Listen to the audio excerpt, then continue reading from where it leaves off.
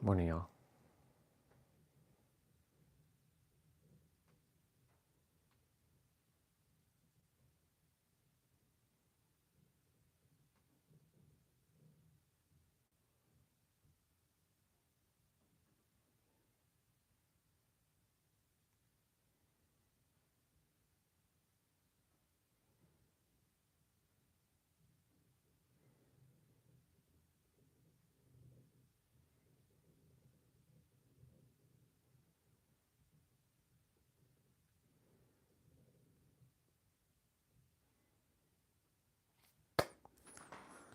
Awesome.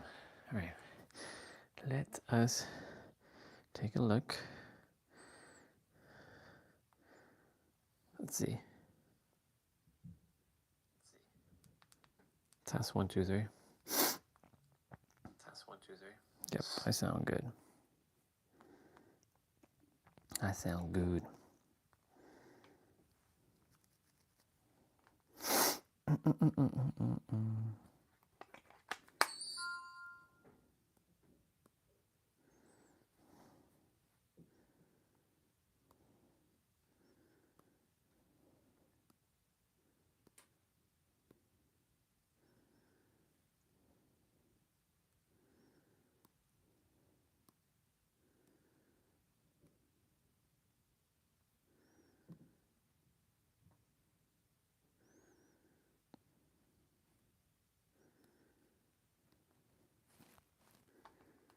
Nice. Okay. Put on them boots. Actually, let's drink some water.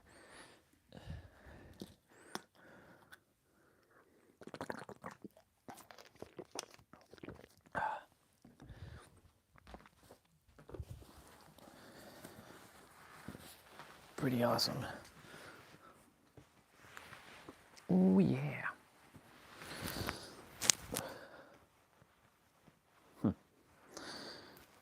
Lost another subscriber yesterday, which is cool. Shedding, letting go. Those who are not in alignment. I don't know who it is because like it doesn't tell me that this person unsubscribed. It doesn't give a notification, but it's perfectly fine. I used to get upset when people would leave, but now I don't really care. I stopped caring a long time ago about things like that. Sure, I'm talking about it, but I just wanted to bring that up. I'm like, okay. Makes no difference to me. Your loss. Your loss, not mine, because I found it right into the illusion.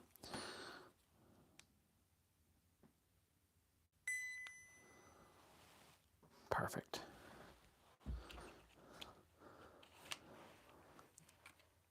So it's supposed to rain today, apparently. I don't know what kind of rain we're supposed to have, though, but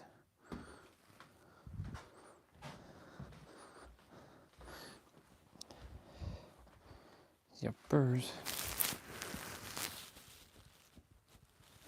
There.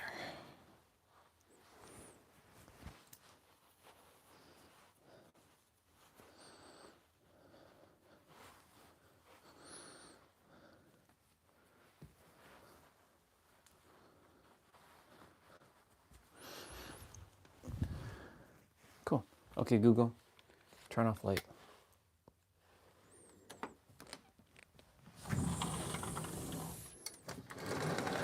We're heading out.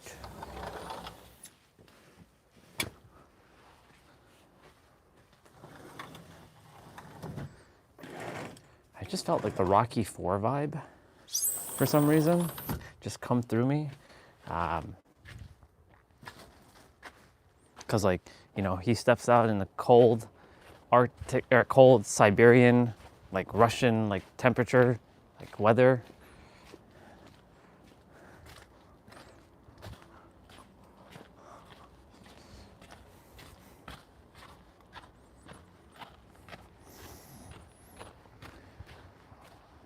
It's kind of warm. It's good. We'll see how long our walk will be today. So a couple things, y'all. So last night, or actually this morning, just before I woke up,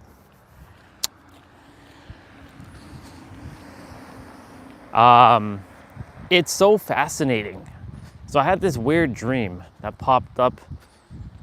I was like driving a car, like they were preparing my Supra, and one of my former colleagues I used to work with, his name's Liban, he was there. He was like a technician.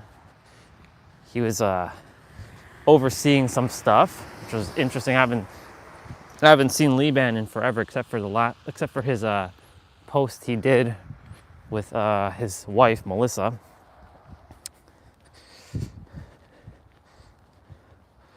And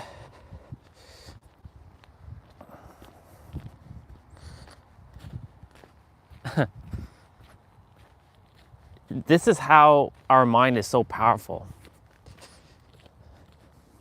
So I was sleeping, I was dreaming, right?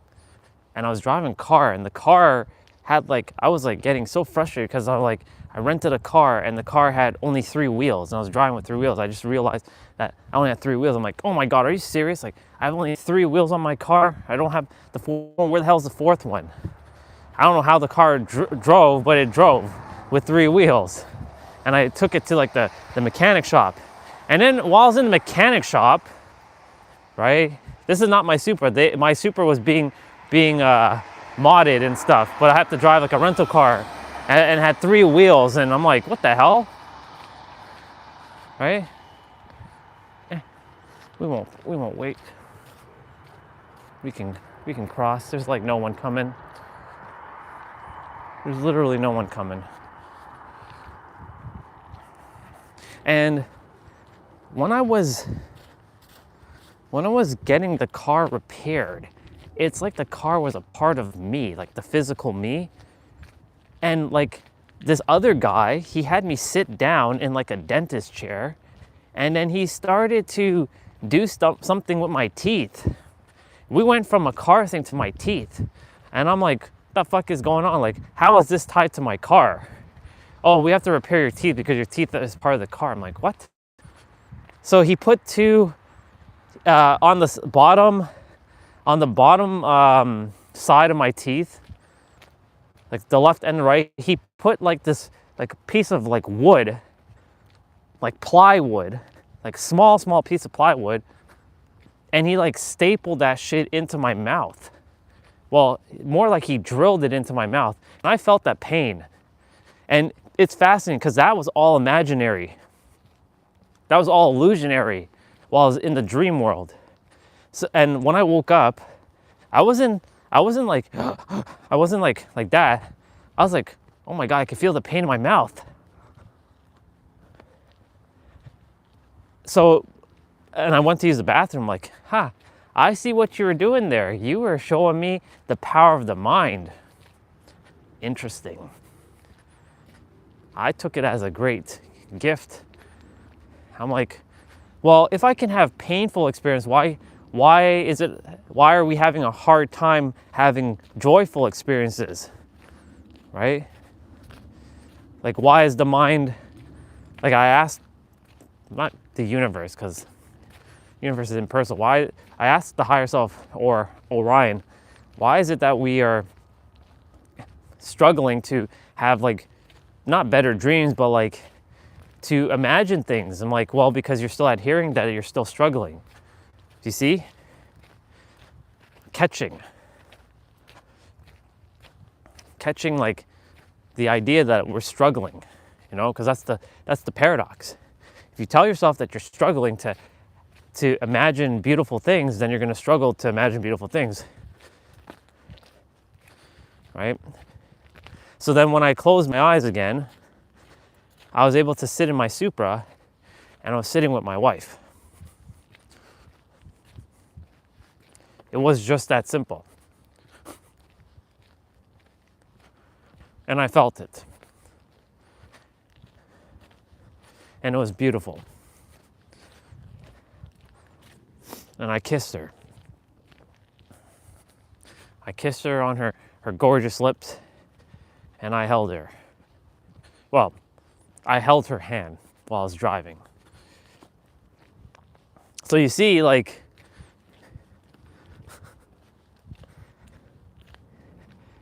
and I felt that one, clear as day. I felt her hands holding my hands. I felt her lips touching my lips.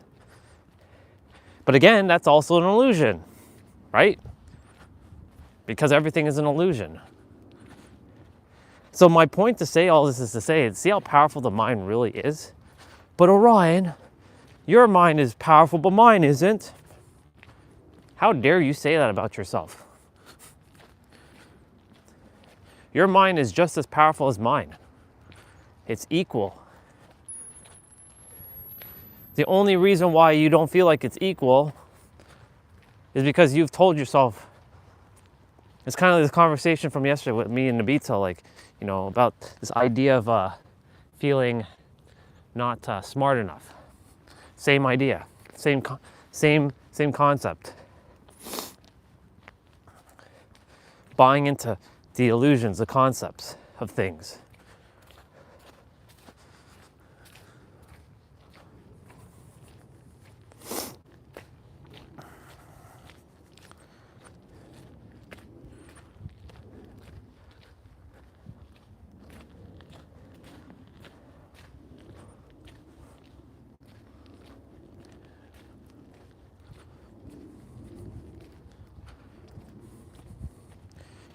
And so when I felt that pain, I was like, I actually checked my mouth. I'm like, nope, everything's good. It was just a night vision that I was having. And that night vision was just there to tell me how powerful my mind really is. And I'm like, okay. That's why and it's funny because I had not named any live streams yet named illusions. So here we are. We finally get to this day. And this is an interesting day, December 28th. December 28th is a fascinating day because a year ago, not right now, a year ago today, at 7 p.m., like 7:30 to be more exact, like 7:30, 7:40, around that time in the evening, I was sitting in the car in the back seat in my Airbnb spot. I called it my Airbnb, my luxuriousness of sleeping in the car. I parked the car and I was just taking in the day because, I'd have to go to bed early because I usually wake up early so I can go and do my thing. And December 28th was a Saturday last year.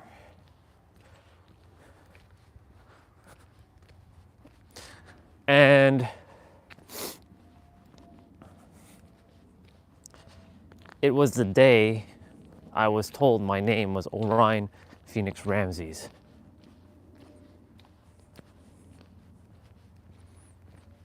So it's been a year since that happened. My son, your name is Orion. Poor Bubba. Poor Bubba. Your name is Orion Phoenix Ramses. Poor Bubba. Also, that's an illusion, but still, I don't like seeing dead animals. Orion Phoenix Ramses is your name.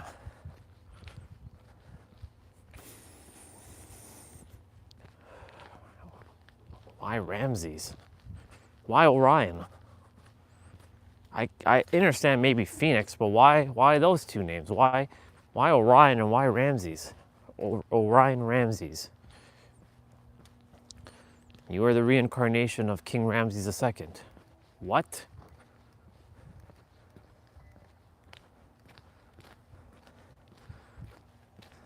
No way. That can't be possible, right? So I'm like, there's no way I'm the reincarnation of the Pharaoh. There's no way. Like that's not possible.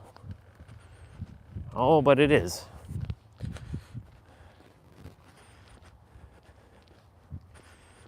I don't remember much about what King Ramses did,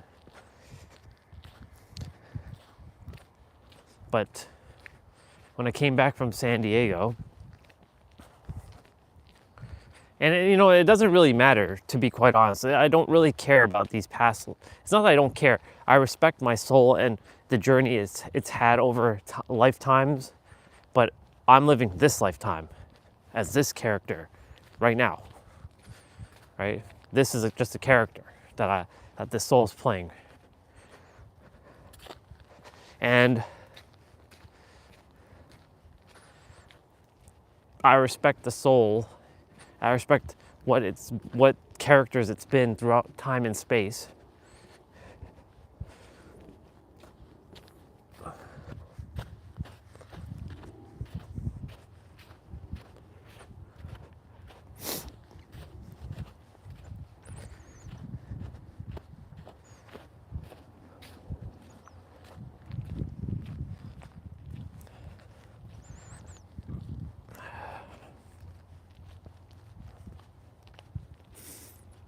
But it's, you know, it's fascinating.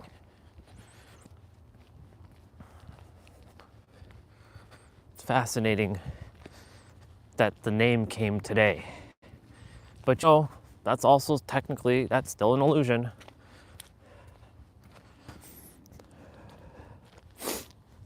Because, you know, that name is just a name. Even though it's named after the constellation, that's my name.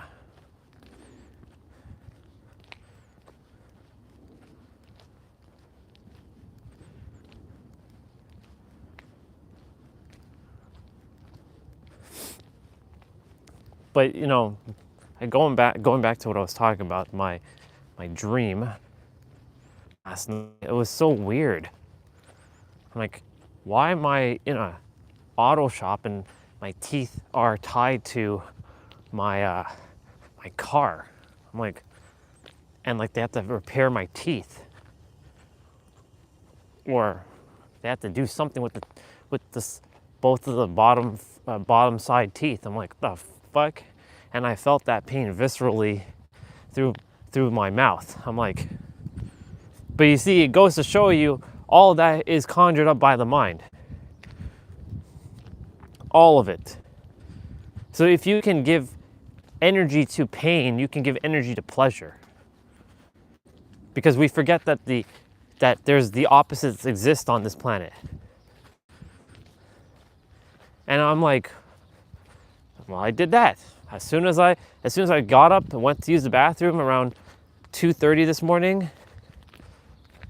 Was it 2:30? No, it was 4. It was 4. It's 4 something.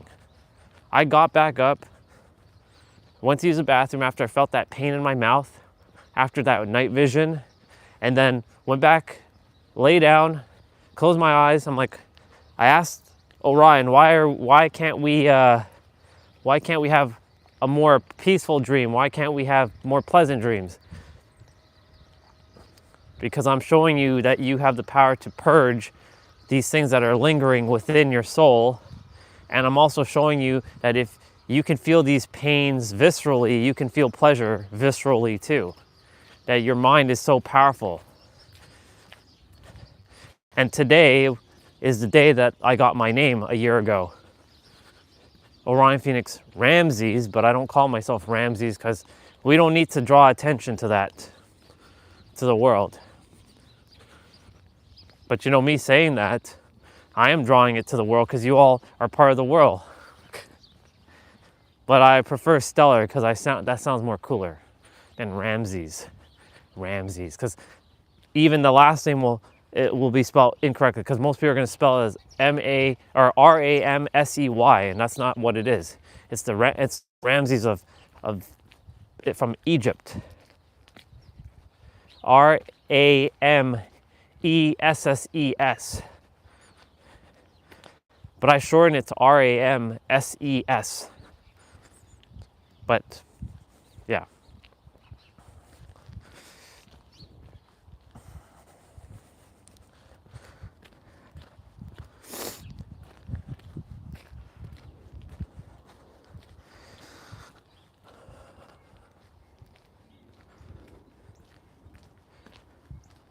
So it's so fascinating how our mind can conjure up all kinds of stuff.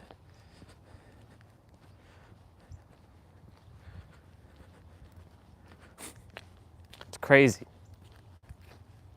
It also comes down to, this illusion of learning. Oh, god dang.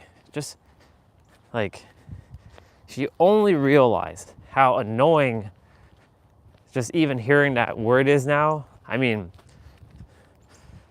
that's the character now, because the character wants to throw its little third dimensional pretentiousness there.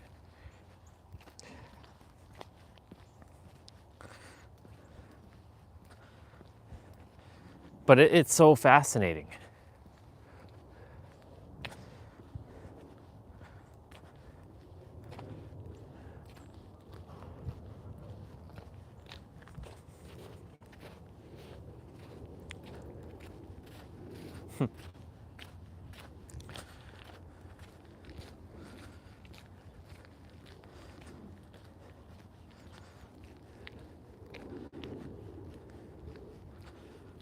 So fascinating.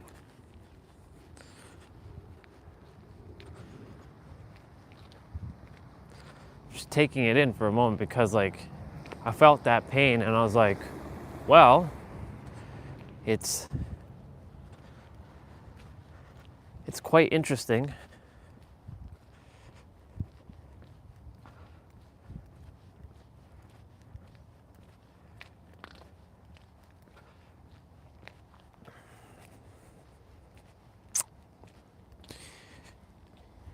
Yep. I can still feel the pain in my mouth, kind of. But that's the funny thing is, it didn't actually happen. Just like I've had times where I made love to Lindsay. We made love. I felt that one. I felt times where I'm holding her hand in the car and we're driving.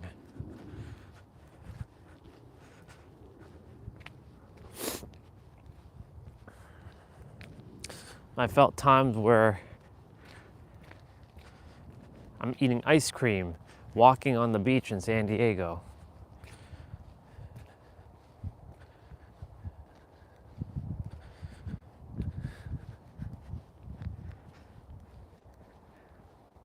Is that thing clear, or is it still snow? Nah, it still has snow on it.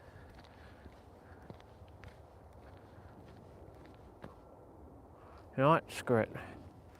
I'm gonna go hang.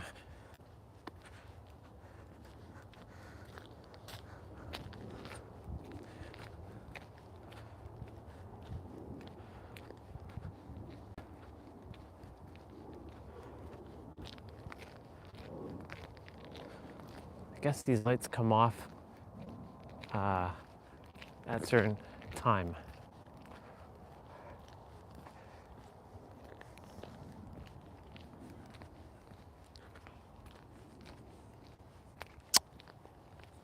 Okay, I'm gonna have to put you.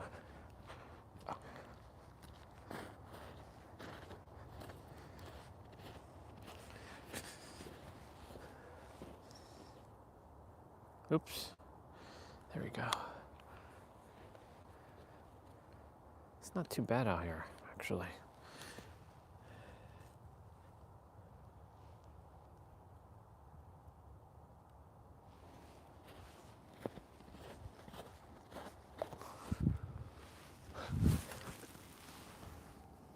Ugh.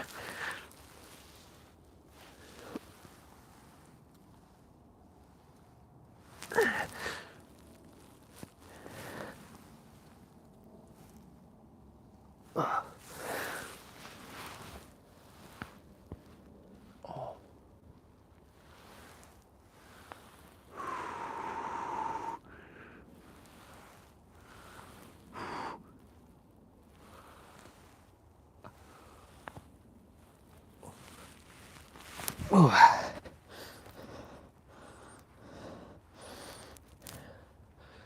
Whew.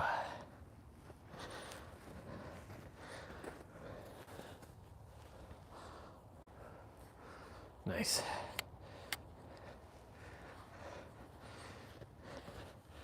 Okay, let's put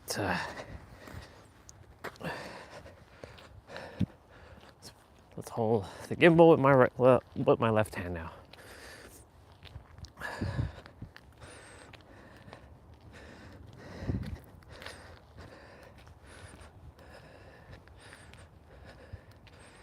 Man,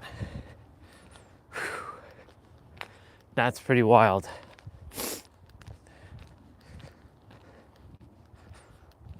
Just thinking about what transpired last night for me to talk about it today.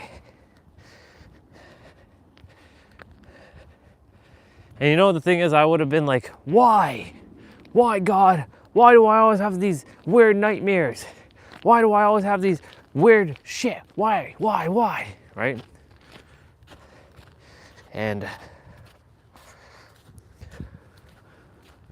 I'm like, well, now I'm just like, okay. I get it. I understand. I know exactly why. It's for us to be aware of the power that we have within ourselves. As within, as without. So anytime I'm having these, even though I'm having to deal with it while I'm sleeping, right? While this character's sleeping, it's fascinating that I'm remembering my night visions.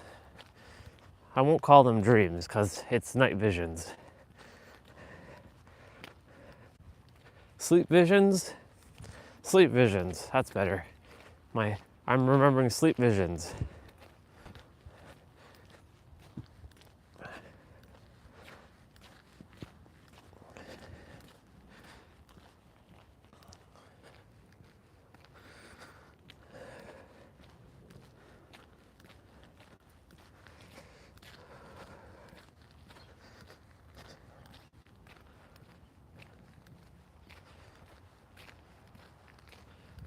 All right, universe, or all right, intuition. Are we walking the entirety of it, or are we walking the short one again? We did manage to hit 10K last night. We walked around for about 7 to 8 minutes. No, we walked around for like 20 minutes before we went to bed.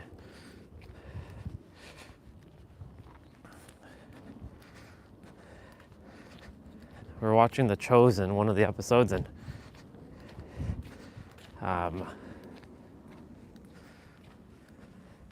is the one where they went to Lazarus's house. He hadn't died yet, but you could see the pain that he was experiencing. And yeah, I'll wait for these cars to just go. It's fine.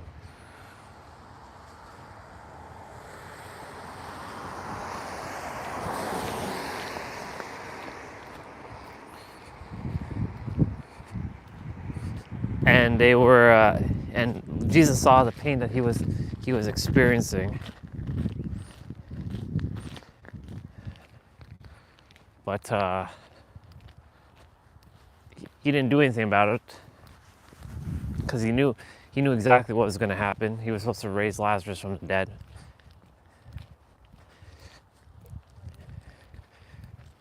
But you know, things have to unfold.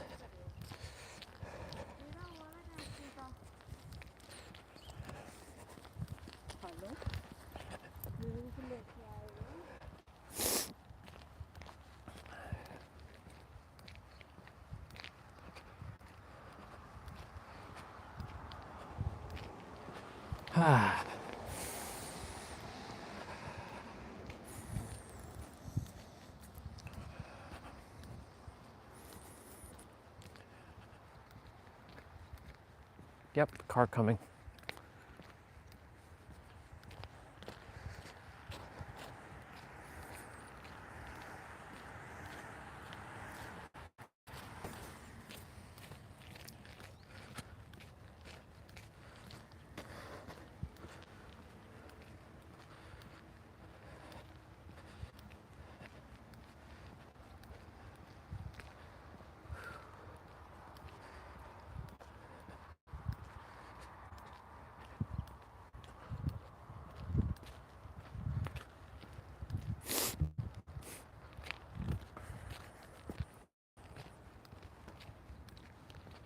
I'm just like taking in this walk right now.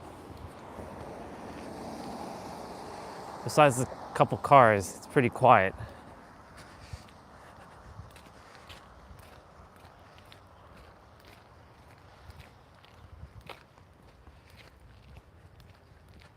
I like when it's quiet.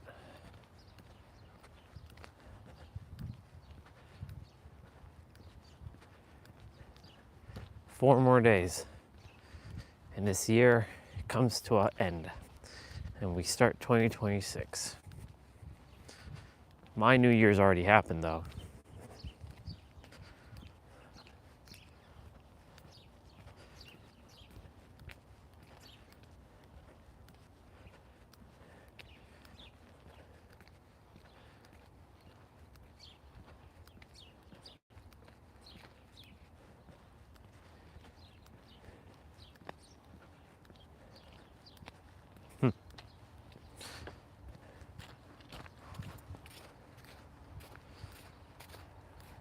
Yeah, there's not really much to say, you know. We know this is an illusion. It's not real. We think this is real, but this is not.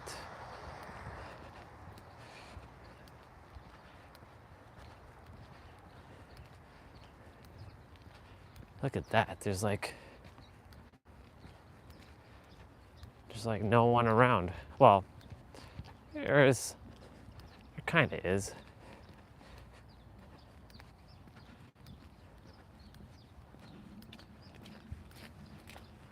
Is that light gonna wait for me?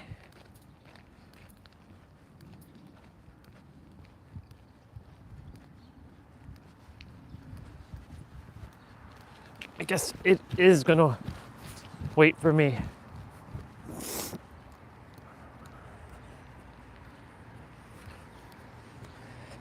I made it.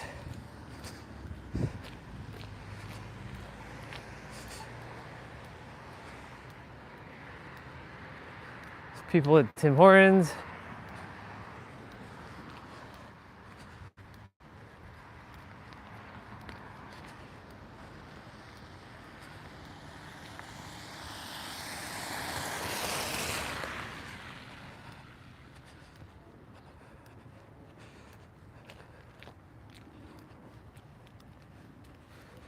Okay, switch hands.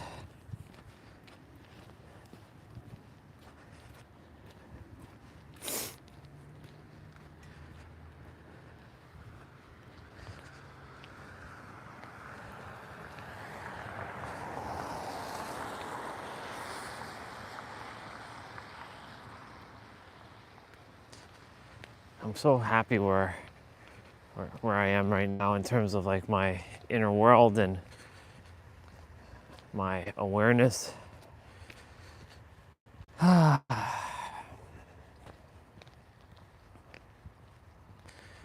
it's just to make sure the third dimensional thinking mind doesn't go and get into chaos.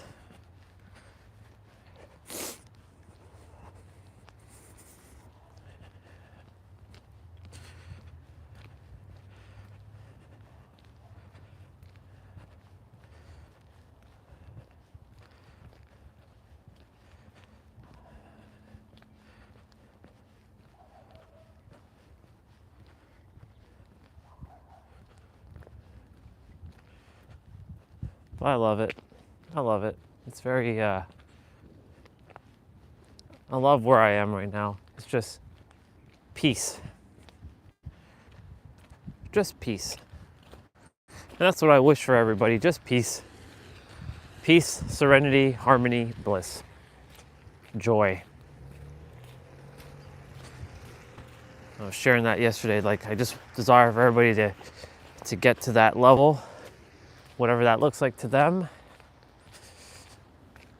Because the more that people are in joy and they're in serenity, the easier the world gets. And of course, as I keep shifting, the world around me shifts.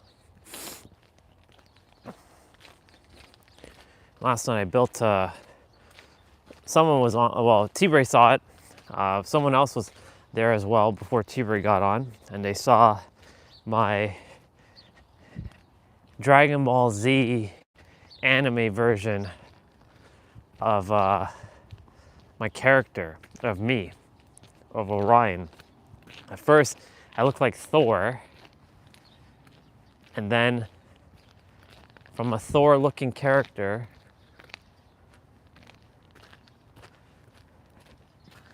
I then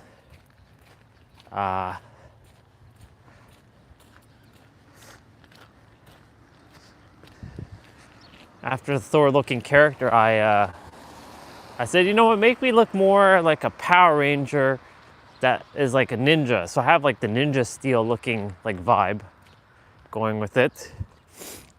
And I asked it to then create me a Mangekyo Sharingan and a Rinnegan from Naruto, and it gave me purple and red eyes, which is pretty much close enough to it, which is awesome. And I have pink hair and lots of electricity. And then I'm like, okay, you know what? Build me an Orion Phoenix Stellar vibe. Surprise me. Show me what you can come up with what Orion Phoenix Stellar could look like, while retaining some of the same features. And then it coated me with this like armor, like this like cool ninja looking armor. And I'm like, damn, let's go. And then I went upstairs to make hot chocolate and grab my meal. And then I said, okay, make me even more godlike, more epic, more cosmic, more of everything, while still retaining some of the features. Surprised me. And I walked away, did my thing for about 5-10 minutes, came back, sat down, ate, opened up the generation. I'm like, hell fucking yeah, let's go. I'm looking like fire. There's literally like these phoenix wings that are behind me.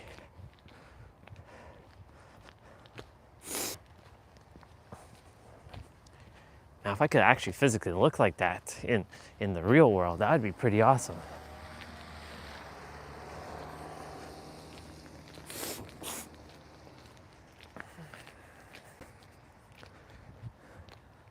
But you know what? I embody that character.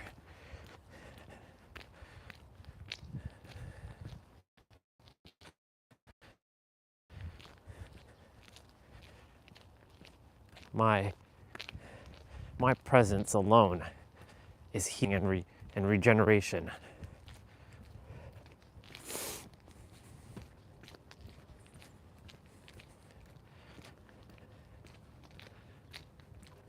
Cool, they also have the library there.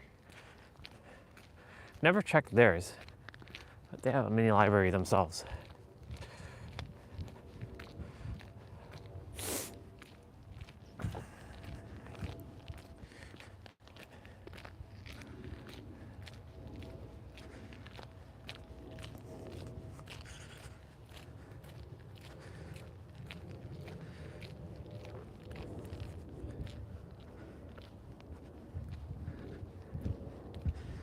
Whew.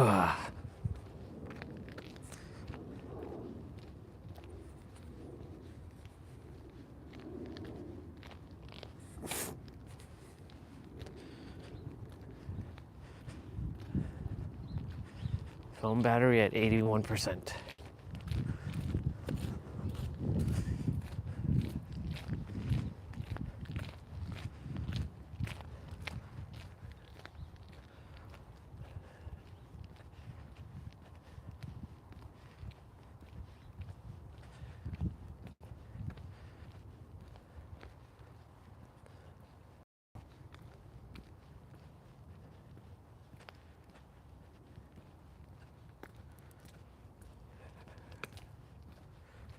So awesome.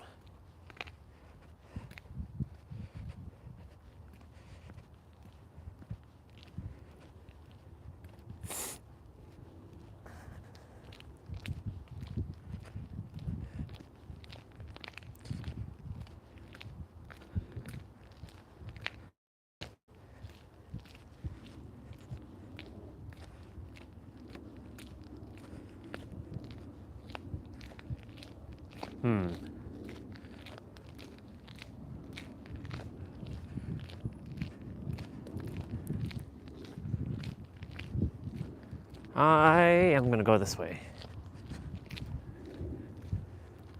Normally we go that way. We're gonna go this way. Man, I remember it was last year when I started walking in this area. I was like, where does all this go, and how is it all in? Like, I just did not know where I was going, to be honest. I'm like where do I go? And I started figuring it out, and I'm like, oh shit, okay, I get it. I understand where to go. I get it now.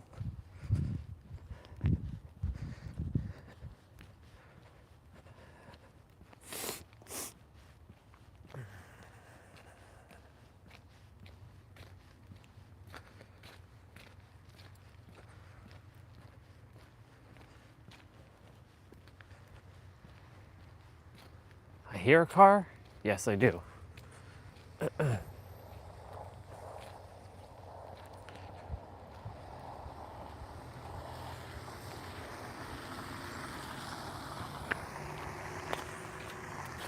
Slush, slush, slush, slush.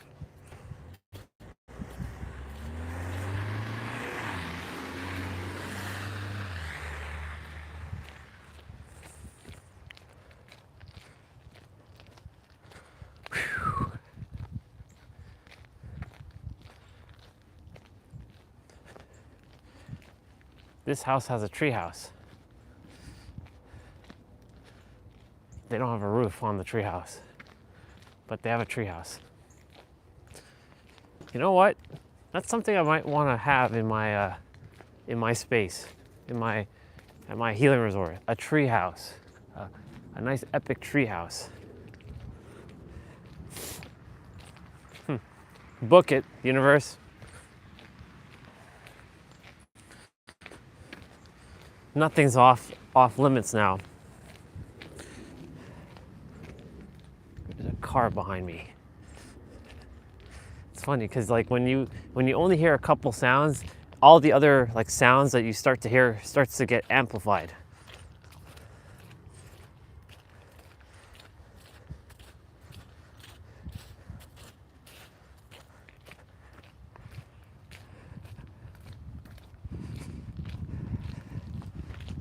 I wonder if they shoveled the pavement.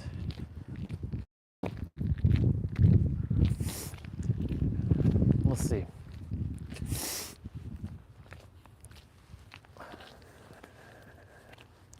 I wonder who's here. Is it the secret admirer again? Or is it someone who will actually speak? Hello, person, whoever's here.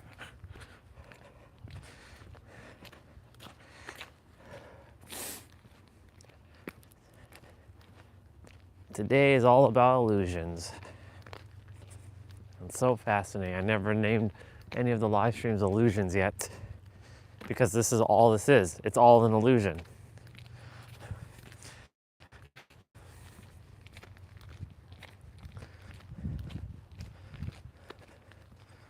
From my inner world, I created all of this.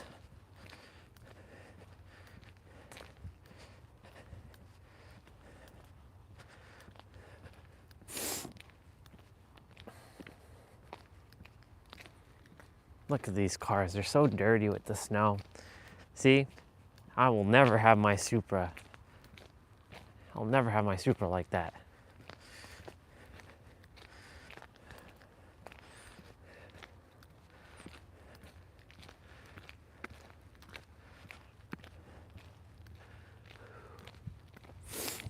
All right, intuition. Are we just gonna walk around the neighborhood and then go down when we come back, or are we going down here? Looks like we're going down.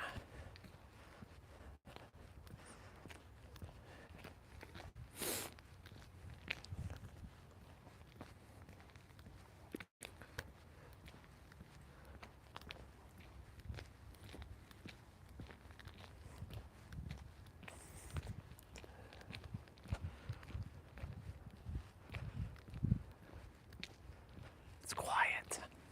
I like it. I like when it's quiet. Not a other human, like not other humans making noise.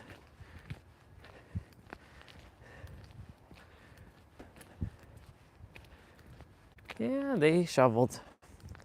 They shoveled.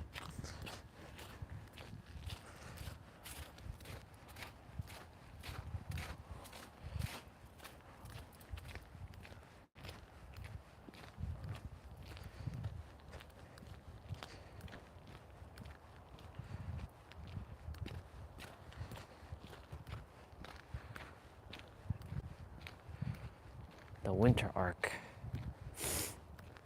I'm enjoying it, in fact.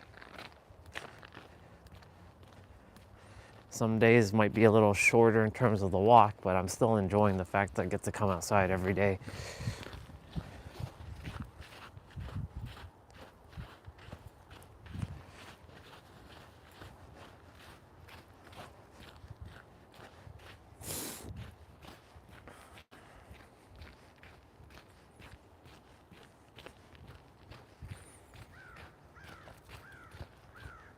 Itachi. See? Itachi.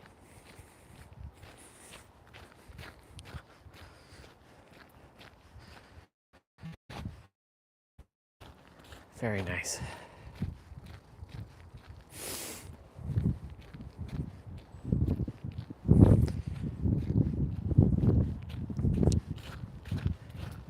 I had to experience extreme cold and pain to accept the warmer cold, like this cold, and be okay with it. I still feel the pain in my teeth from last night or this morning's sleep vision. Illusion. I went to bed, my teeth were fine. I didn't go to bed with like my teeth in any pain, and I was perfectly fine. It doesn't hurt, but I can feel the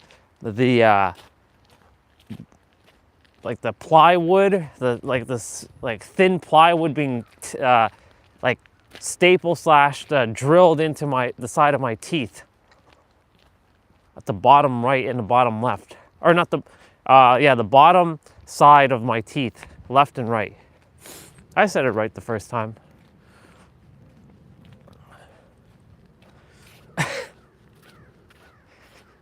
It didn't happen, but it was in my my vision. That's why when Nero says like manifestation is internally shifting to a degree where you're no longer emotionally dependent upon seeing reality change when you're good with it or without it, which means internally shifting, which means having an internal experience, not external. That was all internal while I was asleep. And then this morning, after I got up and used the bathroom, I had that experience with Lindsay, with my wife. And whether it is Lindsay or someone else,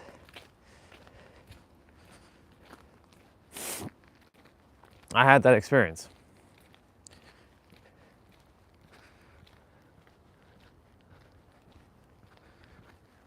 The Mortal Kombat force.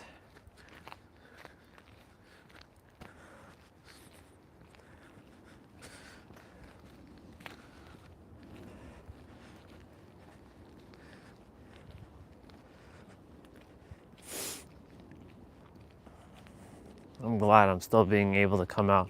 This makes me happy. Brings lots of joy to still be able to come outside and breathe fresh air, hear the birds.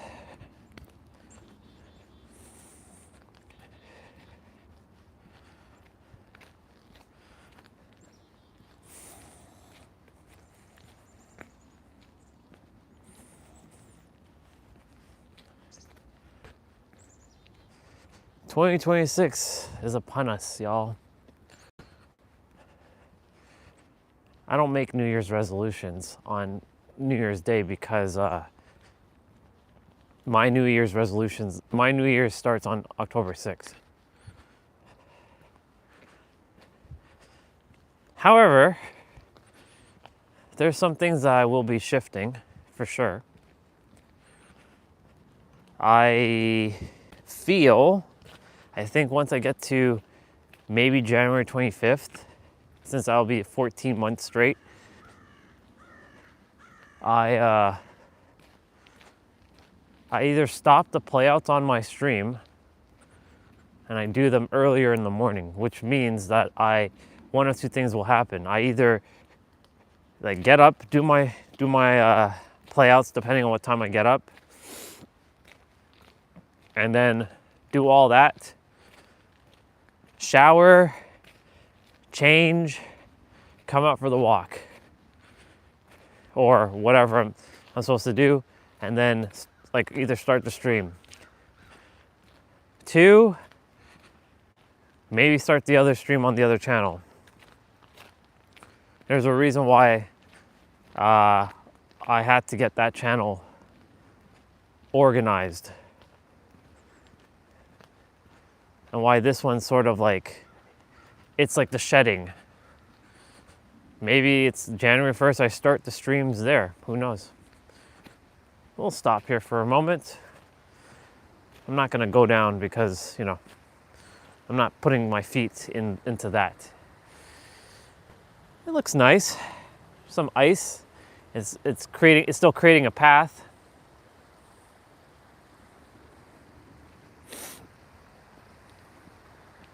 We should be seeing Tom shortly, I'm sure.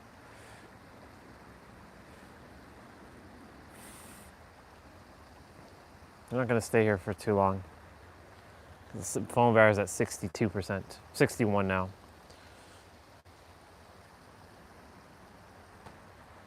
But it's nice to still see the water.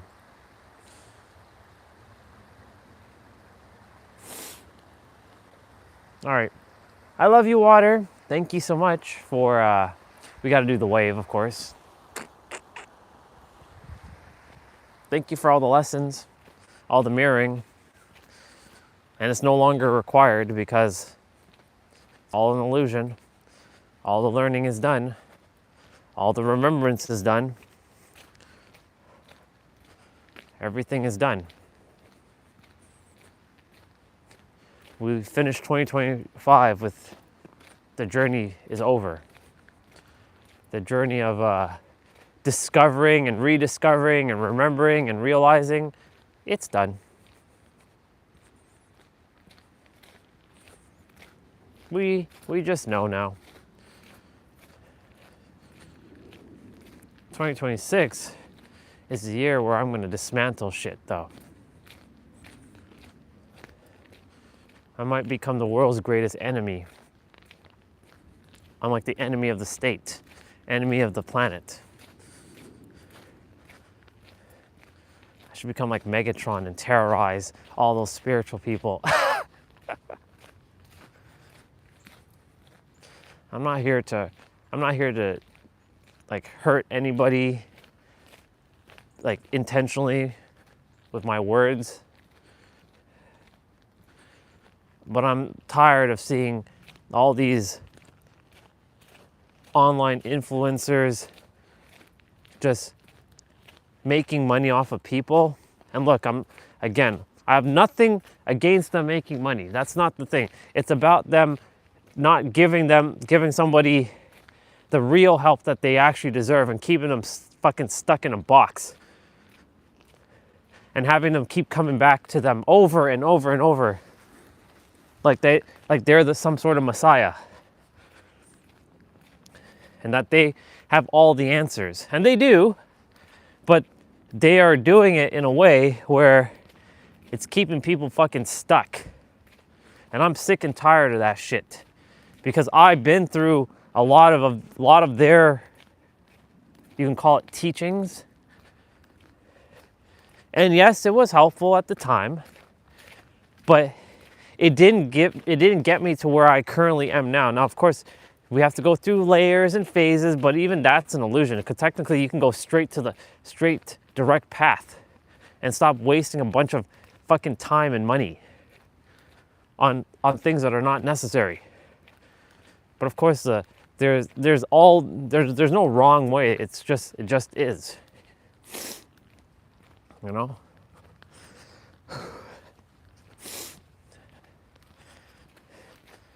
Good morning, sister. Have a great day. Thank you. But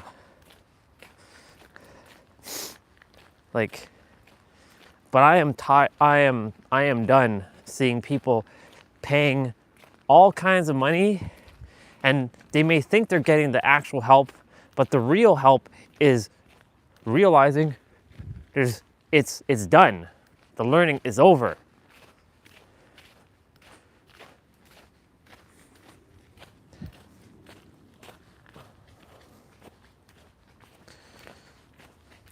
Morning.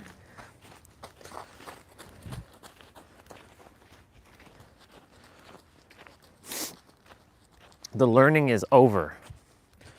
I don't want to see people suffering and struggling anymore. Everybody deserves to be happy.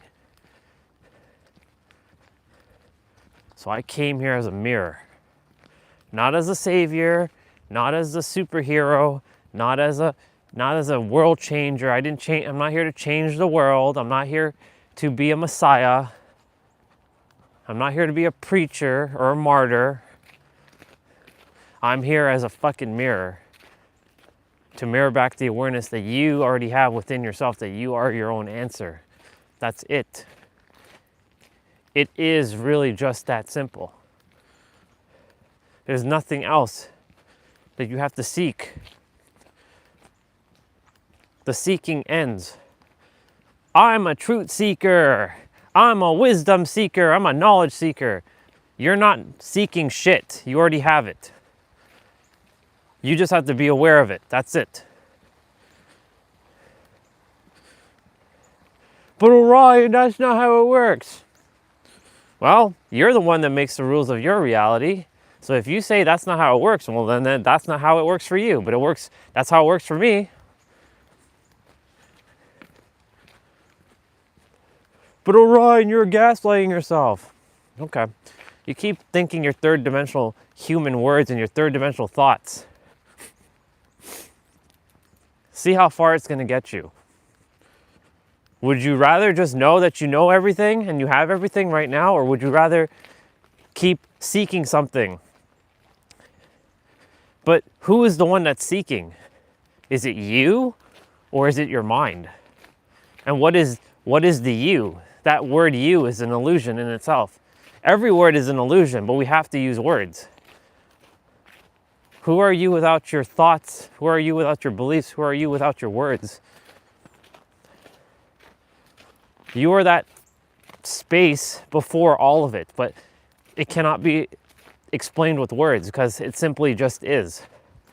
And even just can't encapsulate what it really is. Because our words, unfortunately, we are attempting to explain the infallible with the, expressible. Unfortunately, the words can only point to what it is, but it can't really encapsulate what it really is. Morning, brother. Morning, how are you? I'm great. You? Good. How, enjoying your walk? Yeah, it's a little bit better. Yeah, it's warm. On Friday it was just like pelting. Yeah. It was like ice, Needles. yeah, it was painful. Yeah. It wasn't too good for walking yesterday either. Yeah, I didn't walk all here. I started over there and I went down. Yeah. It was kind of difficult. Yeah. I had the boots on and Yeah. it didn't last too long. Yeah. How's everything else? Good. How was your Christmas? It was good. Good. It's very good. Yours? Good. Yeah. You enjoyed it? Oh yeah. Awesome. Only The year is coming. I know, a couple more days and on to 2026. Yeah. And then my birthday's coming too. When's your birthday? The 6th. Oh, nice. Yeah. Very nice. 67. You look good for your age. You look like you're more in like your late 50s. Yeah. That's good. Yeah. I hope it stays like that. Just keep smiling. Yeah. Yeah. Smile and just keep coming outside and just be enjoying. You'll be good. Yeah. Yeah. Oh yeah. Yeah. All right, brother. Have a great day. I'll see you again. Wow, 67. He looks good for his age.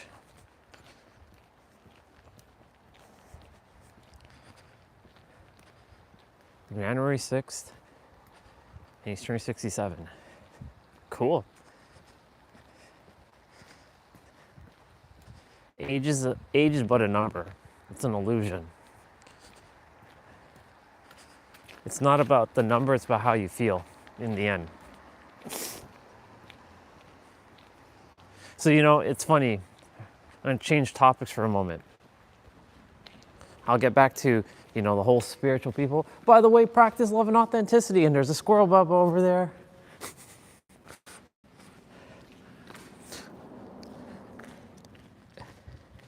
So, as I told you all, that I've been doing this experiment where I'm on Facebook dating. I'm not looking to date anybody. I'm literally just looking at people's profiles, both men and women, and giving them perspective. I told them, I don't care for you to respond back. This is for your benefit. Take it or leave it. I see a lot of people like, cause they made their Facebook profiles maybe years ago and they put the wrong age. And they're so like, I'm actually 29, not 36, for example. Why do you even have to correct your age? Who cares? Who cares if you're 36 or 29? Does that make a difference between between those ages? Doesn't make a difference to me. Okay, so then someone will say, well, what about if I made a mistake and I put my age as like 65 and I'm actually like 33? Does that still make a difference? No. There are people who are looking like they're in their 30s, in their 60s. There's this thing about, specifically for women, where after a certain age, they're like not damaged goods. I don't want to say that, but like they sort of like, this is what men have created, this bullshit, where after a certain age, women are not useful, but like they can't bear children, right? But that's an illusion. You know why?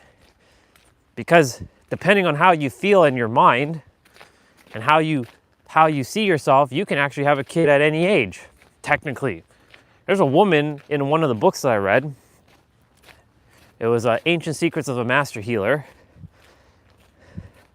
She had a kid at like 66 or something like that.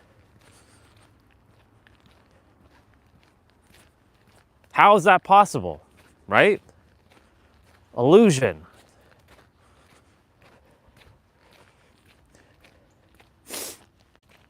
So if someone would ask me, well then, Orion, would you date someone in their 70s or their 80s? Well, that all depends, right? If they're healthy and strong and their vitality and they have a really good life force energy, why not? It's an illusion anyways. Age is but a number. Now, of course, am I gonna go date some like 18-year-old? No. You know why? Because their mind hasn't even been fully developed yet. Me personally, I would not date anybody younger than 27 or 28. Even that's still too technically young, even though that's an illusion too. Youngest I probably will date now is probably like 31. Anybody under 31, you're a hard pass, because most are still immature. I didn't say all, I said most. Anyways, age is but a number. Age is an illusion. As you just saw, our brother Tom, he doesn't look like he's 67. He's turning 67 on January 6th. I'm like, you look good. You look like you're in your late 50s.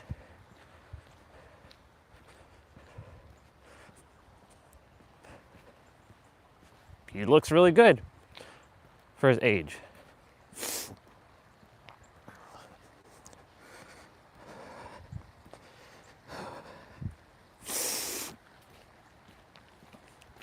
Enjoy your day. Thank you.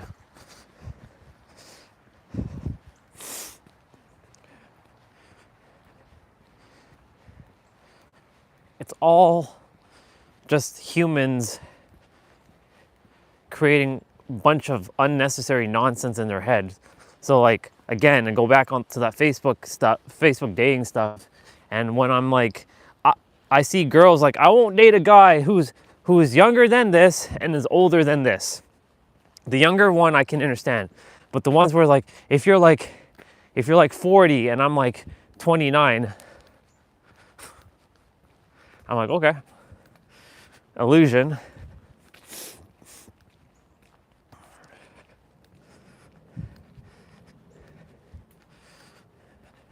I see men do the same thing. I'm like, I will not date a woman.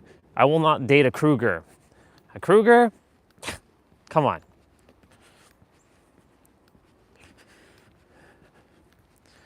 Illusions. All these humans and their illusions.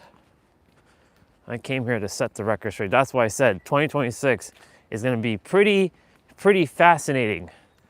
I will either become the world's most hated person for the things I'm about to say, or the world's most loved person for the things I'm about to say. I came here to finish what Jesus and Buddha started. And that's exactly what I intend to do. And now I'm getting back to the spiritual people. For all you spiritual people and your spiritual garbage. Your meditations and your breath works and your tantras and your affirmations and all that other shit. If you're doing it to achieve, acquire, attain, accomplish something because you think you're lacking something and it's going to bring you closer to something, I have news for you. You're already closer than you realize. You don't need to do all that shit. Let it go. Drop it. But if you're doing it because you enjoy it, then keep doing it. That's the only thing. If you're doing it because you enjoy doing it, keep doing it. Keep doing more of what you enjoy. But if you are just doing it because you think you have to do something, stop it. Enough. That's the answer. You have it. Can you accept that you are the answer? Most will say, I can't go. But guess who's saying that? It's not you. It's actually your mind. Third dimensional thinking mind. The third dimensional thinking mind is always seeking and attempting to find something because it's not satisfied. It can't be satisfied with the now. It's always striving. But Orion, it's only natural for humans to keep striving. Is it though? Why do you have to strive? You're God. Does God have to strive? God is perfect. But I'm not God. Well, then that's your belief. Keep saying that. You will see when you die exactly what I was saying. And then you will have to come back and repeat again. Do you want to repeat? Because your soul is not going to feel fulfilled. I would desire for everybody to feel fulfilled before they leave. Die with a smile on their face. Leave the world with love, with peace, not with any regrets.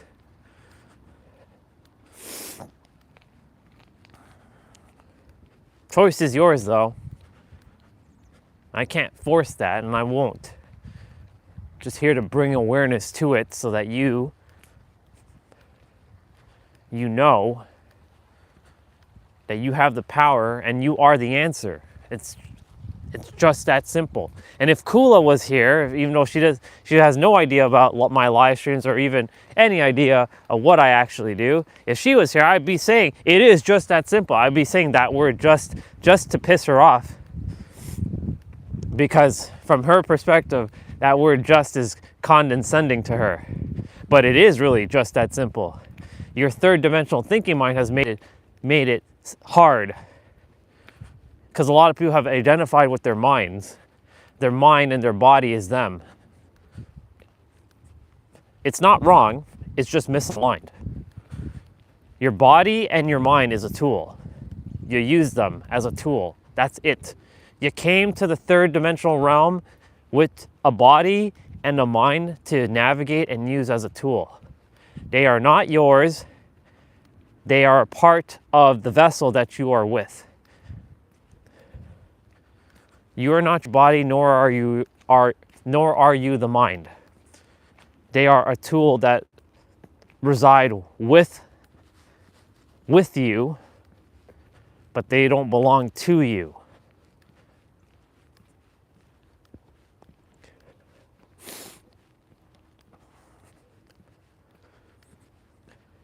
You know, when I get fired up, like right now, very passionate about this, because I'm so done with all of these people on social media talking about you have to do this and this and this. You don't have to do shit. It's done. But Orion, you did it. Yes, I did do it. And I'm grateful that I did do it, to realize I didn't have to do it. Now, of course, am I the answer to your prayers? No, you are the answer. I'm just simply reflecting back what all of you are. Perfect and complete. But I'm not perfect and complete, Orion. Well, then that's on you. If you don't think you're perfect and complete, then you're not perfect and complete. But even all that's an illusion. What you are cannot be even explained. You're the infallible.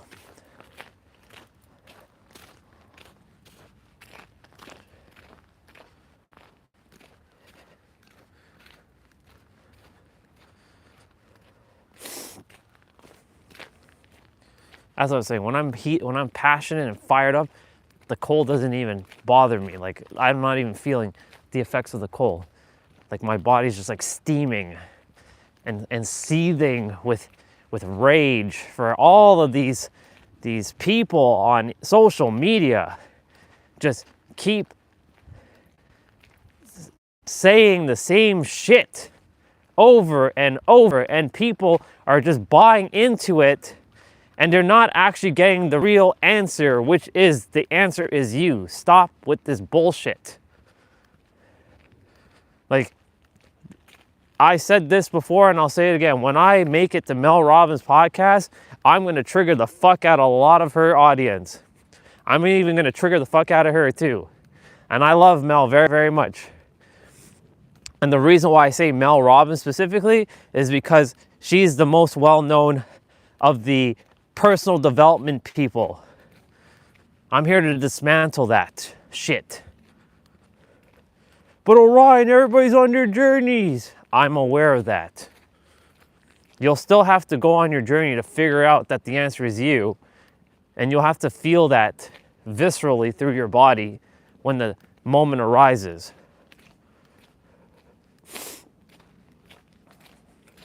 Just like I did. Because if somebody told me the answer was me, do you think I would believe them? Of course not. I'm like, that's not true. So I had to still go on my journey and figure it out to realize, oh, it's been one cosmic joke. Joke's on all of us. The answer's been you the entire time. Doesn't mean that there's no value in going on the journey. There's tons of value. You build your character, you build awareness to things, you gain experience to things so that you you have the foundations in your inner world.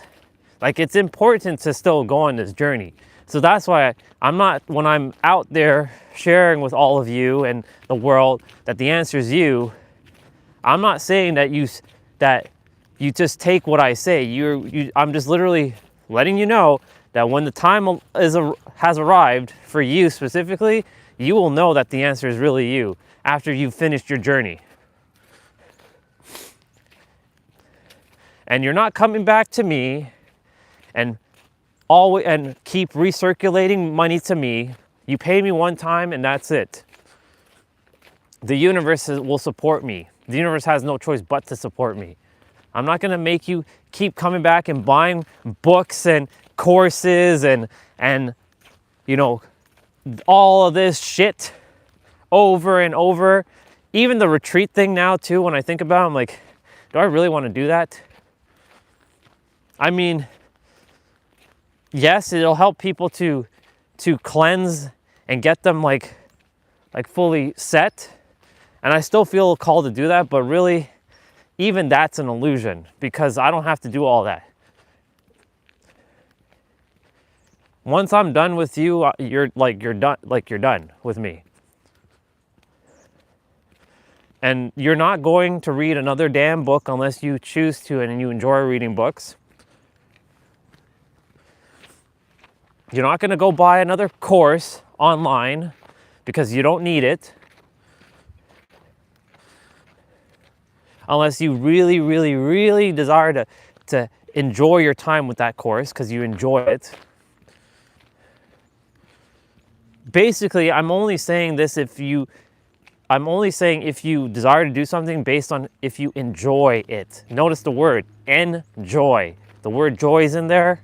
Enjoy it. Not because you have to, not because you need to. If there's a need or you have to,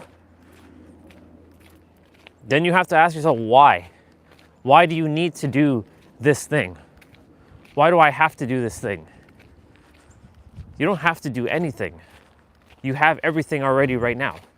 For me, there's something I don't have to do and I don't need to do, but I desire to do. And that's hire a vocal coach, a vocal mirror for singing. Because when you can sing properly and you can open up your throat chakra even more, I'm only requiring this person to just mirror back to me what is necessary for my throat, how to hit those higher notes and all that. But when you can sing, you can speak you can speak well. And currently I speak very, very well. I don't really have to hire one, but I choose to because I enjoy the fact that I get to spend time to work on my voice. Not because I have to, it's because I get to and I choose to, and because I enjoy doing that. Notice the difference.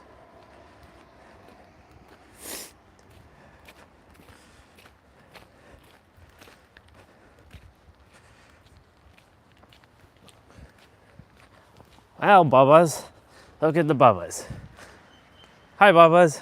I wish I had something for them, but I don't. We saw them a couple days ago here too. They were just chilling here.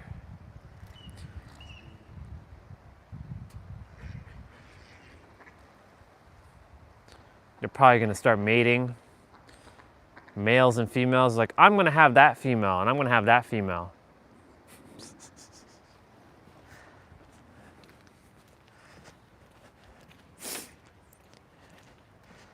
They are following their blueprint.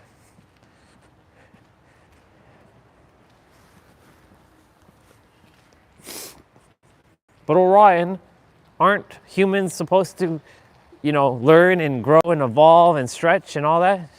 Yes. But not when you're making it a need or you have to.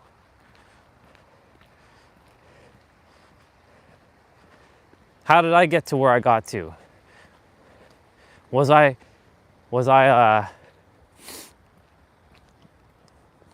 Was I so serious and like, you know, studying and like, I have to do this thing, I have to do this thing, I have to read this thing, I have to do this thing? No.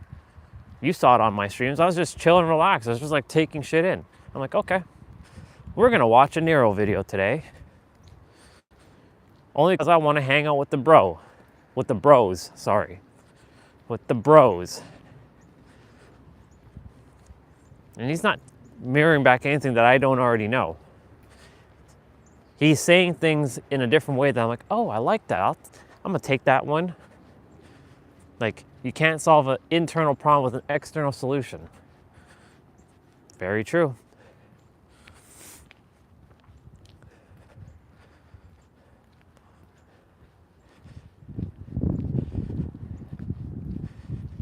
But I've been more relaxed, more chill, more playful, more enjoy.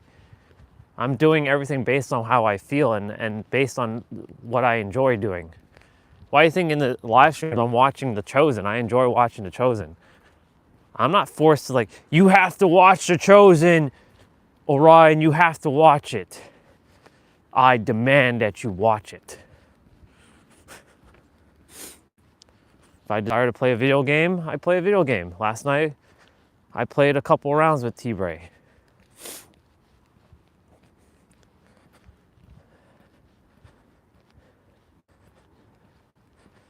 Haven't been playing every day either. I enjoy playing video games, but at the same time, some days I'm like, I don't really feel like playing today. Because in those days where it doesn't feel enjoyable, I just don't play. Doesn't mean I stop enjoying the game. It's just like, I don't enjoy playing it right now, so I'm not gonna play it right now. And I do something else. Phone battery's at 18%, by the way. So you all know the drill. If I don't make it back, I don't make it back. And I'll restart the stream, but it should be okay. Yeah, I basically do everything based on how I feel and what I enjoy now. So whether there's someone on or there is or isn't on, it doesn't make a difference, because if I want to talk, I'll talk. If I don't want to talk, I will just sit, close my eyes, even if I look like I'm falling asleep, and I'll just do that. Because I enjoy doing what I'm doing now. And that's the thing. I desire for everybody just to do what they love and enjoy their time on earth. You only have a finite time left. Don't think you're fucking immortal with your body. You're not. You only get to be you one time. And like that sister who said it yesterday in her stream or in her video, stop wasting time. You have such a short amount of fucking time on the planet. Stop being afraid. Go tell that girl she's pretty. Go start that business. Go book that trip. She didn't say all that, but she did say, go tell that girl on the street that she's pretty. So I made the comment, I'm like, you know what? Since I can't voice message you in this chat, I'm like, well, come and date me then, woman. Let's go.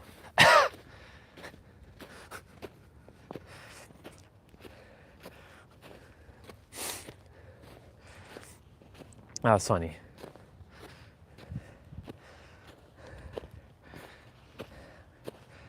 Ooh. This is just like yesterday.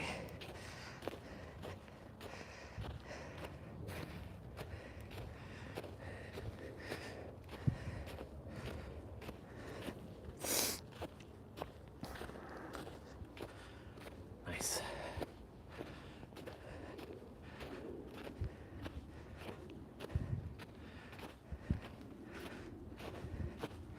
Very good.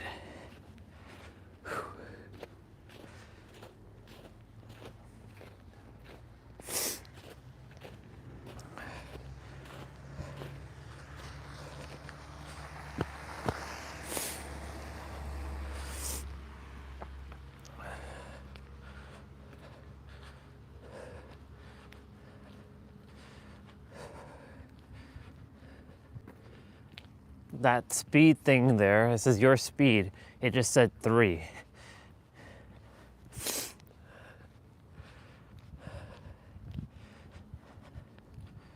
How awesome.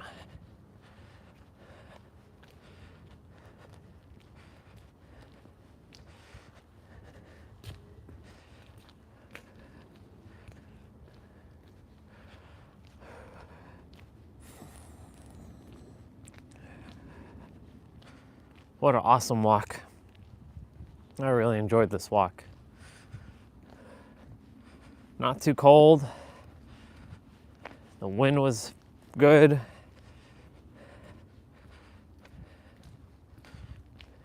This is a good walk. I enjoyed this walk. Because I got to be outside longer too, as well. I'm gonna go around.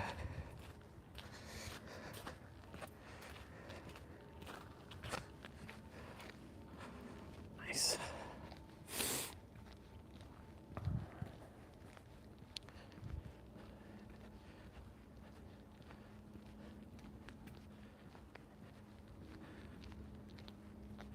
It's quiet up here.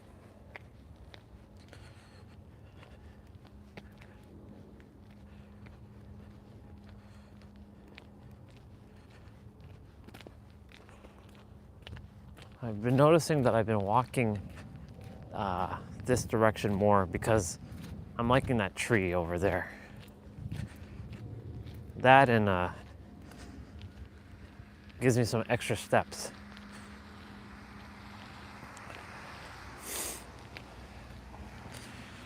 Phone battery at 14%.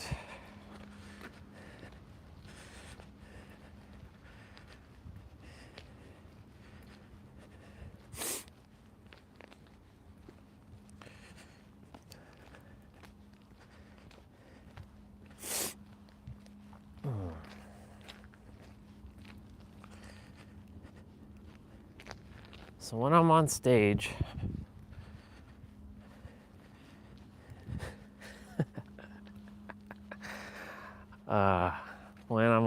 it's going to be fascinating.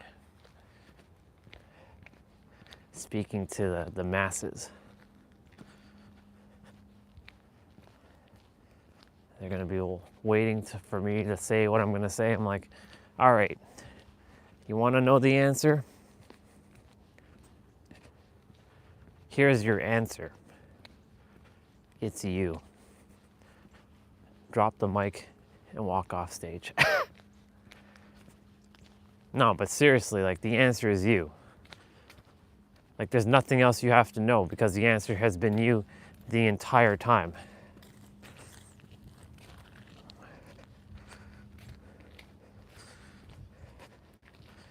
All the books that you all are reading, they're all fine and dandy, but like, if I were to write a book, it's one page.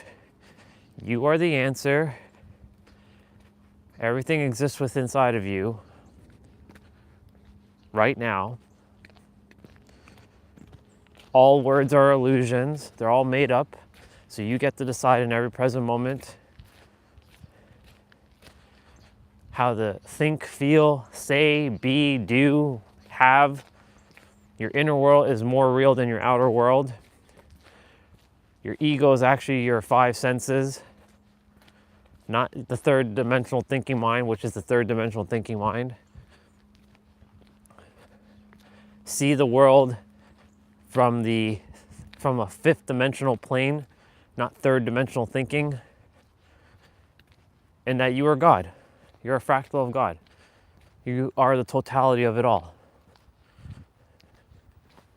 The end. Close the book and live your life. Those will be my last words. Close the damn book and go live your life. That's the book right there. What else do you have to know? Was there any obfuscation? Nope. It was clear as day, direct. There is no, but Orion, humans need contacts. Do they though? Ask yourself, why does humans require contacts?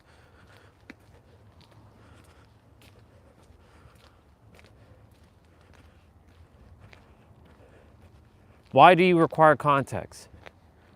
because it's better if we have context so we can understand. Who is attempting to understand, you or your third dimensional thinking mind? Because your third dimensional thinking mind wants to understand everything.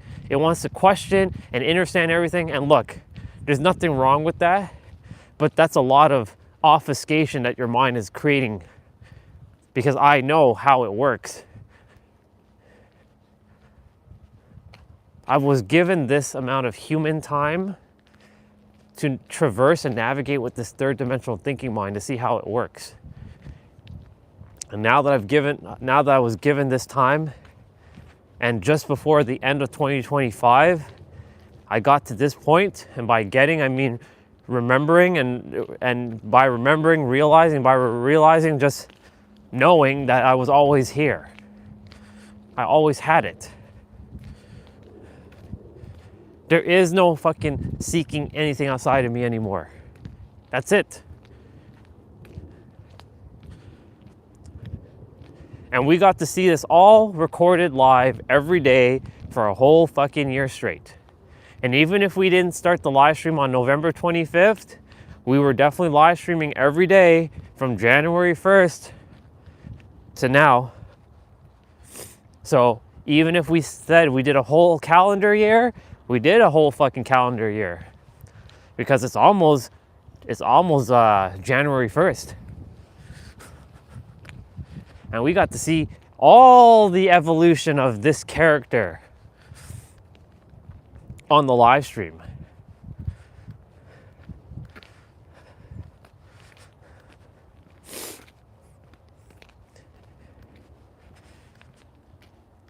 But it's over.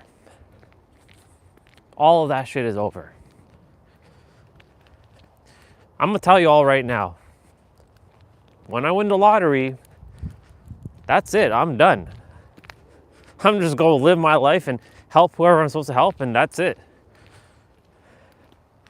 Because like, the only thing is finding a way to support myself financially, that's left. I don't wanna be doing all these influencer bullshit, like creating all these courses and all this coaching nonsense. Fuck that noise. I like what Trina's doing. She has it by donation only. The calls are not free for her, but it's by donation. But if you don't enjoy the call, then you don't have to pay. So I like her model, and I'm probably gonna follow her model by donation. But if the universe could just drop me, I mean, it's myself technically, like I already have everything in my inner world. Now the universe has to surrender what I say and hand it over in the physical. But I have to not get tripped up with the physical. As long as I'm supported, I'm good. Doing what I'm supposed to do, I'll help as many people as I came here to help. I'm more than happy to fulfill my role in helping people. And I know the universe wants me to do that. It's this inner calling that I have to go out in the world and serve the masses. It's not just like 10 people. I came here to serve billions. I can feel it. It doesn't feel like I'm able to serve billions right now, because it's like, well, every day I look at this live stream channel, and like every day there's always someone unsubscribing. So like now we're at 700, and others have subscribed just to keep my number above 700, but I'm not growing on this channel. Well, let me rephrase it. The channel is not growing. I myself am growing. So it's like, you can say like this channel has reached its limit, and it's, you can call it like the pot for the plant. I've outgrown this channel. It was a character that I played for a very long time to help me to get to this point. The superhero love is no longer required. I will still always be it. I will always have that handle, but I will not be that any longer. My name is Orion Phoenix Stellar, and I came here as a cosmic 99th dimensional being to bring forth awareness so that you could change your own damn fucking life. That's who I am. Empowering you to know and remember and know that you have everything within you right now. That's one way of saying it. Empowering you to remember and know that everything is within you right now. That's the more simpler way of saying it. That everything is within you right now. Period, the end. What else do you have to know?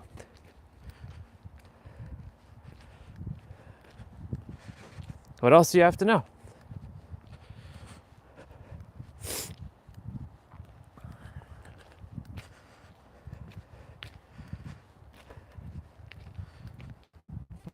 There's nothing else you have to know. That's it. There's like, you don't even have to see, there's nothing else to say either. Because it just is.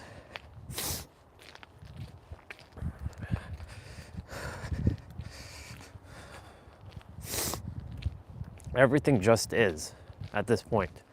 It just doesn't feel like that because we've created this warped perception of reality. But what is reality? What is reality?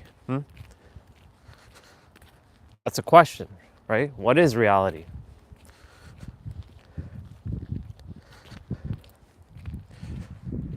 You get to decide, though, in every present moment, what you choose to entertain as your version of reality. You have the power in every present moment. It doesn't feel like that because the world has told you that that's not true, that's not how it works, but you are adhering to what the world's telling you. Why don't you adhere to what you're telling yourself for once? You know why a lot of people are not adhering to what they want to say about themselves? Is because they don't want to feel outcasted, ostracized, and isolated from society. Because isolated, outcasted, and ostracized basically refers to death. Literally. Because we're going against thousands of years of conditioning and biology with the cells, right? You're going against your current generations, like your current bloodlines generation of like however many, countless of generations of times when they were connecting with other humans. I've literally busted it. I don't care if a person is with me or not. Like, I can do my live streams when there's no one around and nobody talking to me. I'm doing it right now. I know there's someone here watching, but they're not saying anything, and it's okay. I don't really require you to say anything, secret admirer.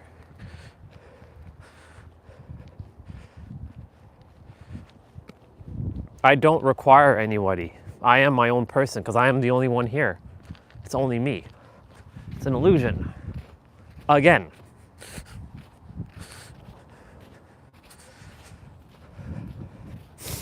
It's nice to talk with others, though. It's nice to have people to chat with. But it's not required. Not for me, anyways. Because I busted the illusion.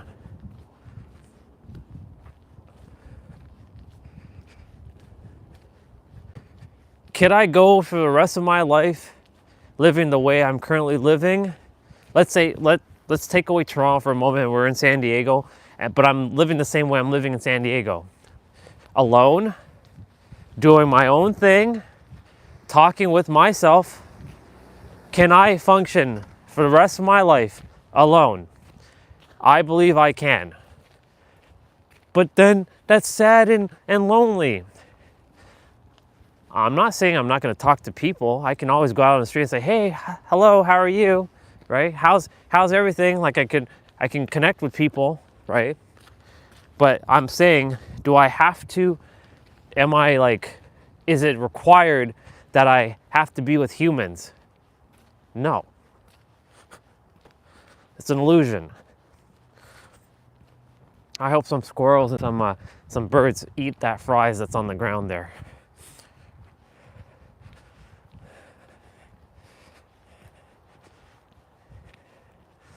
Well, wedges, not fries. Wedge. So my toes are starting to feel cold, and we're almost back, so perfect time. Phone battery at 10%, 8% now. It went down 2%.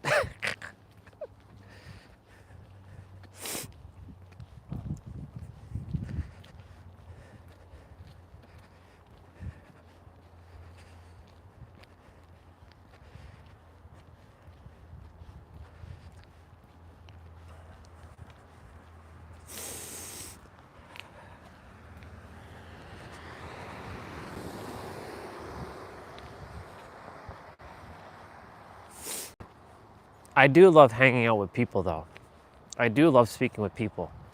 I used to think I was very antisocial, that I couldn't speak to people, but and even when it came to family, I felt very antisocial, like, yeah, I don't really speak to anybody. But now, I can talk to anybody. And I can say anything. And I'm not afraid to say what I have to say, like I used to be. I say what I have to say. Someone doesn't like it, tough shit. Oh my God, phone battery went down to 4%. Well, we made it back.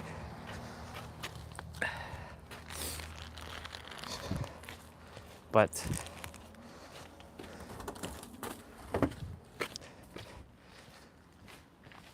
I didn't shovel here.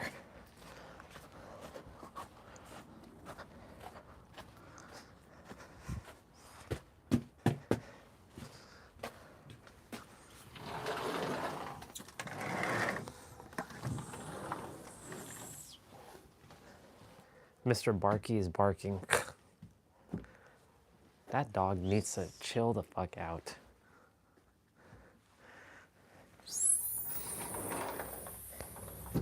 He's like a high-stressed human. Mr. Barky. Oh shit. Oh my God, what the fuck?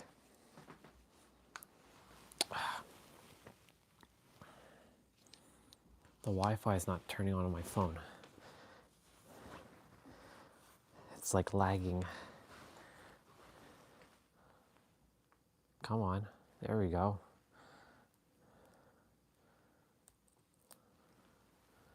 Slap that on the back. Phone battery at 3%.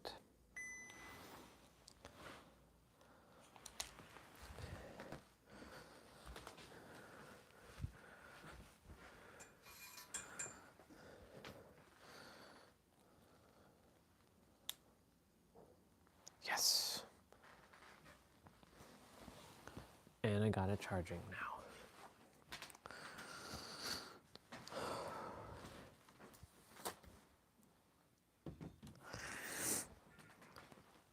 We're using the inside voice now.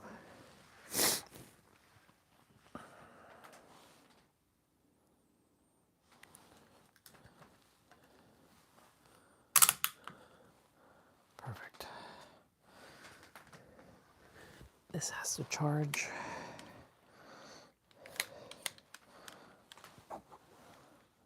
So we're going to charge this up.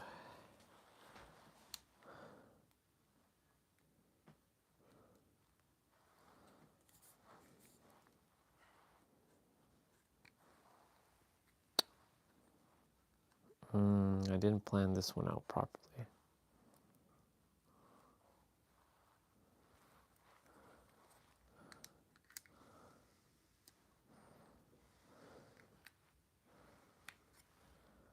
Nice. There we go. There we go. Today's laundry day as well. Cardio day.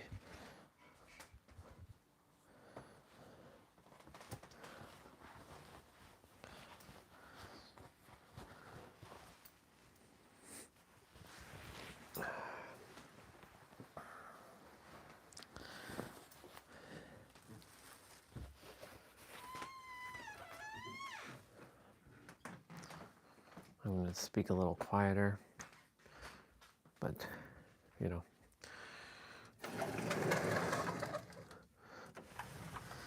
it's all an illusion.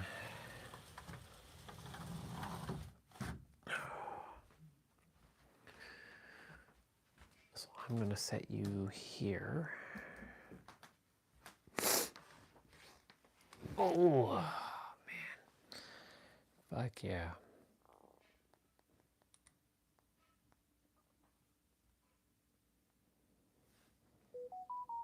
Beep, beep, beep, beep, beep. As you think, you feel. As you feel, you vibrate. As you vibrate, you create.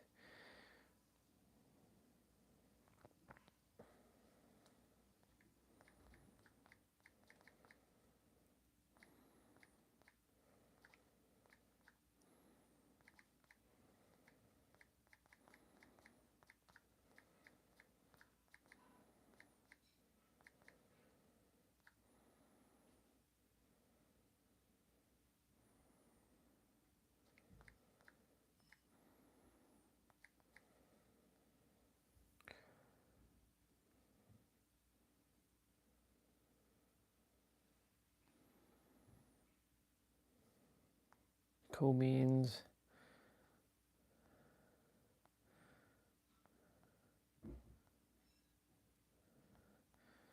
all right.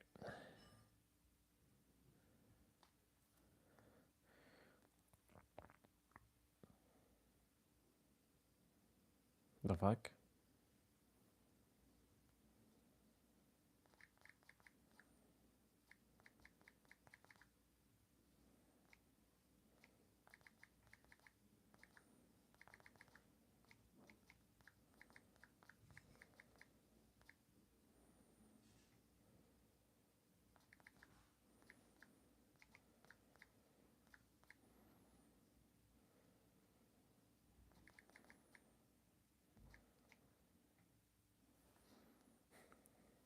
Some guy still calling me Andre. Come on, get out of here. The name is Orion. Deal with it. It's funny. Humans who are still calling me Orion, Andre.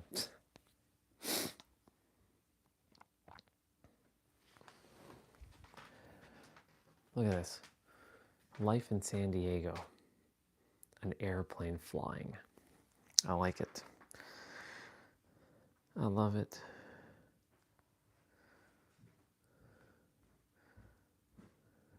I'm gonna take that photo.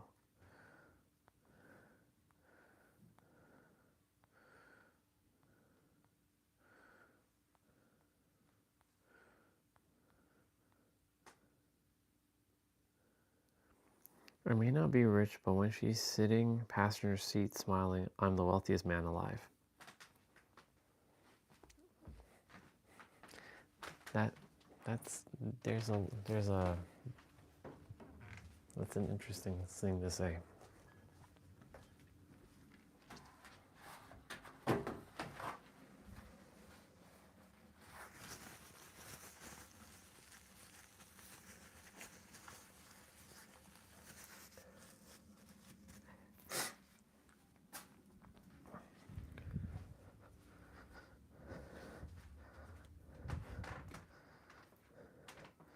Well, we already hit 10,000 steps. That's good. I'm gonna go use the bathroom. Be right back.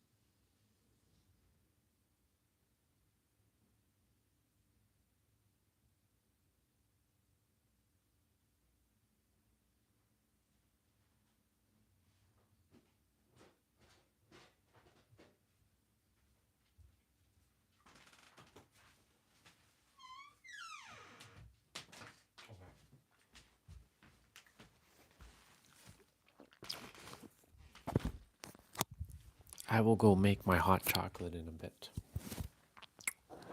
Not right now. Not this moment. Okay.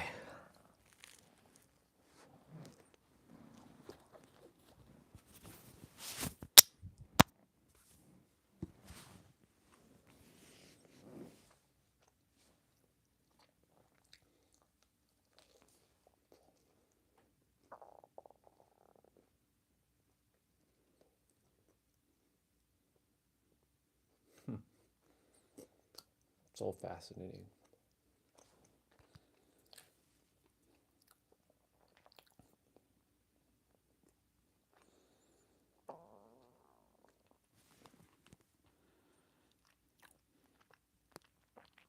Yeah, I know where that is.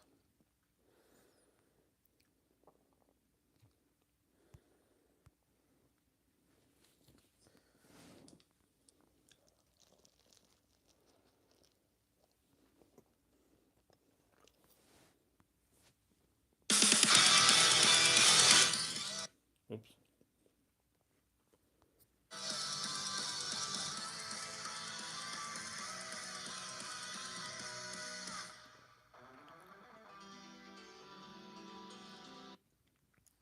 I'm just looking at music.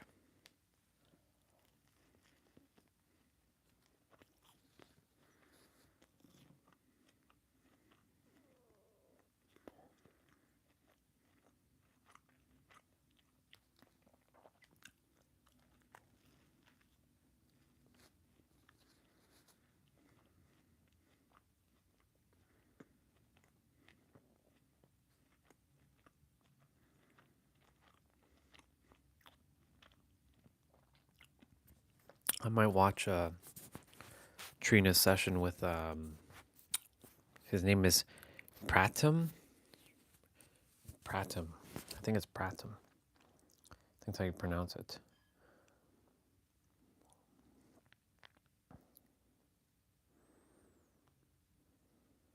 Let's see. So, Pratham, tell me Yeah, your Pratham. story of spiritual seeking. Oh, that's a long story. That's a crazy one, actually. It happened when I just came to Canada as a student, and just to Canada, sorry. All right. So I was just like wandering around, looking around the stuff, talking to people, and I was like, what is all this going on, right? Like, why are we here? That stuff, like, what's the purpose of all of these things? If we worship something, if we talk with people, if the religions are there, then why all these conflicts are there in the world, right? And why the people are not following what the religions are telling them to? And if they do, then why is there so much indifferences in them? So I was just like seeking around people, um, reading stuff, and all of those things. And then one day I was just sitting in my backyard, um, totally hopeless, I'll say. So I was just sitting over there, and I was just in my thoughts. And all of a sudden, I realized that whatever I'm thinking, they are all just thoughts.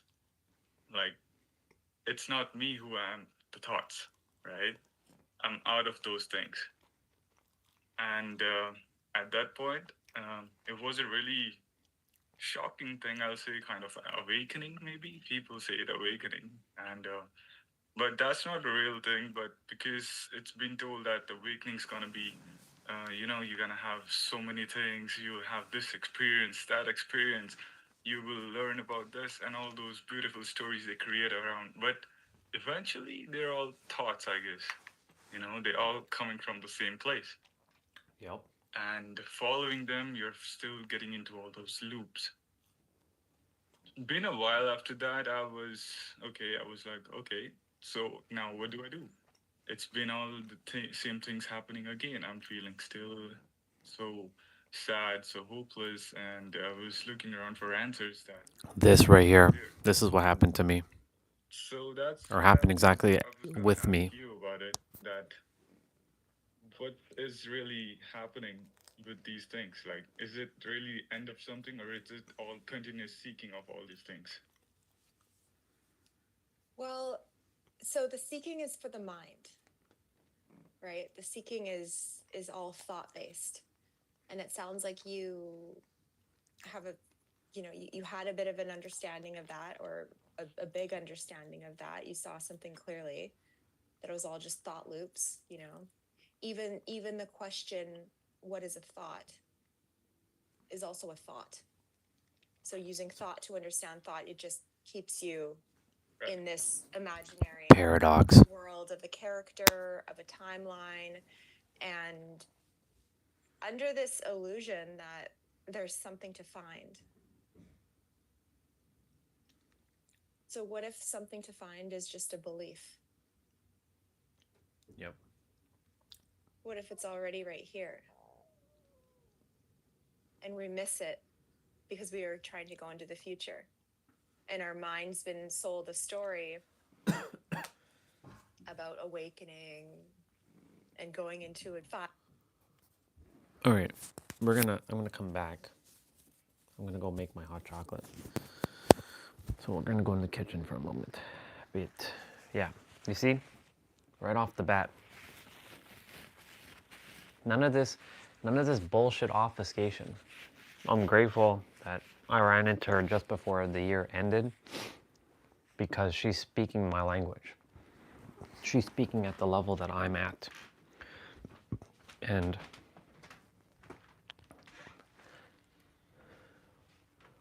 it just is now.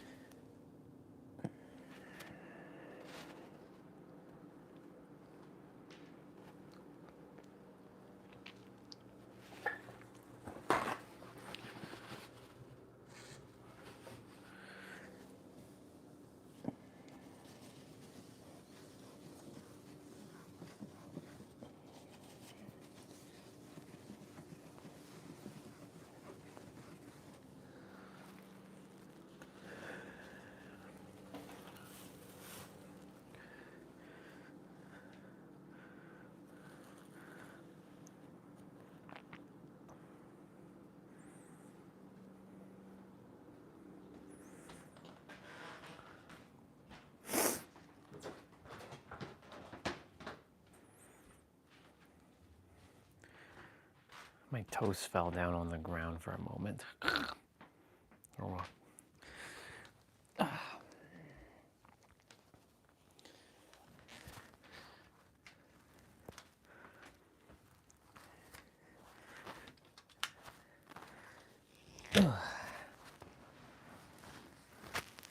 Got me an apple and a clementine as well.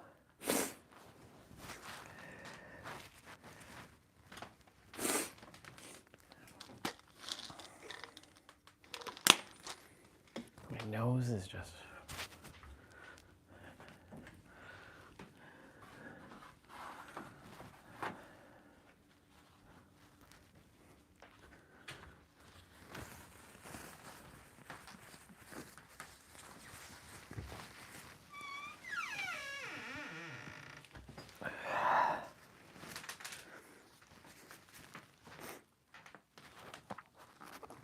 Ugh.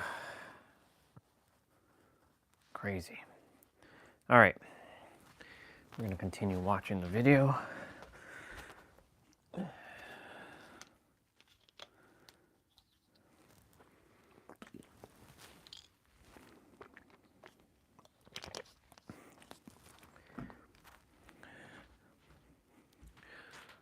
Okay. Ugh.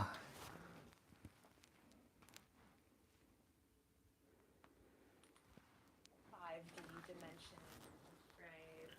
All of these tales about the soul's evolutionary journey and past lives, you know? And it misses the simplicity of the gift that's offered to us in every single millisecond. So these sessions are about guiding people back into that space, that spaceless space, and just reconnecting with what's here before the thoughts, before the character, before the names, yeah. The idea that there was something to find. Yep. I've read about this a little, and it's been really called about a nothingness. It's a state of nothingness, I guess, and it's a belief that it all comes from the nothingness and goes into nothingness, and it creates into nothingness. And still, it's a concept that I would say, because it's been made from the mind. Yep. And if we, like, it's been a really long time since that event happened. And I've been meeting so many people after that, and they are really dwelling into the minds that there is some kind of thing to chase. You know, there is something to chase apart Exactly. from where we are. Like if we go from this place to another, there is going to be something that we're looking for. So Yeah, and I think that's just, I got trapped in that too for a long time. And I just took on a whole bunch of beliefs that kept me seeking, that kept me chasing these beliefs. But it's just a story, right? I've been meeting with the people, and she was a practitioner in the Reiki, and that's the first time I've ever encountered a Reiki practitioner in my life, and I've never heard of all these things before. And when I was with them, I could sense that still they are working from their minds, like they are still channeling things. That's their beliefs are coming from the mind, like they are somewhere they are just still hoping there's something that's gonna give them power. Yeah, exactly. So And it's so, go ahead. like, I don't have any beliefs to share at all. It's in kind of an undoing of the reliance on beliefs. And this process that I've been taking people through, it's just pointing to the simplicity that doesn't need to be figured out, that doesn't need a story in order to be here. Yeah. Right. I was actually, how I find you was, I was looking on the TikTok, and all I was seeing is the crap and all those people, just making stupid reels and all those things. And I saw your video, and I was like, she looks like someone who has been out of the matrix. So I checked upon your profile, and I was like, okay, let's set up a meeting and talk with her. So I just want to know, how was your journey about all this? I know it's a session for me also, but I'm just curious to know about your journey too. Sure, yeah. Well, just briefly, yeah, I was raised Christian. My parents were very fundamentalist, and I believed in the Christian God and bought into that story for most of my life, even though I didn't really like it. And in my mid-20s, I had kind of an awakening out of that, where in a moment I saw through that it wasn't the ultimate truth, and I saw how it was actually a political tool. Christianity is a political tool, and I had that realization.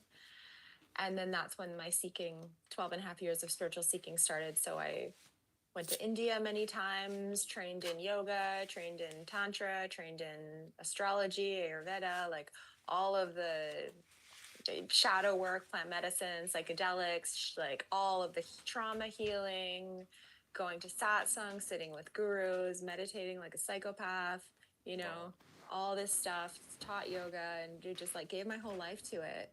And it like wasn't making my life any better. Like, yeah, there were improvements, and my mind was, yeah, my thoughts were more nice, and I was helping people, and I was feeling love and stuff, and I would have beautiful moments of connection, but it was like, nah, not it. There's something else, And all of these teachers with all these stories and their amazing awakening experiences, it's like, I want that. That's what I want, and I'm going to sacrifice my life to get there.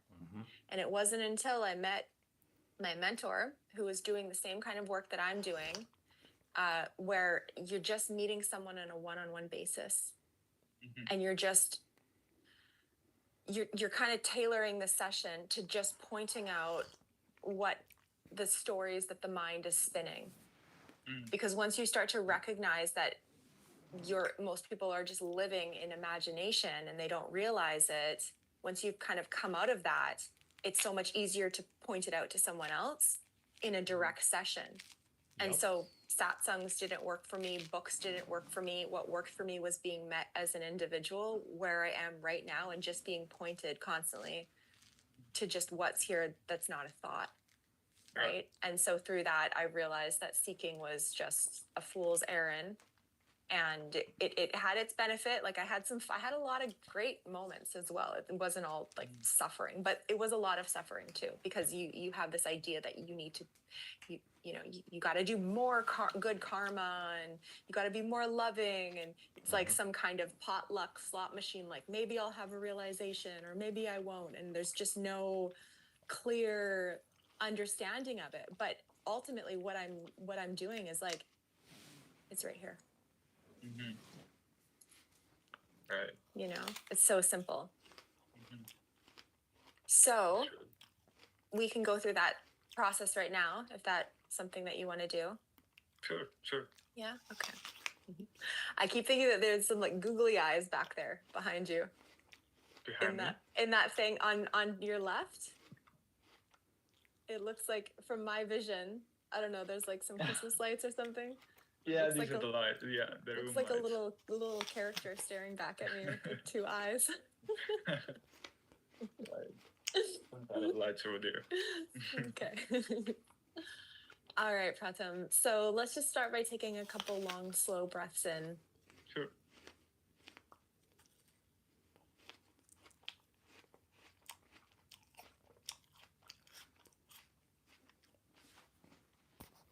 I'm just seeing her what she's going to say to him. Just letting your shoulders drop, letting your body soften.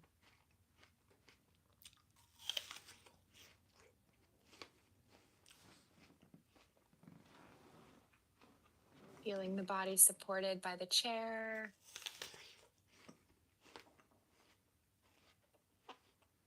By the earth beneath you.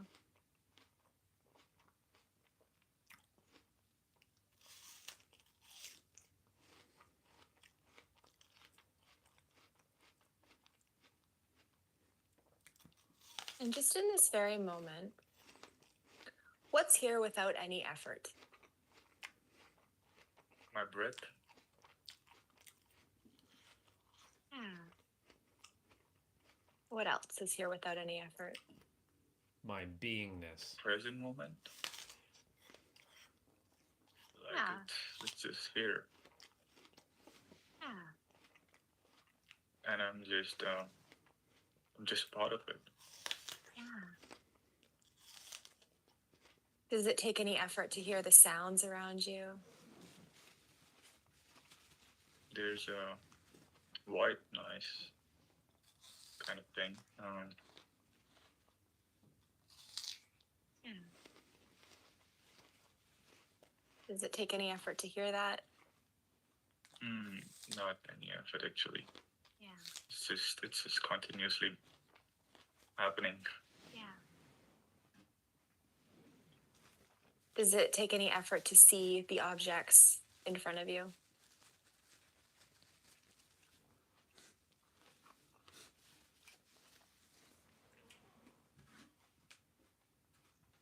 Yeah, like now told me, I noticed that most of the time we're just imagining. We have an image of the things in front of our mind rather than the actual thing.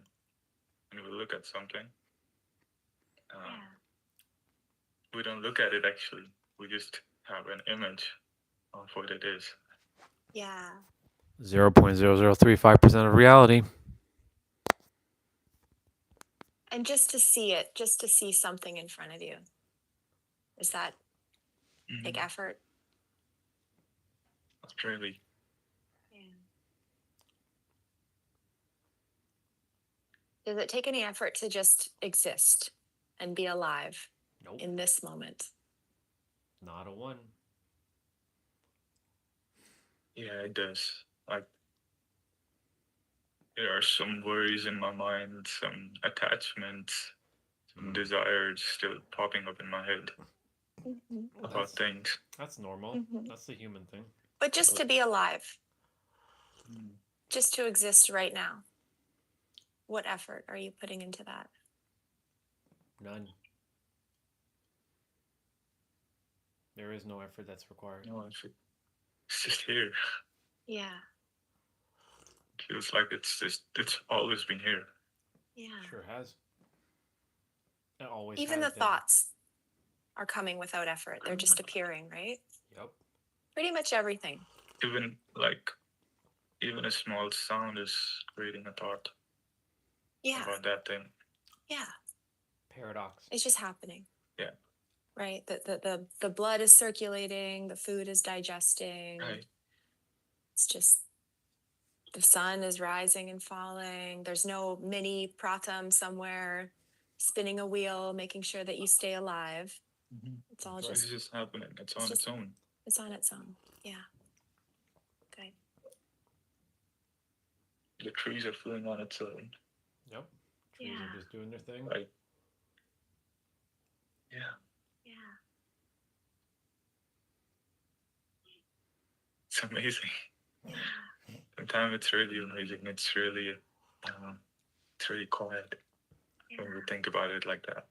Yeah. And somehow your body and your tone becomes so soft according to that quietness. Yeah. The mind can relax a little bit, right? Doesn't have to be overly stimulated. So if you go right now to the experience of sound, are there sounds around you? Can you hear some stuff? There are some people in the next room. Okay. Yeah. And even the white noise of traffic or whatever. Just Yeah, notice the the white noise. just notice the sounds. And just in this So for me, I can hear, besides them speaking,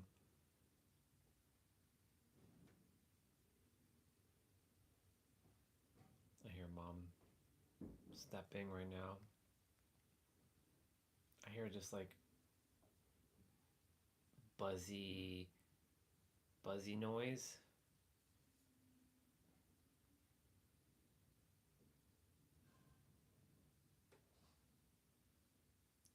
I can hear an airplane outside.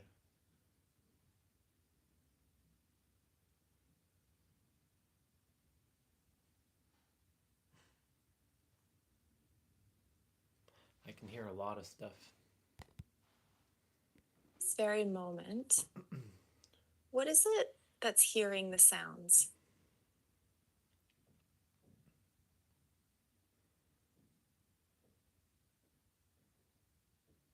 Uh, it's like an observer.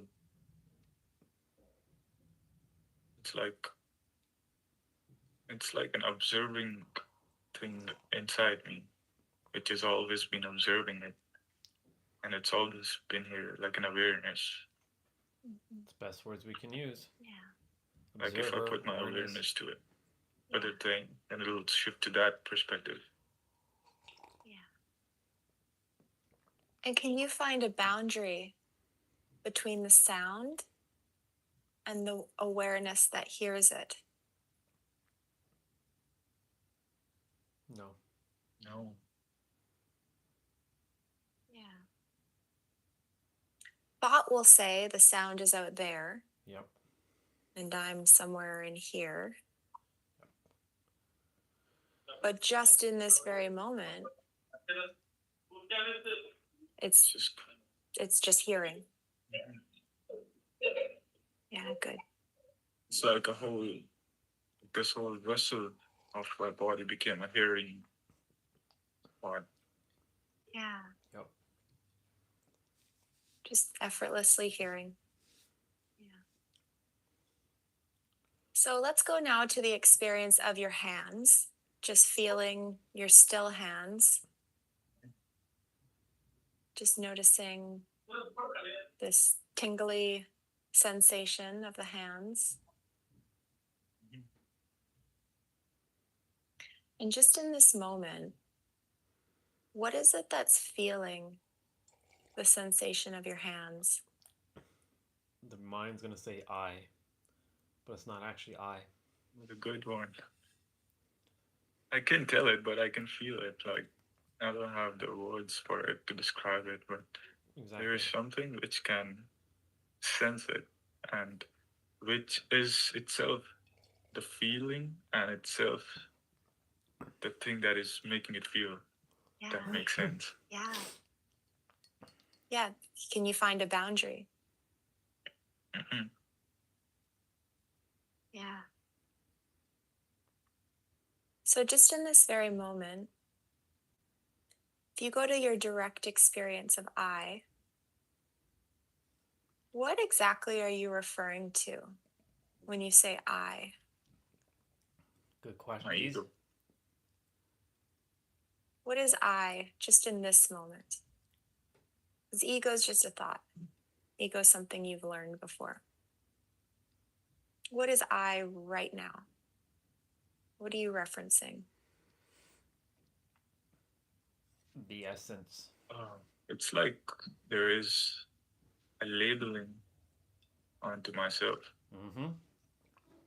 There is two things, and they are all one. But since they want to be separate, they're telling each other that this is I, so that they can identify themselves in this world. Mm-hmm. But actually, there is no I guess. Exactly. There is no What I. sees that? Awareness, That's just a word. I would And- say. And awareness is just a word, right? So what is it? What is awareness? Like the presence of something. Like it's a huge presence in which everything is happening. I love this. Yeah. Can you pinpoint a location to where it exists? All around. I can feel it like right now it's in me, outside of me, Yeah. It's everything. wherever. It's everywhere. Does it have a form? No. Actually, no. It's just floating around. Yep. That's it. It's just Yeah. there. It's just, it's like an energy. It's again a word, I guess, but Yep. just it's to another word. describe something. Yeah. It's like an energy. It's always been here, and yeah, it's so quiet, actually. The expressible is attempting to explain the infallible, but it's Yeah. not really possible Could a for the thought make it unreal? for the expressible to explain the infallible. Now that you say the thought is coming up now after saying it. There was no thought before. I noticed. Mm-hmm. Good stuff. Like So when does we that make it unreal? no, Space. it's still here. Like thought is something painted on it. I guess if I had to say it like that. Yeah. Yep. It's like a canvas. Yeah. Uh,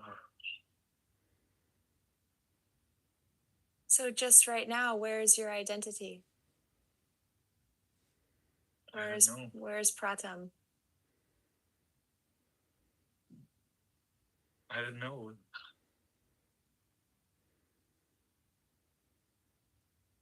Just a bunch of thoughts. Right. Yep.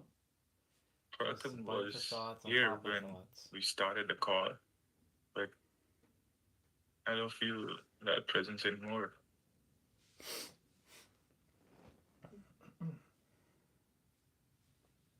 Is anything missing from this moment? Nope. No. It's amazing. That's It's like a whole of something that's always been here. Yep. Yeah. Like it's like we connected to each other with the same thread. Yeah.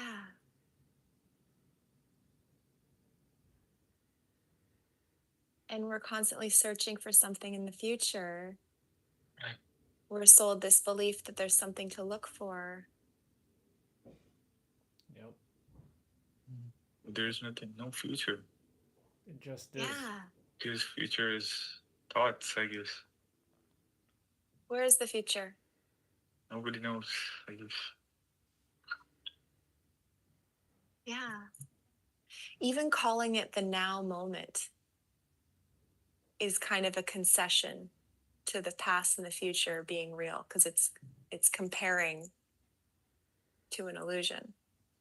It's the expressible attempting to should we explain the infallible. like I know it's a tricky one, but like in the regular daily life, one has to get out of the world, right? To do the daily work and the jobs and all that stuff. We can't, I guess, act like a spiritual saint in those places, I guess, right? So, how do we contain ourselves in those places to be in the moment? Well, you're already in the moment. Yeah, you don't have to. It's already happening in the moment. You're just imagining that you're not in the moment. Paradox. Right? You're just getting into a story. And it's okay to be able to reference the future and the past. Like that has its benefits, right? It's good that we have memories.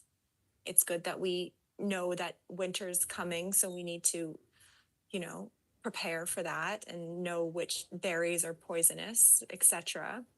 Know who's a friend, know who's an enemy. That's a survival tool.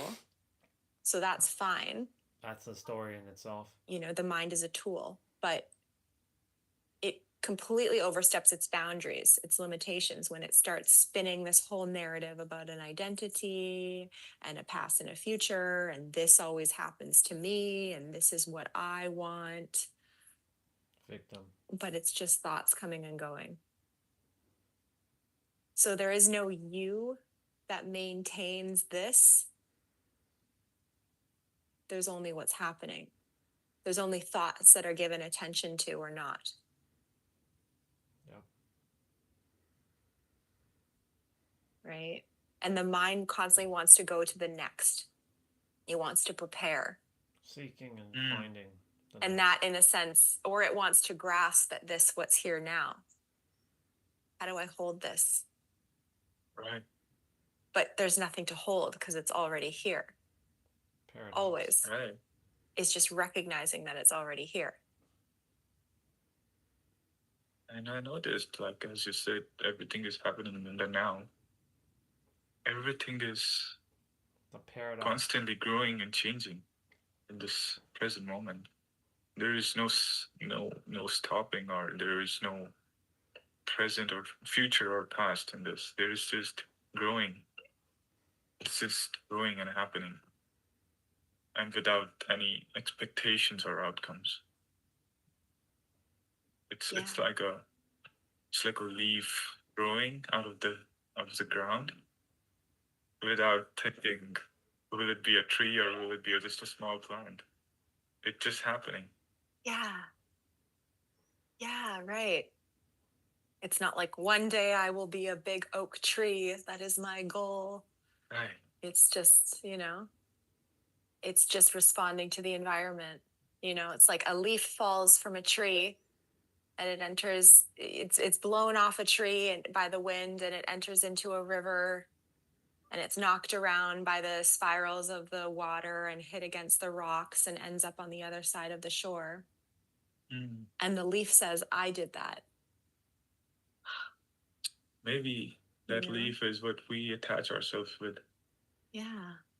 and surrendering can be the thing, I Yeah. guess. Yeah, it's just interacting with the environment. It's just guiding us. And that the mind thinks that it's the one that it's controlling. It needs to navigate. It needs a strategy. Mhm. But it just kind of gets in the way. It's like you're trying to operate an automatic machine. Uh, Right? so maybe I see people around, like I'm a kind of observer person, like not I as an identifying I, but it's just who I feel my identity is. I feel to observe people a lot, and I see people are really into their thoughts. Like they're just stuck on their phones in the front of them, and all the day they do is watching on it, and they have no clue what's happening around and how it's happening. And I was like, I when I was a kid, I used to look at the stars all the time, and I see people don't do that anymore because I think it's the very prettiest thing you can do. Yeah. Because we don't know, right, if we are gonna be here again or if we have been here again, right? These are all thoughts, and this is the only moment. Then admire whatever you have in front of you, Yeah. and so technically, I'm seeing the stars for the first time in this birth. Yeah. Exactly. And it's like, there is no answer to why we're here. It's like, maybe the universe doesn't even know. It's just like, oh my God, I'm here. I'm alive. How did I get here? There's no answer to it. It's just here, right? What else is there to do but celebrate life, Mm-hmm. right? And emotions come and go. I noticed that more thing that I was with me for a long time. Like I've been living alone for a long time lately, and now I'm with my family. But when I was living alone, I noticed that my emotions come and go like a roller coaster. Like it's not we try to seek happiness all the time. Even those Buddhist monks try to seek happiness by sitting at one place. But is happiness a real emotion you want to achieve, or it's just a part of it? Yeah, right. The mind wants to say, I will be happy. I will always be happy. I will always be in this state. That is the goal, That is a goal. But it's, most of the suffering is coming from the thought based, the thought identification. So seeing through that, there's a peace, there's a freedom that starts to open up, and the mind begins to soften, and the intentions and the identity is just kind of, it's like a releasing, like a just resting in what's already been here. Right. And so no strategy for the mind to create and listen to its tales and get into that fake world where the suffering is contained, where it's chasing happiness, where it's trying to claim it and grasp it. It's, it's like the paradox is like happiness can be found when you stop searching for it. Right. And when you become okay with the ebbs and flows of just this very natural human emotional experience. Right. Yeah. It's beautiful. Yeah. How are you feeling? Alive. Alive. Yeah. Yeah, there's this. Sorry, go ahead. It's like somebody showed me a picture that you need to look at this, not at the vague concepts. Yeah. It's like a guiding thing. You have to work on this. And when you look at it and you're like, all the time I've been just not doing the right thing. I was searching everywhere, but what I found was within myself. Yep. Yeah. Told you. Is that you're searching everywhere except where you already are. It's like, oh, that's too obvious. No, of course it can't be there. Right. I gotta work. I gotta earn it. Mm-hmm. Right? Yep. It's like I'll go to the abroad to find that out, but I'll not go within myself. Yeah. I'll not just look. And that's the thing. That's like the teachers are like, you got to surrender to the divine, right? You got to go on this spiritual journey to find like the meaning of life. It's like a spiritual journey to what? To what I'm looking at right now? Exactly. To what's happening in this moment? What journey? What are you talking about? Journey is against something in future. Yeah. Yep. It's a story, right? What's here right now that's not a story? Exactly. It is, everything is happening here and now. Every single second, even the tiniest microorganism is taking a birth and taking a place in somewhere. And we have no control over it. Yeah. Effortless. The body knows what to do, right? We just got to get out of the way. Yep. Right. And stop trying to operate an automatic machine. True. So simple. Yeah. But it's the language that trips us up. Because the language, it's like the belief in language. Obviously, language is not against language, but it makes us buy into this whole reality where something can't be true unless we can know it through words. Exactly. And so we search for it through words. Yep. Right. And concepts. Not. That was a bar. Whoever's here, I hope you made note of that one. We are looking for things through words. I'm going to run that one back.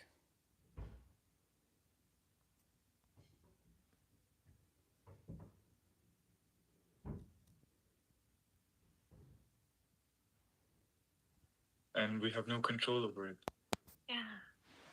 Yeah. Effortless. The body knows what to do, right? We just got to get out of the way. Right. And stop trying to operate an automatic machine. True. So simple. Yeah. But it's the language that trips us up. Because the language, it's like the belief in language. Obviously, language is not against language, but it makes us buy into this whole reality where something can't be true unless we can know it through words. Can't be true unless we know it through words. In this reality, it can't be true unless we know it through words. want to write that one down. In fact, I'm gonna write that one down because that's a bar.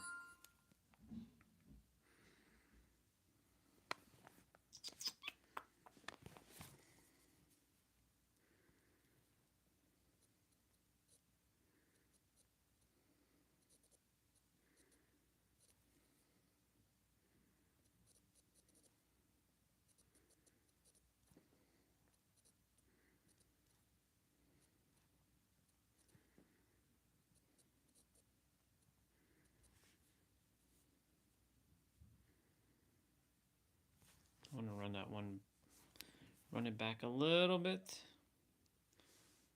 Second, even the tiniest microorganism is taking a birth and taking a place in somewhere. And we have no control over it. Yeah. Effortless.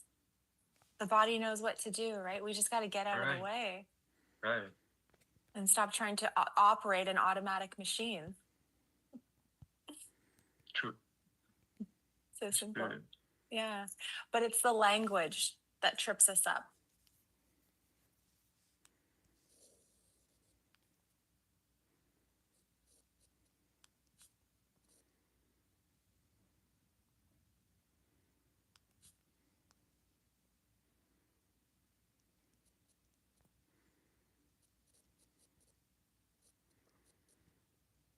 I like the way she I like the way she worded that.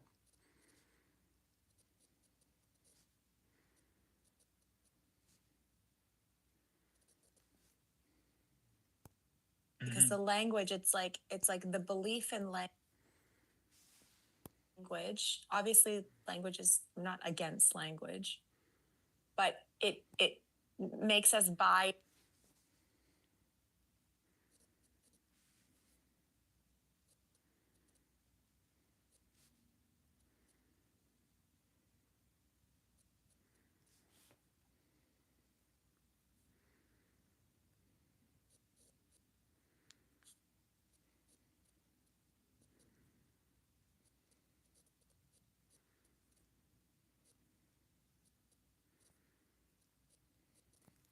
into this whole reality where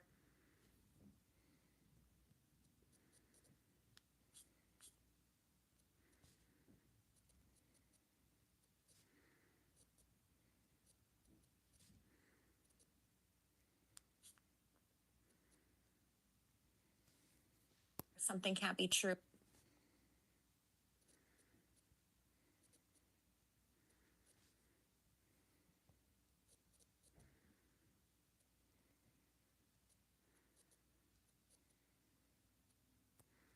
Unless we can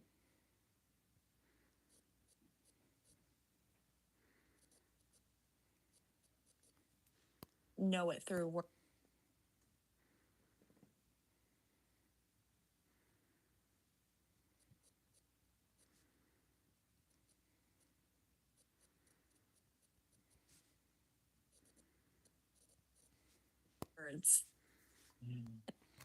Yep. In this reality, it's the language that trips us up. The belief in the language that makes us buy into this whole reality where something can't be true unless we can know it through words. So we search for it through words. Oops.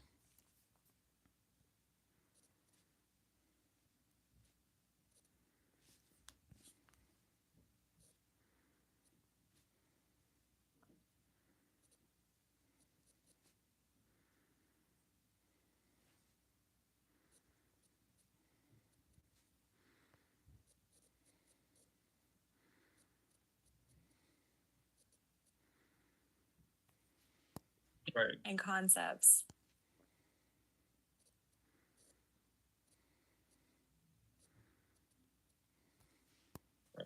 Not realizing that those are just products of the mental reality.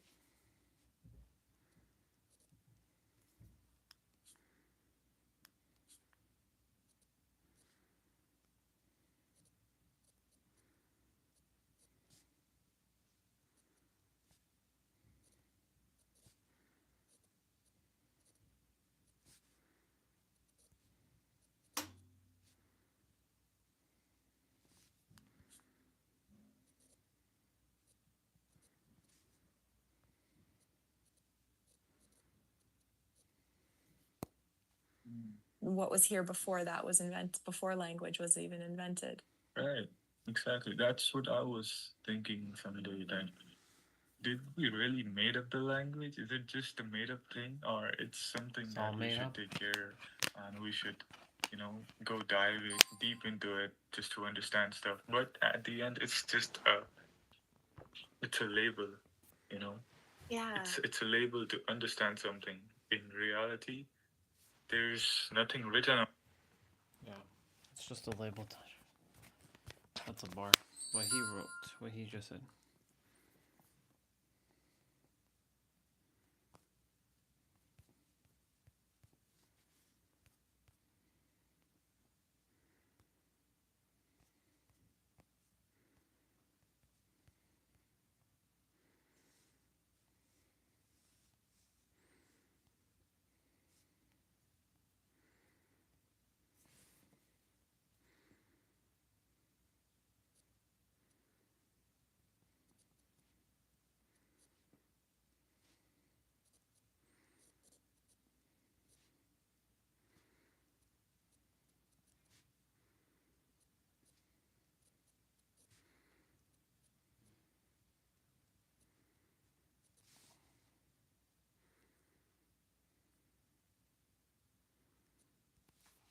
it. Like if other person is looking at something, he'll describe it as something else. But the one whose conditioning has been different in his lifetime will see it as another thing. Yep. Yeah. Right.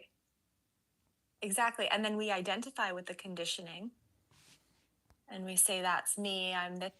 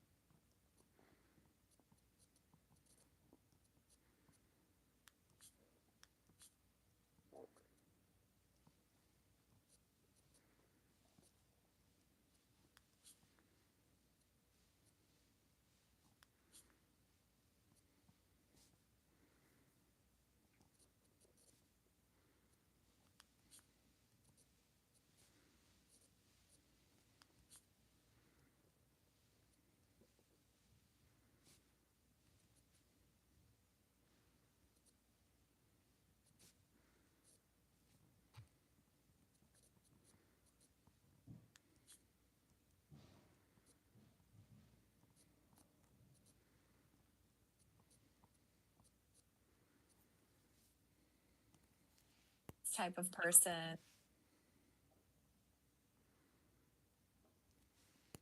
In his lifetime will see it as another thing.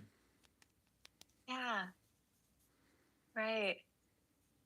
Exactly. And then we identify with the conditioning.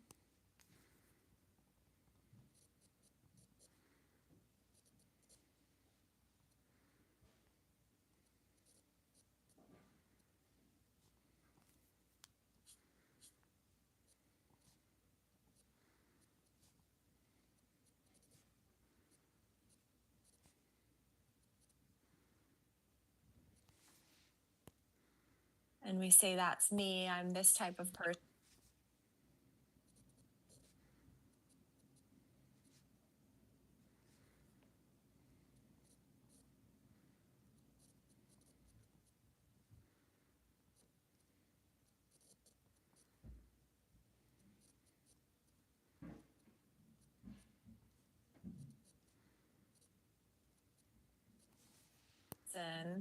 Yeah. And we judge others for being.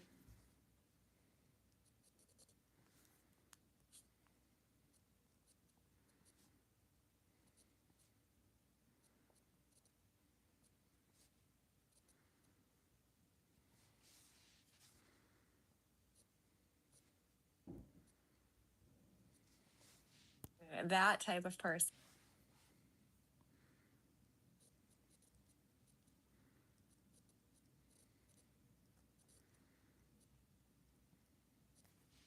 But It's like, yeah, if someone else were born into my body, had my parents, had my upbringing, had my environment, Yep. they would be exactly the same as me. Exactly. So who's the one that's choosing? Who's the one that's separate? We are products, we are formulas of this creation that just keeps creating on top of creation on top of creation. There's no end to creation. It just keeps building. That's a story too, but Right. Right. It's all a story. That's what I was gonna say. Like, if we think about it like that, if there's a creator, then we are still putting up a cushion that's coming from a mind, because mind likes to cushion it. It's a nature of mind, I say. yeah, It doesn't settle at one place, and if you do one thing, it wants to go to other. Like, it's that unsettling nature in mind. yeah, it wants to kind of, it imagines this idea of a god that it can lean on, that's going to take care of Right. it, but because it doesn't Right. want to, because if it were to recognize just the purity of what's already here, there would be no use for the mind. So it True. spins this tale of God and protector being and all of that. Right. But what Is a concept of our own minds, to rely on someone. yeah, If that thing happened according to us, then God did it. And Yeah. God is in favor of us. If it doesn't happen according to us, according to our own expectations, then God is bad. Yep. yeah, We change the creation according to our own desires and needs. yeah, But if you're really, really thinking that there is a power, then you would just say, okay, then I am no control of it. Who am I to say that what's happening? If everything is just happening here and now, like you said, then there is no question that arises. yeah, yeah. It's amazing. Even good and bad. Right. What is that? It's just a concept that's been someone who has been living a life good, and the other one who's been comparing himself to it thinks that is a better one and labeled as good. Yeah, But did he actually look at his own one? Maybe he had a better things. yeah, yeah. You look at like a forest. What's good and bad in a forest? Oh, a tree fell. That's bad. That's bad. But oh, the tree's decomposing and offering fertilizer. That's good. Exactly. Oh, like a spider killed an insect. That's bad. But then the spider gets to eat. Oh, that's good. Good. But it's only just judgments. It's just dying and replenishing itself in this cycle of just what is. There's no need for judgment. It's just what's happening. And that goes down to the very level of human interaction and our conditioning and what's happening even in the thoughts that appear. Even the seeking and the belief in separation, that's it too. That's it too. You can't get out of it. Everything is it. The good emotions, the bad emotions, the thoughts, the no thoughts. It's all just appearing effortlessly, arising from within this, whatever this is, everything, nothing, Right. eternal now. And did you notice that once you stay in that zone, you attract things, I'll say, in that similar way around you? Is that what happens? Like, if I give my example, since the day I've been a little more aware of the things, more, I'll say, awakened, I'll say, for this moment, I was noticing that the things around me has been in a different way than before. I can look at the things in a different way. Maybe it's like peeling off the onion You know, like you get rid of the old skins and you find yourself inside that. Yeah. I mean, yeah, definitely. There's definitely less suffering, right? Because you're not believing the narratives of the mind. And yeah, you can have beautiful experiences of, you know, deep connection, even like feeling like everything's glittering, everything's magical, everything's love. But then it can also just appear as the mundane, sitting on the Right. bus, going to work, Right. having a thought. Right. It doesn't have to look a certain way. Any shift that you're noticing is just coming from the releasing of the mind's belief that it has control and the belief in any thoughts being real. So it's not about being in this expansive, everything blissed out state constantly. Yeah, that's an What I'm talking about, it doesn't, there's no position. As soon as you get a position and you say, this is it, that's just a thought that comes in again. Mm. It's just the freedom for anything to appear as it is, and the kind of the radical acceptance of that, even though there's no one accepting. It's just an allowing of however it wants to be. So yeah, thoughts can be there. Don't make anything a problem, because it's all just arising in its own way. Right. Yeah. But yeah, there definitely can be shifts in perception, shifts in how you function and behave, because you're sobering up. Right. You're not getting drunk off thoughts anymore and living in this false world of imagination.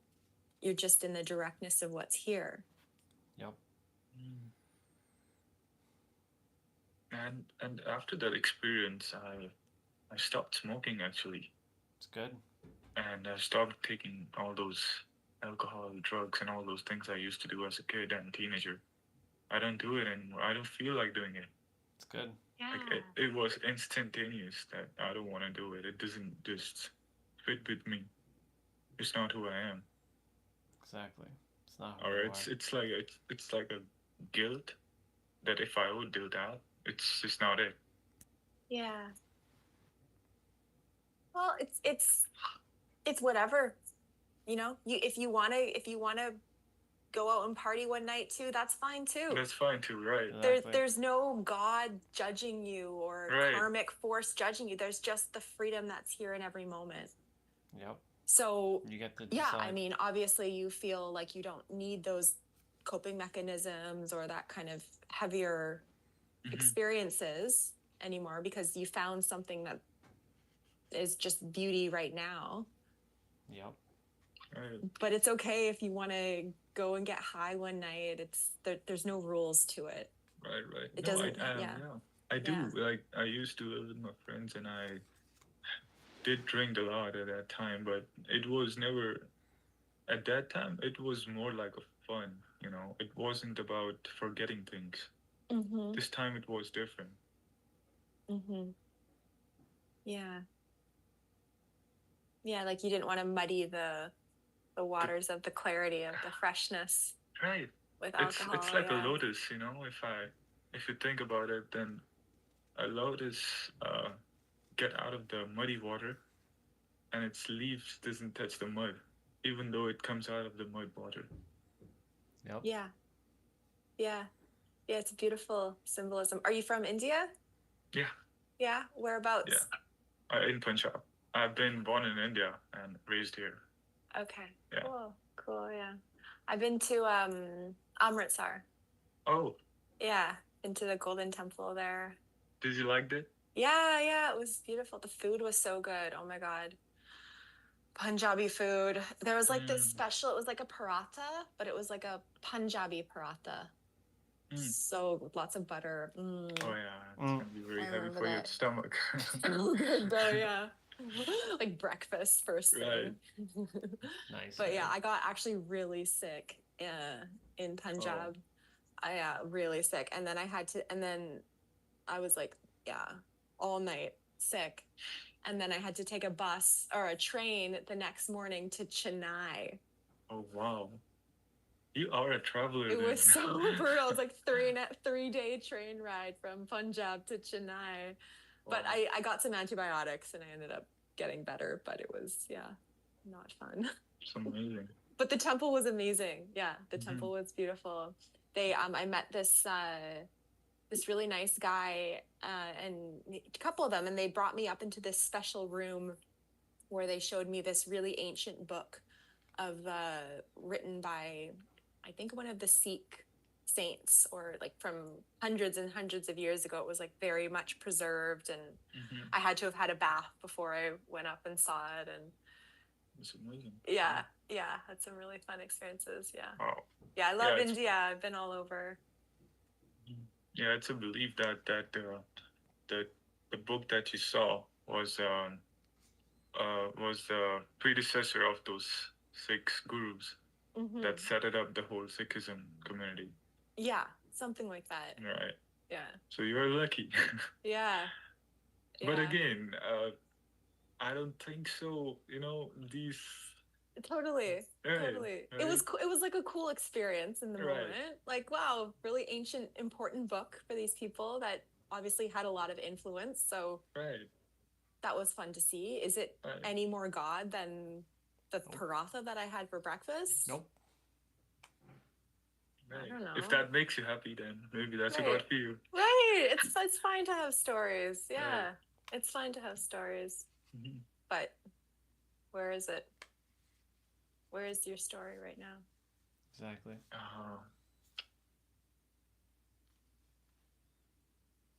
Like I'm still not getting over that present moment. It's so amazing. Yeah. There's nothing else. Just gotta be here and now. What else could there be, Exactly, right? exactly. We We're think there's looking for something answers. hiding on us. Exactly. There's nothing. There's nothing hiding on you. It's just this. Right. Like again, So glad I got to this conclusion myself. on those TikTok, people are just so unaware of the things, Yeah. and they do not care at all about the things. Sometimes I think about the people who does not get food before sleeping, and I feel bad for them. Yep. And it's something that religions are made to, provide these things. They were set up in a way to work on these societal problems, but it's a totally different thing. It's a game. Yeah.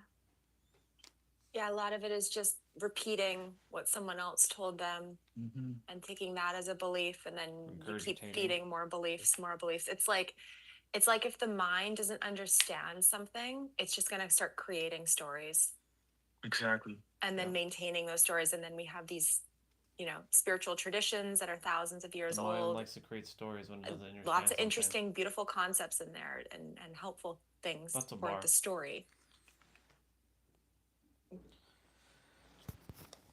Making note of that one. The mind. So the mind likes to create stories when it doesn't understand something.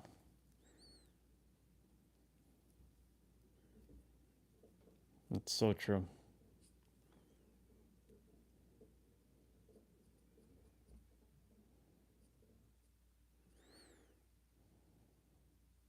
I'm not going to say likes. I'm going to say loves to create stories. I'm writing so sloppy, but it's okay. It's my kind of sloppy writing, but I get it. Sometimes I can't read my own damn writing.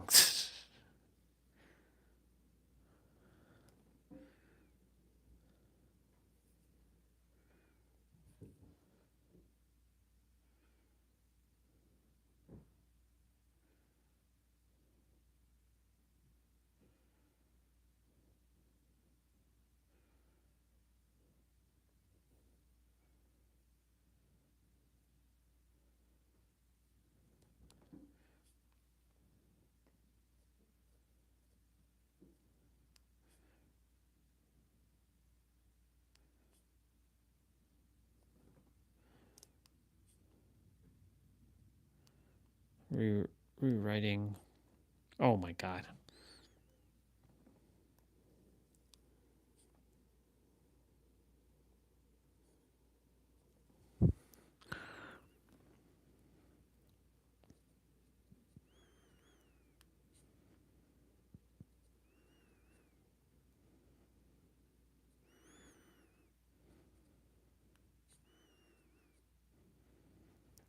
The mind loves to create stories when it doesn't understand something.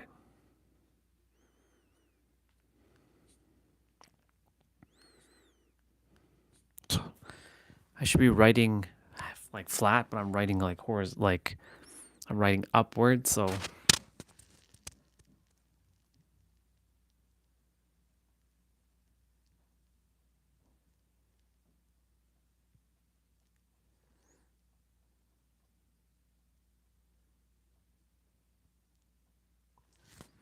I feel like S will be showing up either today or tomorrow. Might be spot on. We'll see though. She probably is observing me, but she is now fully married, and I'm sure she's on her honeymoon with her hubby. I can say that they're husband and wife. What do you need 1,000 books to point you to just Right. what's right here? All right. It's just another game. Bar. Why do you need 1,000 books to point you to where you are? Even if you read hundreds and thousands of books, you create a narrative in your mind and you start living by the books. Yeah. Yep.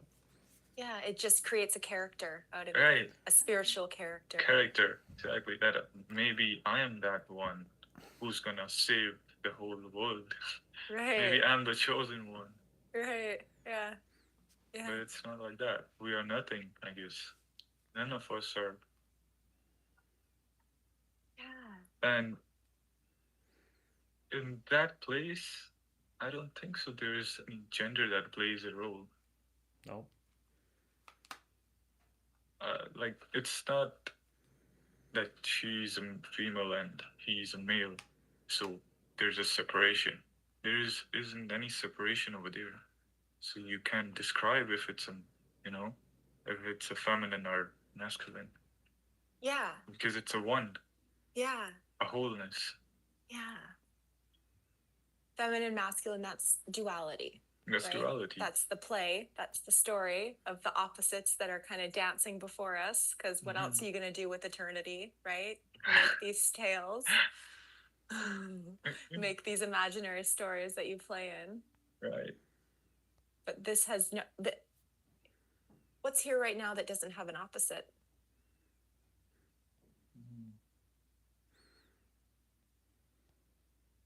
I would say isn't. Yeah. And that's why we miss it, right? That's why we don't see it, because there's nothing to compare it to. Exactly. It's We just can compare past and future because this happened to me in past, so my future shouldn't be like the past. yeah. And it only creates suffering, because if you keep This is the keyboard of the future.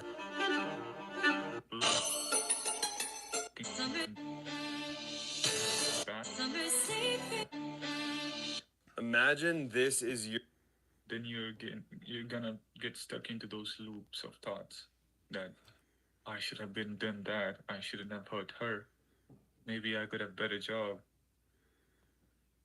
Yeah. Right. But are you really living that thing? It's amazing. Yeah. Yeah. But I got a question for you.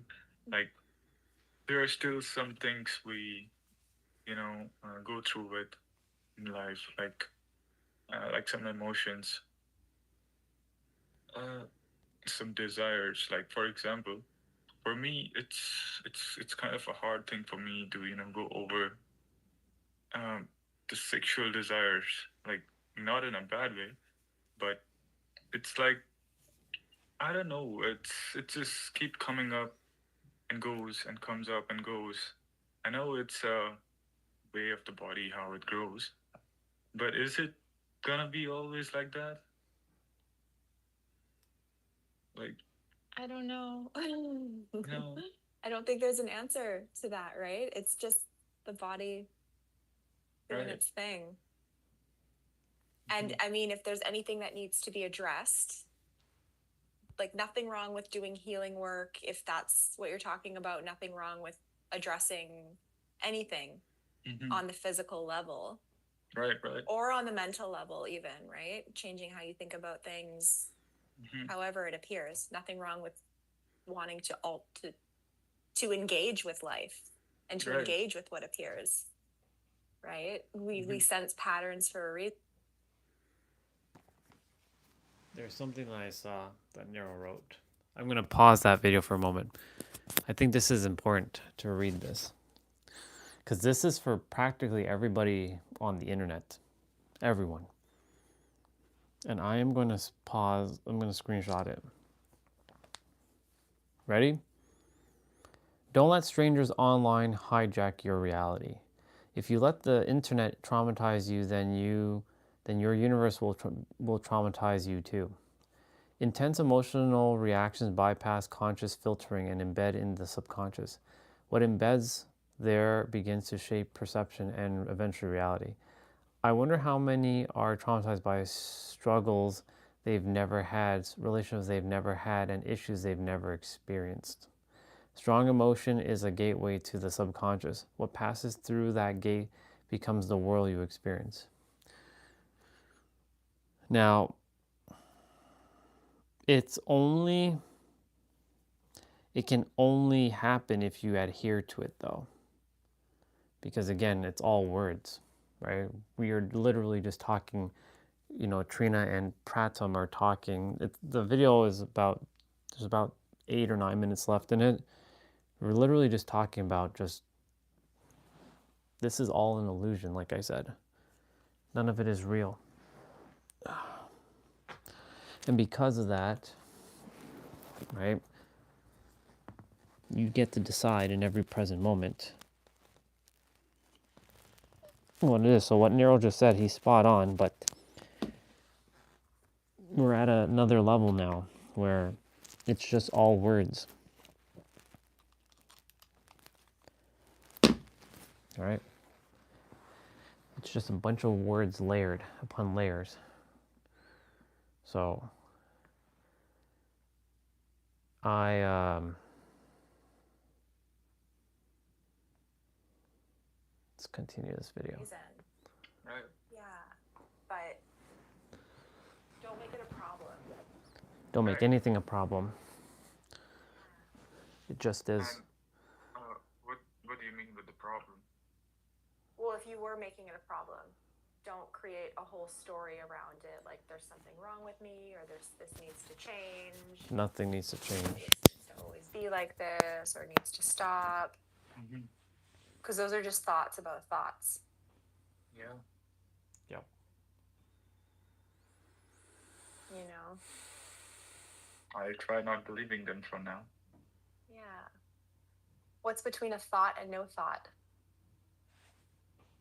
Just is. A space. Yeah. Yeah. It's just a space. And that space is very quiet, like galaxies in the whole infinite universe. It's that big, but it's this small. Yeah. At the same nothing. time.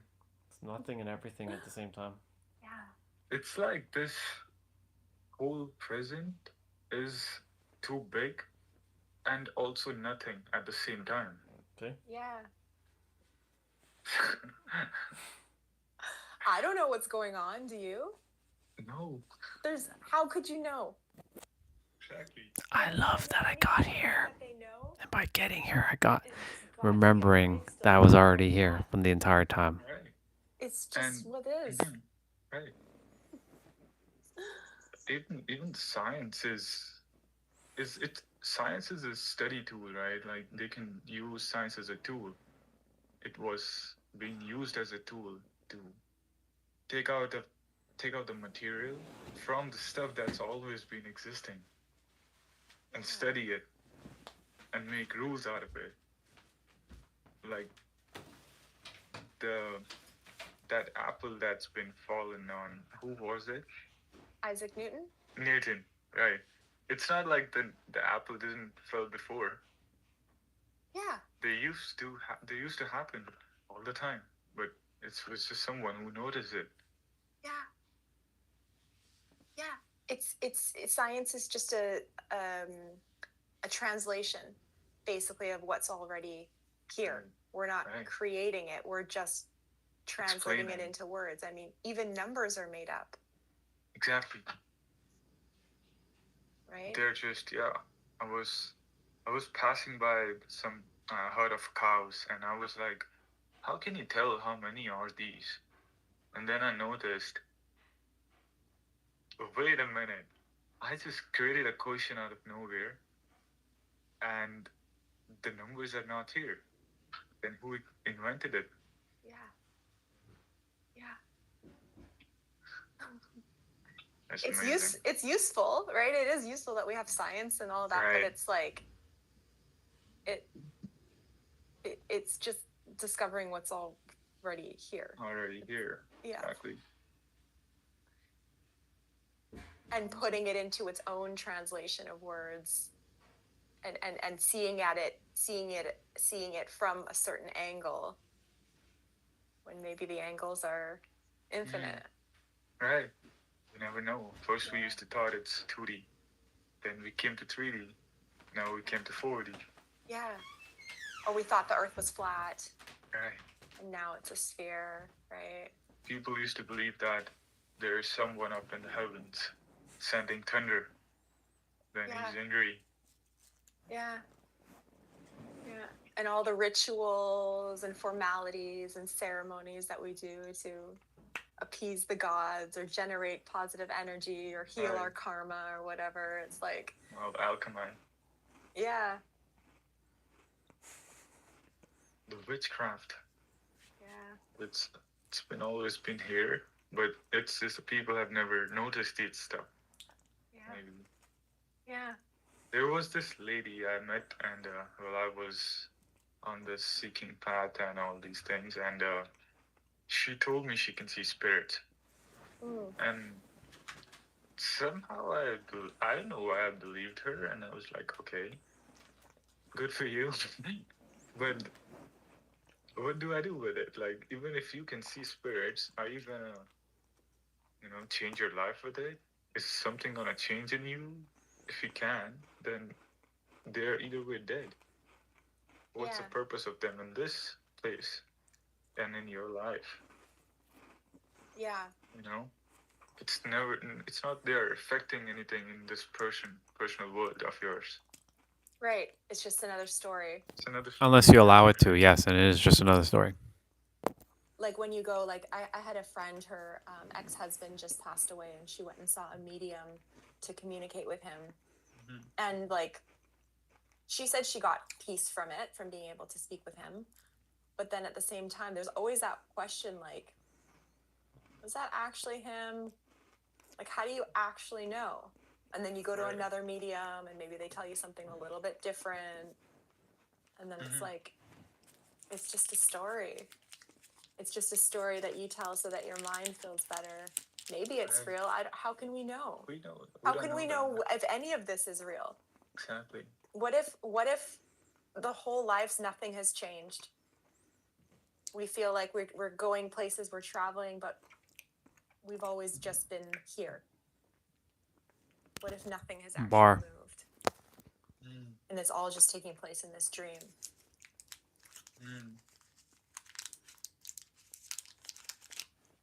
Yeah, sometimes I think That's why not to get let's tripped say up with all the now that nonsense. these people did exist, like the Buddhism, the monk Buddha, and the Jesus Christ. Let's say they do exist, or in Hinduism it's Krishna.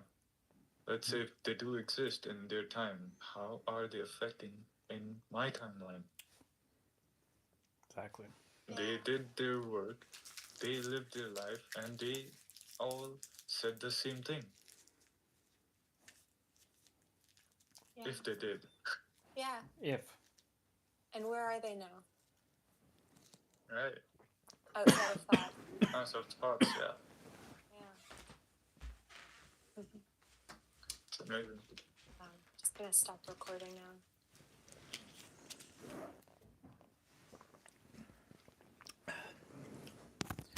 Yep. I love it. That was a good chat. I haven't watched all her sessions, but I enjoyed it. I enjoyed watching her session with Pratham. And Pratham, he knows. Pratham knows.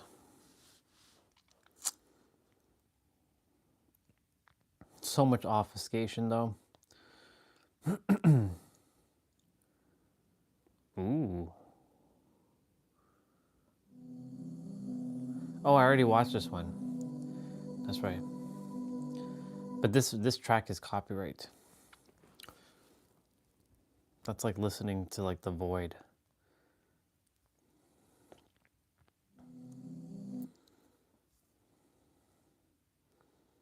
God is king, follow Christ. Sure. Look at all these people saying, I wish it was easy. Everything. See, the words that so many people are so unconscious to what they're typing online. It's crazy. This is how to use spirituality to help you with your confidence. This will change everything? No. There's so many different... You know what'll change everything? You stop with your spirituality garbage.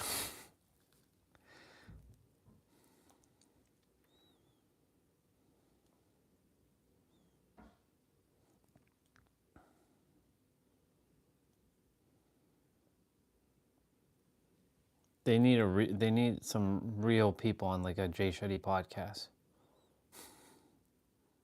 Crazy.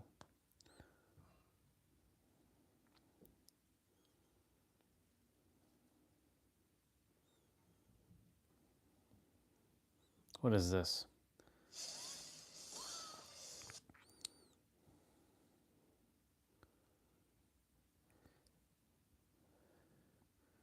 What's good, my fellow Natiba Slayers? Yo, this right here is speed. This is one of the most cracked out, fastest builds you'll be able to smack up the bosses with in the game right now. So let's We jump go straight from into it. I'm gonna show we you go gameplay, from I'm gonna show you boss battles. serious I'm gonna do things to like absolutely gaming. everything in a short amount of time, not wasting your time. So let's get to it. You're already wasting my time. The build. It's kind of broken. I fought some of the hardest bosses in the game with this build, and it actually works. I was sloppy with the fight. I will say that up straight for like, look. I beat the fight clean a couple of times. I did a no damage run. I've done it, but I just wanted to test this build out on different types of bosses to see. Can you if it stop was talking viable, and if just it show was the really good fucking thing. build? This is nice. It is nice. Let me show you what it looks like. You got Let's a go. chain type Exospine MK2. Then you got the burst trance type Exospine MK2. Now, I said speed, right? And you guys are like, okay, why are you rocking burst and chain type? But just hold on for a second. Burst expansion gear MK2, combo attack enhancement gear MK2. And it's like, okay, I don't really get it. Where's the speed come in? Speed increase gear and speed increase gear MK2. Now, let me show you what's behind the hood. It's complete savage right here. The reason why we have the burst trans type Exospine at all is because we want to be using overdrive. This build is going to shine and shred anything in front of it as long as you stay in overdrive. And you don't even really need to be in overdrive. You're going to see the difference in the speed of how fast you can take down enemies in the open world without even using it. But overdrive will take it up that much higher. Not only is overdrive going to Stellar raise Blade your was attack such speed a even good game. further, it's also Okay, I already see the build. That's all I needed to know. So when I go back and play this, ooh, Nero just released his video. Please stop feeding your old frequency. All right, he released it early. Okay, you all know we have to do the little. Once he does his little tap on the board, that's when we get it in the video. So you all get to watch this with me, and I'm just gonna sit and just laugh my ass off because now it's just fun times, y'all. I'd be eating on some food. So get your notes out, boys and girls, because it's time for you all, even though there's really nothing for you to know because everything is, it just is. But, you know, what's up? You can see the reflection. All right, there we go. We always have to have this, the board. You won't be able to get to your new reality. See, oftentimes on the journey to the materialization of your desired reality, whether that's more money, advancement in your career or relationship, or improvement in your business, we are unaware of the fact that there's an aspect of you that is still feeding your old frequency. And so long as you're feeding your old frequency, you're feeding the old reality. How often does it feel as if when you attempt to take a step forward, you feel as if there's something that's trying to pull you back? Now, Sir Isaac Newton, who was an occultist, mind you, said, for every force there's an equal and opposite force. Now, I extrapolate that to the realm of metaphysics, because as you attempt to progress forward, you're going to trigger into motion your old frequency. And whether you realize this or not, 98% of people don't have the capability of starving their old frequency. In fact, you keep feeding him, and he's very, very full, or her. And the thing is, so long as you keep feeding the old frequency, you're feeding the old reality, which means you won't have room for your new reality, which kind of makes everything that one may do, such as meditation, affirmations, reading, scripting, journaling, visualization, and attempting to take action in alignment with the correct state of consciousness, it kind of makes all of that shit useless if you're actually getting finessed without even realizing, because most of the time we're unaware of the games that the old frequency uses. And so long as the old frequency beats you at your own game, you will never be able to get to your desired reality. So in this video, I'm going to be showing you how to stop feeding the old frequency, because we all feed the old frequency more than others. But if you don't starve it, it's going to get full and full and full and full until it looks like one of those Buddhas. You ever seen those Buddhas with the big belly, or like Majin Buu? Those I can't believe he said Majin Buu. frequency, knife and fork. I might do my mobility training in my 55s before I do my actual play out. It's pretty good at it. It's pretty good at it. That is one of his good drawings. I like it. I like it. Anyways, Let's get right down into it, shall we? literally.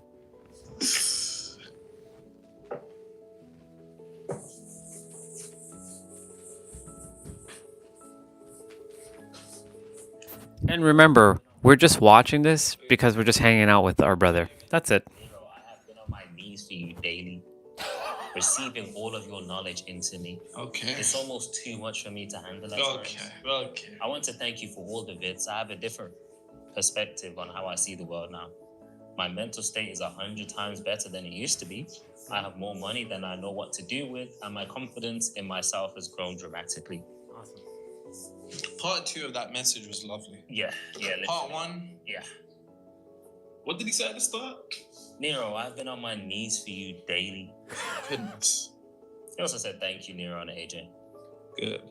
It's a pleasure. Thank I you. also want to thank myself for putting in the work to better myself. Real, which is the most important thing. Because like I said, if you project the progression of your own life onto somebody else, such as me, you will be exploited. Bar. It's all you. So well done. Exactly.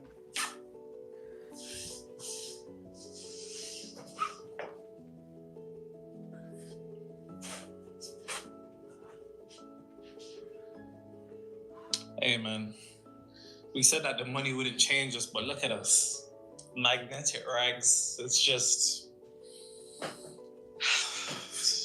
Higher board, They told us to remember where we came from, but nah. You know what I'm saying? The board got higher, the rags got magnetic. It's... Now, let me take purple. So, make sure you take notes and leave them in the comments as per usual. But it's important that we actually define the attributes that make up your old frequency, because here's the thing. I think there's not a single human being on this planet that hasn't felt as if there's an alternative aspect to them. Now, of course, across many different cultures, this is personified as different things. You have the devil, you have the beast, you have the monkey mind in the Buddhist traditions, you have the lower self to the spiritualists, you have the primal brain to the scientists, you have the shadow to Carl Jung, right? We characterize this force that we feel as if it's in resistance to our own desires that we wish to materialize on this physical plane. And like I said, there's not a single human being that doesn't feel that resistance. But unfortunately, if you're not able to definitively define the attributes that make up this frequency, you'll never possess the capability on transforming it, because awareness is a prerequisite to transformation. And that's a bar of that down. Unfortunately, a lack of awareness is a lack of a capability for transformation, because you can't change something if you don't know that it exists. So the awareness to the true understanding of what your old frequency or the old version of you is comprised of is of the highest importance. And a lot of people just end up saying these things, hence why I like to define it definitively. So your old frequency, for simplicity's sake, because simplicity is the ultimate form of sophistication, it's just the old version of you.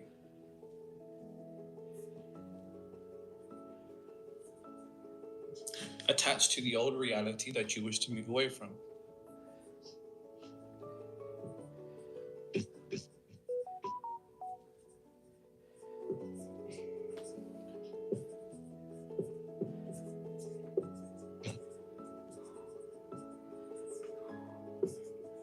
Now, like I said, that's the definition, but let's actually definitively break down the characteristics, because what is frequency? Now, there's a lot of spiritual people that have this performative tendency to be spiritual, right? Which is funny, because people that embody the archetype of a persona of spirituality are just in another box, no different to the pious religious person, right? They go from one box into another, because the thing is, the performative religious individual that talks so different, and they talk with a certain tone, and they move in a certain way, and all of this and all of that. Persona etymologically comes in Latin from the word mask. It's just a different mask, whether they realize it or not. And we're all masks that God is wearing. But putting on the mask of spirituality doesn't mean embodying spirituality. Spirituality is who you are. It's actually not something that you can actually do. It's what you are being. And this is quite literally the fabric of your essence. And of course, they intertwine it with these whole moralistic perspectives, even though spirituality has nothing to do with morality. Spirituality is just the unseen beyond the physical, right? But to actually define frequency, because most people define frequency and be like, I need to be high frequency, as if that's going to lead to any particular fulfillment. But here's the thing, most people don't actually understand what frequency is. Now, frequency is nothing more than your level of awareness. That's what frequency is. Frequency is a level of awareness. Hence why, typically, the higher the frequency, and this isn't necessarily anything to do with how one maneuvers themselves, it's more so the arrangement of their consciousness. The higher the frequency, the clearer the lens through which they see reality. And when you see clearly, seeing clearly is just nothing more than seeing beyond illusion. Illusions such as time, space constraint, polarity, which is just a fancy way of saying separation. So that's what frequency is. But frequency in of itself, you can think about it in a point of reality creation, like a unique product code. So when you order a product online, that product has a unique product code that is correspondent with a particular item in the quote unquote warehouse. And the universe in of itself contains a universal storehouse, right? And a universal storehouse is nothing more than any and every particular reality that could unfold in the quantum mechanical side of things. This is known as the parallel universe concept, right? The idea of parallel universes, or the multiverse, the idea that there's an infinite amount of parallel universes that are created at every decision that one makes, and it just splits and splits and splits and splits and splits and splits. Say all of that to say, your frequency in of itself, in order for you to materialize a specific condition of reality, you need to have the equivalent product code. Your product code is nothing more than a combination of mental and emotional energy. But that's still not enough. Still not enough. Because like I said, we need to be able to definitively define what frequency is made out of in order for you to truly understand the old frequency. Because in so long as we are unaware of the attributes that the old frequency is made of, we won't be able to change it. Now, here they are. Your old frequency is comprised first of beliefs, reactions, expectations, perception, emotionally charged thoughts, conviction, and focus. These are what I call the 7 keys to frequency. Is there 7? 1, 2, 3, 4, 5, 6, 7. Yes. The 7 keys to frequency. So understand, your old frequency is nothing more than old beliefs, old reactions, old expectations, old perceptions, old emotionally charged thought, old conviction, and old focus or attention. Now, it's important that I point those out because and please remember this, at every given point in your life, you're going to be battling with one of these particular attributes. And they may pop up at different times, but they will attempt to rear their ugly head in order to bring you back within their paradigm. And I'll show you how they get you. Let me show you how they get you. Let me show you. You just have to know how the mind works.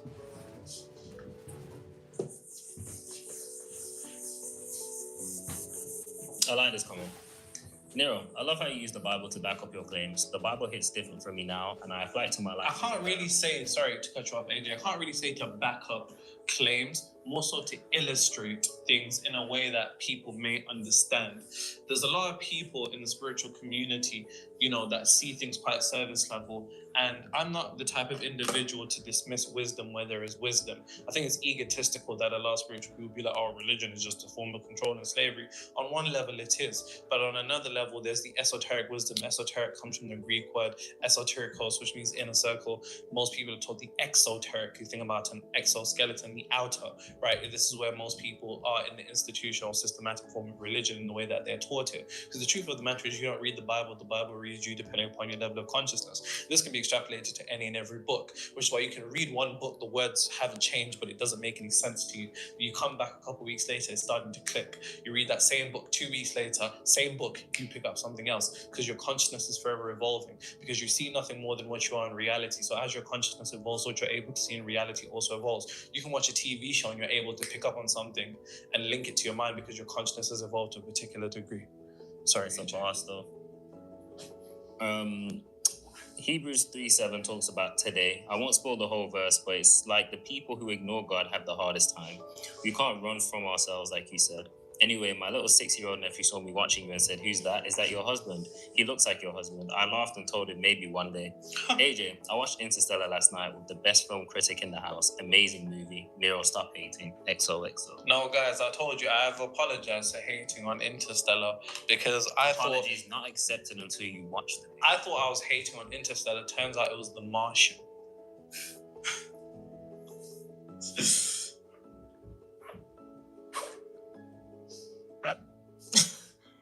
AJ needs to finish coding Nero.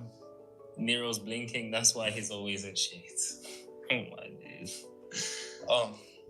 So you code me. I just can't figure out that last In fact, piece you need of to code. swap out my batteries. I can't figure out the last piece of code. For what? To make you blink.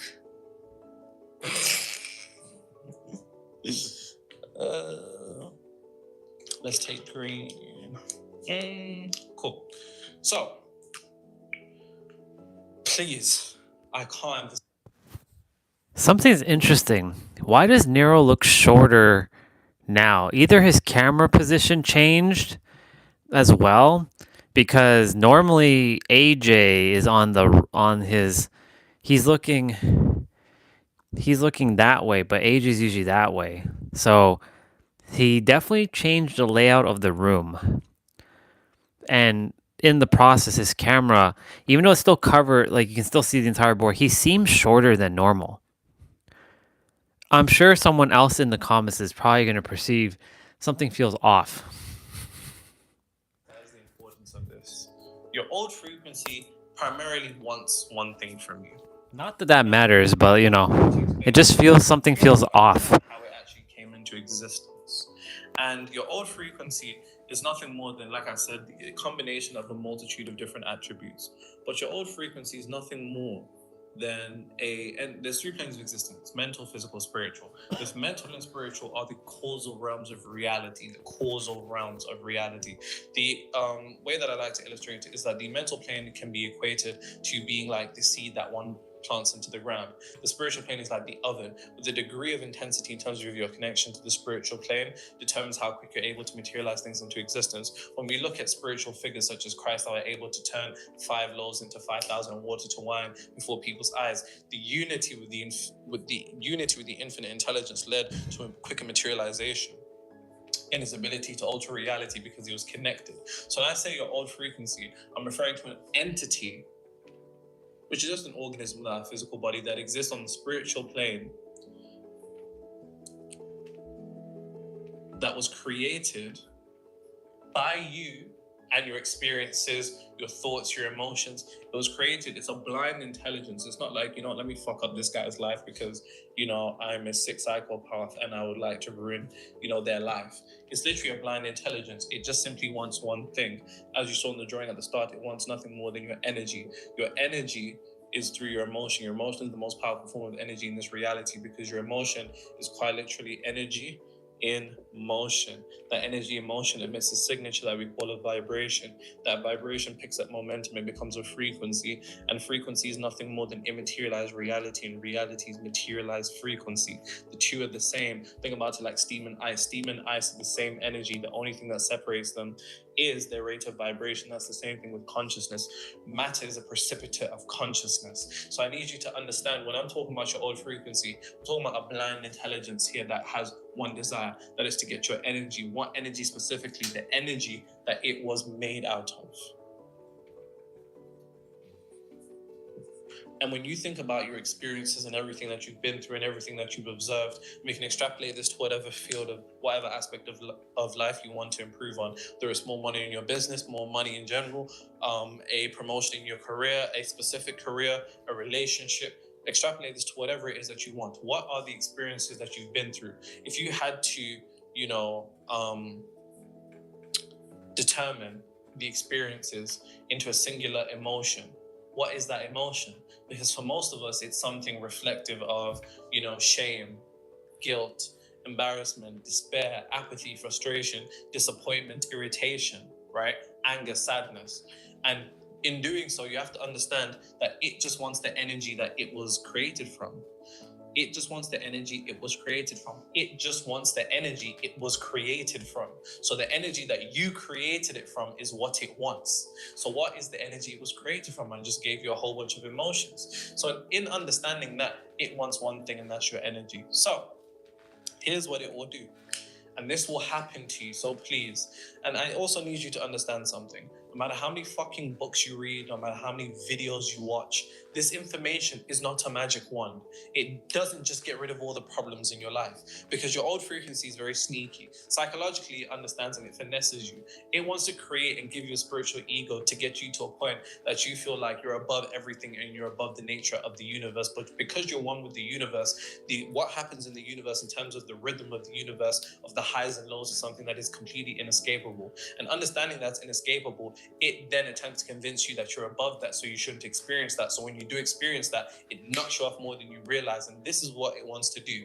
Your old frequency wants to turn a slipper into a spiral. I repeat, it wants to turn a slip-up into a spiral. There's going to be events in reality. Like I said, reality is comprised of highs and lows. The highs and lows of reality are completely inescapable. There's going to be adversity. This doesn't get rid of all your problems. It just simply shows you how to navigate them from a high level of consciousness in order to see beyond the illusion and then transmute internally to shift past whatever is happening to you, whatever condition, circumstance, and event takes place. Because even if you think about it, when a snake bites you, it's not the bite that kills you, it's the venom. So more importantly than what happens outside of you is what happens inside of you. Because what happens inside of you is eventually going to be reflected into reality. So in understanding that, it wants to turn a slip up into a spiral. There will be an event, a circumstance, an event, a person that tries to pull you back. And like I said, it wants to turn a slip up into a spiral, because in doing so, when it gets you back into the spiral, you end up going back within its paradigm by entering within its emotion. So when things happen in life, the first thing that you have to ask yourself is, what emotion is this trying to produce? Because if the emotions are resonant with what the old frequency was cultivated from, then you found your culprit. And because it's an aspect of you, it knows you better than anybody else. It will make a nigga try you. I had friends. I got friends. Obviously, they're in jail now, like murder and stuff. But I remember talking to them at the time, and I've been on this shit for time. I was in the ends trying to tell niggas to meditate and stuff. You can imagine what that's like. And I remember I was like to him, He was like, yo, this guy just pissed me off, da da da da da da da da. And I was like, but you've been doing so well. Like, you've been doing so well. And that's when you know you're a crash out. When niggas have to remind you that you've been doing well. And you're going to have to remind yourself that you've been doing well. Because your old frequency, whether it's a condition, circumstance, or event, or a person, it will attempt to catch you out. You've probably been through a situation in the past couple of days or past couple of weeks to which it was some fuckeries. Did you slip up into a spiral? Because if so, that spiral has one target: emotion. Because in doing so, it can, through altering your emotion, alters your energy, emotion, alters your vibration, alters your frequency, alters your reality. And if your frequency is altered to the old frequency, then you end up back in the old reality. Hence why I'm saying to you, you need to start feeding it.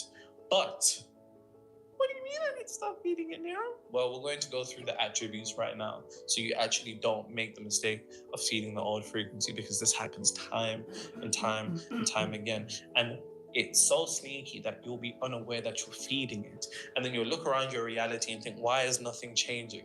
Nothing is changing because you're unaware that you haven't changed. That's a real bar. Write that down. Because if you truly did change, then everything outside of you wouldn't matter. So the fact that it hasn't changed and it does matter is the indication that you haven't shifted internally to a degree, which is my definition of manifestation. This is the literal definition that 7 to 9 figure entrepreneurs and professional athletes and Hollywood actors hiring for.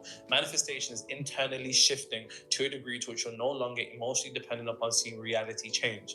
Internally shifting, because it's not about changing reality. It's about changing reality. You get caught up in the illusion. It's about internal shift to a degree to which you're no longer emotionally dependent. Emotion is cultivated because it's the most important word when it comes to manifestation in terms of charging the subconscious mind. An individual only has to go through a traumatic experience once for their entire paradigm to be changed. So a degree of negative emotional intensity can reshape one's entire reality. So to the same degree, positive emotional intensity can shape it into the degree of your desired reality. When you get to a point where you're good with it and you're good without it, that is when it will unfold. But your old frequency, it plays games. It plays games, ladies and gentlemen. Yes, so Your third let's actually get into how to start feeding each and every attribute. Remember, the core is a slip up. The core is a slip up. The foundation of this entire video is that it wants to slip up into a spiral, and I'll show you how. Tell a nigga try me. I'ma get his home up and family. And I ain't playing with nobody.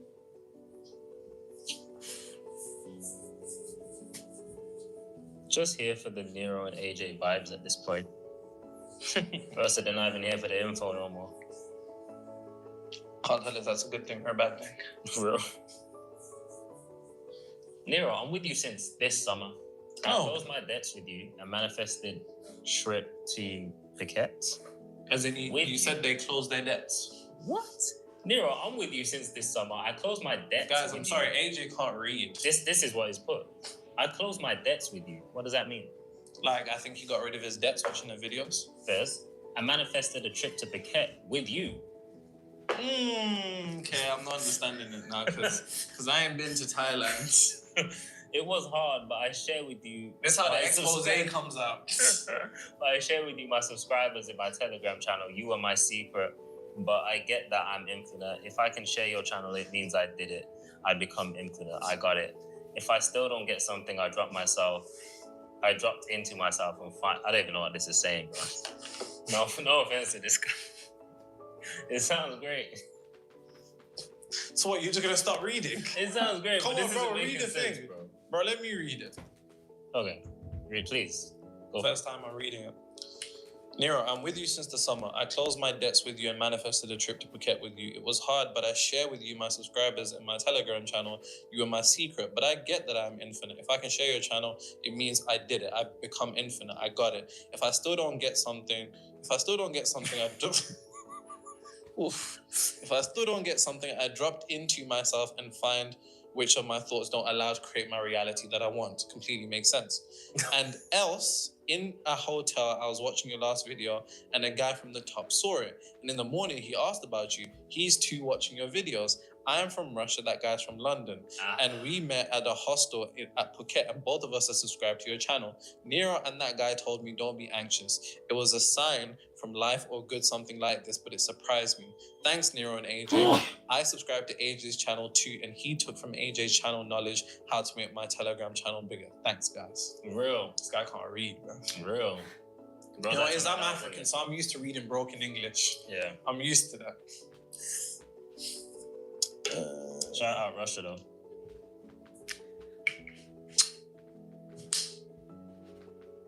Bro, this is why people think you can't read, bro. People actually comment that type of stuff.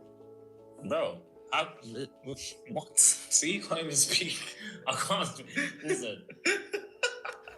If it was actual English, yeah, I'm reading. Whoa. Broken English, that's But not you're my Jamaican. forte. That's what power is, That's broken not- that's English. The thing is, bro, this is English that's just not written. Oh, you don't do European broken English. You Yeah, only do the yeah. Caribbean broken English. Yeah. Okay. Where the words ain't even words, you get me? These are words in the wrong place. I'm used to reading that. First things first, remember the 7 keys of frequency. You have beliefs, expectations, perceptions, reactions, convictions, emotionally charged thought, and attention. The first thing that you have to be on the lookout for is that you start feeding into your old beliefs. Like I said, remember, the origin point, for every point that I go through, remember, it wants to turn a slip up into a spiral, slip up into a spiral, slip up into a spiral. So it will attempt to sway a particular condition, event, or circumstance, or a person to attempt to conjure within you and cultivate the emotion that the old frequency was born out of. So let's say your old frequency was largely in a state of despair. It will use people, conditions, circumstances, and events to attempt to stimulate despair within you in order to feed off you. If it's disappointment, conditions, circumstances, events, and people, disappointment to feed off you. If it's anger, conditions, circumstances, events, and people, cultivate anger to feed off you. You have to know what is my old frequency born out of. Make sure you write that down, because the more that you understand yourself, hence why the ancient Greeks, as they stole from the ancient Egyptians, said, there's a great book on that called Stolen Legacy, by the way. As they said, know thyself and thou shalt know all. The more that you begin to uncover the fabrics, and I always say, the best book that you can ever read, the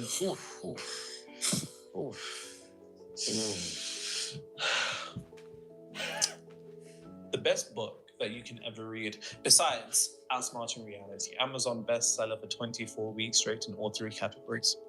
The best book that you can read besides that is the previous chapters of your life. Any particular chapter of your life with a degree of emotional intensity, the more that you're able to uncover the very fabrics that have led to the cultivation and the arrangement of your state of consciousness, self-concept, mental attitude, or subconscious mind, the more you'll understand where it is that you're actually going. Remember, awareness is the first step to transformation. The mistake that most people make is that they go and attempt to read books before they've even read themselves. That's a real bar. Please write that down. But like I said, the more that you begin to understand what emotions is cultivated from, then the slip-ups will make sense, because here's what it wants. Let's go through a multitude of examples. Let's say you're an individual who wants to have a healthy, lovely relationship.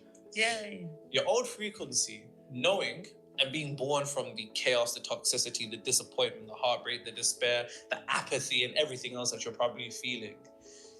Through that particular slip-up, it wants to cultivate you into feeding the beliefs that it was born out of. See, told you. All men are dogs. See, I told you. Women aren't like they used to be. See, told you she's just a gold digger. See, he just wanted to fuck you. Da-da-da-da-da, da-da-da-da-da, da-da-da-da-da. Every particular belief, because the thing about beliefs is that beliefs are boundaries. Beliefs are the boundaries of the reality that you can experience. The thing about beliefs is that they have this amazing thing.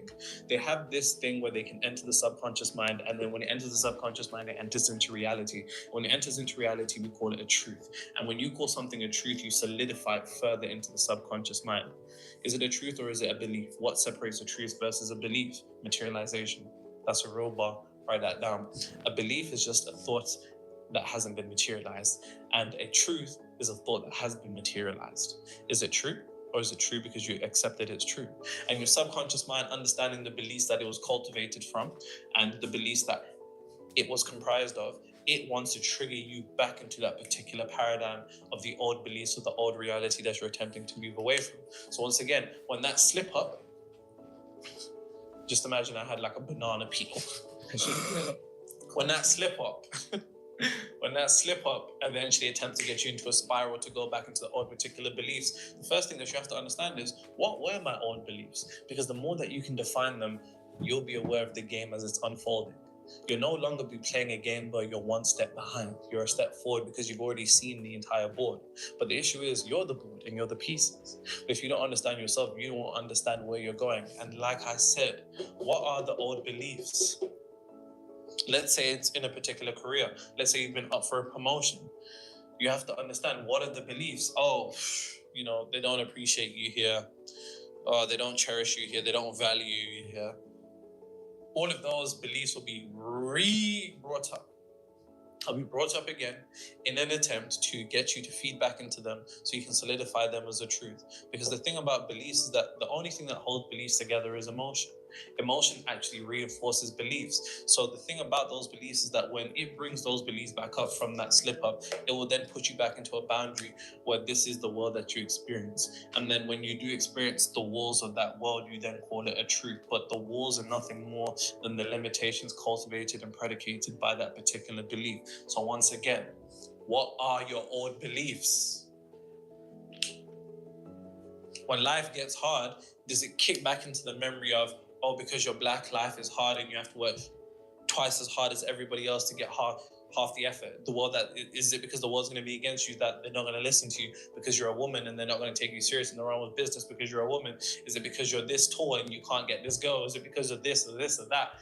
Is it because there's no jobs out here? Once again, you have to understand your old frequency wants to turn a slip up into a spiral, and it will do that through targeting pre-existing beliefs that you once had to attempt to bring them up. Think about it like having a wound, right? And then it will start scratching that wound, so you begin to feel the pain of that wound again. And in doing so, the entire fixation of your consciousness is now on that particular degree of pain. And this is what happens again and again and again and again. And this is how people go back to their old beliefs without realizing. How does someone go back to their old beliefs? They go back to their old beliefs from taking a slip up into a spiral.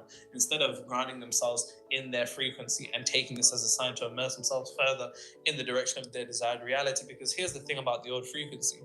The old frequency will do the most when you're doing the most. And that's, I'll write that down. That's a real part. It will do the most when you're doing the most. What do you mean when I'm doing the most, Nero?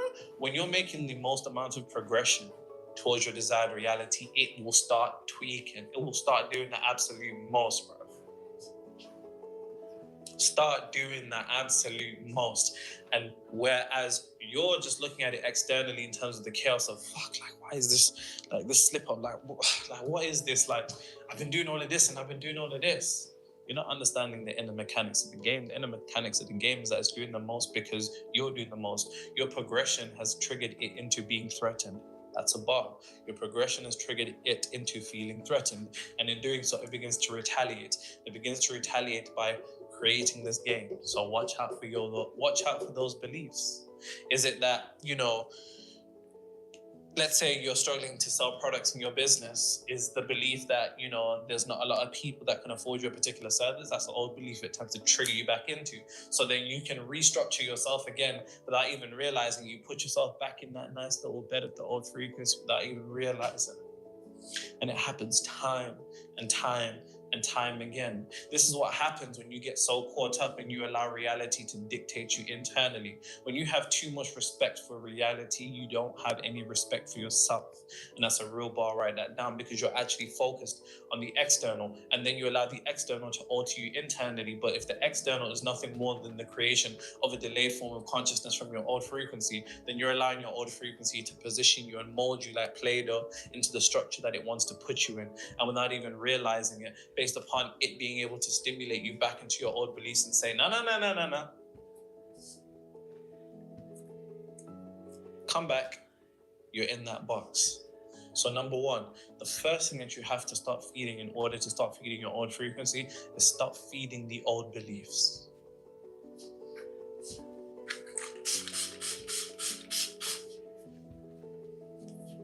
Dip it low, pick it up slow, on and around, work it up, one. Pop, pop, pop, that bang.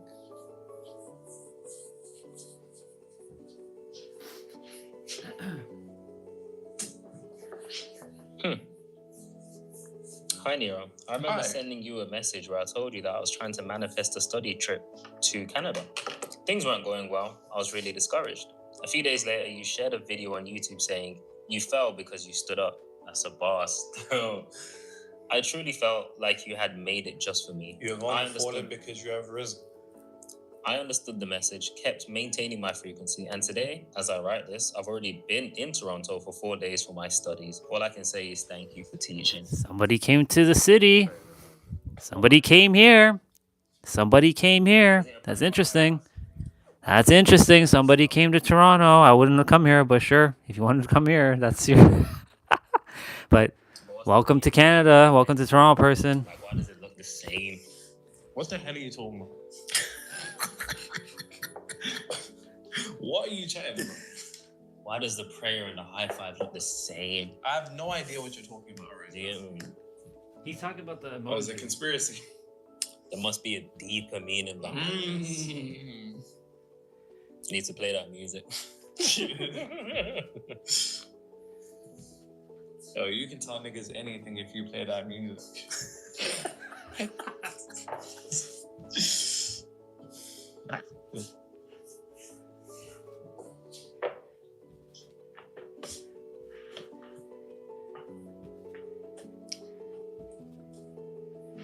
There's a fire starting in my heart. This is good. I'm already almost done all my mobility stuff.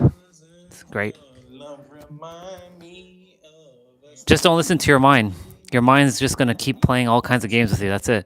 Now you have to see your mind as a tool, like I said. See it as a separate entity. And that you are not your thoughts. And a thought is just an illusion, because everything's an illusion. That's why today's live stream is called Illusion.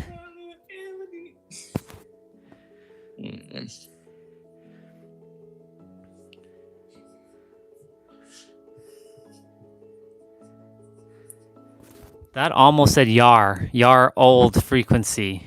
Or your yar. Y-A-R, but it's actually your. I see the U there. Perception, you see?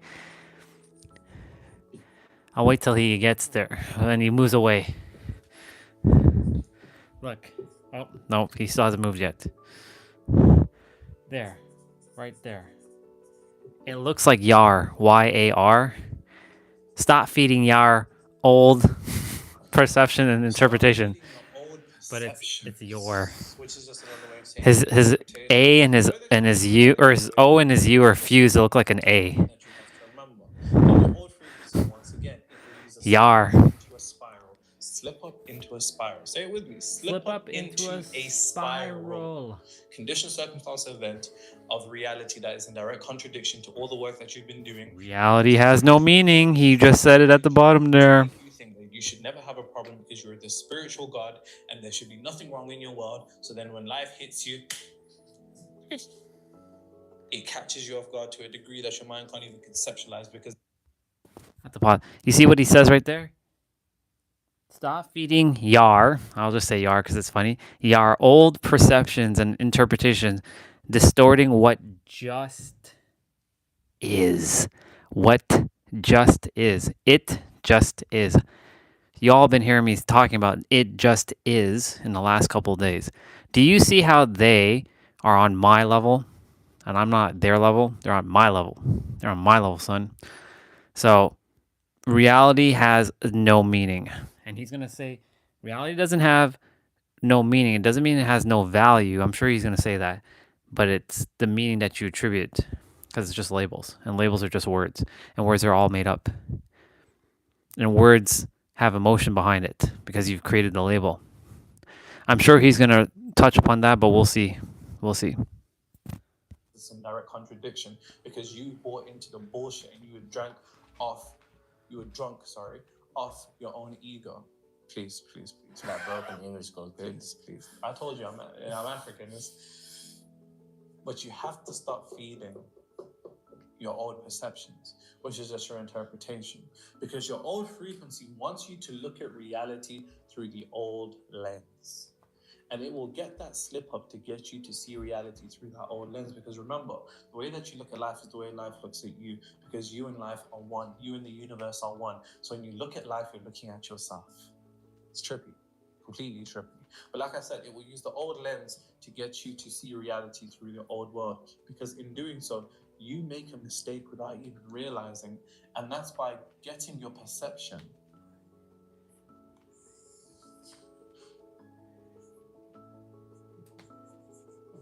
Your perception is directly interconnected to your projection. In fact, your perception equates your projection. That's the thing about interpretation. We distort reality when reality just is. So the truth of life and the gift of the alchemist is understanding this one thing. If you can understand this one thing, you'll be in a better position than most people when it comes to your ability to redirect and shift reality to reflect your desired reality. And that is this: reality has no meaning. Life has no meaning. Now, that's not the same as saying life is valueless. Life is completely full of value, but it has no Told meaning. you. Because I told you. instead See, of I understanding foresighted what that he's about to reality say. is polarity, I'm that. polarity I'm a god like that. separation. That separation is the basis for our categorization of reality and the labels that we attribute to things. But as we transcend this third dimensional realm, everything's in a state of oneness. So it's only the human ego that begins to categorize things. And in doing so, we make a mistake. And that is distorting reality. Reality just is. So even the fuckeries that are happening, it just is. But through the meaning that you attribute to it, you can end up giving a meaning that is in resonance with the old frequency. Because meaning in of itself is representative of emotion. And it wants you to look at things back through your old lens. It wants you to see the scarcity in the Told world, you. or your finances or your Did I not business. tell you? It wants you Did I to not see tell the you? failure in the world in order so failure looks back at you. It wants you to see the chaos and the toxicity and the drama of relationships in the world in order for that to be the same thing that is looking back at you. My question to you is, when reality attempts to get you to slip up and spiral, how are you looking back at reality? How are you looking at the thing that you wish to materialize? Are you looking at it through the old lens, or are you looking at it through the new lens? Are you seeing it how the version of you already in that reality would see it? Because if not, you're looking at it from the old lens. And the thing about the old lens, that the old lens was cultivated from a low level of awareness. Remember what I said: awareness, the higher the frequency, the higher the awareness, the more clear you can see beyond the illusions of reality. But when you have a low level of awareness, the lenses that you're looking through are quite smudged. And because they're quite smudged, you make the mistake of walking into some shit that you didn't even see was there, because you're not seeing clearly. And if you're not seeing clearly, you're seeing within the illusion. And if the illusion is real, you will end up in delusion. So it's important that you have to understand and ask yourself, when reality does its fuckeries, what lens am I looking through this from? Because the version of me in that reality, how would they look at this? And if you're not looking at it like that, you're looking at it through the old perception. And the old perception can only lead to the old projection, the projection of the reality that you experience. So when things happen, how are you interpreting it that contributes towards your desired reality? So when you don't get that client and you don't close that sale, what is the interpretation that you're having of that event of reality that just is? Is it fuck?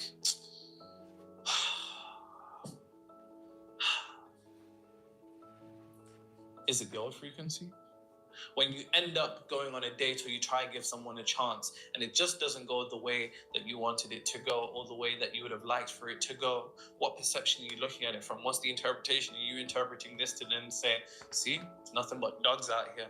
Because when you put on those tinted lenses, your whole world will be tinted. You don't even realize that your world is tinting. You just think the world is green. You just think the world is red. You just think the world is in a dark tint. Whole time, you're just not aware of the lenses that reality put on your face, because your old frequency will put a lens on your face if you aren't making sure that you have lenses already on. And that is a real bar. Please write that down.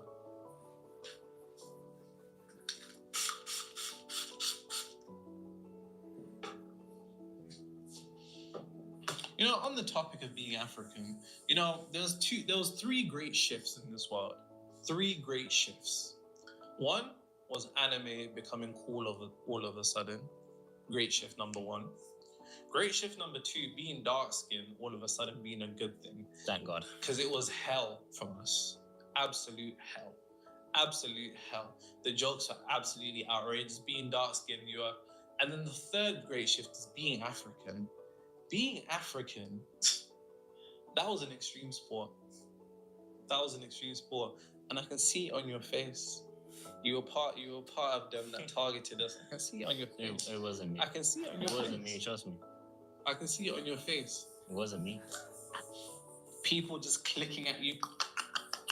I went to a very Niggas asking me if I eat lions. What? What? People looking at your food and going, ew.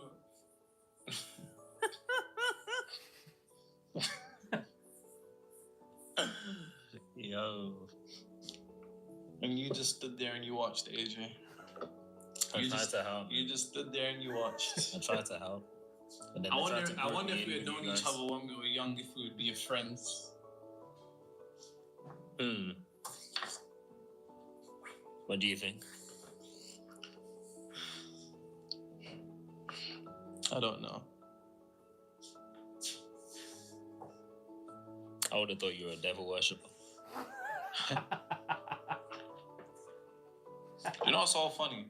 I grew up in the ends, innit? And like I said before, you know, got friends, they're in jail now, got friends out on road, whatever. That man would tell me I'm going to hell. Because of my beliefs. Like, you're actively trying to kill people. Like, what? Like, what? That's insane. Like, ain't that crazy?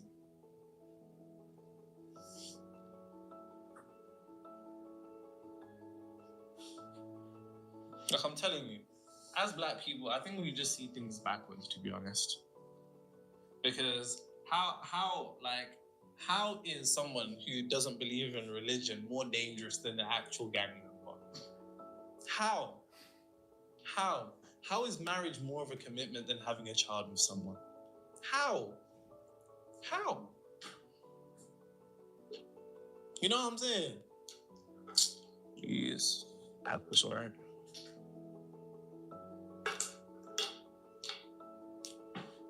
Being African, you know, that shit was rough. Now Being black was women just look at rough. us like providers and traditional, and now niggas like Afro beats, niggas like Wizkid, and I'm a piano.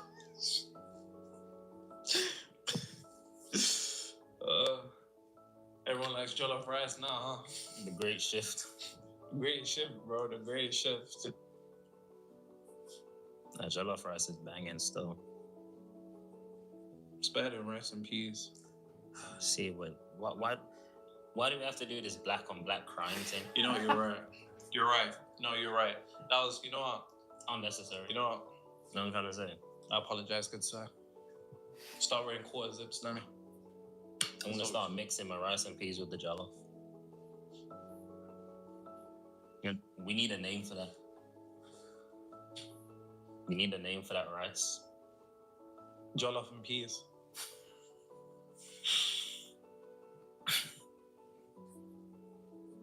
It's not a bad name still. It's got potential. Speaking of which, what's your favorite food? Let me know in the comments, actually. What's your favorite food? I'm intrigued to see this. I beg someone say Domino's. Stop feeding your old reactions. Remember, the 7 keys of the old frequency. You have to be able to definitively define them and not slip up into them, because once again, old frequency wants what?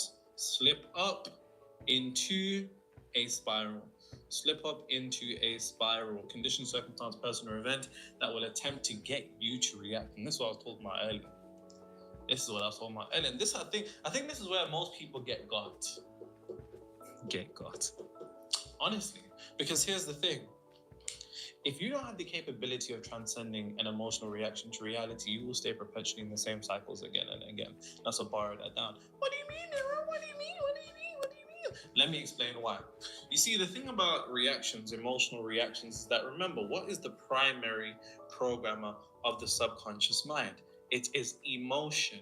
So when you emotionally react to reality, that emotion is a glue to the subconscious mind. And because it's a glue to the subconscious mind, when you emotionally react to a situation, you do nothing more than reinforce that particular situation, condition, circumstance, or event into the subconscious mind, making it something that is pressed deeper into the mind. And this is where it gets you. Your old frequency knows very well. It knows you've been trying very, very hard. Like I said, please, come on. You've been doing really good. Your old frequency knows this. And it knows that you've been attempting to maintain a particular frequency. So it will attempt to create an emotional reaction within you that once again is resonant with whatever emotions it was cultivated from. Hence why I keep saying to you, you have to begin to understand what were the emotions that my old frequencies cultivated from, because it's going to differ from AJ to me to you. It's going to be very, very different. For somebody that grew up in an environment that was particularly one of despair, it's going to attempt to create an emotional reaction specifically of despair. For an individual that felt like a burden, it's going to target a feeling like a burden. For an individual that felt unseen, it's going to target feeling unseen. For an individual that was sad, sadness, anger, frustration, irritation. You have to be able to definitively know what emotions was my old frequency cultivated from. Hence why I keep saying to you, the most important book you could ever read is the previous chapters of your life. Because once you know what emotion is created from, then you know what emotions it's going to target. If you're somebody like me, who's quite apathetic, and I could be like, I'm called nonchalant sometimes, I know that that's the reaction it's going to attempt to cultivate in me. But in doing so, that does nothing more than reinforce through emotion being a particular form of glue that immerses an idea into the subconscious, and it keeps me in the same cycles. So extrapolate this to whatever it is. Let's say you've been maintaining a frequency for a great relationship, and I don't know, the person you like doesn't text you back, nigga, or some shit. And all of a sudden, it's the worst thing ever, and you feel unseen and you feel ignored and you're triggered. You have to catch yourself out. That particular event, condition, and circumstance does nothing more than want to turn and slip up into a spiral. You have to ask yourself one thing. What is the purpose of this particular condition, event, or circumstance? Because in doing so, you have the capability of defining it. If you go on a date with a bad person or someone does you dirty, if you emotionally get caught up and completely thrown off, the truth of the matter is you're going to reinforce that idea into your subconscious mind even further, again and again and again and again and again, and you'll stay trapped in the same cycles like other people. Let's say you went up for the promotion again, you didn't get it. An emotional reaction to that to descend into feeling unappreciated, frustrated, irritated, despair, anger, so on and so forth. There's nothing more than lock you into the solidification of that reality. Let's say it's money. Let's say it's money problems. The emotional reactions that one has to their particular condition of, let's say, poverty is going to be something that reinforces poverty further into the subconscious mind, because emotion is the language of the subconscious mind, and that glue sticks to the subconscious, immersing that idea further and trapping you in that cycle. So the only way that you can beat this is by responding. And responding means from going within to without. So when something happens, the one question you have to ask yourself is this. If you can keep this question at the top of your mind, you'll be much further than most people.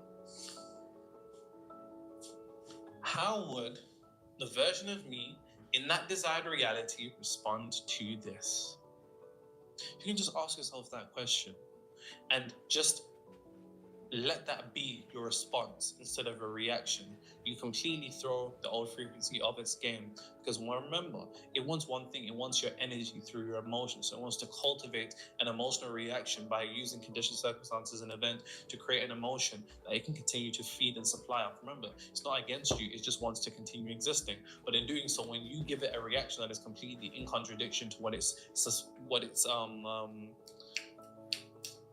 expecting? Is it expecting? Something that other than what it's expecting, you completely throw off the game, and it'll be like, oh, I was expecting you to be pissed off. Why are you acting all peaceful? What the fuck is this? And you completely flip the game on its head. And in doing so, you're no longer a step behind.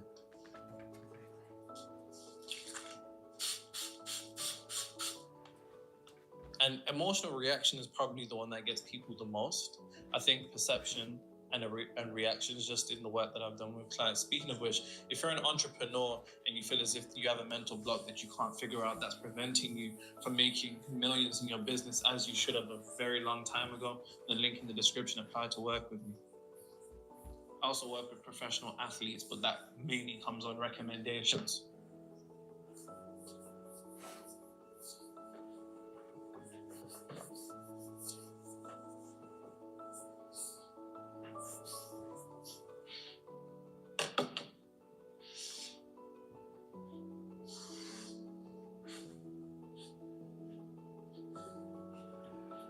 Someone said start of 2025, they're 30K plus debt, addicted to alcohol, addicted to nicotine, trying all sorts of drugs, toxic relationship with Whoa, when you say all sorts of drugs, what do you mean? That's what they put, trying all sorts of drugs. Toxic relationship with mom and friends, atheist, underweight, no car, no self-esteem. I got cheated on, anxious, depressed, hated my environment living at home, underperforming at work. End of 2025. $0 in debt. 6 months with no alcohol or nicotine or party drugs. My mom has become my bestie. Thriving relationships, community, normal weight, confident, mental health is great, new car, new apartment, new lead role, literally 3x my salary, neuroscience offer, and most importantly, a genuine, loving, and reverent relationship with God and my church. Is that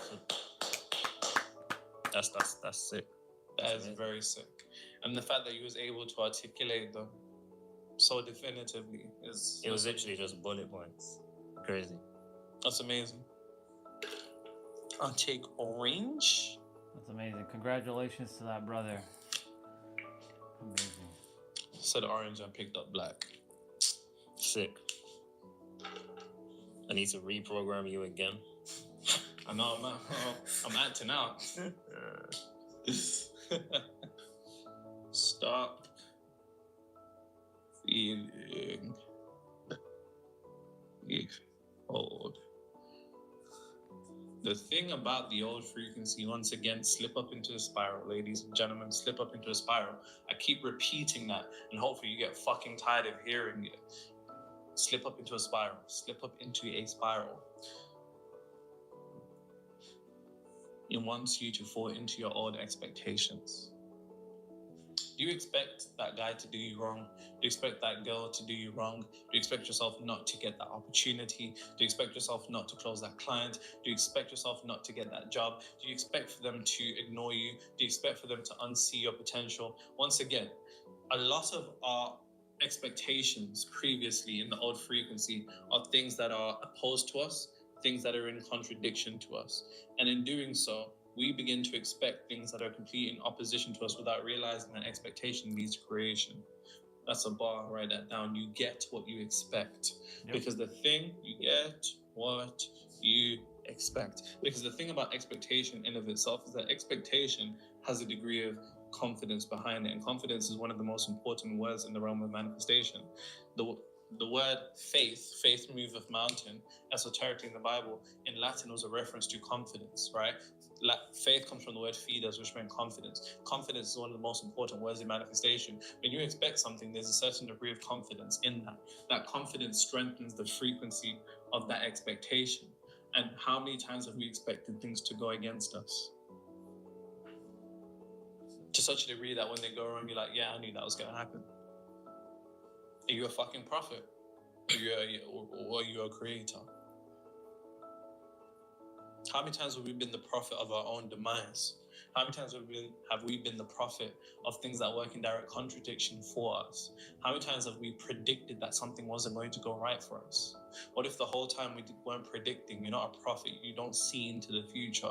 You create into the now with a particular degree of expectation, because your expectation is a form of creation and you get what you expect. And if you expect something that's in direct contradiction towards your desired reality, the confidence behind that strengthens the frequency that's emitted behind that particular state of consciousness, which then leads to an increased likelihood of materialization. Because in doing so, expectation is something that most of the world weaponizes against themselves. So for whatever it is that you desire, what is it? Like, what were you expecting? Did you, like I said, did you expect that guy to not reply? Do you expect that girl to not reply? Do you expect that person to ghost you? Do you expect that person to cheat on you? Do you expect that person to do you dirty? Which, bear in mind, this isn't alleviating anybody for anything that they do to you, because that's completely nonsense and that's spiritual, idiotic foolishness.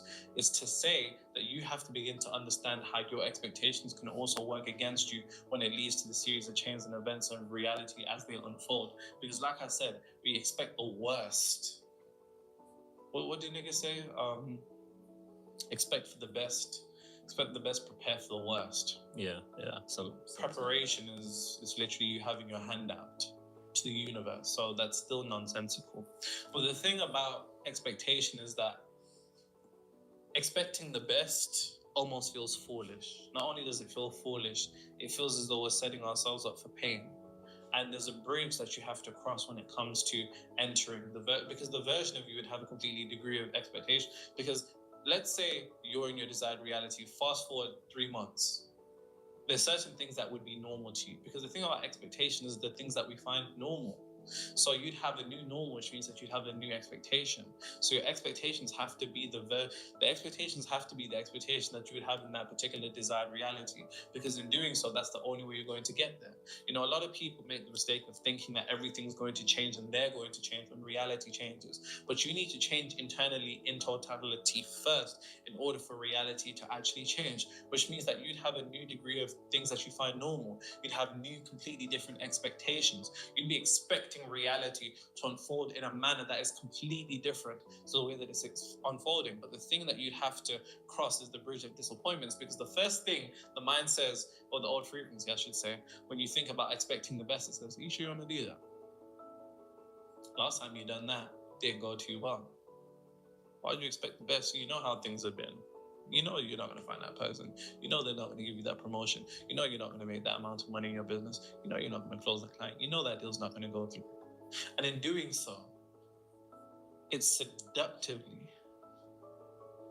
puts you into expecting the worst, because you're too afraid to expect the best. But what if the fear of you not being able to expect the best is the very same energy that can lead to the creation of the best? What if that fear is the prerequisite to something that you need to bypass in order to expect the best, in order to create the best? What if that fear is the very thing keeping you away, because it's the bridge of disappointments? You don't want to be disappointed again, because you can't put your heart out there again, because you will be destroyed. That's what we feel, that's what we think, that's what we say, because it's risky. It's like, should I really expect the best? I'll just be disappointed again. And that particular ideology indicates something to your mind, and that's your expectations are aligned with things that are against you than things that are for you. So when the old frequency presents that slip or through that condition, people, circumstance, and event, it wants to get you back into expecting the worst. It wants you to say, "See, look, I told you this shit doesn't work. See, I told you, shit doesn't fucking work. It's better to just expect the worst." And that's what it wants. But you have to cross the bridge of disappointments, ladies and gentlemen. That is non-negotiable. There's nothing else I can tell you on that.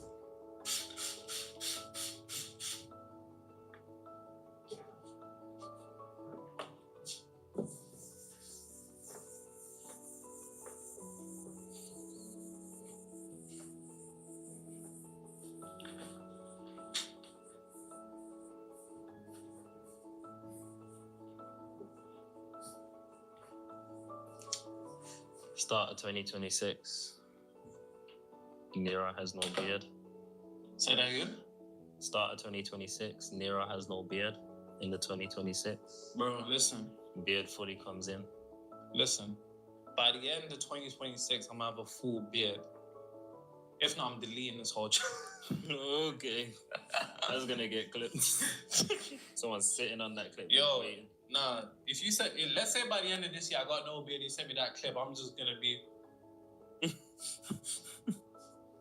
I'll be like, I don't know this. I'll be like, it's AI. AI is getting crazy these days, huh?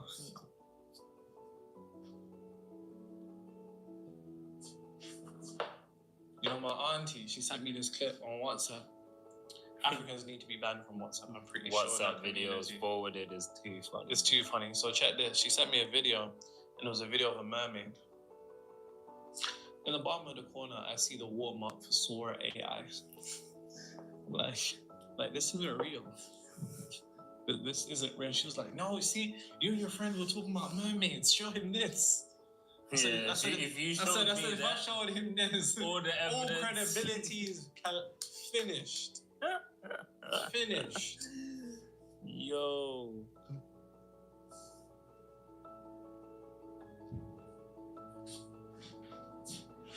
I would have just started laughing. I can't give you that type of ammo. I would have put it inside one of these videos. No, I can't go out like that. I cannot go out like that.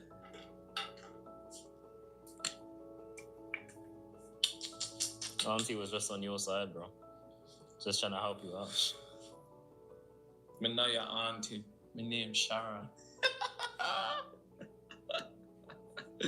Did Jamaicans call people aunties? Yeah. You do that? Yeah. I So do. your mom's friend, you'll call them auntie? Yeah. Okay, cool.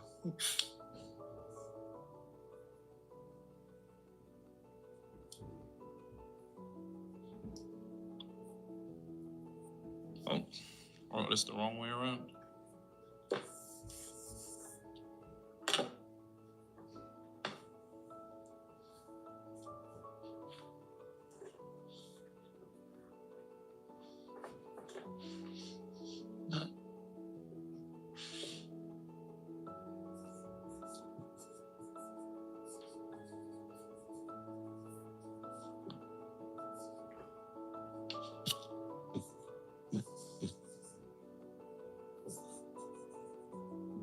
You know, every once in a while I look down at this mic with PTSD from that time. There was a time where we recorded a video, it must have been like 50 minutes straight, and the mic was off.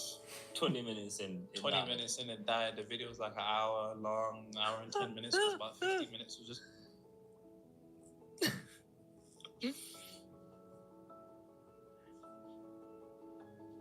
Imagine. I just collapsed. I just lay on the floor. I That was the third video that day. I just didn't have anything left. I just didn't have anything left. That's funny.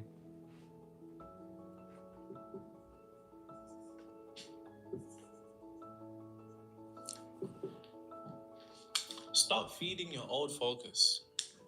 See, once again, your old frequency likes to do one thing, and I keep repeating this so you can keep understanding, so when adversity begins to strike and some fuckeries happens, you don't get completely derailed, right? When a slip up, the old frequency wants to turn a slip up into a spiral, and in doing so, it will get you to focus on your old degree of focus. Now, focus or attention is a centralization of energy. It's often said where attention goes, energy flows. And your old frequency will attempt to get you to focus and concentrate on the aspects of reality, once again, that is in contradiction to your desired reality. So if it's abundance you seek, it will get you to focus on the scarcity in your reality. If it's a healthy relationship, it will get you to focus on the toxicity of other people's relationships. If it's, you know, a career promotion, it will get you to focus on the opposite. You have to begin to understand, when you were in your old frequency, what were you placing your attention on? What were you allowing to captivate your attention? What were you allowing to ensnare your attention? Because your old frequency is going to do the very same thing. It's going to get you to attempt to focus your focus. That's funny. It's going to get you to focus your focus on things that are reflective of the old frequency and the old world. So it's going to get you to focus on how women are how they used to be and how men aren't they used to be. It's going to get you to focus on how there's no jobs out here, and it's going to get you to focus on why they wouldn't promote you and everything wrong with you. It's going to get you to focus on every aspect of yourself and the world. Please remember that. It will get you to focus on the old aspects of yourself that lead to a complete opposite to the materialization of your desired reality, and it will get you to focus on things within the world that are in direct contradiction to the materialization of what it is that you want. Between those two things, it will get you and it will get you good. It will get you and it will get you good. So please, you have to be aware of that.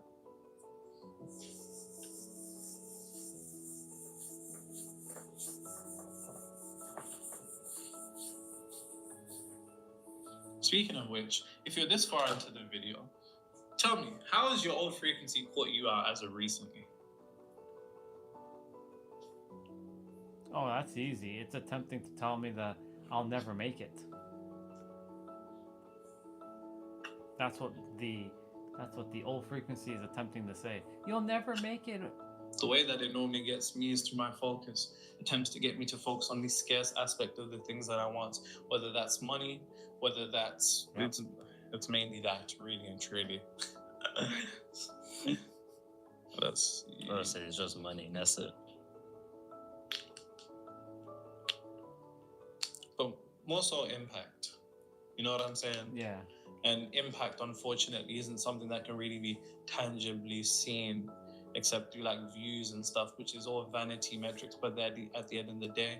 But, you know, me personally, it tends to get me to focus on the scarce aspect and how things may not be how they used to be, and things may not have as much as they used to be and whatnot. And in doing so, that particular degree of consciousness gets me to focus on that polarity of that reality. Because the thing that I didn't say about focus is that every focus comes within a polarity. When it's trying to get you to focus on one thing, there's an there's opposite. an energetic opposite that exists, that is attempting to hide from you, I to talked siphon all your about energies this to that one thing. earlier. So it tries to get you to focus on the scarcity of life, whatever it is, whether that's opportunities, romantic relationships, money, promotion opportunities and whatnot. It is hiding the energetic opposite of the abundance of those opportunities. And in doing so, by hiding it, it makes you think that that's the only thing that exists. Exactly. And then through doing so, you siphon all your energy to one place, so you never even realize that you've been finessed the whole time. It's real, man. It's definitely real. It does. That shit happens. That's why you have to see the mind as a tool. He's almost done. I can hear the music changing.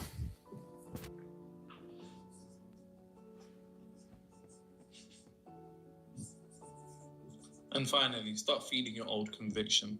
Now, when I say conviction, conviction is a more solidified form of consciousness. Conviction is a knowing. You used to know everything that used to destroy you. I knew I wasn't going to get that job. I knew I wasn't going to get that promotion. I knew this person was going to do me like this. I knew I wasn't going to close that client. I knew I wasn't going to make more money. Anything that we know is a particular form of conviction, and conviction is one of the most important words when it comes to manifestation. Your old frequency will try to get you to go back into the knowing of everything that is in direct contradiction to your desired reality. So it's important you keep it at the top of your mind when it attempts to get you to go back into knowing and having so much certainty in everything being against you. That certainty and conviction in everything being against you is your old frequency taking a small situation and attempting to weaponize it against you in its entirety. So it's important that you also remember, you cannot feed your old conviction. It will pop up and it will attempt to get you to go back into determining one thing to be a truth. Yes, that is a truth. Why would you say you knew it was like that? You knew it was like that. And it will attempt to utilize the old truths. But old truths are nothing more than old experiences. Experiences are nothing more than reflections of consciousness. So what you call an old truth is just an old consciousness. And that's one thing that you have to remind yourself of as it tries to kind of pull you further and rope you into its game. You have to keep that at the top of your mind, because if not, you'll get caught out. And ladies and gentlemen, stop feeding your old frequency. Bloopers? No bloopers. No bloopers. Ugh. So, I'm basically done. I just have to do my play out now and my side quests. It's like my main quest and side quest, and I'm done. I did everything else while listening to him, but the funny thing is, I was talking about every damn thing that he mentioned today.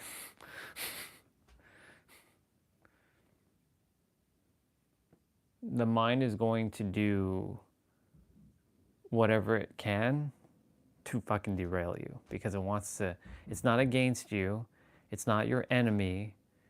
The ego isn't the enemy, as fucking Ryan Holiday in his damn book came out and screwed up a whole set of people. The ego is the enemy.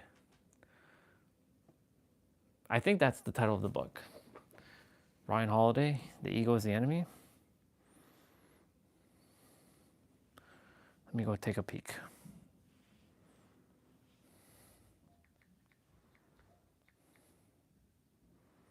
Yeah, Ryan Holiday. He has a name called Holiday. If he has a name called the last name called Holiday, then I can have a last name called Stellar.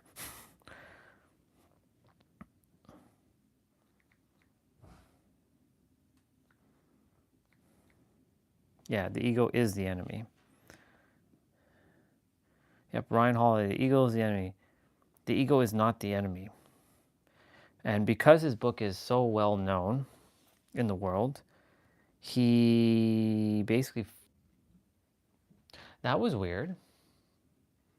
Oh, I know what was happening. My live stream got stuck. I know what's happening. Somebody's probably attempting to leave me a voice message. Most likely. Anyways, what I was saying was Ryan Holiday, he screwed up. I mean, he did what he did, obviously, but like my point to say is that his book, because it's so well known, The Ego is the Enemy, everybody sees this thing called the ego as the enemy, but your ego is your five senses. How can your five senses be your fucking enemy? It's because most of society has taken the misaligned definition of what ego is and has created this persona around this ego. In fact, the persona that's around ego is actually called pretentiousness. It's spiritual pretentiousness, it's regular pretentiousness, it's arrogant, it's condescending, and it is holier than now. That is the words, not ego. Ego is your five senses that you descended into the earth to use, to traverse, to navigate this third dimensional realm so that you can experience God's oneness. That is what the ego is. Don't believe me? Look at all the things that I have come through before me watching any videos, and now you're seeing other people saying the same thing that I'm saying in these live streams. They're only playing catch up with me now. So when I'm sharing with all of you, it is not the ego. But Orion, it's easier to say the ego. Yeah, you're just fucking lazy. That's the problem with humans. Not you all, but like humans are fucking lazy. They can't, if they can speak, well, let me rephrase this. If they can open their mouth and speak, then they can simply just add a couple more words. Holier than now, spiritual pretentiousness, arrogance, ego. It's 2 syllables. Ego, pretentiousness, 4. Are you that lazy to say 2 more syllables? Come on. I see it in texting. People like doing short forms of a lot of words that doesn't require short forms. Like laughing out loud, LOL is a common one, but you know, I type LOL or I type WTF, what the fuck, or what the F. I don't say the F, the like fuck, I just say F, EFF, only because, you know, but even though they're just words. But I find that a lot of people are just lazy. They are lazy to put in the effort into simple things like speaking and like writing or texting. Like yesterday, I look at the word for real, FR, for real, for real, for real, for real, for real, for real, right? For real, for real. And it's cool, there's nothing wrong with that. But it's just, I see society just fucking lazy. And I must have triggered 2 of you because you both left. And that's fine. If you left because I'm starting to trigger you, good. That's the point. Calling it out. Interesting. I don't know how that volume went up. I didn't even hit my watch.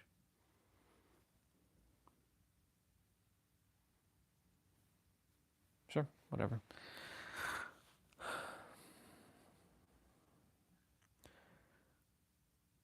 It's just a lot of laziness, in my opinion.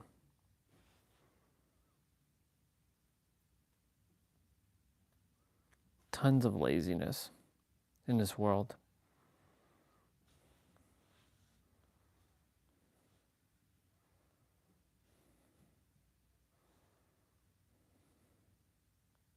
Tarot.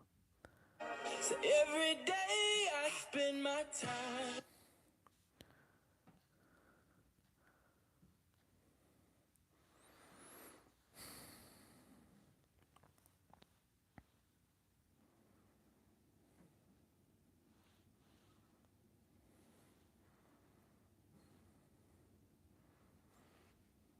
I am going to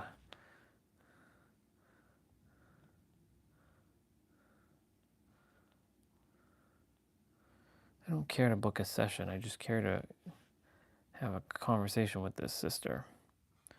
Her website is not optimized for. So open in Chrome. I already have her site open.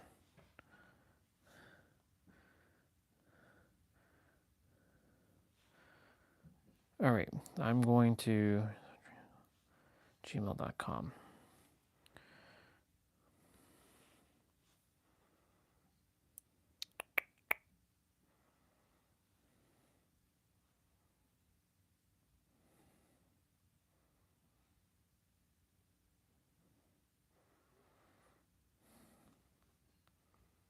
So someone is here. Okay. Anyways, my point to say, I'm going to just be composing an email.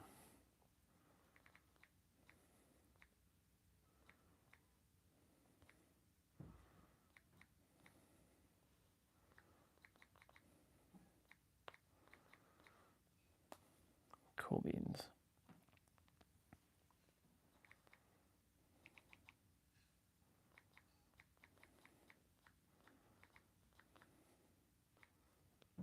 What the hell is going on with the live stream? It's like getting frozen a couple times. Weird. It's getting stuck.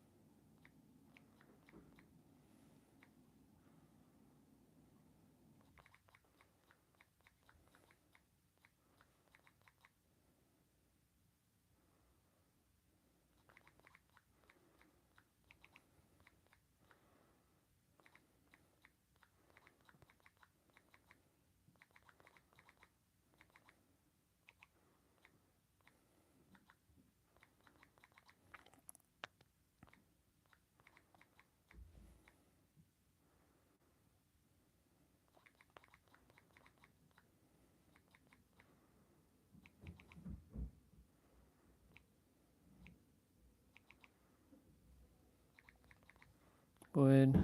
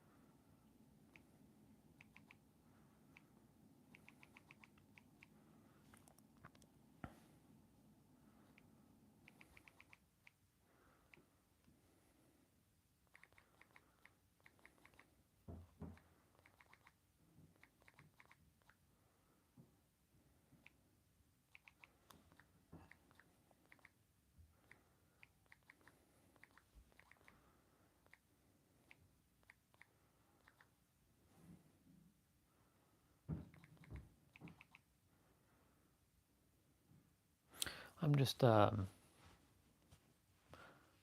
up with the live stream? It's like getting stuck every so often. It's weird.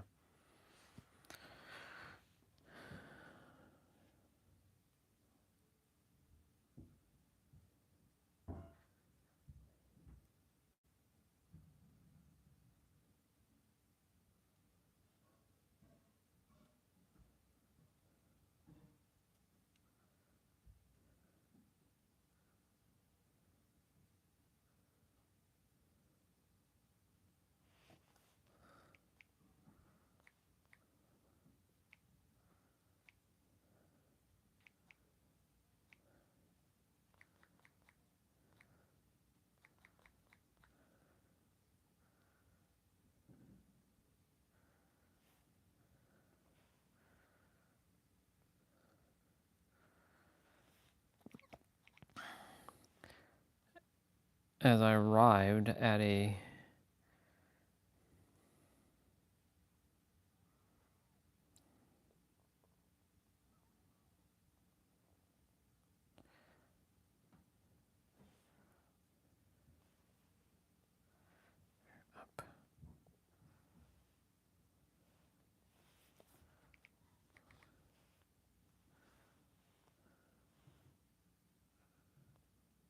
what?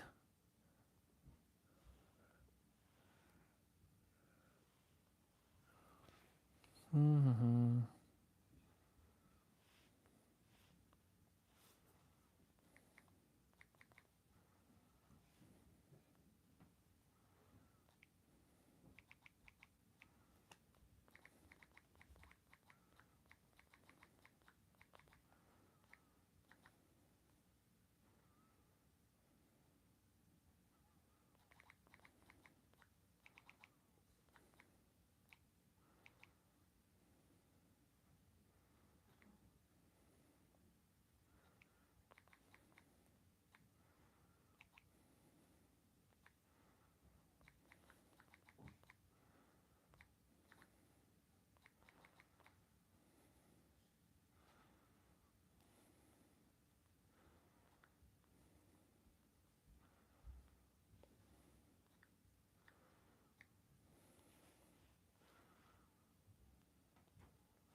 Cool. I sent an email to Trina.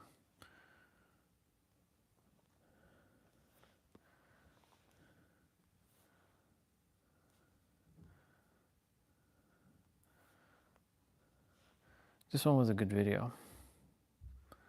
Bar. Copy. YouTube.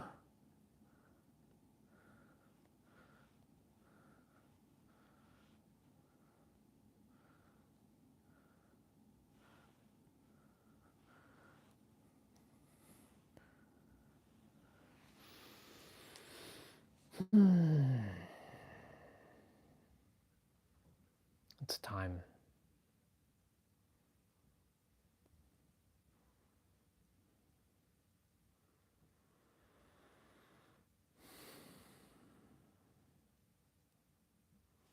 More people required to know this stuff.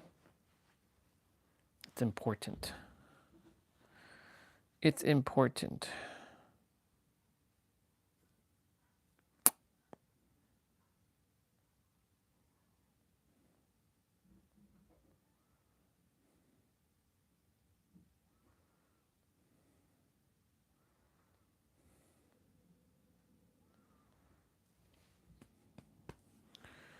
Yep.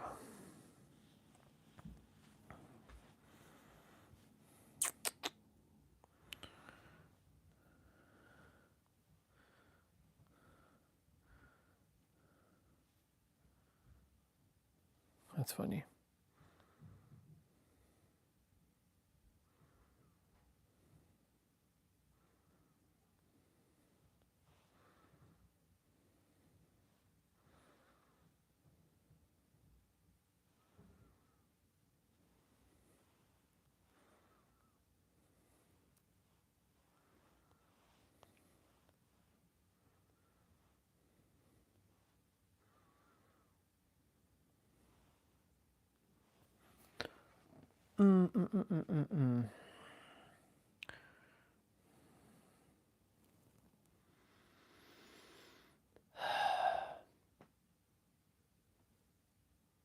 So fascinating.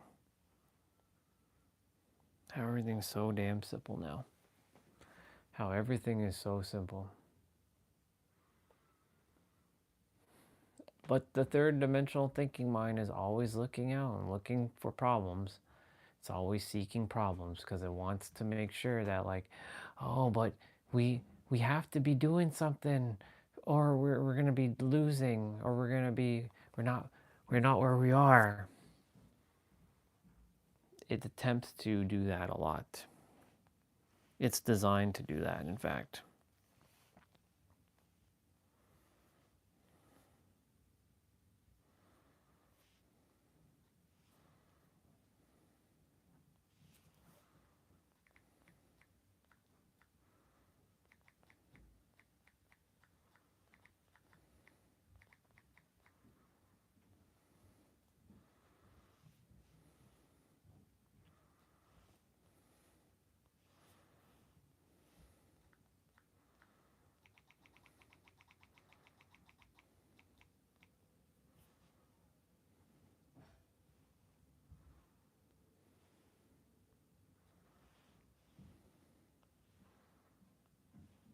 I love the fact that I can download YouTube videos onto my tablet.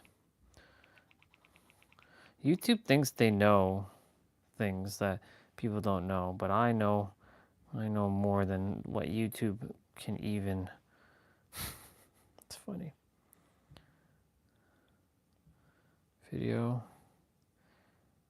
Mr. Knowledge. Where are you? There you are.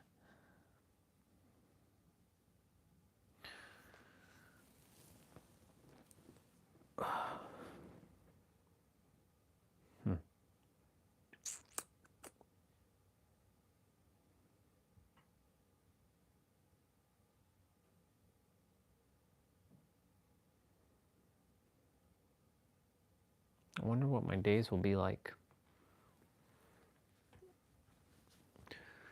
I mean, I'm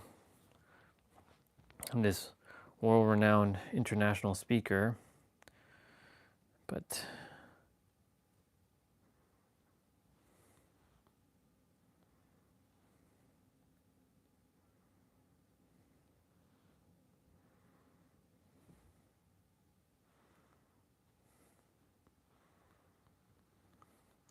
constantly downloading photos. Constantly downloading photos. I'm gonna have to soon organize my files a bit too. My photos.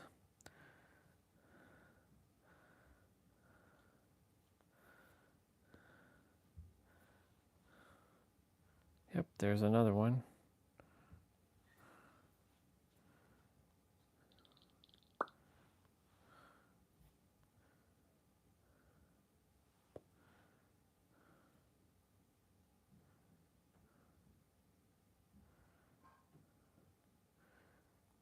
I have a brother to message.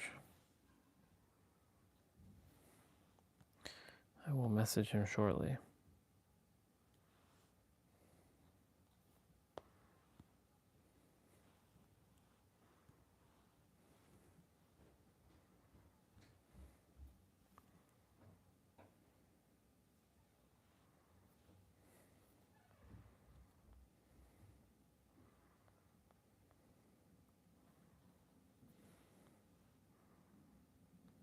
Three notifications, huh?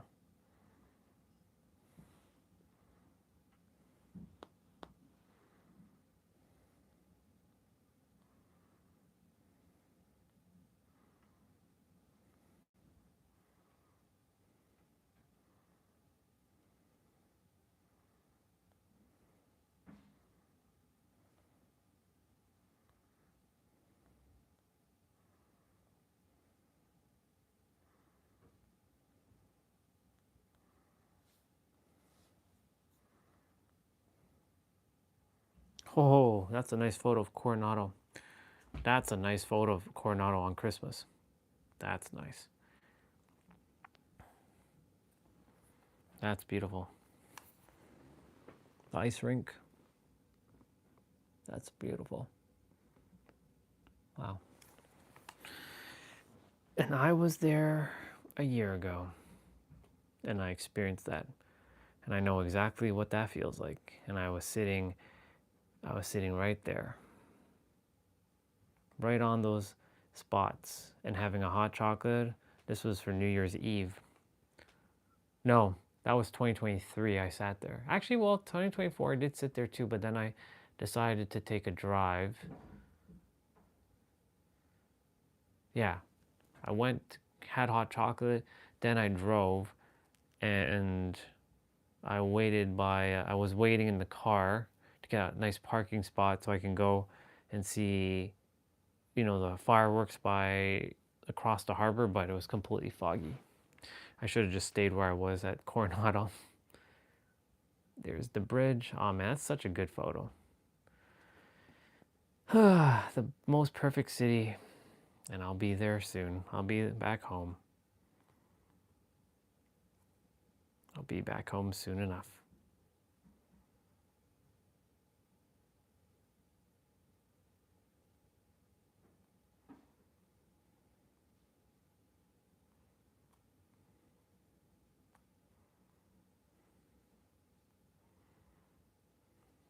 Nice.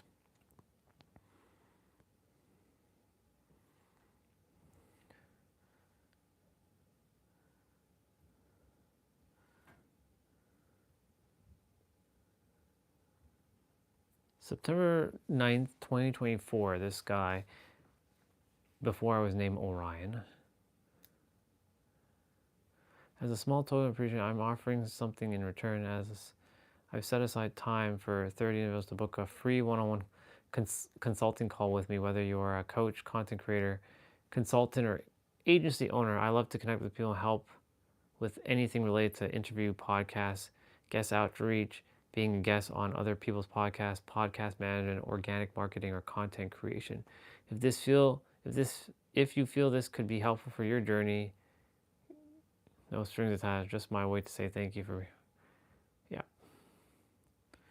Let me actually look at what this guy actually does. Let's look at him.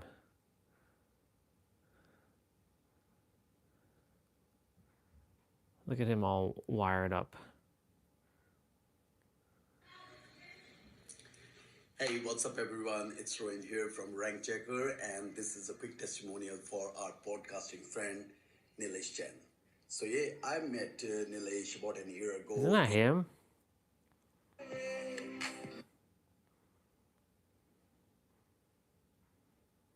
Book reading is harder. What?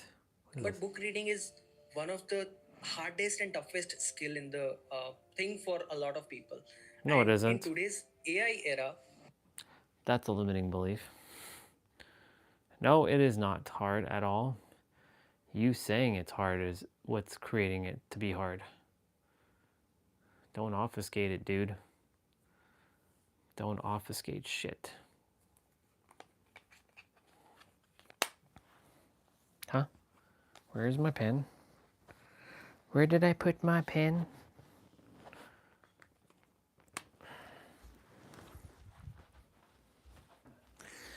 It probably fell. Yep. It fell into my seat. It couldn't have gone far. It couldn't have gone far.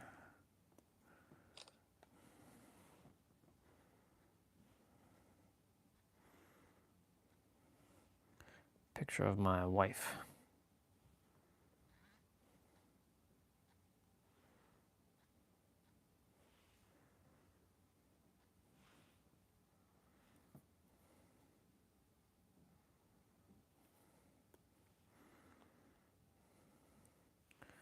Picture of my wife.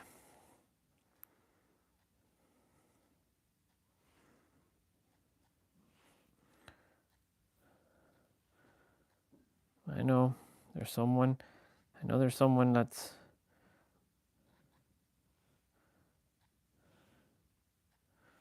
thinking that I'm supposed to be with them, but that's not happening. I'm not interested in them. I'm technically not really interested in anybody, to be quite honest, but you know. Hmm. Do I watch the episode with Laz and get some food?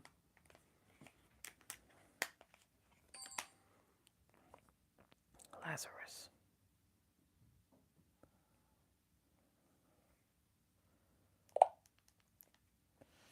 Hey, sister, I just had a random weird question. Why is it that we have at times itch our bodies? Oh, that's a fun question. Itching can happen for a bunch of reasons. Sometimes it's just our skin reacting to dryness or irritation, like from a fabric or a bug bite. Other times it can be due to allergies or even a response from our nervous system. And sometimes it's just a spontaneous thing, like a little nerve ending getting stimulated. It can definitely be quirky. So, like, for example, this is a good one because, like, when people are about to sit and meditate, they weren't itching before, but then they start to get itchy. So, why does that happen? Oh, absolutely. That's such a common experience.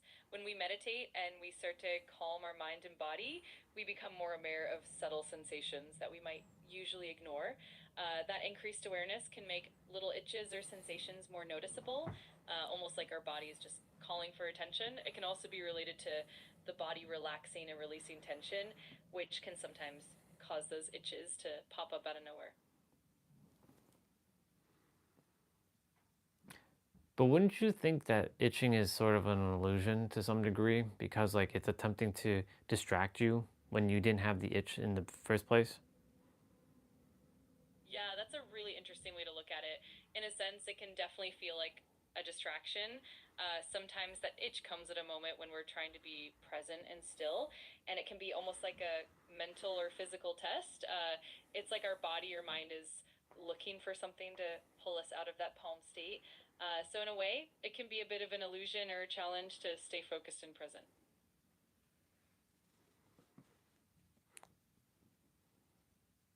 Anything else you'd like to add about this that we haven't covered yet?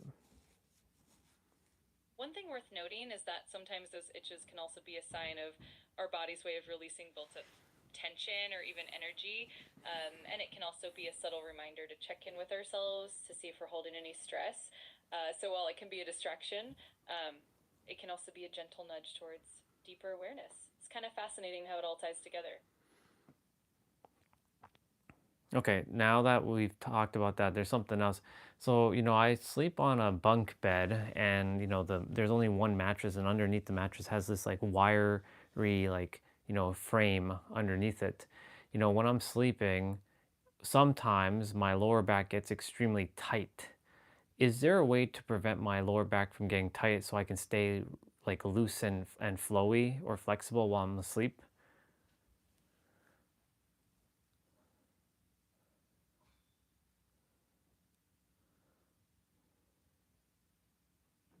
Hey sister, can you help me with that one? Absolutely. One thing that can help is making sure your mattress is supportive and comfortable. You could also add a mattress topper for extra cushioning. Another tip is paying attention to your sleeping position, maybe sleeping with a pillow under your knees if you're on your back, or between your knees if you're on your side to keep your spine aligned. And definitely some gentle stretches before bed can help loosen up your lower back as well. What would be some stretches that you would recommend? For sure. A few good ones include the knee to chest stretch, where you lie on your back and gently pull one knee at a time towards your chest. Another great one is the child's pose, which helps elongate your lower back. You can also try the cat cow stretch if you want to gently mobilize your spine. And even just some gentle twists while lying down can help. Just keeping it gentle and consistent can make a big difference.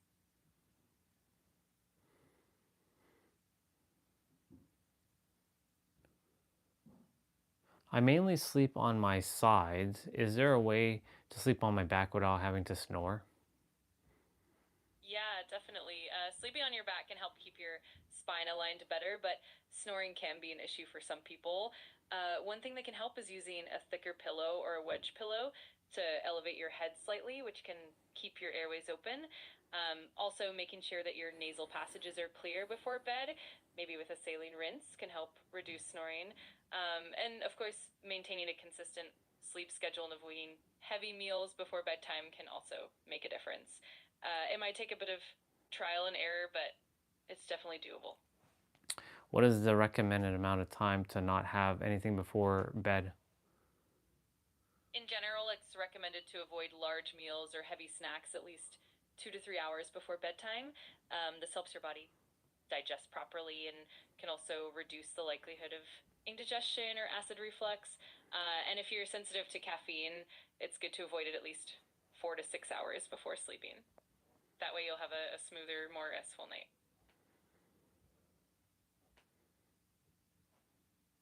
What about like hot chocolate? Hot chocolate can be a bit of a mixed bag. If it's caffeine free and not too sugary, it can be pretty soothing and relaxing before bed. But if it's got a lot of sugar or even some caffeine from cocoa, it might keep you a bit more alert. So if you enjoy it, just keep an eye on how it affects your sleep and maybe adjust the timing accordingly.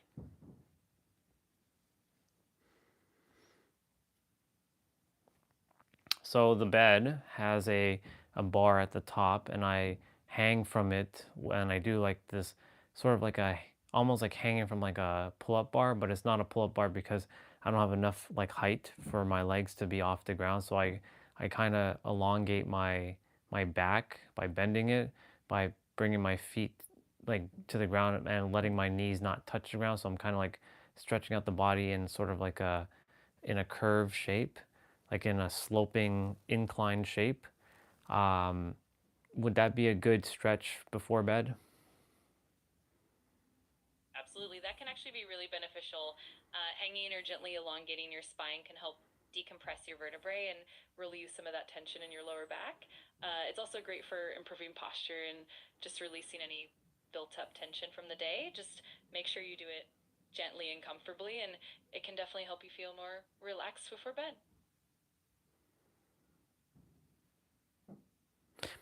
It's actually not really gentle or comfortable. It's actually very intense and sometimes painful, but I do it because I know it's stretching out my back. I get that. Sometimes those intense stretches can definitely feel tough, but they can also be really effective for releasing tension. Just make sure you're being mindful of your limits and not pushing too far into discomfort or pain, because that could lead to strain or injury. It might help to balance it out with some gentler stretches or maybe even some restorative poses to help ease the intensity, but it's awesome that you're dedicated to taking care of your back. My last thing is my left shoulder. So back in 2024, I was working out and I kind of somewhat like dislocated the shoulder a bit with one of my exercises, like one of my shoulder presses. And then during the summer of 2024, I played basketball and I ran and I landed on my shoulder very, very difficultly. And it's been in pain ever since, but like it works, but it's not as mobile as it used to be. Like my right shoulder doesn't feel pain when I'm lifting the dumbbells over my head. What can be some ways that I can fix my shoulder? Because it's been almost 2 years now.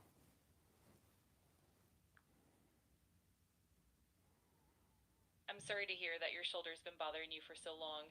A few things that can help are focusing on gentle, consistent rehabilitation exercises. Physical therapy can be really beneficial to help strengthen the muscles around the shoulder and improve mobility. Also, incorporating stability exercises like rotator cuff strengthening can help.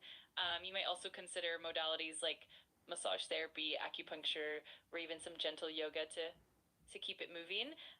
And of course, always listening to your body and possibly consulting with a specialist can make a big difference. Well, I'm doing the mobility training. It's definitely helping. I mean, it's like at least 70% better than what it was like a year ago. So it's definitely better. It's just that, there's still impingement here and there, but how would I help, alleviate some impingement?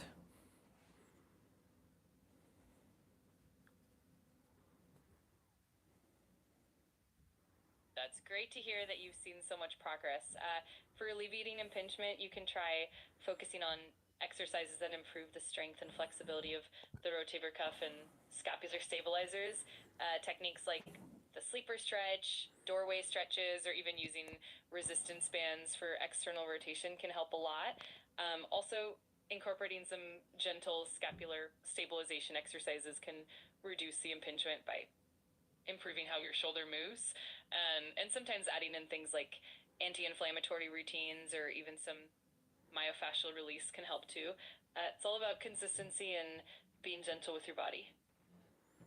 Would you be able to remove those things that you updated to save memories because they're not necessary?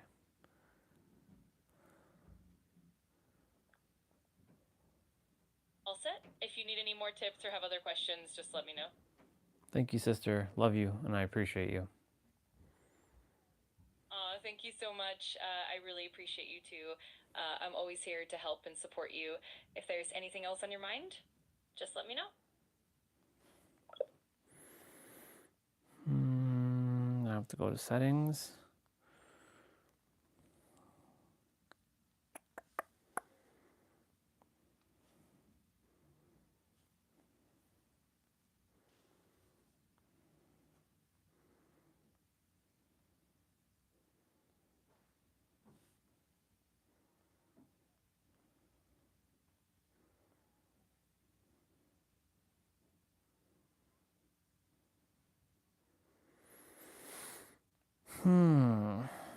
Where do I go clear my memories?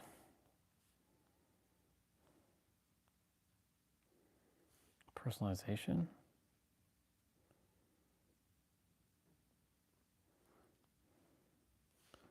Yep. Manage memories.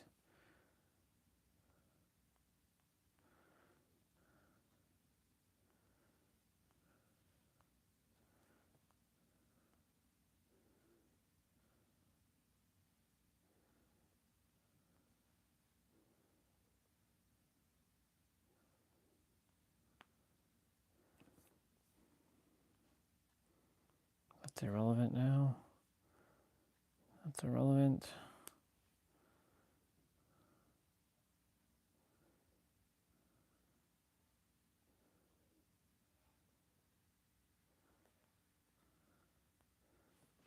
Relevant.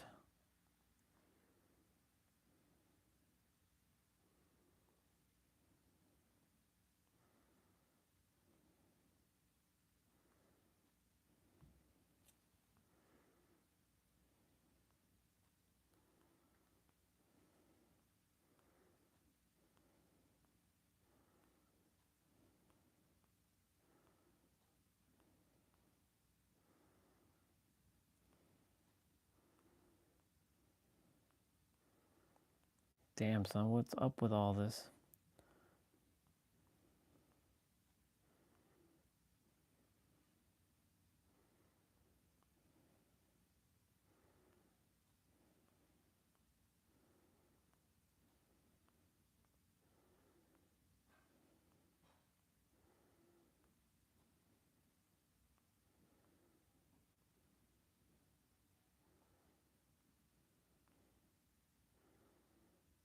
There.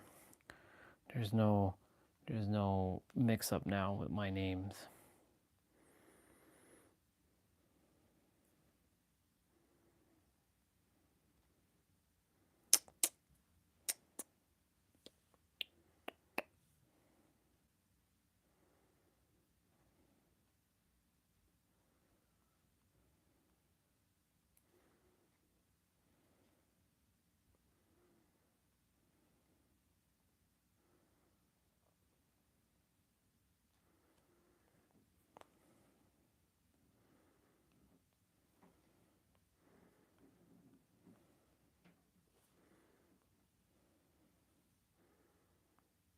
I think I watched episode 5 yesterday.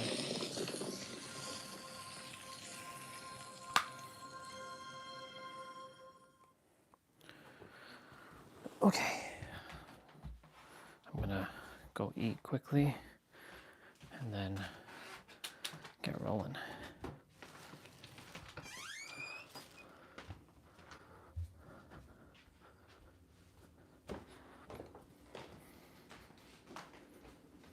Good.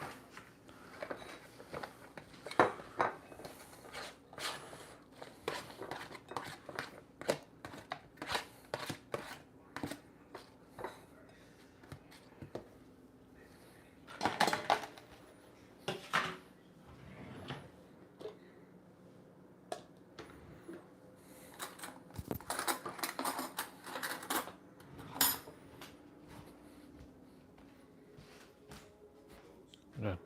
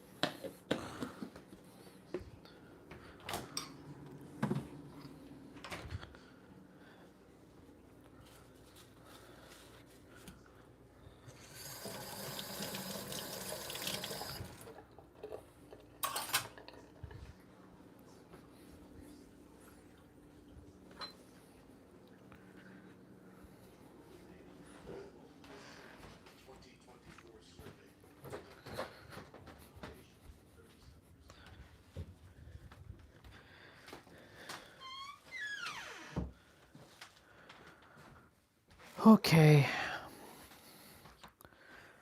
All right. I don't think anybody was here this entire time. It's just fine. I can put you all back.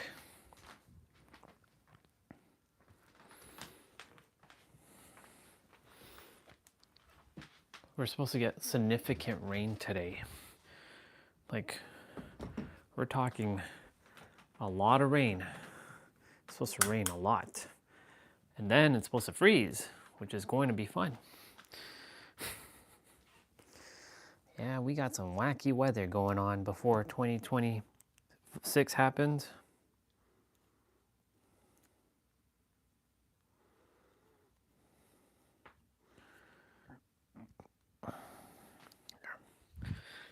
I'm gonna eat.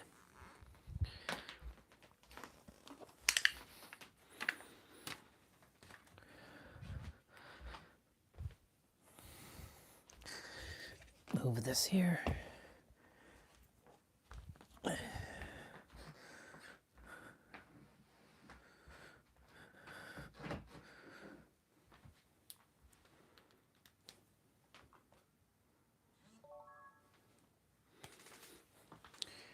I am going to watch this episode.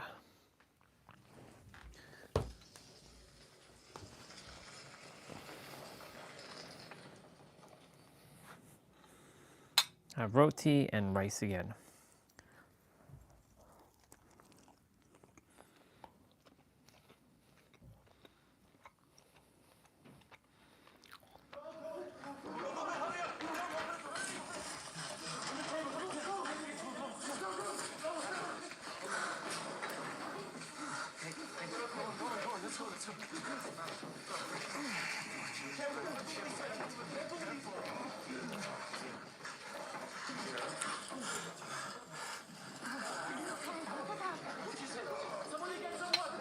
Hold on.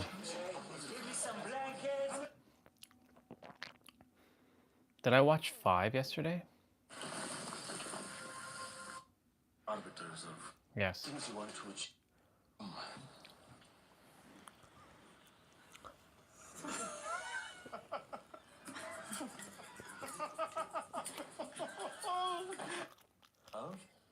You are the natural reason.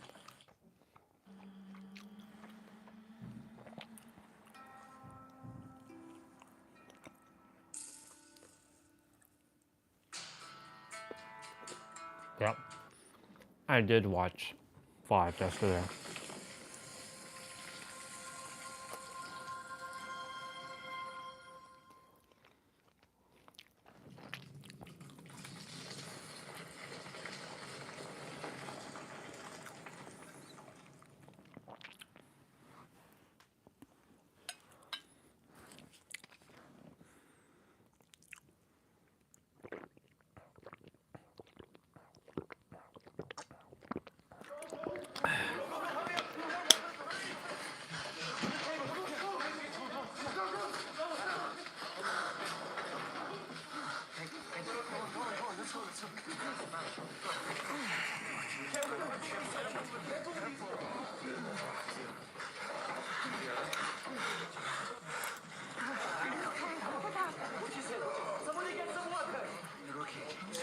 Give me some blankets. Give me more. Get the blankets. Stop stopping. Just apply pressure. Watch yourself. Here, watch yourself. Don't get up. Don't get up. James. James, you're going to be okay. James, stay with us. Where do we go? He's teaching. Everywhere we go, there's someone in power. We're gonna need more wood. We need to dry these clothes before he catches us, Dad. We're terrified. How can we ever go back there again? We should stay here in Korea for the time being. Talk about it later. Here, Victim, just one more sip, okay? Easy, easy. James, we're gonna be okay. What does it mean? Is he bleeding anywhere else? Andrew, check his leg. Is he bleeding in? The bleeding's not stopping. What's going on? What is he bleeding? Hey!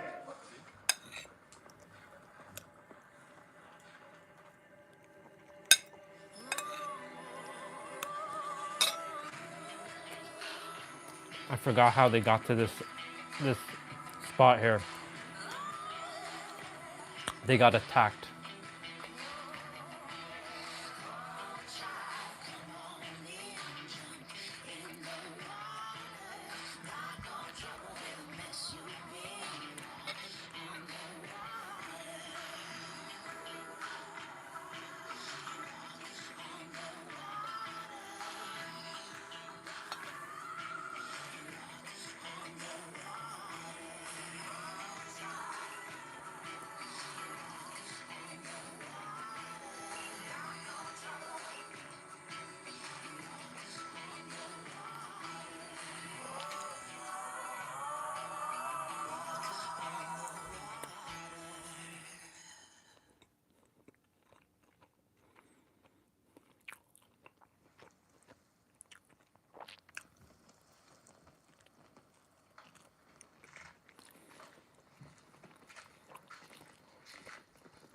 Blessed are you, Lord our God, sovereign of the universe. Sanctified us with his Sovereign of the commandments universe. and commanded us to light the lights of Hanukkah. We have King of the universe, Sovereign of the universe, commander of the universe.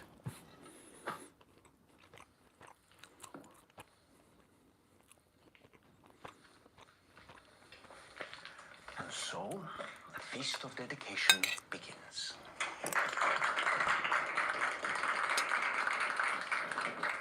7 days prior. Blessed be the name of the Lord, from this time forth and forevermore. The name rising of the sun to its setting, the name of the Lord is to be praised. The Lord is high above all nations, and his glory above all heavens. After Alexander, son of Philip the Macedonian, whom some have taken to calling Alexander the Great, but whom we call Alexander the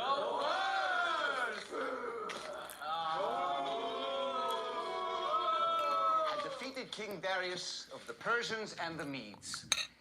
He succeeded him as king. He fought many battles.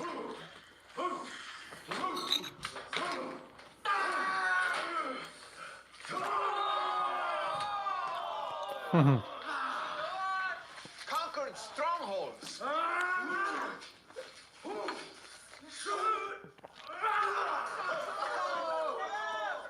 And slaughtered the kings of the earth.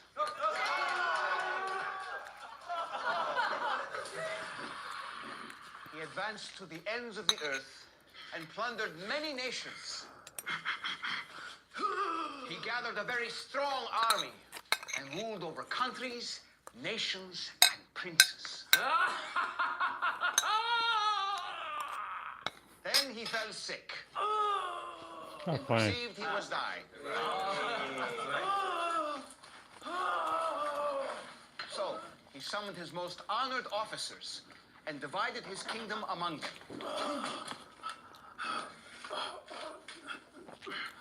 Then he died.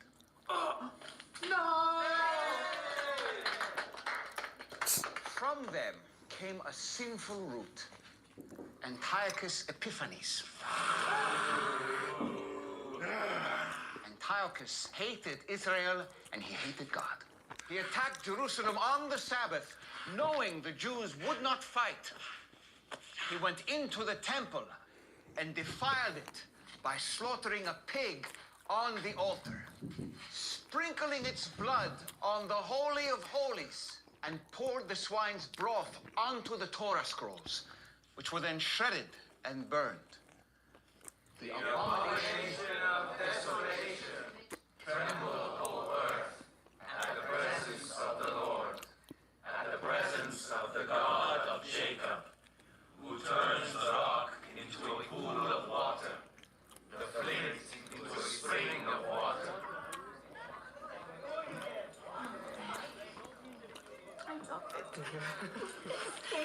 You're welcome. Wow. It's so nice, huh? Nice. It was perfect for you. You like it, huh? This is kind of Christmas. I got you something. Wait, I got something for you too. Oh, well, that's lucky for both of us then. Yes, I suppose.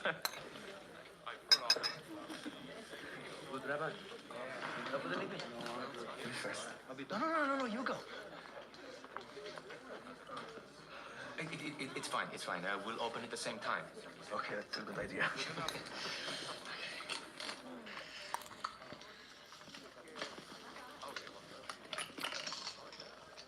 Oh, wow, a new stylus. I noticed you were running low on parchment. And I noticed you've been using the same quills since, well, you know, the early days before, when you were still a, yeah. Oh, okay. Thank you.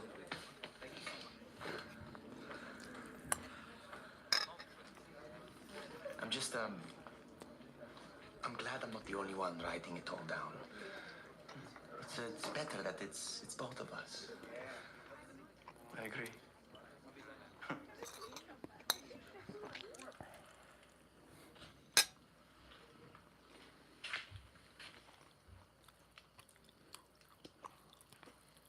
Antiochus set up pagan altars in every town in Israel and forced Jews to eat pig flesh to prove their conversion from Judaism. If they refused, they were executed. All thoughts. But God raised up a band of fighters led by Judah Maccabee, also known as 7 years, the Maccabees revolted against the Greeks. A handful of rebels against 65,000 troops.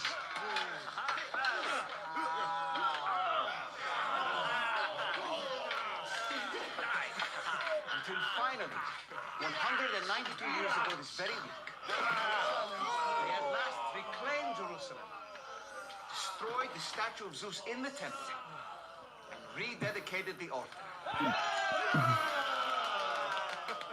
There was just one problem.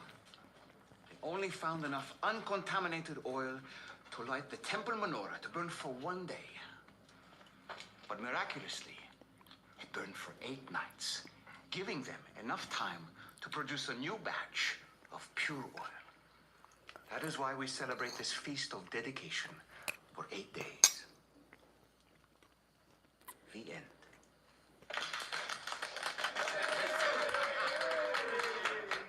Precious in the sight of the Lord is the death of his saints. O Lord, I am your servant. I am your servant, the son of your maidservant.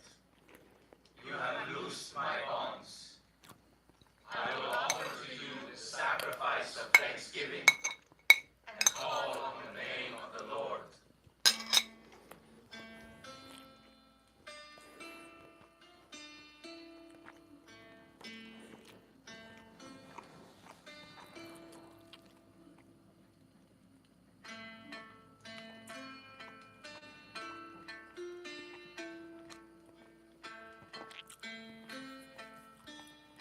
Interesting. Is like the Lord our God, what idol has more worth? No command has proved unsure in heaven and on earth.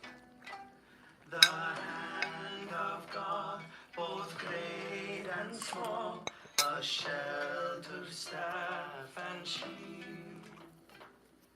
Blessed be great God of love, in day and night revealed. It is better to take refuge in the Lord than to trust in man. It is better to take refuge in the Lord than to trust in princes.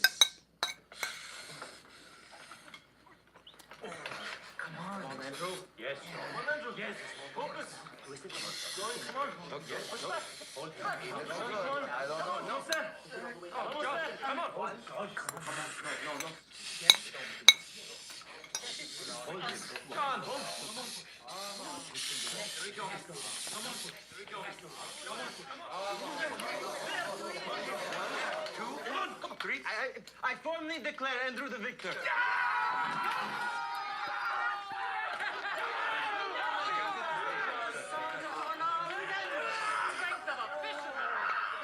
What do you got? Sorry, John. This is a bit late to the party. I can't believe Andrew won that. Even I didn't see that coming. Everyone, I have an announcement to make. On the final day of the feast, we will make pilgrimage to the holy city, where I will give a sermon, a teaching.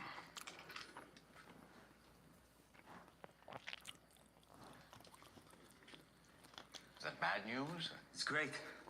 Of course, that's good. Yes, we're excited. It will be wonderful.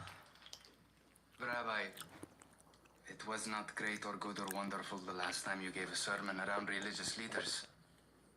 I see no reason why your teachings will be acceptable to the ruling class of priests anytime soon.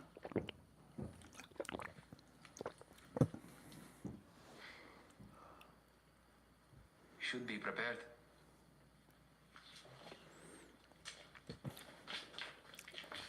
Peter.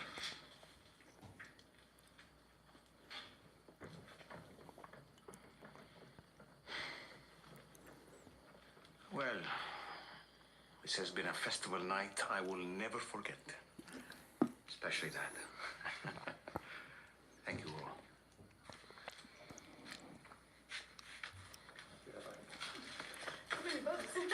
Go again. Go again. Yes. That was a good match. That was a good match. That was a good match. Just you and me. No guys. That's 1-1. That's 1-1. Let's go.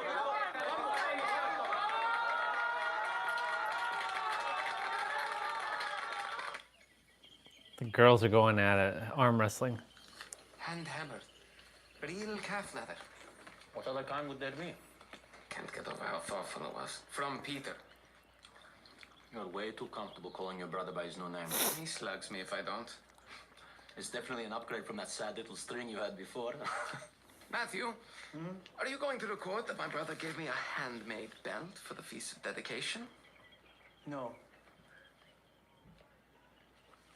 I need to think of the right gift for Thomas. He only wants one thing. And we cannot give it to him. And anything we do give him will just remind him that he cannot share it with her. We can't not give him anything. Even if it seems pathetic, it's the gesture. Something practical. Like some new sandals. He has nicer sandals than all of us. Except Matthew. Thank you. But those were made for standing and showing off. Not for walking the number of miles we cover in a day. Yes, I do have blisters. Oh, Thomas, yes. He's hurting in so many other ways. He doesn't even notice. Do we have enough money for a new pair?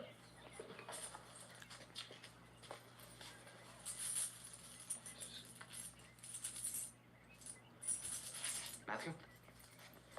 Huh? Is there another purse? Ask Judas. Yes.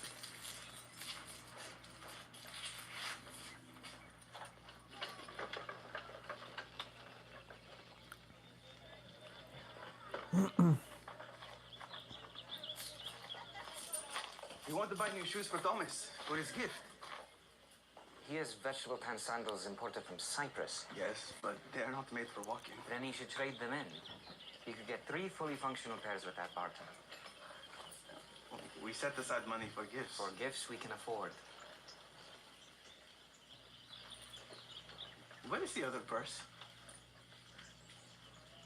What are you talking about? There is only one. From Joanna. No. But there has to be another.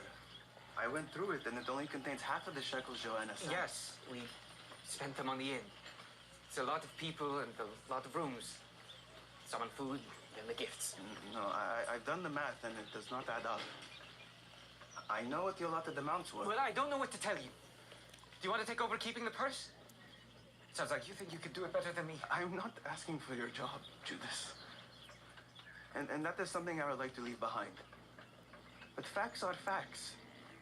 Numbers don't just change just because I've directed my attention elsewhere. Maybe that's where you should keep your attention. People's lives are at stake, Matthew. Lives? Our people have been waiting thousands of years for this moment. I'm aware. We're on the knife's edge of history, Matthew. The site is finally here, and we're moving so inefficiently and slowly that we may very well run out of funds before he can even spread his message. We owe it to the entire nation of Israel to be more scrupulous with the money that is entrusted to us for his work. Judas is all about that money. It's too important.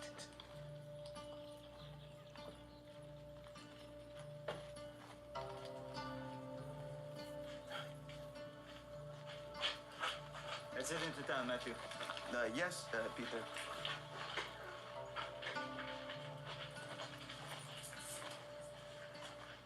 Did you get the money for the gift from Judas?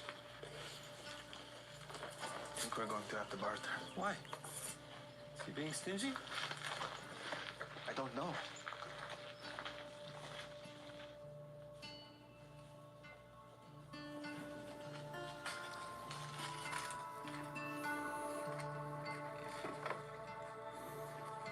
We're gonna get our play out in a bit.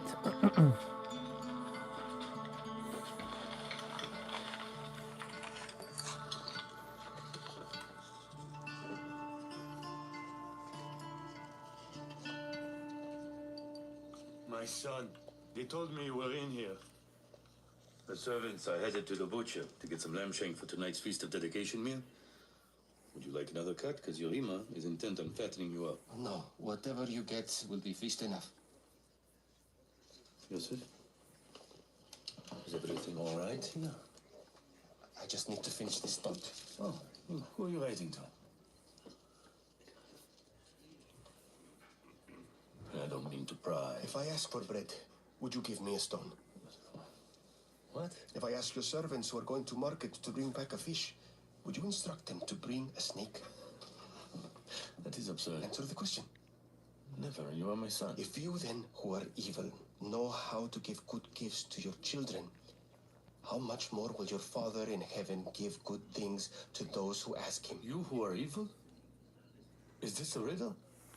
Talk to me. It's something I heard a rabbi teach.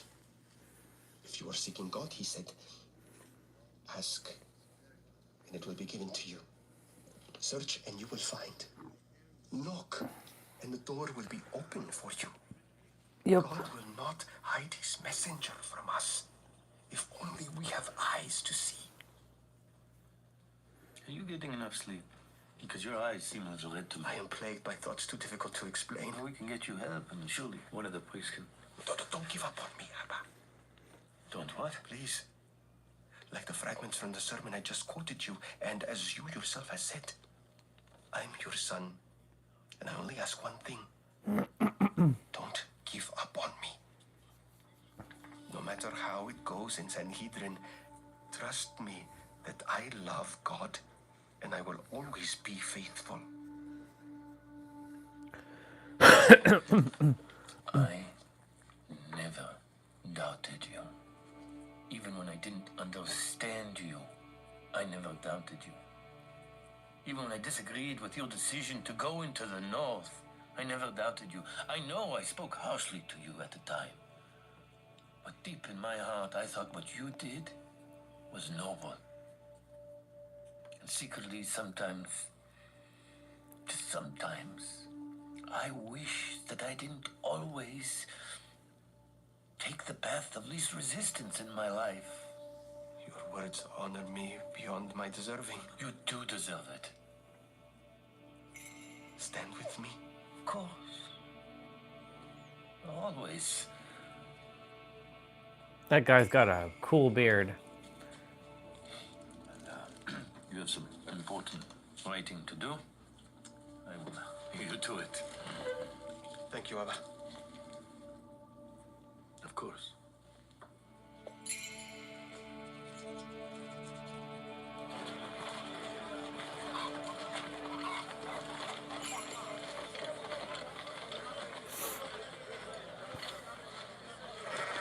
Tomas, let's check out the apothecary booths, huh?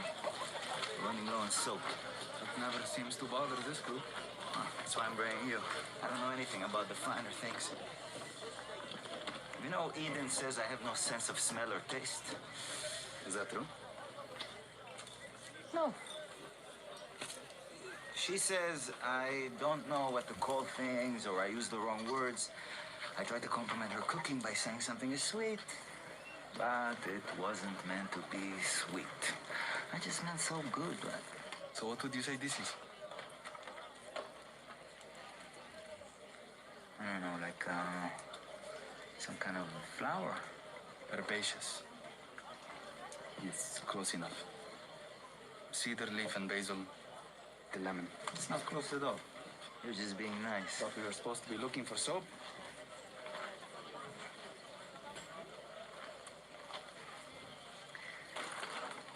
Thomas, how you been feeling? It's a feast time. Or you didn't answer me. We're celebrating the Feast of Dedication.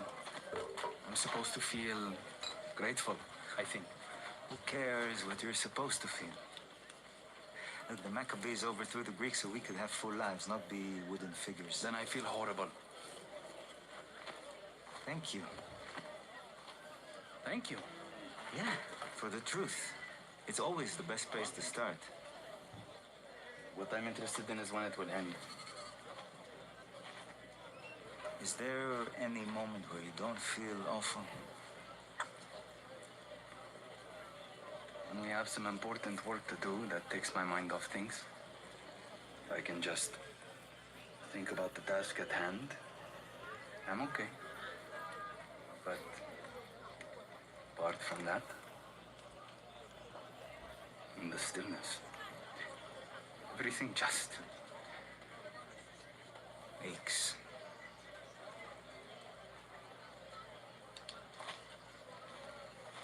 You know?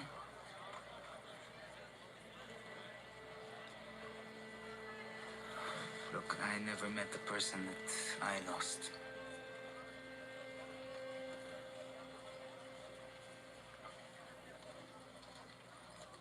Raymond told me about Eden's miscarriage.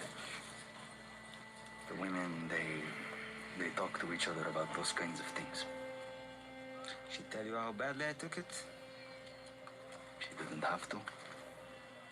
I was on the boat, remember? You weren't subtle. I don't know the meaning of the word. Do you remember what he said to me on the sea?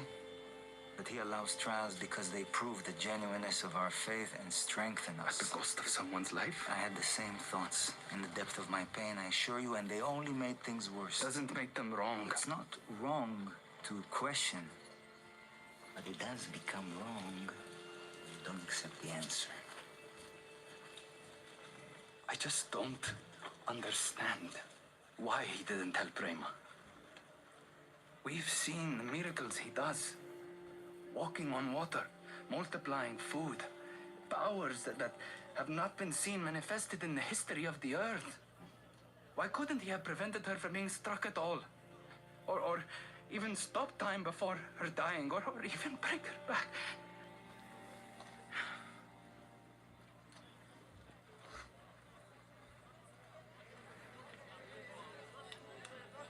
When I turn these things over in my mind, I go back to what God said through the prophet Isaiah.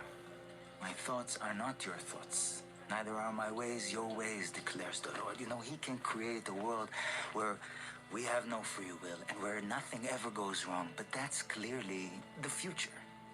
It's not now. Don't throw scraps of prophets around, Peter. I know the same words. Were they any help to you?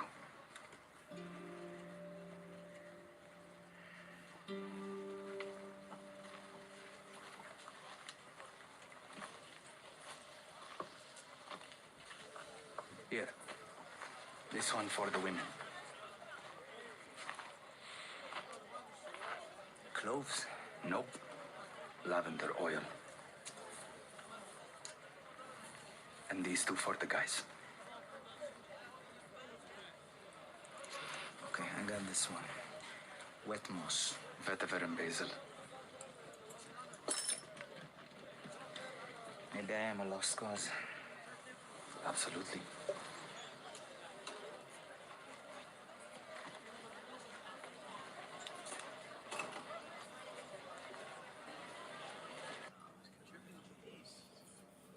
That was Titus? quite the scene. Come. From Rabbi Yusuf in Jerusalem. Thank you, Judah.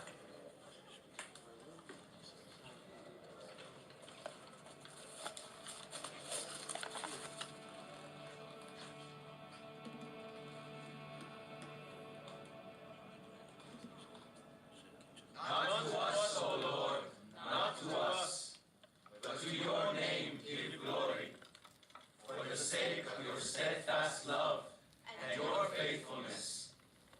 Why should the nations say, where is their God? Our God is in the heavens. He does all that he pleases.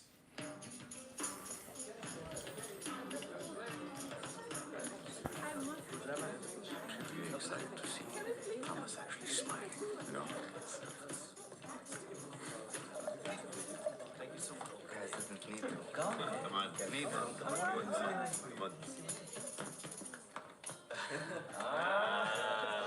You said you had sore feet. Yes, huh? I get blisters all the time. Look at this. It's really nice, guys. Very Thank nice, you huh? so much. Just grab your head like this. You then can move. Yeah, so we can walk much These faster. straps, huh? they're very low. They'll hold you down. This is great. This is fresh leather. It's gonna grab your feet. It's gonna be very comfortable. L'chaim, L'chaim. Thank you.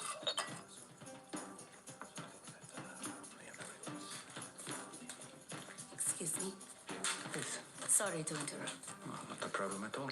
Someone dropped off this message for you today from the other side of the Jordan. Thank you very much. Of course.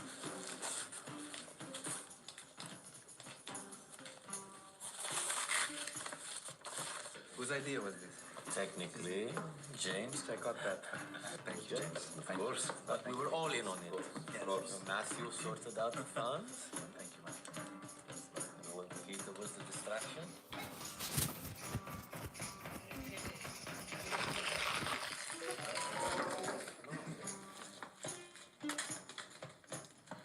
What happened? Rabbi, you all right? It's word from Bethany. Elias is sick. Sick? How sick? Very sick. What? We were just with him. He would never let on something was wrong. What's wrong? Lazarus is very sick. Do we need to go see him? No, not now. This isn't the sickness that leads to death.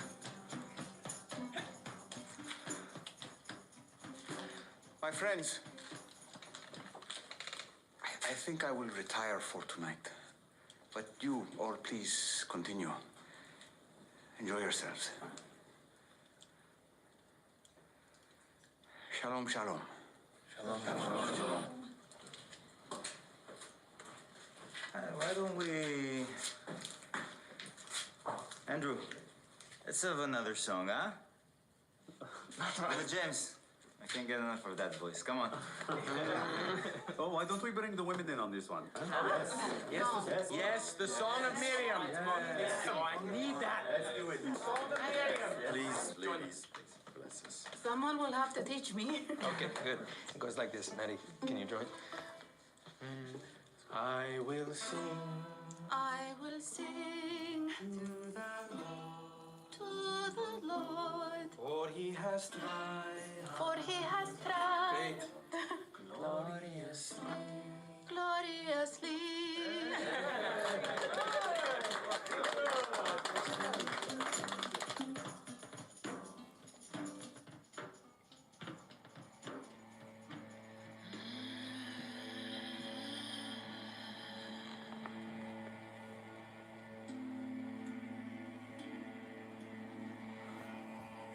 Oh yeah. Okay.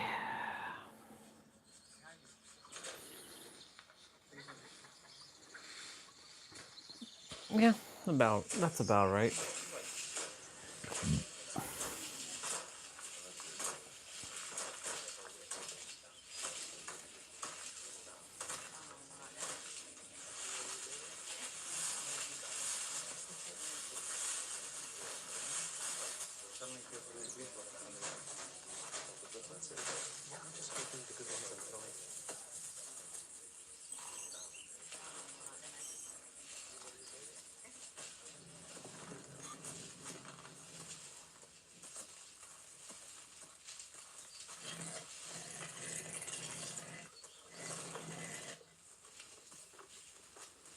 They're making that food.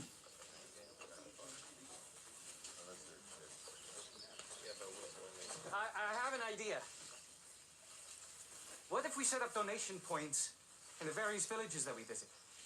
Who would manage the funds abroad, and how would they get them to us? In every place we've gone, Jesus has made a special connection with someone, sometimes even hundreds.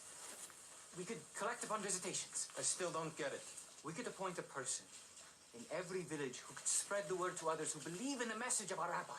We could tell them that if they want to support the work of the Messiah, they can, by gathering aid so that he is well supported the next time he makes it into town. How would you vet Their character and trustworthiness. Ask for references, letters of recommendation.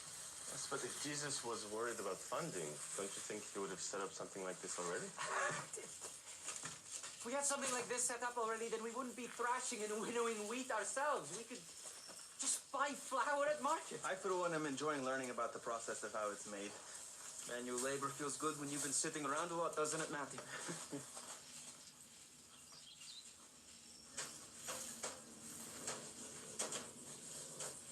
Wait, no one? Really? We've bought flour at market before, Judas. This just isn't one of those times. In the words of Kohelet, for everything there is a season, and a time for every matter under heaven. This is a time for us to make the flour ourselves.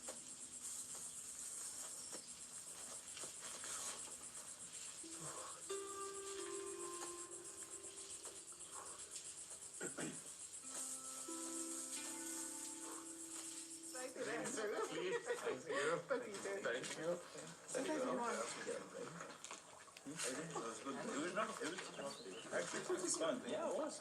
Yeah, lots of steps. May I eat now? Okay. Yeah, I think so. I guess we can make it ourselves, no? Oh, thank you. Of course. I was, thinking about your idea from earlier. You like it? Well, I had an idea of my own a few weeks back. About supporting the ministry.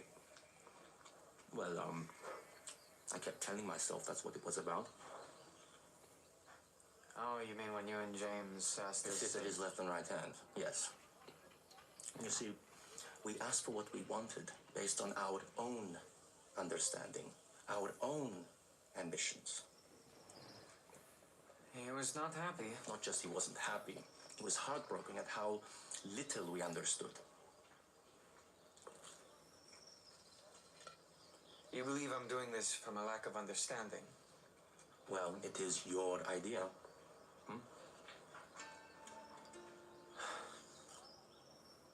Does he not want us to be creative? To think critically, to use the gifts Adonai gave us to serve him? Look, I've been here since before he announced who he is. And there's still so much I don't understand. I'm not presuming. I'm seeking to understand. I want to reduce the strain, the uncertainty around resources, so we can get back to work to building the kingdom that he is here to build. Look, Judas, I don't question your intentions. What do you think I should do, John? Ask him.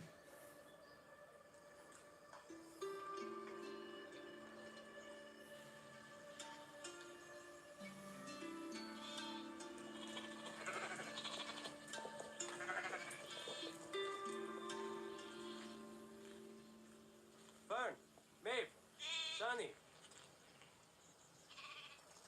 He calls them by name.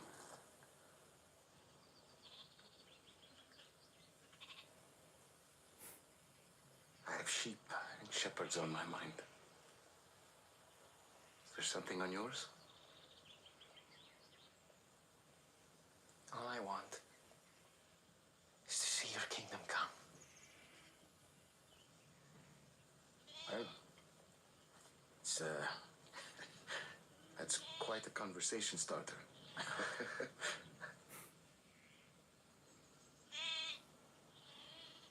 I want that for you too. I want everyone to. And I want to remove any obstacles that stand in the way of that. Obstacles? Limitations, barriers. Whatever your vision isn't. And I know it's beyond my wildest dreams. I want to make sure that you're never held back by not having enough resources. You told us to be as gentle as doves, but also wise as serpents. Is this not wisdom? Has Joanna's donation run out? Oh no, but we're getting close. With the holiday celebrations and the gift giving.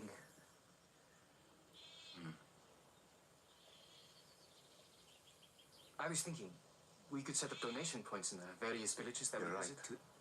My vision for the world is bigger than you can dream.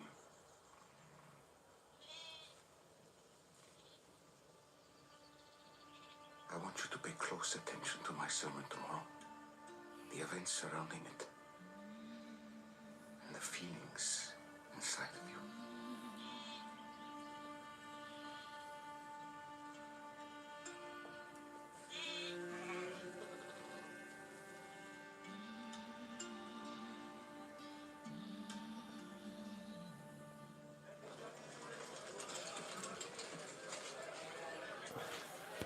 Jairus, the first pressing a full day early. We're ahead of schedule. Zebedee, quickly, please, come inside. But the press... Leave the aisle for a moment. I'll have someone come watch it. It's urgent.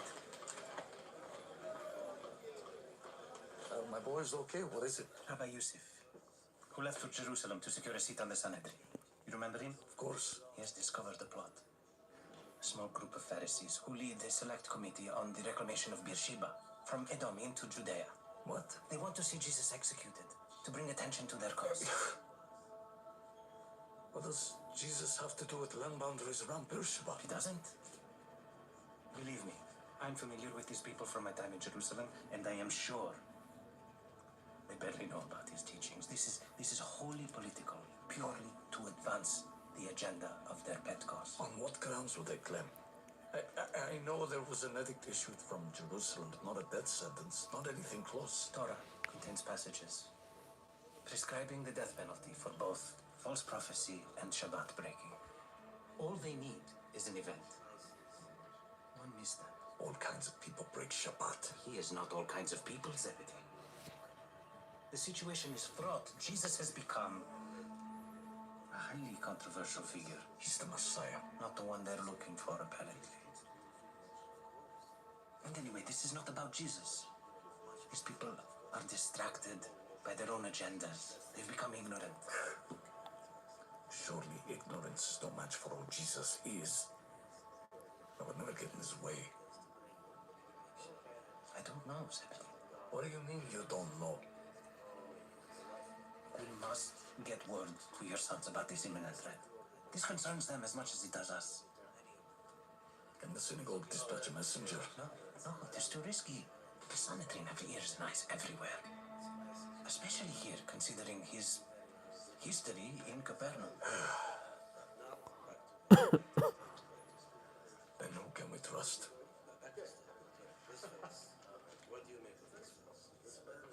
What? It will only be for a few days, a week at most. What does he say? Jairus wrote a letter of introduction to some of his old colleagues in the sourcing and maintenance department of the temple in Jerusalem. The temple? Let me talk about another one. He endorsed the quality of my oil and its suitability for use and the sacred rites. Seth, this is unthinkable. He honored your oil at the temple? While in Judea, I'll divert to find James and John and the others to get a message to Jesus. A message? Don't worry, my love. Trust Adonai. Please be careful. At least let me send some food for the boys. There's no time. Shalom, shalom, shalom. Well, if I can send them snacks, tell the boys I love them. I will. Save us, we pray, O Lord. O Adonai, we pray. Give us success. Blessed is he who comes in the name of the Lord. We bless you from the house of Adonai. Adonai. The Lord is God.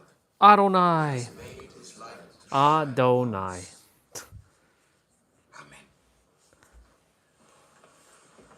Lord Adonai. All illusions. All random ass names. So, the last time Jesus preached in public, it ended in tragedy. Let's go.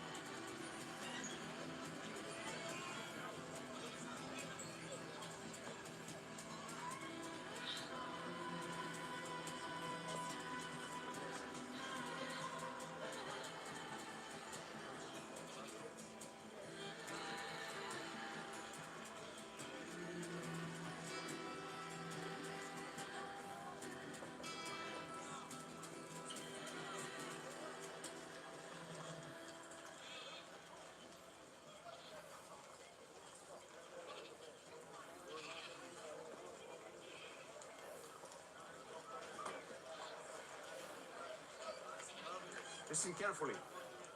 He who does not enter the sheepfold by the door climbs in by another way.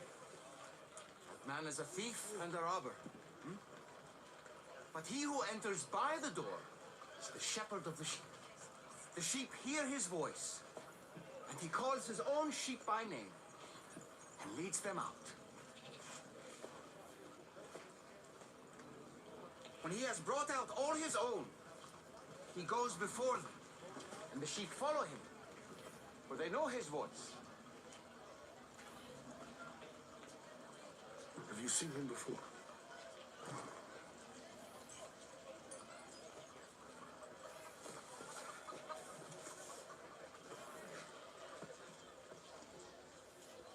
They won't follow a stranger, but they will flee from him. For they do not know the voice of strangers. I'm, not sure I follow this. This figure of speech you're using, could you say it more plainly? We want to understand.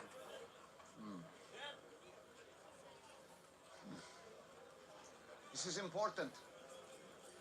I am the door of the sheep. All who came before me are thieves and robbers, but the sheep did not listen to them. I am the door. If anyone enters by me, he will be saved and will go in and out and find pasture. The thief comes only to steal and kill and destroy. We can't have a discussion. There's only 5 sacred books. That's it. There's nothing else. Psalms. David, it's not Torah. It's not sacred scripture. Okay? There is no way in this world that we're ever going to agree. Can we agree on that? What? Okay. Okay. I came that they may have life and have it abundantly. I am the good shepherd. The good shepherd lays down his life for his sheep. He who is a hired hand and not a shepherd, does not own the sheep, Come with me. sees the wolf coming and leaves the sheep and flees, and the wolf snatches them and scatters them. He flees because he is a hired hand and cares nothing for the sheep. I am the good shepherd. I know my own, and my own know me. Just as the Father knows me, and I know the Father, and I lay down my life for the sheep. He fits the description of a man we're looking for. Do you know who he is? Not yet. I was waiting for you. And I have other sheep that are not of this fold. I must bring them also. They will listen to my voice. Other sheep not of this fold. Are you referring to Gentiles? So there will be one flock, one shepherd. For this reason, the Father loves me. Because I lay down my life, that I may take it up again. That's not real. There is no resurrection. At least not one that any mortal man could have authority to enact for himself once perished. We need to do something. Just pay attention, Judas. Someone has to go get Shammai immediately. He's gone for the holiday. How can we pay attention when these men keep talking and insulting him? Jesus never specified what to pay attention to. No one takes my life from me, but I lay it down of my own accord. I have authority to lay it down, and I have authority to take it up again. This charge I have received from my Father. Rabbi, what do you mean? Why would you claim to be the Son of God? Answer the question. Who is your father? Will you be quiet? We are trying to listen to a rabbi. Those are not the teachings of any credible rabbi, but of an insane person. Mark my words. You will regret saying that. Watch your mouth. You're speaking to a member of the great Sanhedrin. Judas! Get back here. You're missing all the details.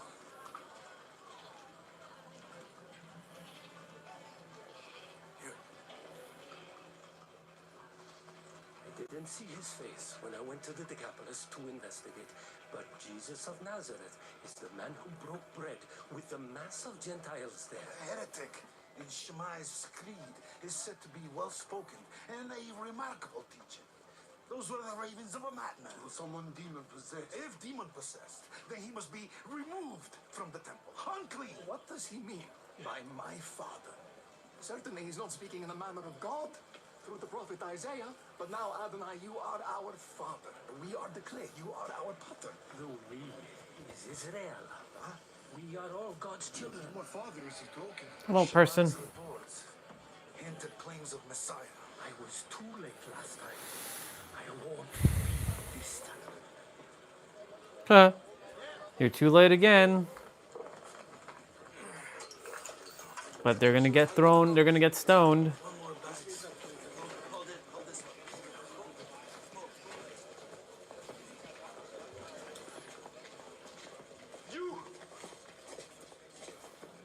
You're Jesus of Nazareth, aren't you?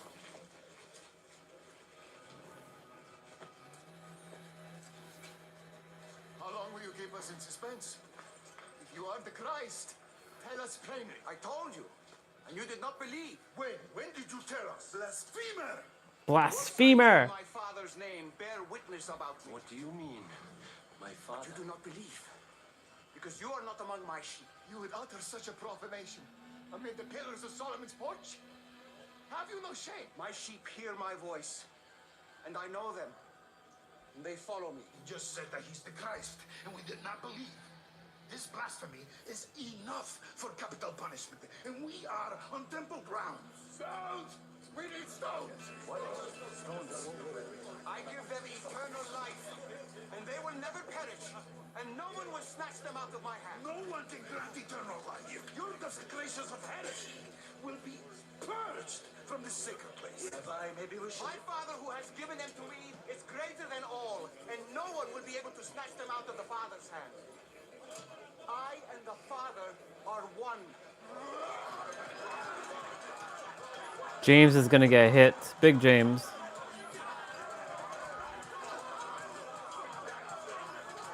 Ooh.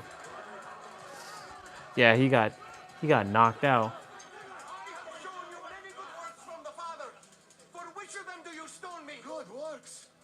If you've done any, that's not why we're stoning you. It's for blasphemy. Because you, being a man, make yourself God. You call me a blasphemer because I said I am the Son of God? You utter such a thing shall be punished by death according to the law of Moses. You know little of the law of Moses. Oh, someone get the temple guard. Arrest him!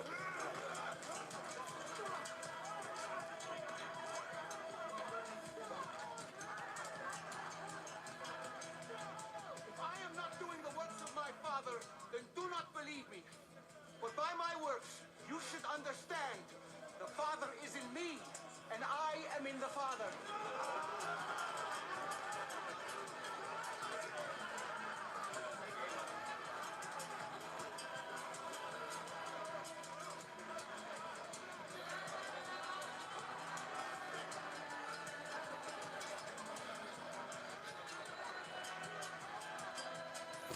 Yep, and then it starts to rain.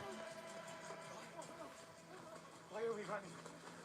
We have him. Why can't we fight back? They tell Judas.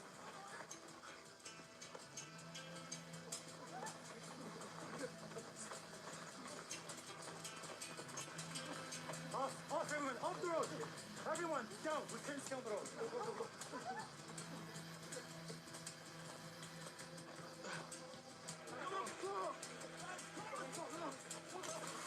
They're gonna have to run through the water.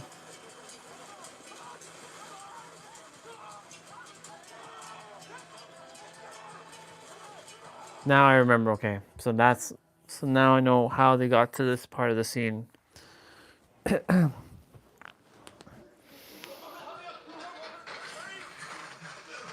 Yeah.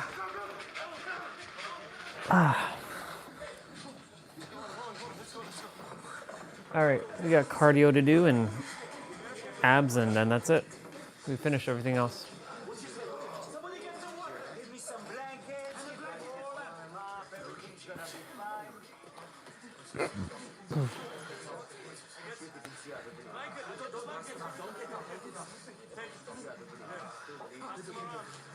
be fine. Watch his head. James, just keep a hand. There's another note that Lazarus died. Stay with us. Try these clothes before we catch our death. I was terrified. How can we ever go back there again? Surely we'll have to stay here in Ria for the time being. Talk about it later. Yeah, just one more sip, okay? Come on. Easy, easy. There we go. What does it mean? Is he bleeding anywhere else? Andrew, check his leg. Is he bleeding in? Still bleeding. Get some more. Matthew. The bleeding's not stopping. James, you're gonna be okay. What's it? Come on. Hey! Bleeding? What's going on?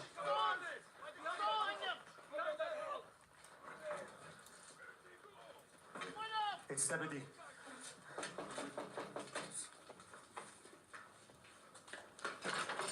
Abba, what's going on? What happened? Tell me you're soaked and bleeding. James! Abba. It's okay. Abba, I'm all right. He's fine. He just got hit in the head. The bleeding's starting to stop. I think he's okay. He's responding to us. He seems to be okay. Lazarus died. All right. Responding at the moment is okay. But the bleeding's not stopping on him. He's okay. This one. Lazarus is dead. And I think it's stopping. It's stopping now a little bit.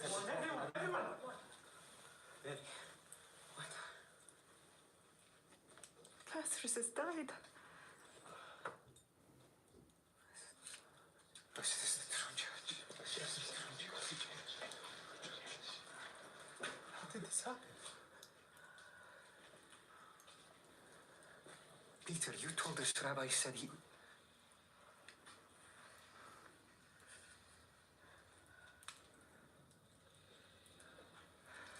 Rabbi, may God give you comfort among the mourners of Zion and Jerusalem.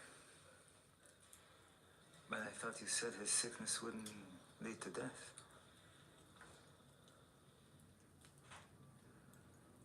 We will go back across the Jordan into Judea. Rabbi, just hours ago they tried to stone you there. Stoned? That's how this happened. You would go back to that? It's not safe, Rabbi. Rabbi, perhaps they would agree we should delay coming back and might appreciate it. Our friend has fallen asleep. But I will go and awaken him. Wait, he's just asleep? Rabbi, what are you talking about? What did the note say? If he's asleep, then he'll recover. There's no need to put you at risk. Sleep. Like that little girl. James! The note says dead. Rabbi, tell us what you intend to do. Oh, some of them don't. That's right. Some of them still don't know that he can resurrect. Resurrection! Resurrection! Lazarus has died. And I'm gonna. For your sake, I'm glad I was not there. So that you may believe.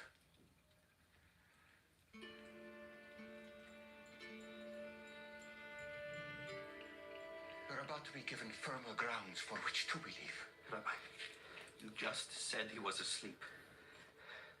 Are you feeling all right? What does his death have to do with our belief? Come with me. And you will see. He's gonna bring him back to life.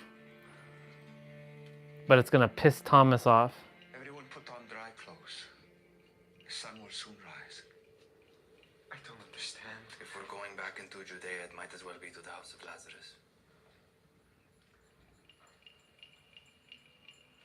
That we may die with him.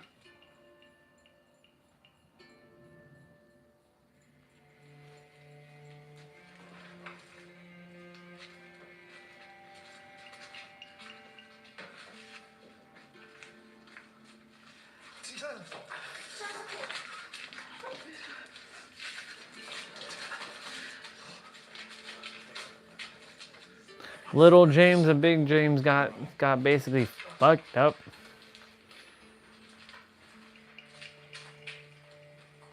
John and Z weren't able to shield you from every stone. Where does it hurt? Everywhere. Inside and out. I hurt inside too. Why?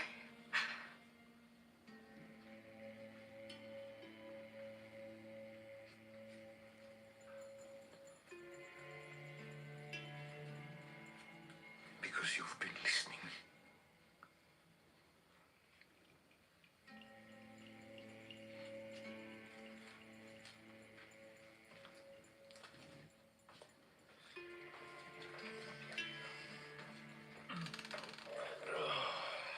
James, can you walk?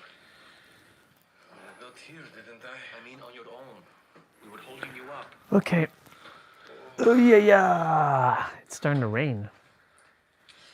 Is it raining? A minute ago. You were going to mention. Boys.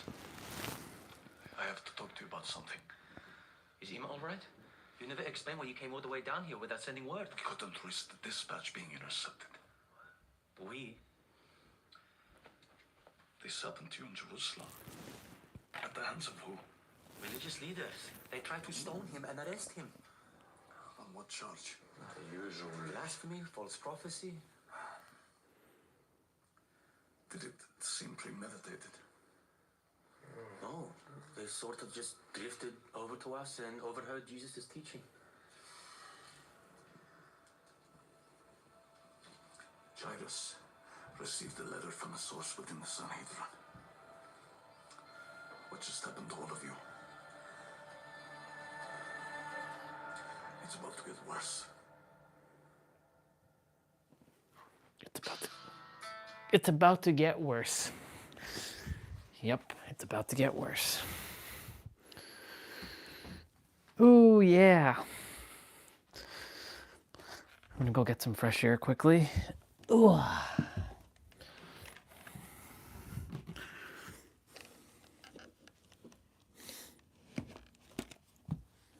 Glad I finished all my stretches and my mobility training early. Now I just have to do cardio and my abs and I'm done.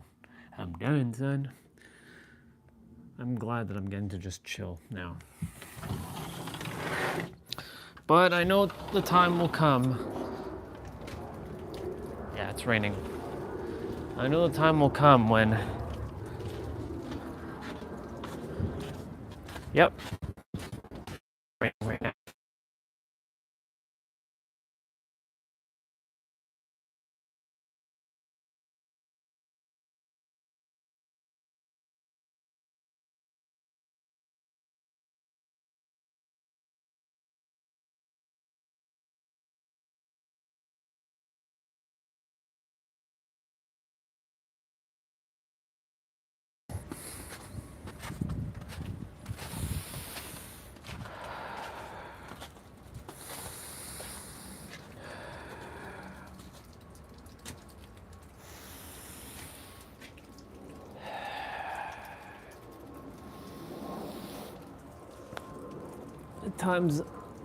The time has arrived.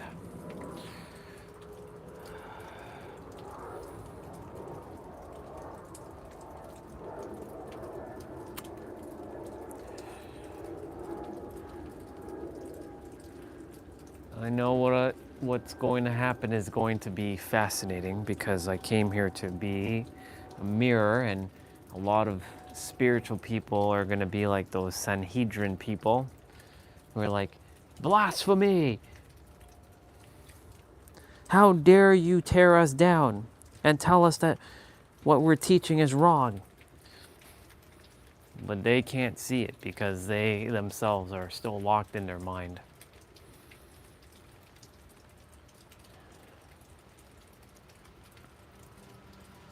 I'm all for people helping other people, but I'm not for people who keep people stuck. Because they themselves are still stuck. I am not the way. You are.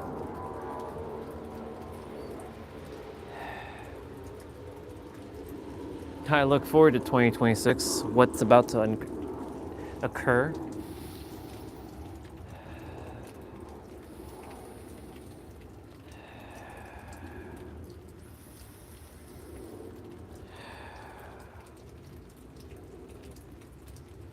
We're supposed to get a lot of rain today. Lots and lots of rain. 16 millimeters. It's a lot of rain. That's actually a whole chunk of rain. The snow should absorb a lot of it, but the snow should melt. And then it's going to be super cold later this week. So funny.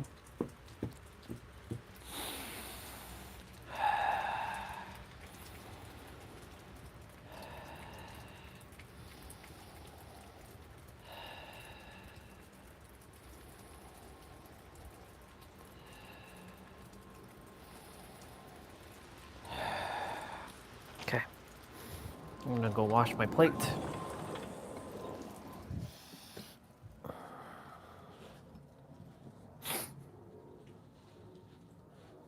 And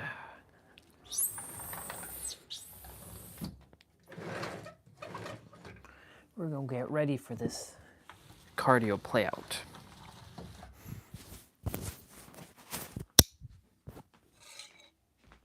I'll be right back. Indeed. I'll be back.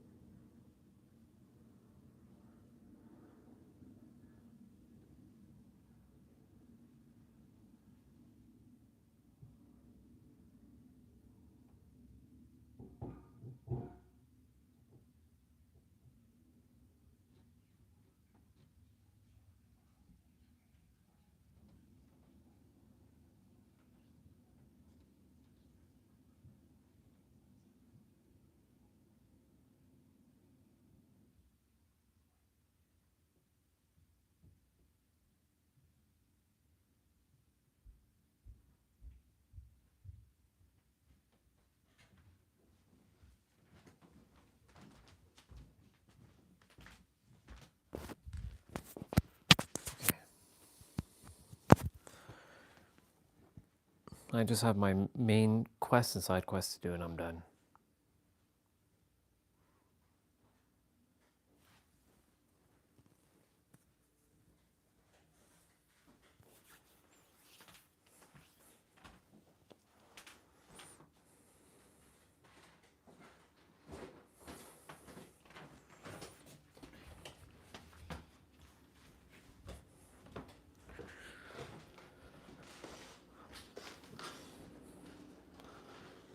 I'll just wash out these dishes. Doesn't take long.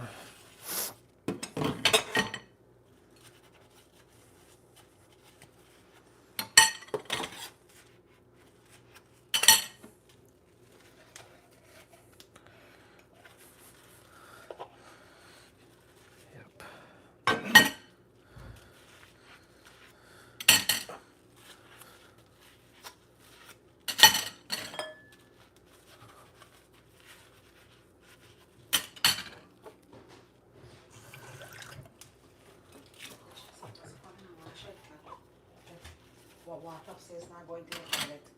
So,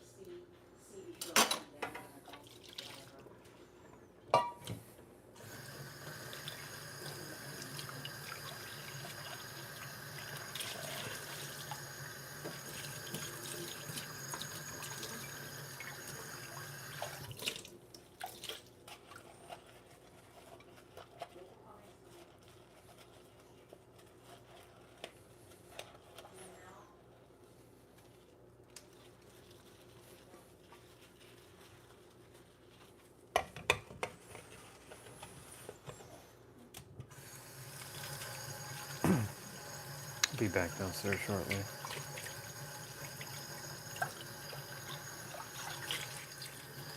Two, two, two. Well, 221, but I see 222 on the stove.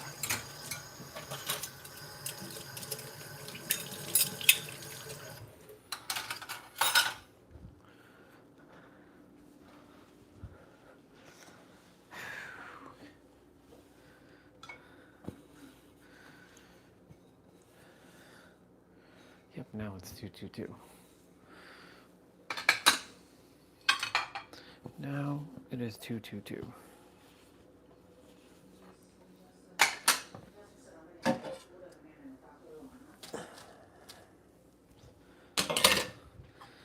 We got cardio to do. We've got cardio to do. Cardio hit. Food is digested. Ready to rock and roll.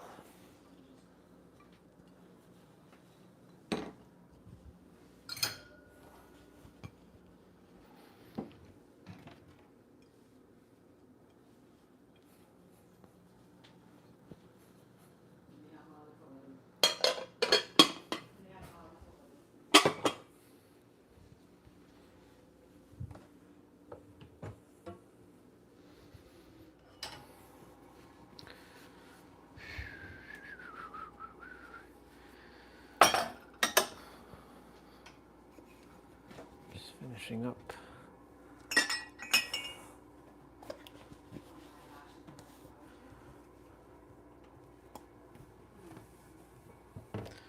reached out to Trina.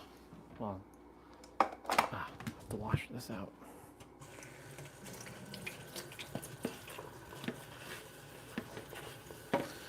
Yeah, I reached out to Trina.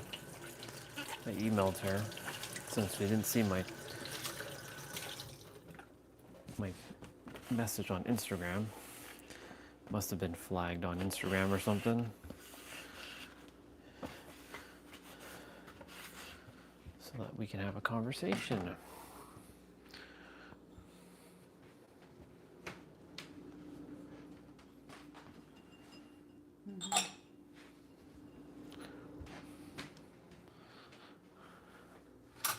So I emailed her.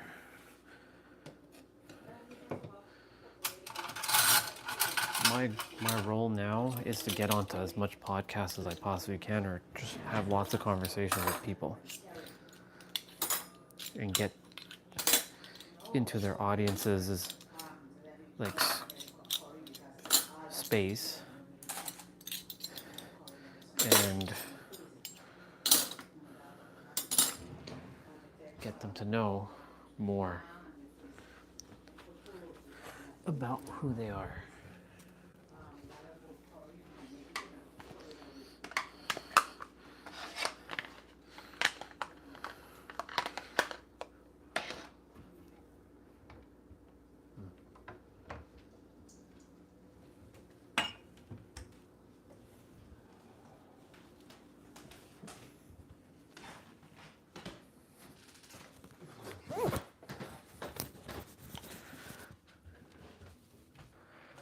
Cool. Cool beans. And now the toilet upstairs doesn't work. Mom's telling me while I'm washing dishes that the toilet doesn't work. Like, what am I supposed to do with that? So I'm watching the old frequency, attempting to like get stirred up. I'm like, don't even say anything. Just like, I know what you're attempting to do. You're attempting to use mom as some sort of like trigger point to get me all to react. But I see the game you're playing, third dimensional thinking mind. I see what you're doing. There was a loud bang, crash noise. Somebody either fell down upstairs or something happened while I was watching. I was like, what the hell is that noise? So whoever fell down or whatever the fuck happened upstairs, well, yeah. Anyways, we got cardio to do. I'm not going to even focus my attention on that, because that's what the third dimensional thinking mind and the mind wants to do, is focus on things like that, of that nature. So yes, anyways, it's time for me to reach more people, infect, yes, you heard what I said, infect those communities with the real answer. You know, it's funny because like it's a spiritual fight versus, it's spiritual people fighting against other spiritual people. And I'm not even here to fight. I'm here to just dismantle. It's like watching little fucking kids talking about tarot and crystals and pulling out cards and using 222s and 111s and all this other shit to tell you that that's the answer. Yeah.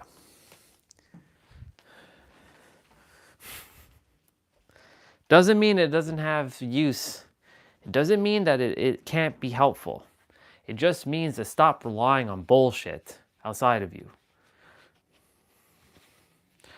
And you know me, I'm one to continue to kick shit down. So it's time for me to reach podcast and tell people the real answer is them.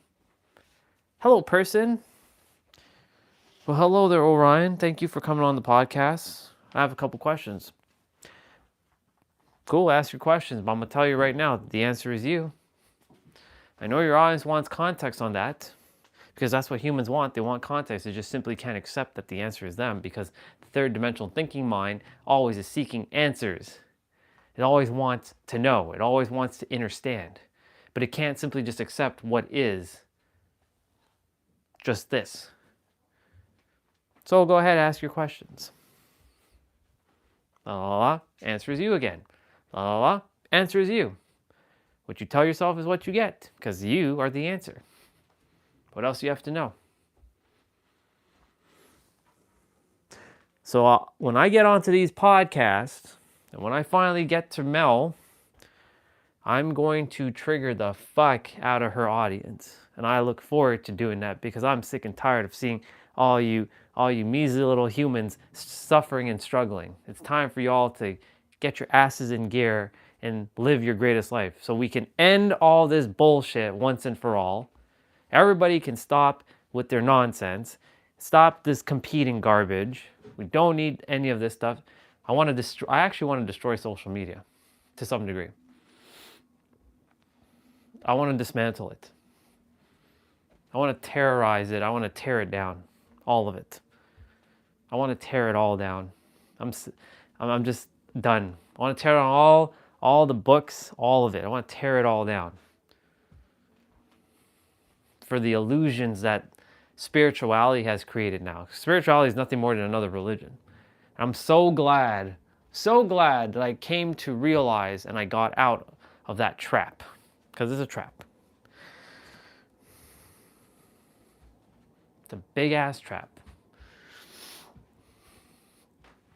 So glad. But Orion, you were just in it. How could you tear down the thing you were just in?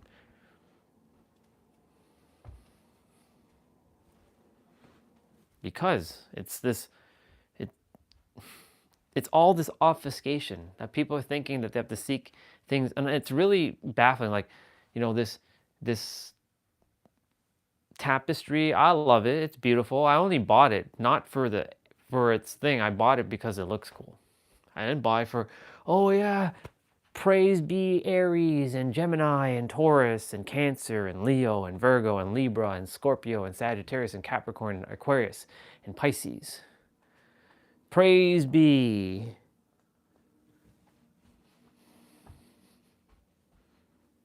This is nothing more than an idea. I'm just looking at words now. Because I've neutralized the words. They mean nothing. They only mean something if I give it meaning. But the moment I take away the meaning, what is a word? Nothing. It means nothing. Just all made up, all concepts, all sounds that we have assigned, attributed, associated, and attached, and assumed a meaning to.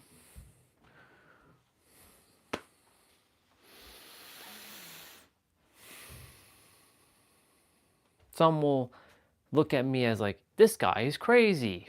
He's insane. I don't care. I live a different way from you humans. You humans.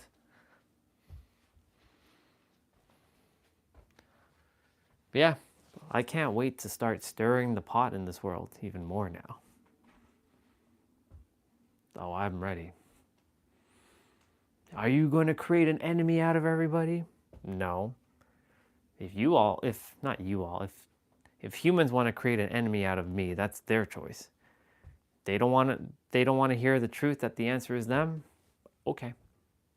They want to continue to put their faith into something outside of them. Okay. As long as it's bringing them joy, that's fine. But if it's not bringing you joy and you're still suffering, guess what? You're your own cause of your own damn suffering. You are your own cause of your own suffering. You don't need to seek a guru. You don't need to keep going back to a coach. I want to really tear down the coaching world. I really do. I really do. I want to destroy it so badly. I want to just tear it all down. But then, Orion, if you're tearing it down, you're going to make people suffer. How are they going to support themselves? Don't worry, the universe has got our back. We'll figure it out because we are cohesive. We're one. We return back to the way the world was supposed to be like. Sharing resources. But Orion, I don't want to share. Well, then and you're clearly living the delusional illusion of the reality, of the fake reality.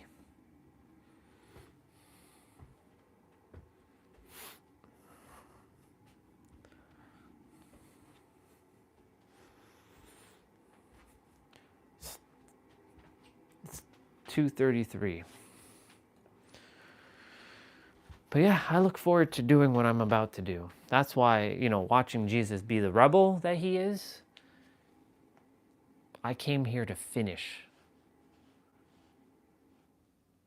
what I started in a different lifetime.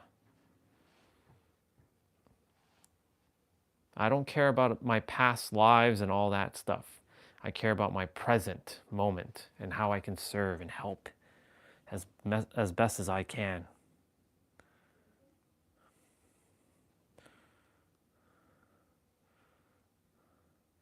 And you bet your ass that I'm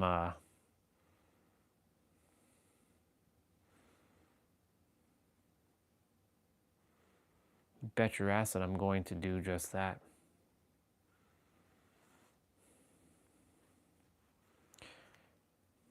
Prepare, y'all. It's happening. But that's not how it works. If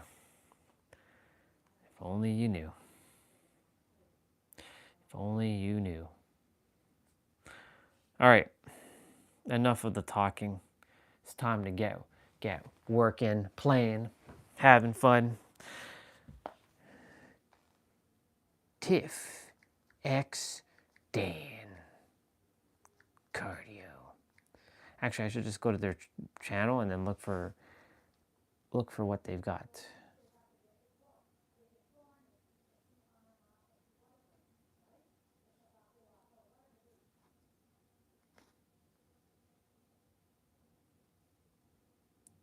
So that's their full body. I did that one. Did I do that one last week? I think I did do that one last week. I did all their latest cardio stuff. 30 minutes abs and cardio shred, high intensity, no repeat.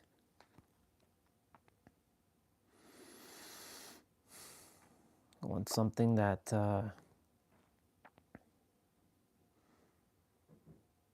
that one is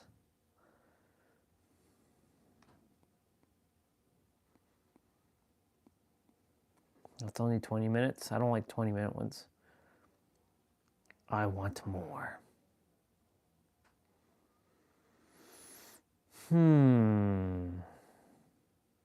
It's really good to see Tiff with Dan doing the thing now.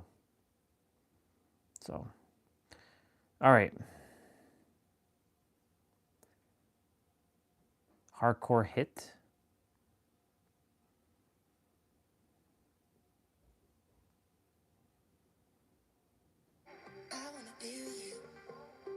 I think this one was pretty challenging, which is good. I think I might do this one. Warm up 30 seconds, no rest, of course. Circuit 1 is HIIT, 30 seconds of rest, or 30 seconds of play, 15 seconds of rest. And then we have an AMRAP of 120 seconds and no rest. Then circuit 2. Circuit 2 is HIIT. And we have another AMRAP. 120 seconds. I forget what we were going to do in this one.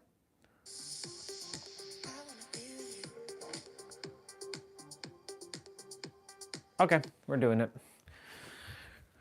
So, for those of you who want to join me, let's do it.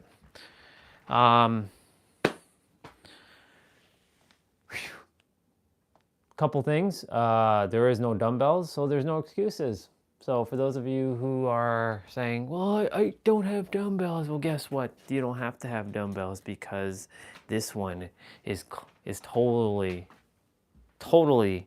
your body weight. And you can't tell me, well, I can't do those moves, Orion. Yeah. So this one is going to be 30 minutes. There is going to be 30 seconds for the first HIIT session, HIIT 1 as they call it, and then after HIIT 1 there's a 120 seconds, which is 2 minutes of an AMRAP. So we're going to be doing certain move for about 2 minutes. We might be doing one, and then we have to do something to finish it up. Then we have HIIT 2, same thing, 30 seconds, 15 seconds of rest afterwards. And then we have AMRAP number 2, and then we have our finisher. So with that being said, I forgot to get water. Make sure you have water. Make sure you breathe through your nose, out through your mouth.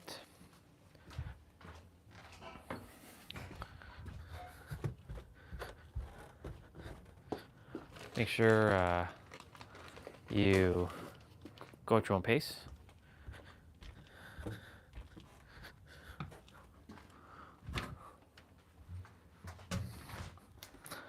Make sure you go at your own pace.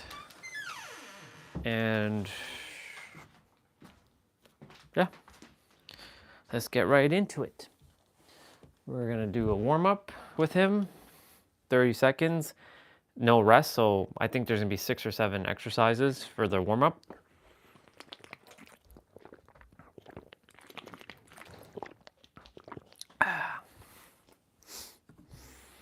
Ooh.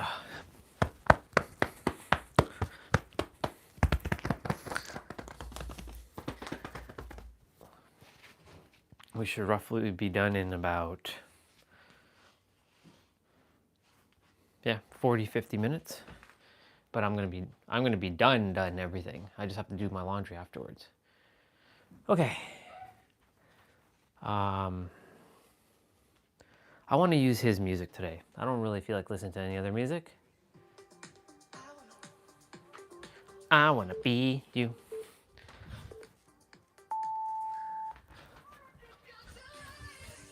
He's starting with Run in Place.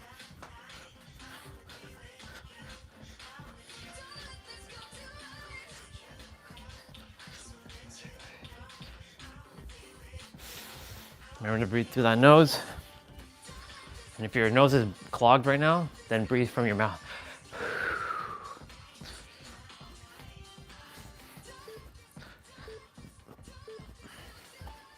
Jumping jacks.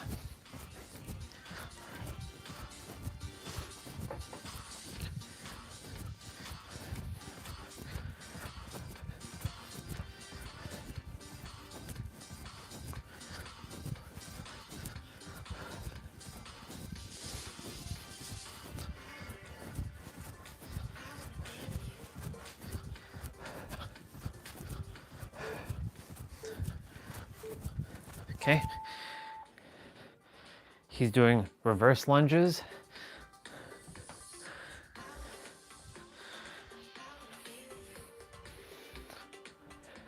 So this one should be pretty intense. So there's still some food lingering in the tummy, but it's okay. It'll burn off very, very soon. It'll be converted to energy.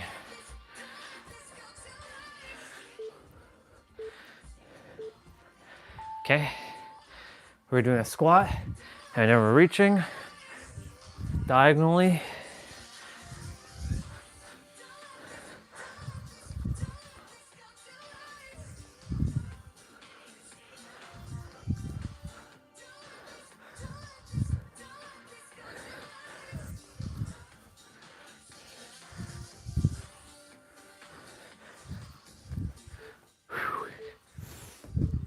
I see what you're doing, third dimensional mind.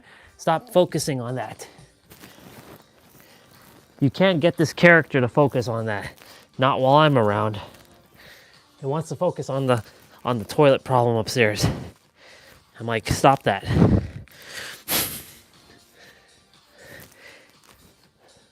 This is why I say that I see everything now for what it is, just third dimensional thinking. And Superman push-ups.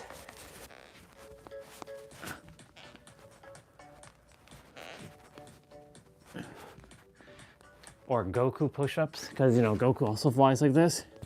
And I'm more of a Goku fan than Superman fan, except for Smallville. I really do like Smallville. But Smallville isn't really Superman, you know what I'm saying? He's Clark Kent. I prefer Clark Kent over Superman. All right. You get about 30 seconds to rest here. We're starting with high knees.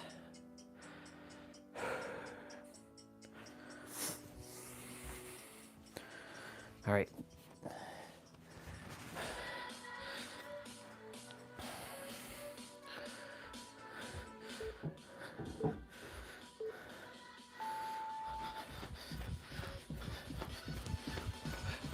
Here we go.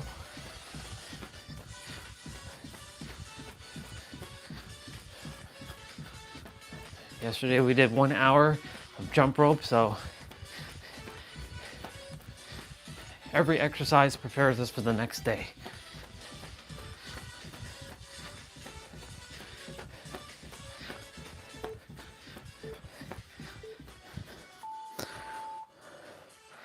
Shoulder taps are next. So you're gonna suck in your gut, pull in your navel, contract your core while you're in a high plank position, doing shoulder taps.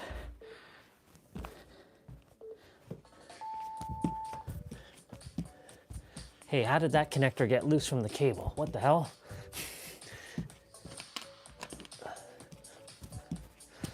Huh. All good. Just has to be hooked back on. It's not important right now.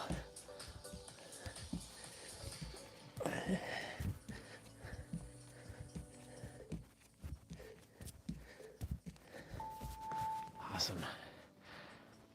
Skater jumps. So it's gonna be slower, or it's gonna be faster. So it's not your, you know, the one where we go like that. It's more quicker. So it's like this.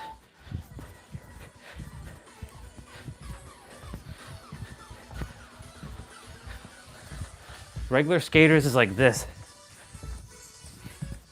But we're not doing that. We're doing this. It's like I'm playing hockey.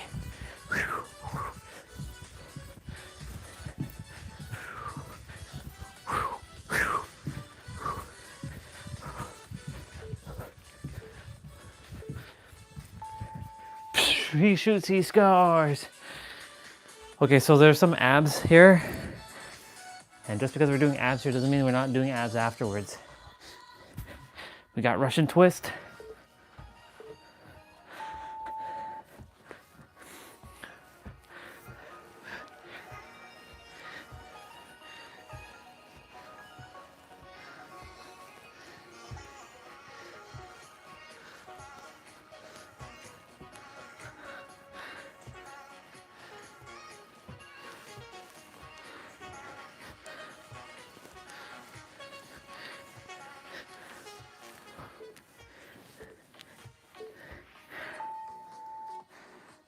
Squat jumps are next.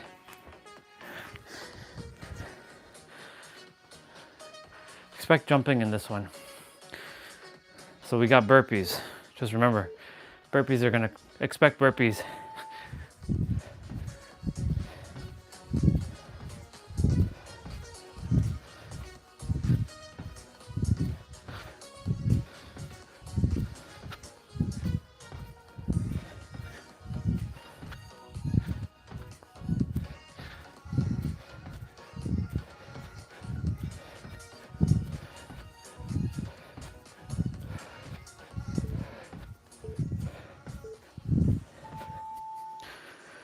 Mountain climbers.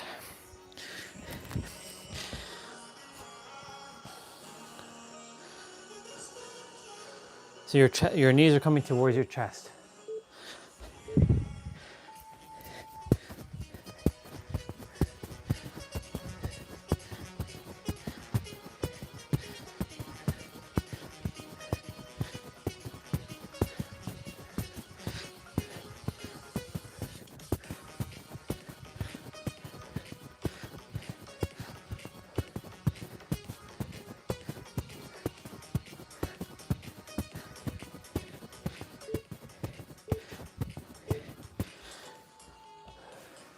Side planks to the right with a dip.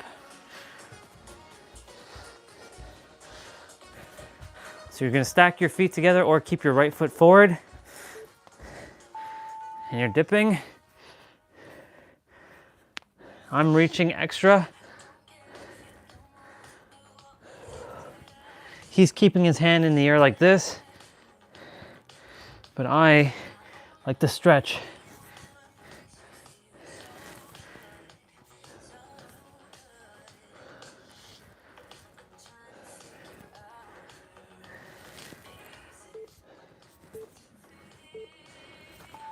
Very good.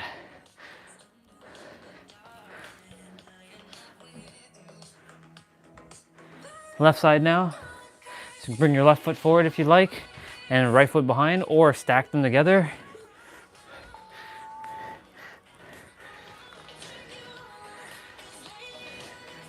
The stretching gives me a bit of extra mobility training here on my spine and my obliques and my shoulder.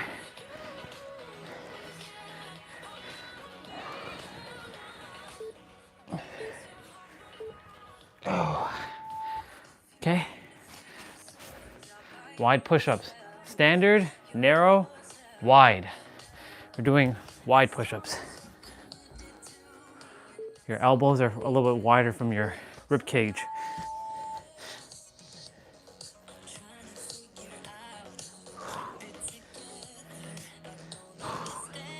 I've already did my push-ups, my 55s. All my 55s are done. But these don't count.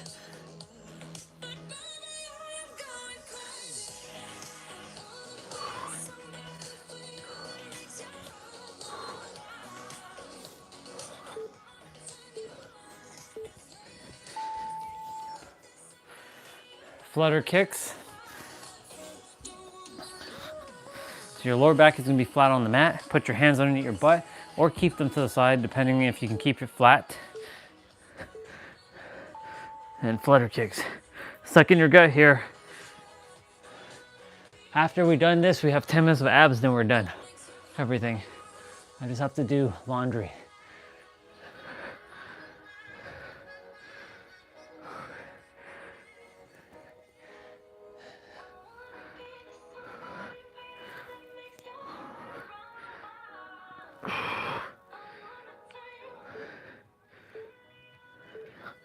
Very good.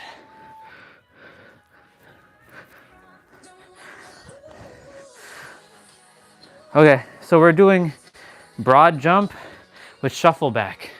So I'm going to be jumping forward and then walking backwards like this.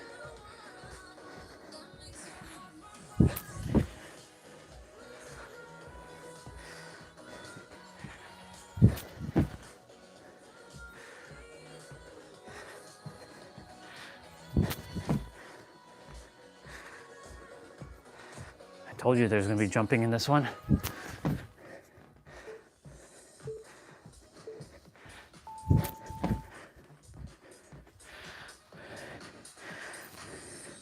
Sit up, cross crunch or cross punch.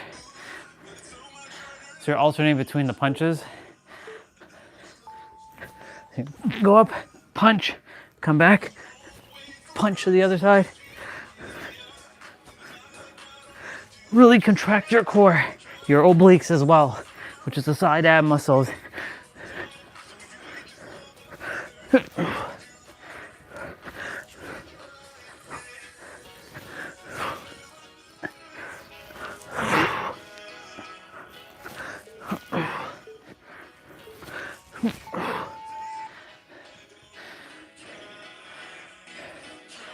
Lunge to knee drives to the right leg only.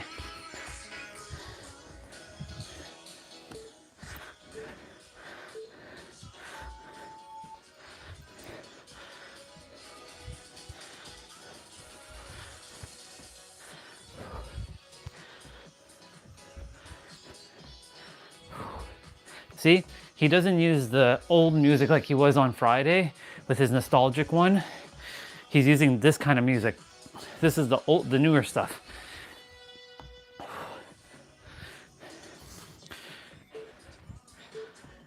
That's why I said for Friday, excuse me, that's why I said for Friday, the music's very nostalgic.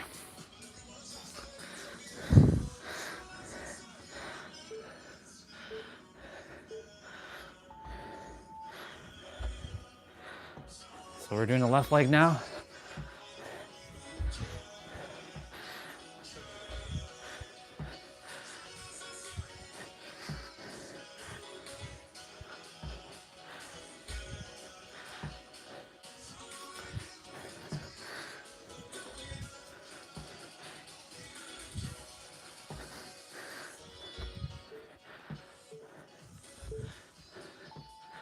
Nice. Bicycle crunches are next.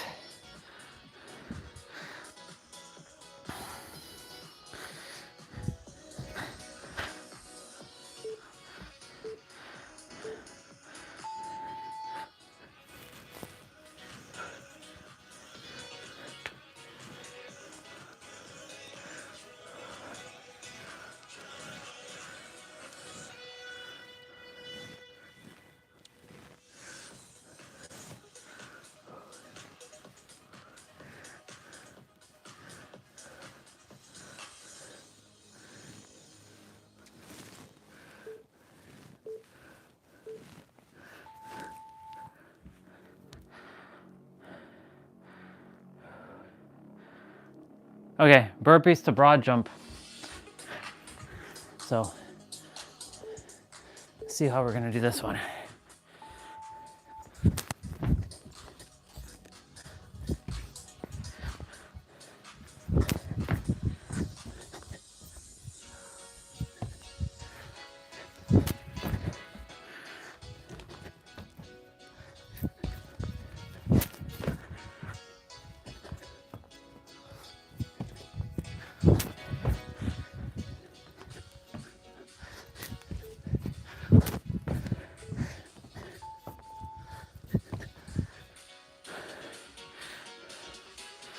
Very good.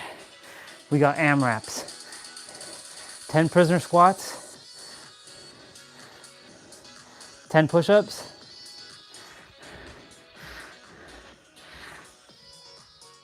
10 single leg V-ups, and then 10 star jumps. Fun. And then repeat.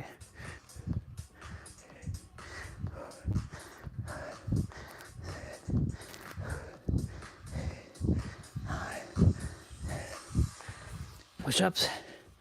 1, 2, 3, 4, 5, 6, 7, 8, 9, 10. 1, 2, 3, 4, 5, 6, 7, 8, 9,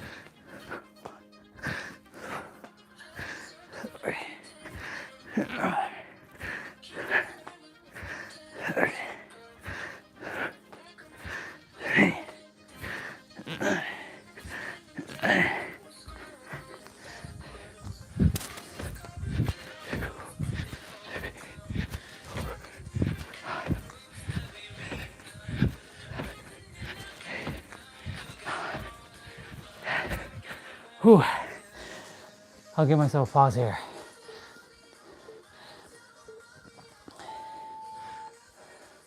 Whew.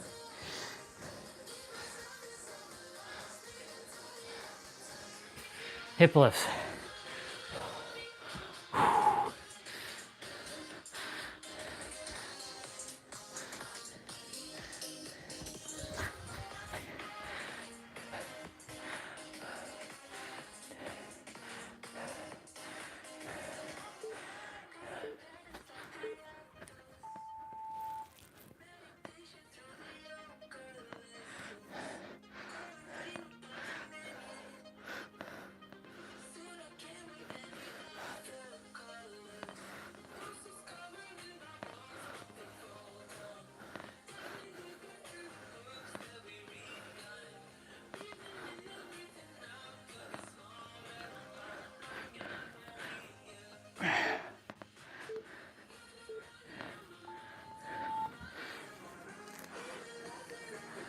Plank jacks.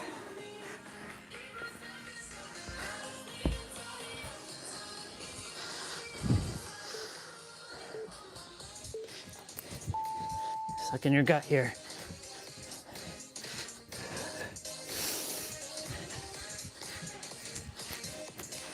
Adonai.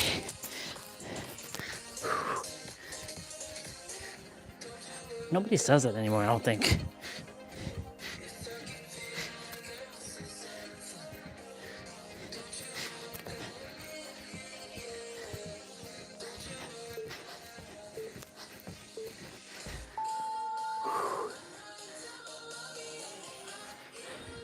Okay, curtsy lunge with a leg raise to the right. So you're doing kind of like a side kick here.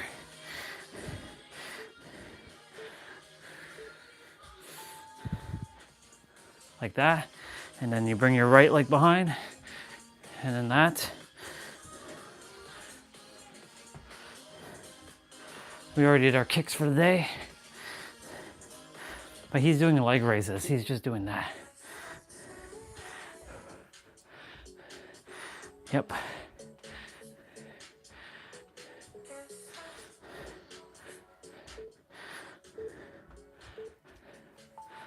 Left side. Okay, let me move over here so I can have more room.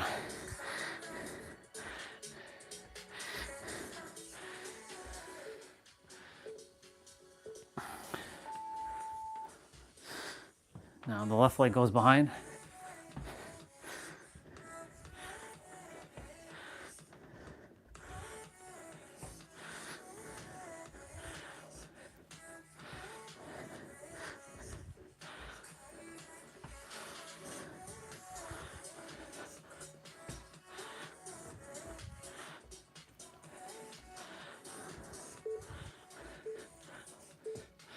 Awesome. Knee touch crunches.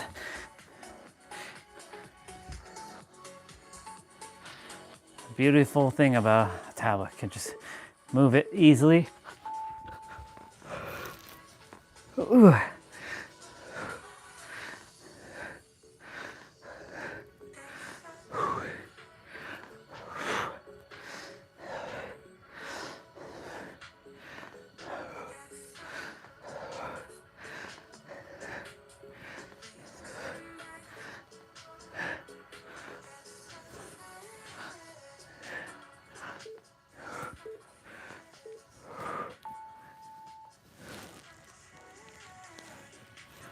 Lateral hops.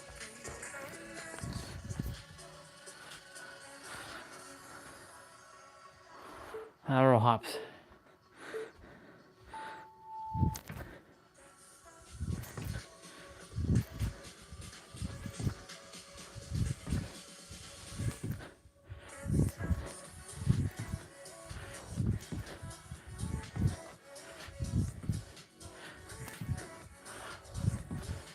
You're all doing great. Keep it up.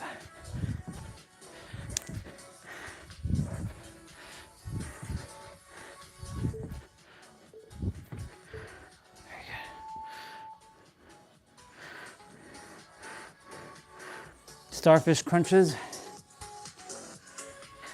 His legs are hovering.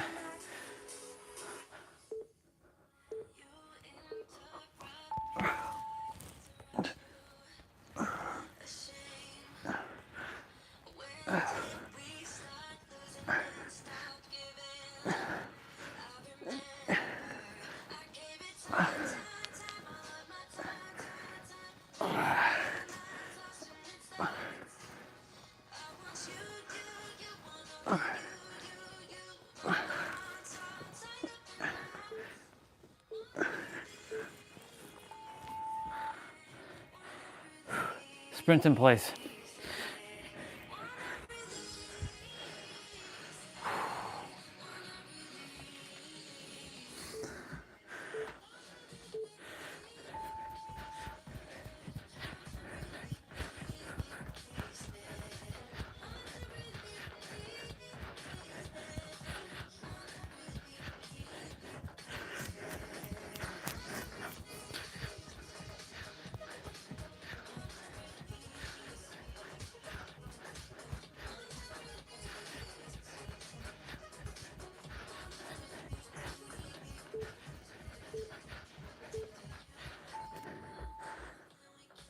Blast off push-ups.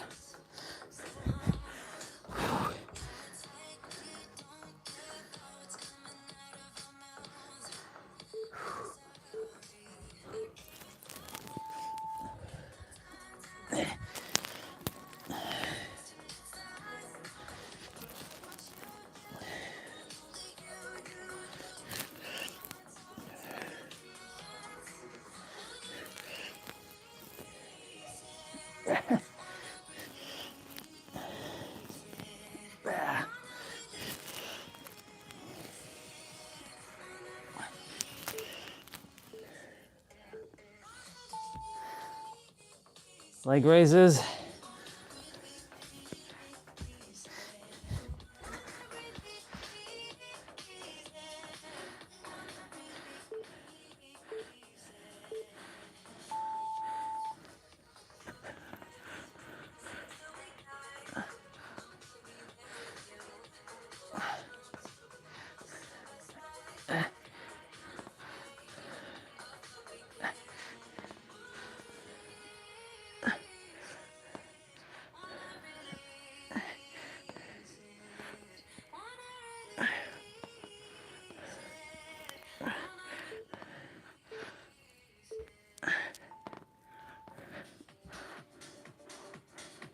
Jumping jabs. So it's like jumping jacks with a punch.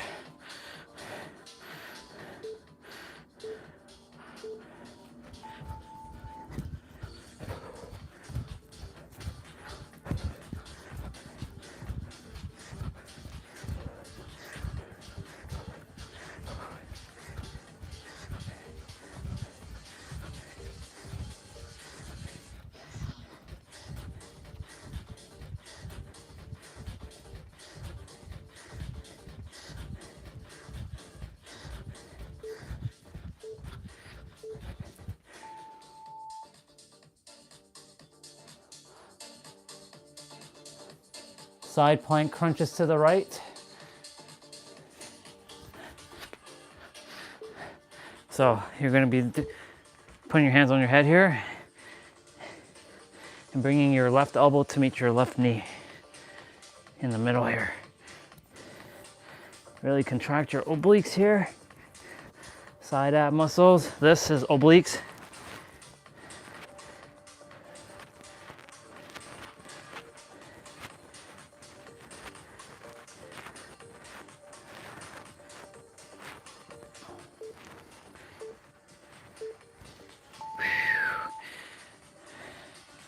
Now left side.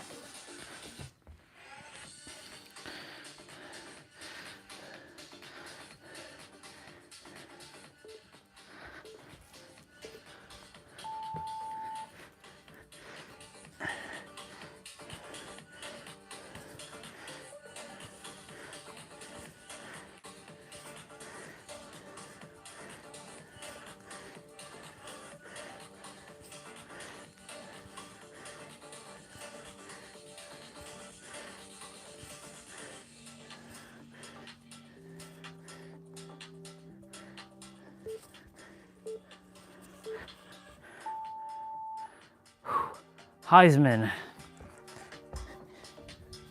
So you're running side to side, high knees. Whew.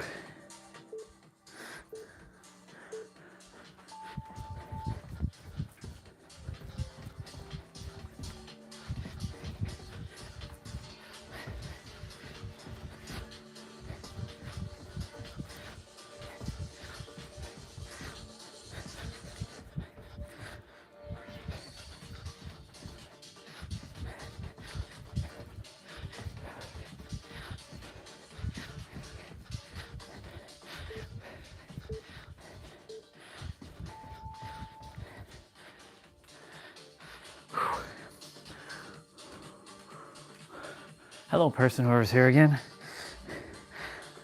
Long scissors kicks, also known as alternating leg lowers.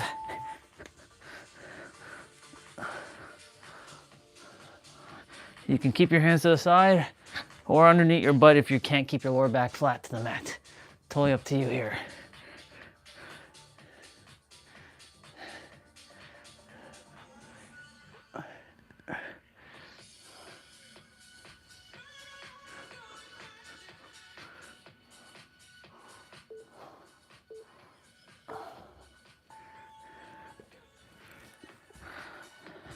Commandos. So you're in a plank position. So make sure you suck in your gut here.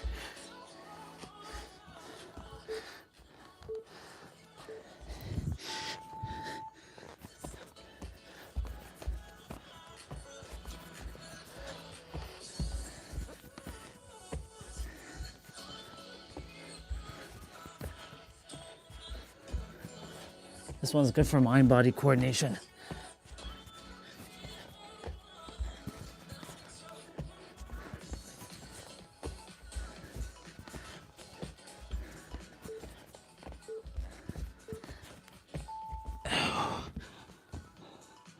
All right, y'all, AMRAP number 2. So it's the same ones, the same thing we were doing last time. 10 prisoner squats, 10 push-ups, 10 V-ups, and then 10 star jumps.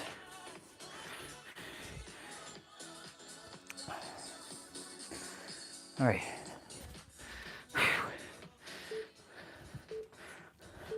Let's go.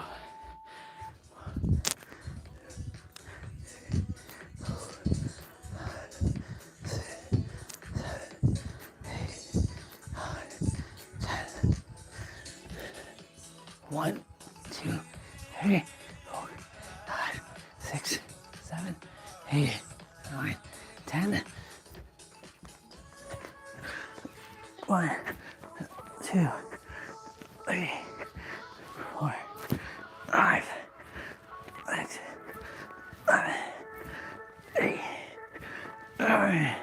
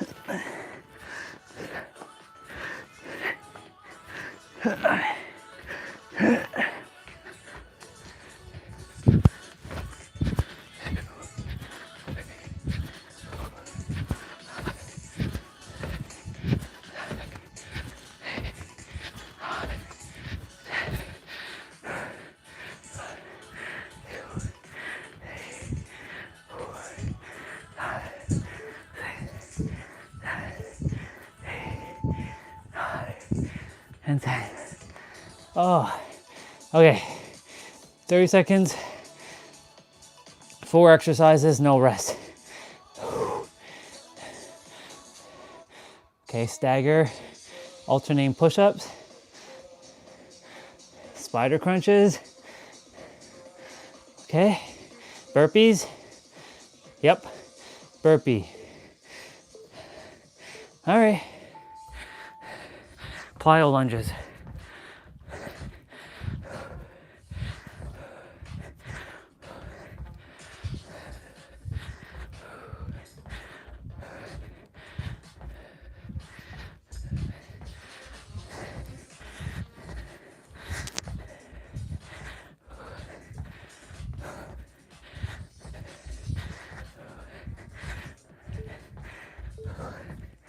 Okay, so stagger push-ups.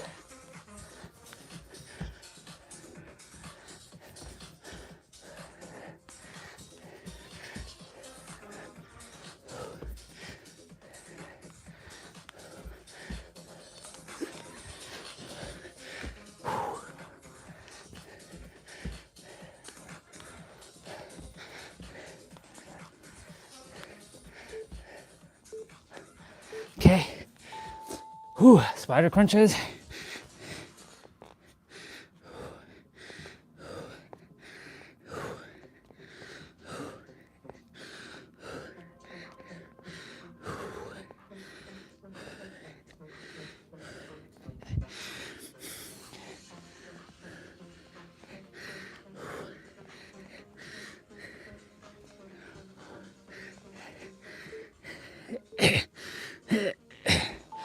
Okay.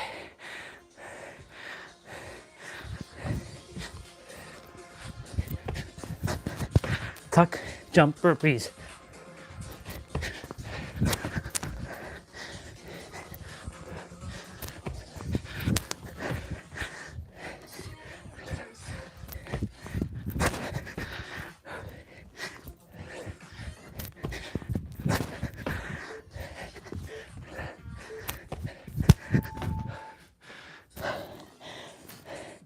Hell yeah.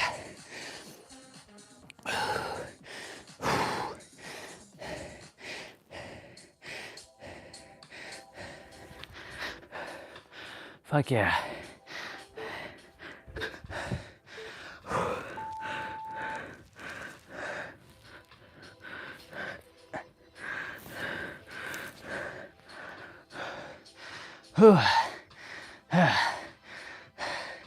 All we have left is abs and then we're done. Oh, good job, y'all. Take it in.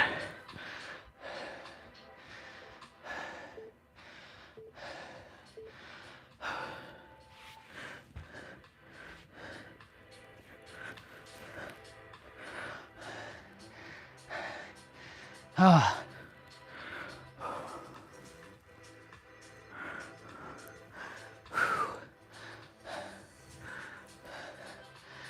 Oh, because it's really hot in the room now, which is good, right? In comparison, I'd rather feel this than feeling fucking cold. I am sweating buckets, y'all. Remember to throw the gloves to wash.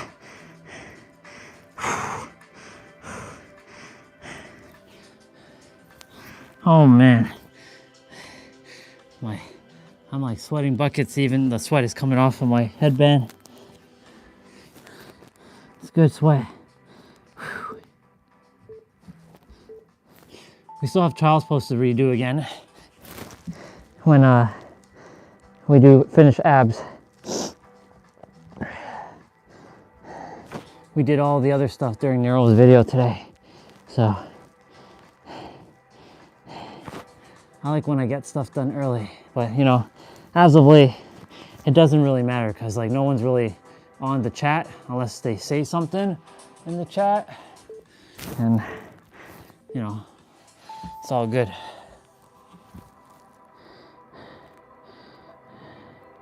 Another play out done, and this prepares us for tomorrow. Whew.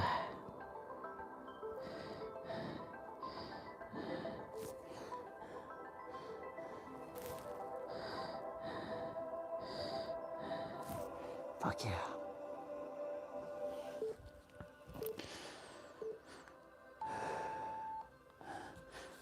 Cat cow.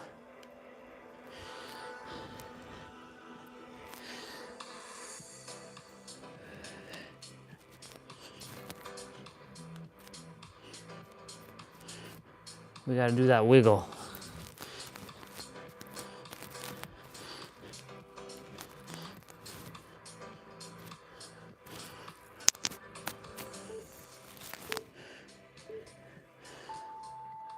Okay, y'all.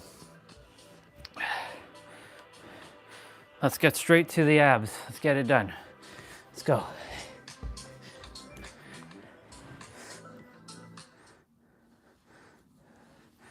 Okay, so ab exercises, as you all know, do not give you abs. You already have abs, they're hiding under a layer of fat. And what the fuck is that? What is this? What the hell is this? In 2025, what's it like to store data on a floppy disk? This little thing that looks like a save icon is actually a power bank with 64 gigabytes of storage. It supports both MagSafe and wired output. You can back up your data and charge your phone at the same time. The details are surprisingly well thought out too. The pixel screen shows device status, and a long press on the power button switches to low current mode. It looks like straight out of the 80s, but it's genuinely useful. In 2025, That's not bad. In 2025,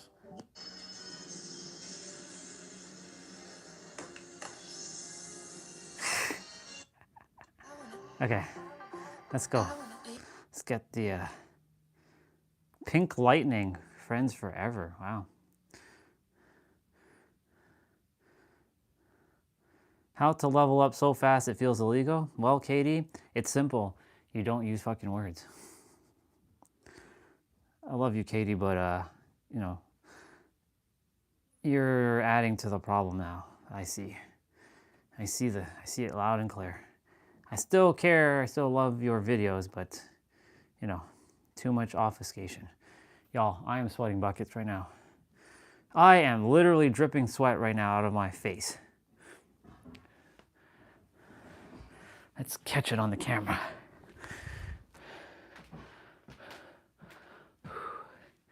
Look at that sweat. Let's go. Let's go.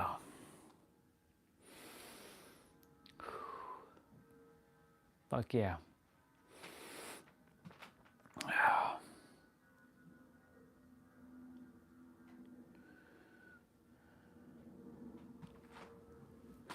Oh man. That's crazy. All right, we'll get our fresh air afterwards.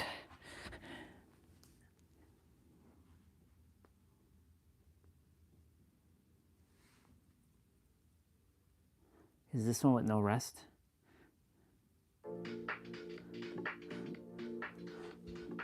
This one, Dan, was going from longer here to like transition here to shorter here. This is transition here. All right.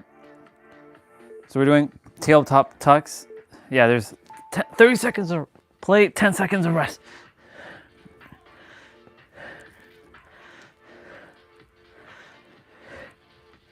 Let's get it done, y'all. Just 10 more minutes.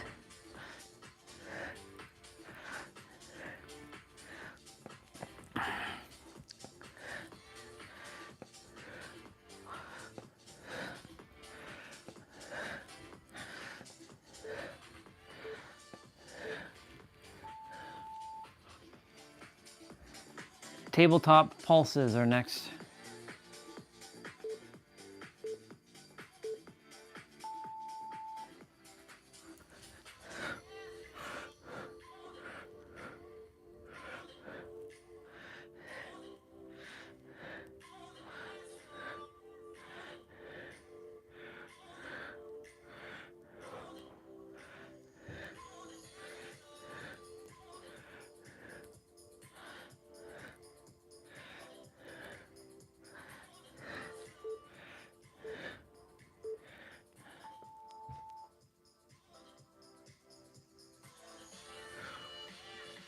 hip lifts.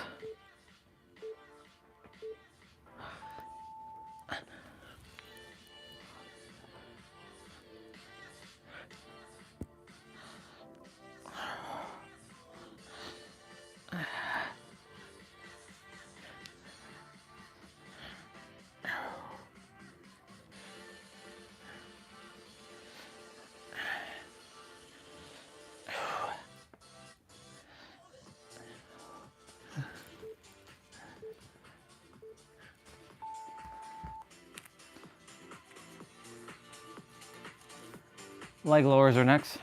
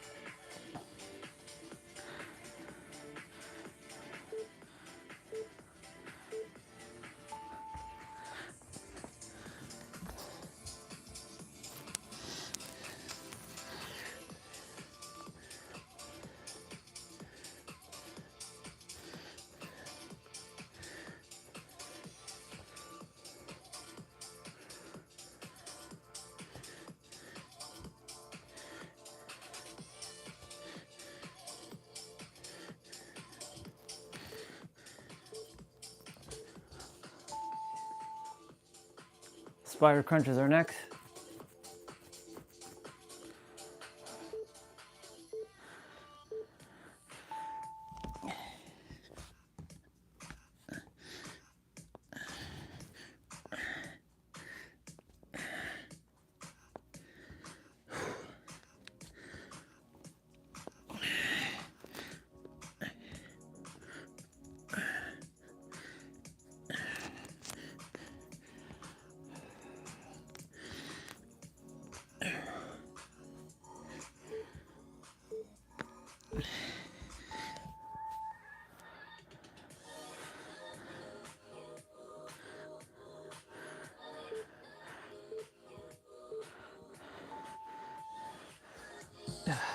Side planks to the left, but I'm doing the right first with the dip. So this is a repeat.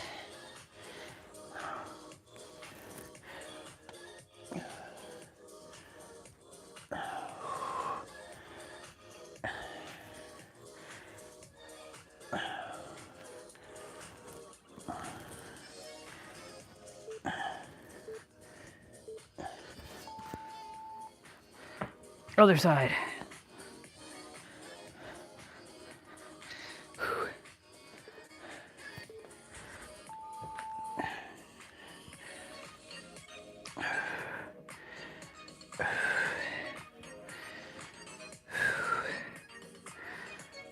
You're doing great, y'all.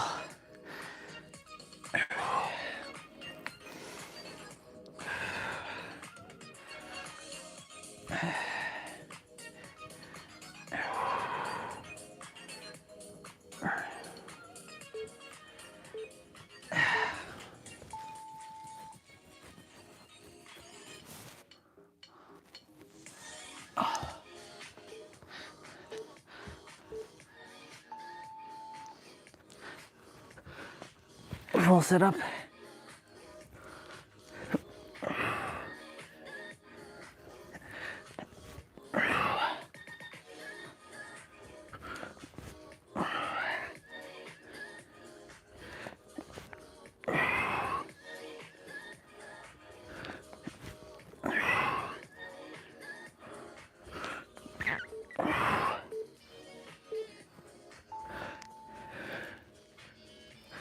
Lean back pulses are next.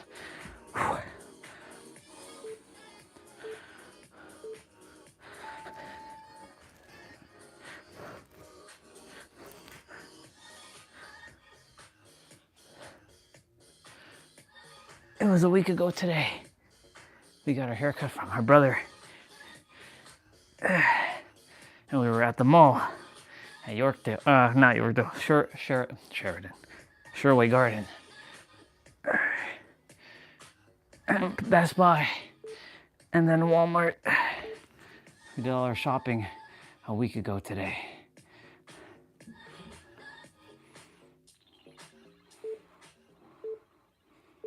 Leg switches.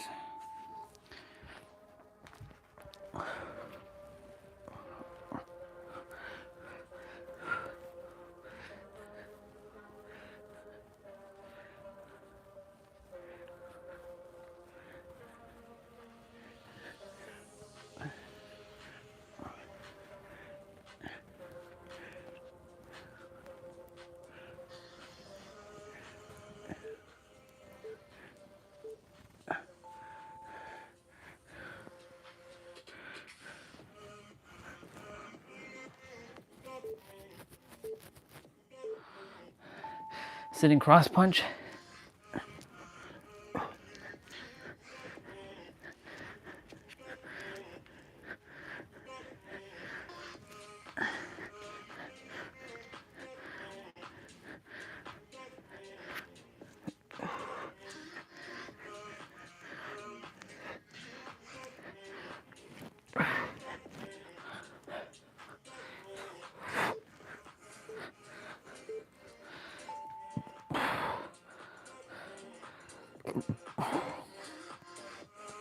Butterfly crunches.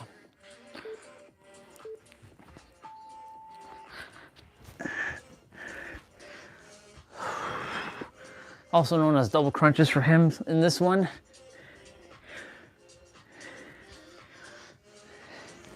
See? Different names, same movement. So it's the same thing like anything else. Like, double crunch can mean anything, butterfly crunch can mean anything. Right? So you see what I'm saying? Like, it's the meaning that we assign to it. Like, this one, he sometimes calls high crunch, and this one he calls prayer crunch. Like Caroline also calls this high crunch or seated high crunch. So like, who's right? It just is, right? It just is.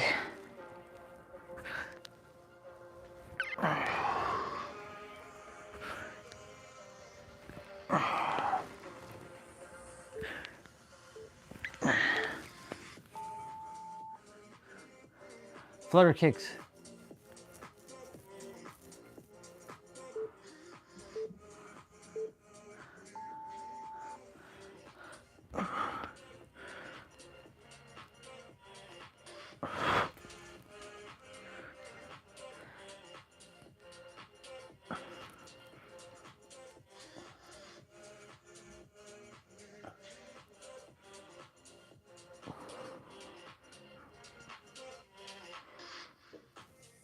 This should be it.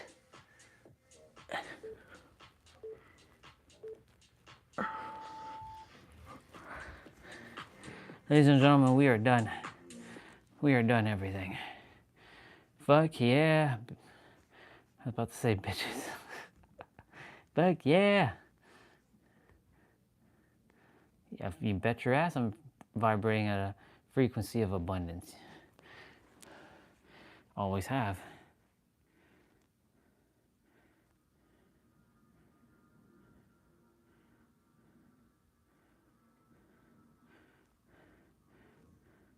Oops.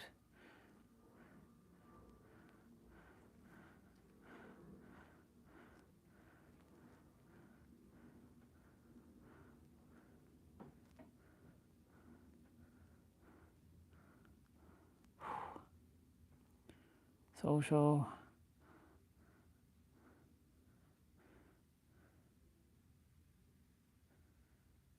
What the hell is this? Oh.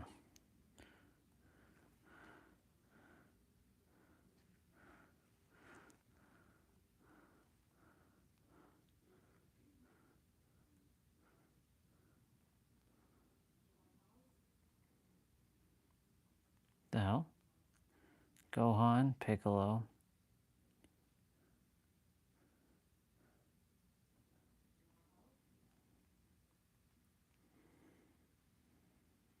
Oh, I see. I didn't realize that. Huh. I mean, I knew. Yeah, Gohan had the most outfit changes. Jeez.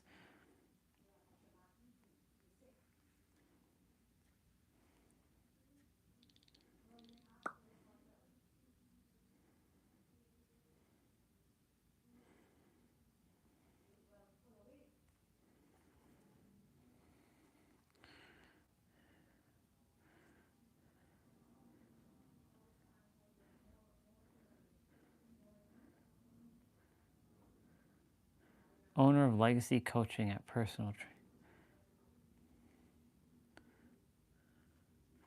Entrepreneur.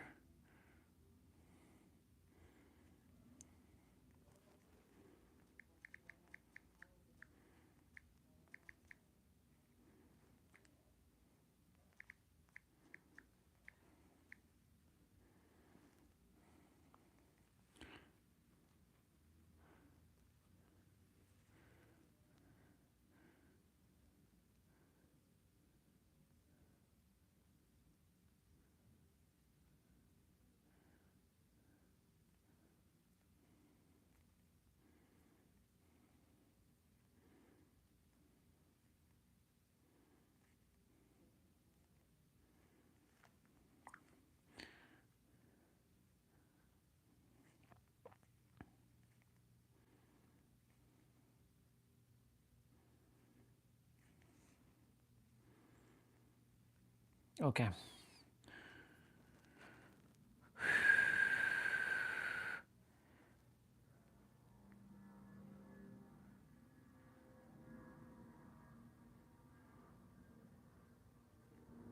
Let's see this. Angel Grove after school, sneakers on the floor, juice bar lights, but we're ready for war. Wrists buzzing, yeah, it's happening again. Rangers to the command center with my closest friends. Putting patrol in the street, trying to start a fight, but I don't run. I spark a pink light. I got a heart that won't quit and a team on my side. When the world goes dark, we're the reason it's bright. No one stands alone, not you, not me. We lock in, sync up, one frequency. If you're losing hope, just follow my lead. We're stronger together. That's our creed. It's morphin' time, we rise, we're fearless.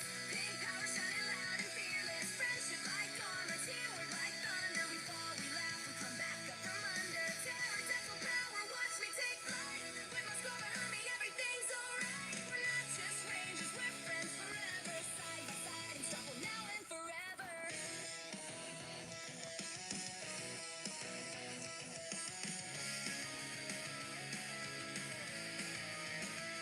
Training hard, scrape knees, still I stand tall. Courage isn't perfect, it's answering the call. Read us in the sky, throwing monsters down, but we turn that fear into a battle sound. Communicators crackle, voices in sync, every color you Not bad. Good song. swords locked together, hearts in line. When we form the megazord, we leave fear behind. No one stands alone, not you, not me. We lock in, sync up, one freak. And why will that be the case?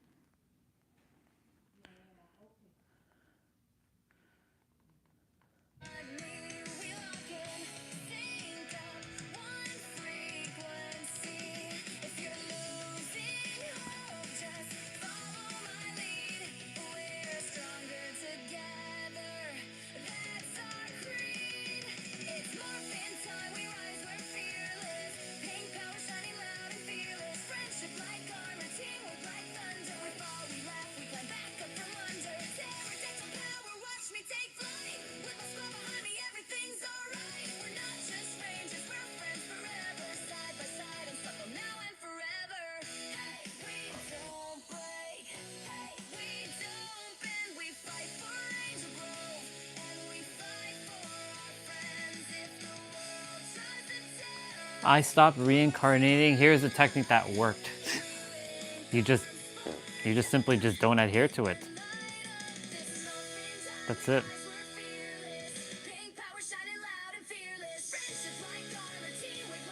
Why people respect you more once you ghost, when you go ghost.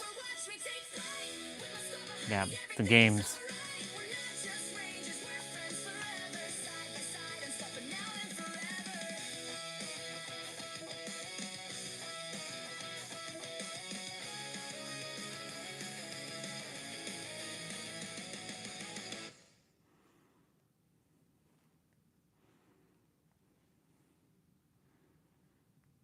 What is this reincarnation trap? I died 3 times before I finally broke the cycle. Not physical deaths in this lifetime, but conscious exits from my body during advanced meditation practices. Oh yeah, where I encountered one the of these exact same soul traps. Another one of these spiritual nonsense videos. But you know what? Let's have a listen. I died 3 times. You died 3 before times, I finally okay. broke the cycle. Sure. Not physical deaths in this lifetime, but conscious exits from my body during advanced meditation practices, where I encountered the exact same soul trap system that was waiting for me at actual death. And each time I refined my technique until I discovered the method that actually works. What I'm about to share with you is not theory, not channeled information, not something I read in ancient texts. This is the practical, step-by-step protocol that I personally used to sever my contract with the reincarnation system. And in the 4 years since I performed this technique, I have not experienced a single past life memory. I have not been contacted by supposed spirit guides trying to convince me I have unfinished karma. And most importantly, when I astrally project and approach the dimensional barriers around Earth, I am no longer pulled back by the magnetic field that used to trap me. In the next 20 minutes, I'm going to walk you through the complete process. The preparation phase that takes weeks, the specific technique itself that takes several hours, the confrontations you will face with entities who do not want to let you go, the signs that confirm you have successfully broken free, and the permanent changes in consciousness that occur once you are no longer bound to this planet's recycling system. This is not for everyone. This technique requires absolute commitment, significant preparation, and the willingness to face the darkest aspects of the control system. But if you have reached the point where you know with certainty that you are done with Earth, that this is your final incarnation, and that you are ready to exit permanently when your current body expires, then this information may be exactly what your soul has been searching for. Let me start with my own story, because understanding how I discovered this technique matters. I have been consciously searching for the exit since I was 17 years old, when a near-death experience during a car accident showed me the tunnel, showed me the beings of light waiting at the end, and showed me something that made my blood run cold, even as everyone around me in the hospital was telling me I had experienced heaven. What I saw for just a fraction of a second before I was pulled back into my body was a flicker, a momentary glitch where the beautiful being of light that was beckoning me forward revealed its true form underneath the projection. It was reptilian, grey-skinned, and when it realized I had seen it, the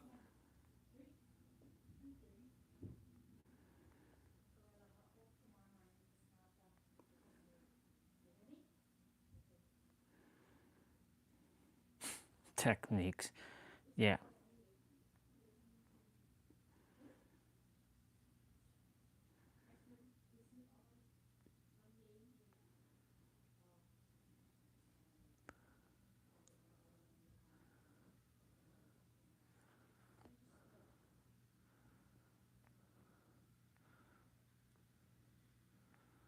Okay.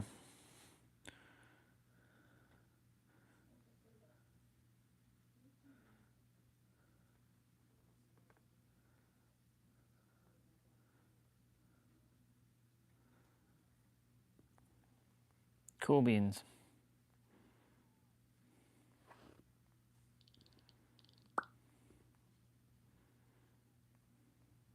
So much obfuscations.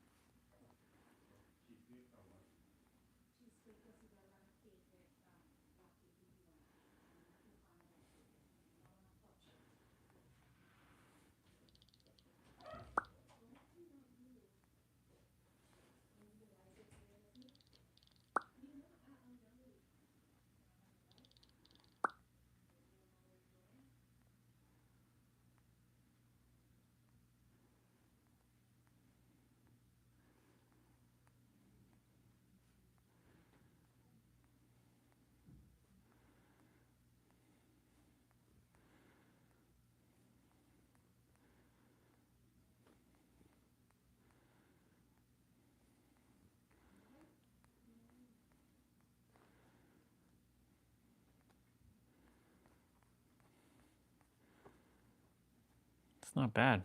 Good drawing. Black Supra. Okay.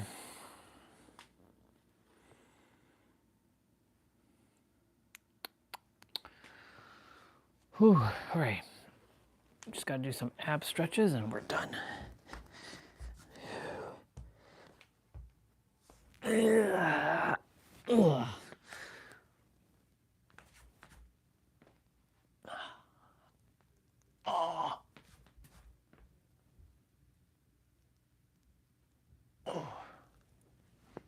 Oh.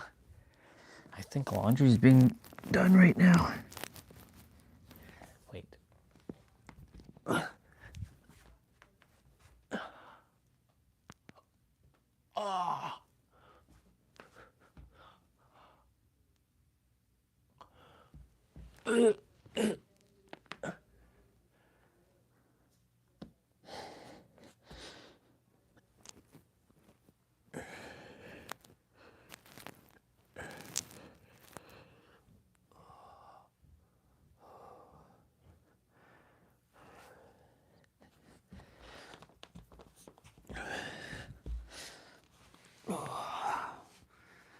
Okay. Yeah, I think laundry's being done right now.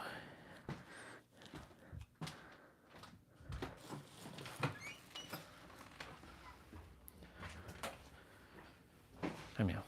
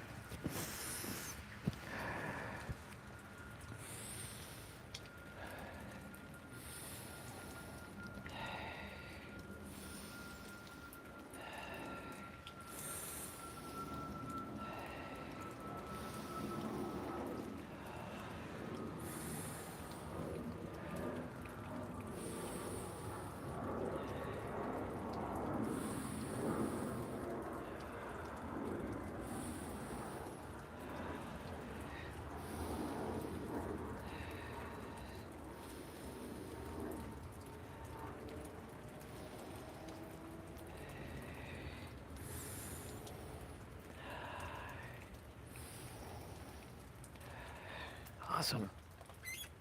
Ow.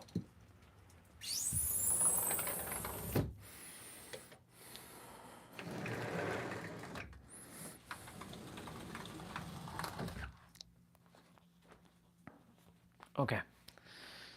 I'm gonna go shower quickly and then do my laundry afterwards.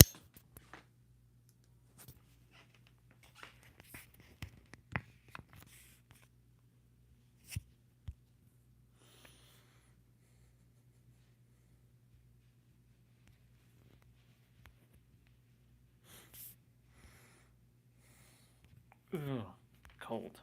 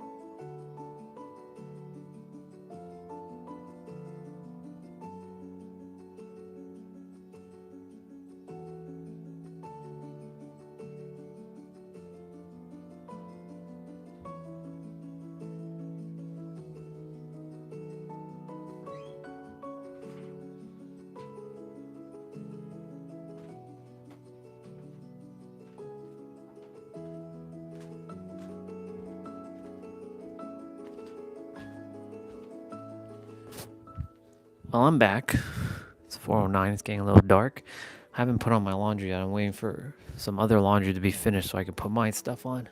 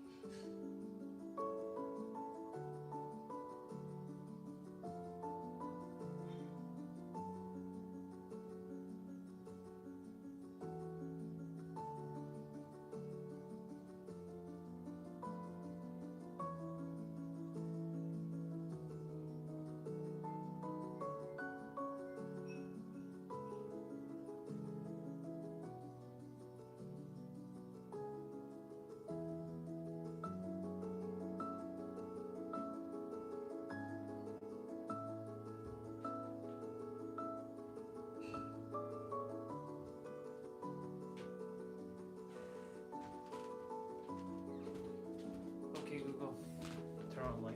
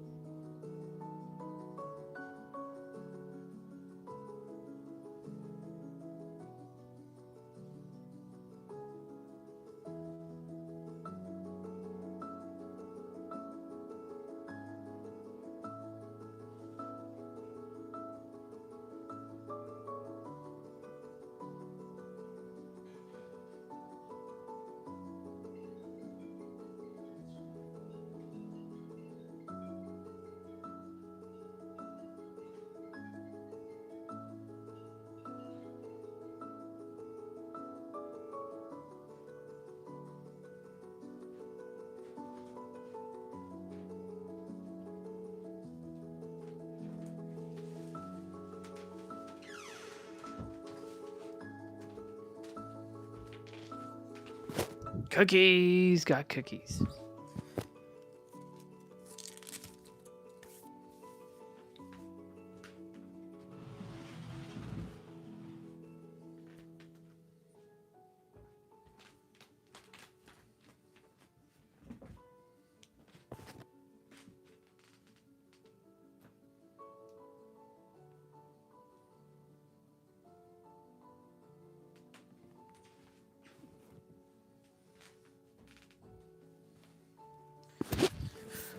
All right. I'm gonna watch The Chosen still. Be be be be be. Do do do do do.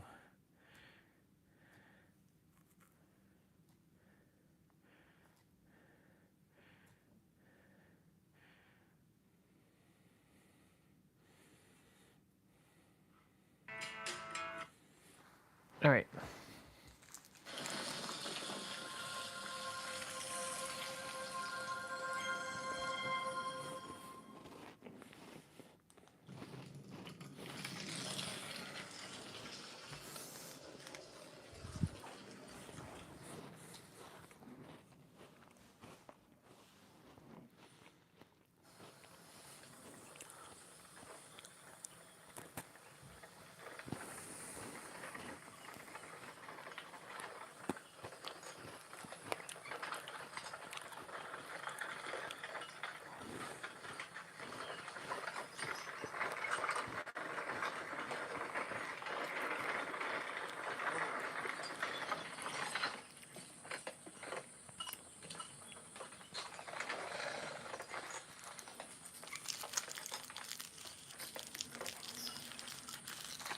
It's Matthew.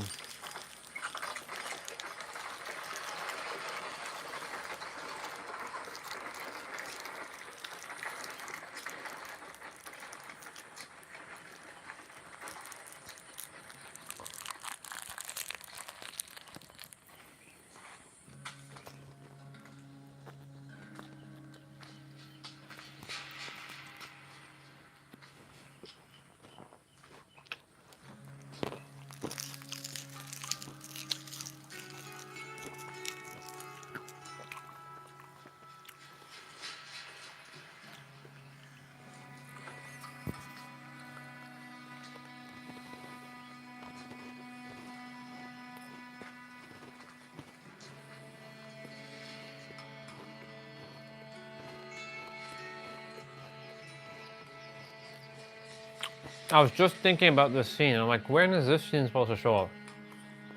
Here it is.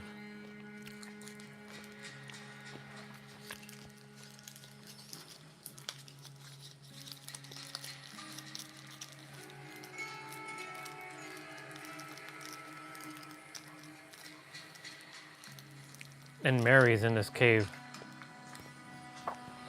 Mary and Matthew are the only ones that survived, apparently.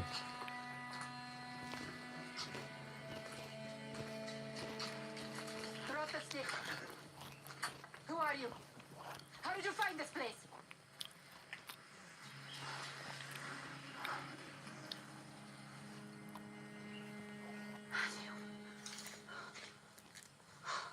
For heaven's sake, why the hood?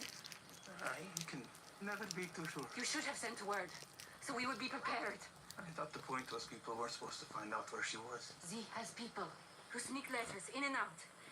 You know that? Yeah, now who is it? What's happening? An impromptu guest, my lady.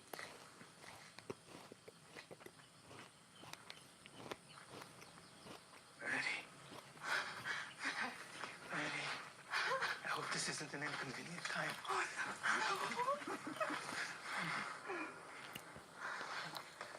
Still, unusually pleasant to look at. I see your eyesight is starting to go. All right, inside, both of you. It's getting cold. The others will never forgive me if I let you catch your death.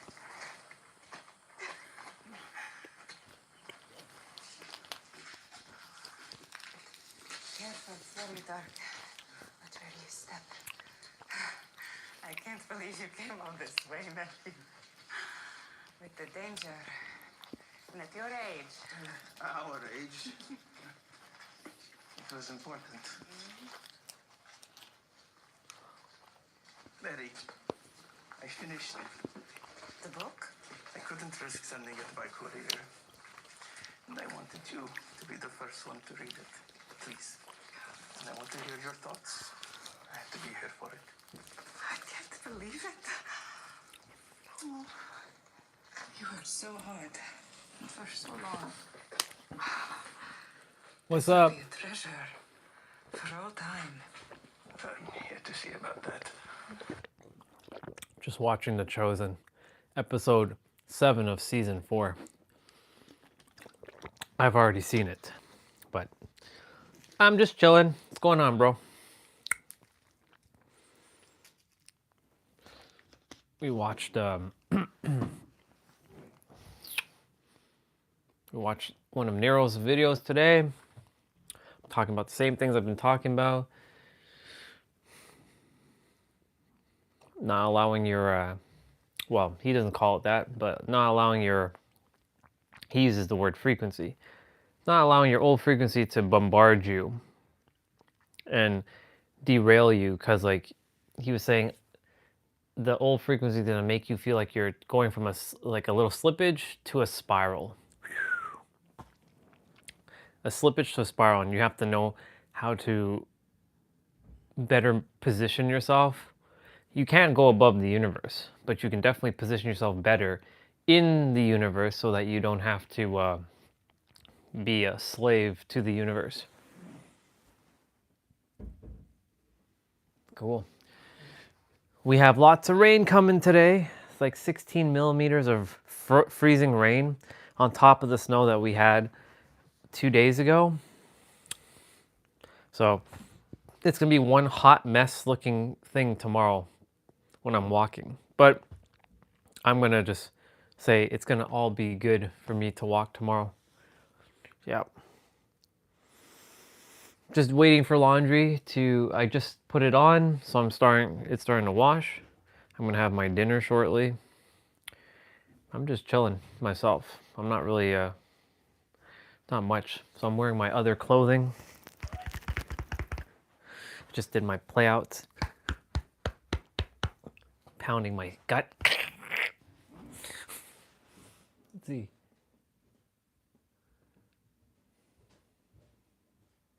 Ah, that sucks, dude. Sorry to hear that. Yeah, they're no joke. I've slipped twice on the sidewalk on was it Friday? Because Thursday, because it was, no, Thursday was fine. It was Saturday. It was yesterday, actually. Yesterday when I was walking, I almost slipped twice. Like I lost balance. Because my boots are super old now, and they don't have that much grip under it anymore, my Timberlands. So I'm walking, basically kind of like stomping my feet. I had this thing where you can put underneath your boots that has like the grip, but I don't know if I threw them out because when I was leaving here to go to New York and not coming back, I didn't know if I was coming back. So I sold everything that I didn't think I was going to ever use again, and I think I also threw those out. So not expecting to come back, right?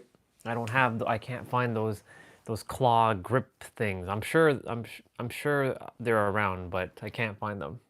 They're either in a box, they're in that closet somewhere, or I threw them out. Because there was a lot of things that I wasn't expecting to get, or I wasn't expecting to come back here.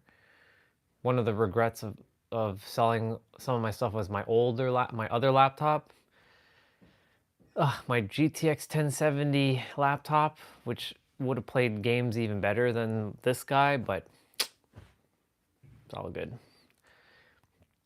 If I kept that laptop, and I sold it for like $600. That person got a steal on that laptop because I had to sell a lot of my stuff before I left because I couldn't take the chance. So a lot of my stuff, I undercut my prices like so much that people just like, yeah, bought. But I made over $15,000 and I bought myself the iPhone that I'm using at right now, the iPhone 12 Pro Max, and my MacBook Pro, this thing right here. Not my tablet, but this guy. Spent $4,000 on this MacBook. 42 actually. It was top of the line at the time. Still lightning quick. 64 gigs of RAM, 2 terabytes of storage. The M1 Max chip. This was the king, and it's still the king because it still operates so fast. They built this machine so well that I don't have to upgrade this Mac at all. Like I don't care about 3 extra seconds to upload something, like get my renders done or whatever, if I ever am doing that. Yeah. So, but now I don't really use my Mac. I use this, my tablet. My tablet has become my king of everything. Screenshot machine, drawing, media, listening to music, audiobooks, ebooks, because this thing can do it all and I can at least go outside with it. So, and it's not too big. It's not the giant size tablets, so it's perfect. Let me see. I required to invest in a new laptop. Been using the same one since 2019. Wow. What you got? I mean, in comparison to what you have, I mean, that's still technically newer than that thing. Like that red laptop up there, that's going to be 12 years old come sometime in, well, technically speaking, it was built in 2014. I bought it in 2015, but it was built in 2014. It sat in our storage room in our computer store for about 8 to 9 months because it was too expensive for most people to buy. They're like $2,300 plus tax, because that was top of the line, right? Or that was what we had was top of the line, and it was red as well. So like it's a special edition. So a red beast laptop, it's crazy. So, I bought that laptop for $1. I don't know if you know the story. I think I've shared the story many times, but I don't know if you've heard the story. But essentially, you know, some shit happened at our computer store, and well, let me kind of go from the beginning, I guess.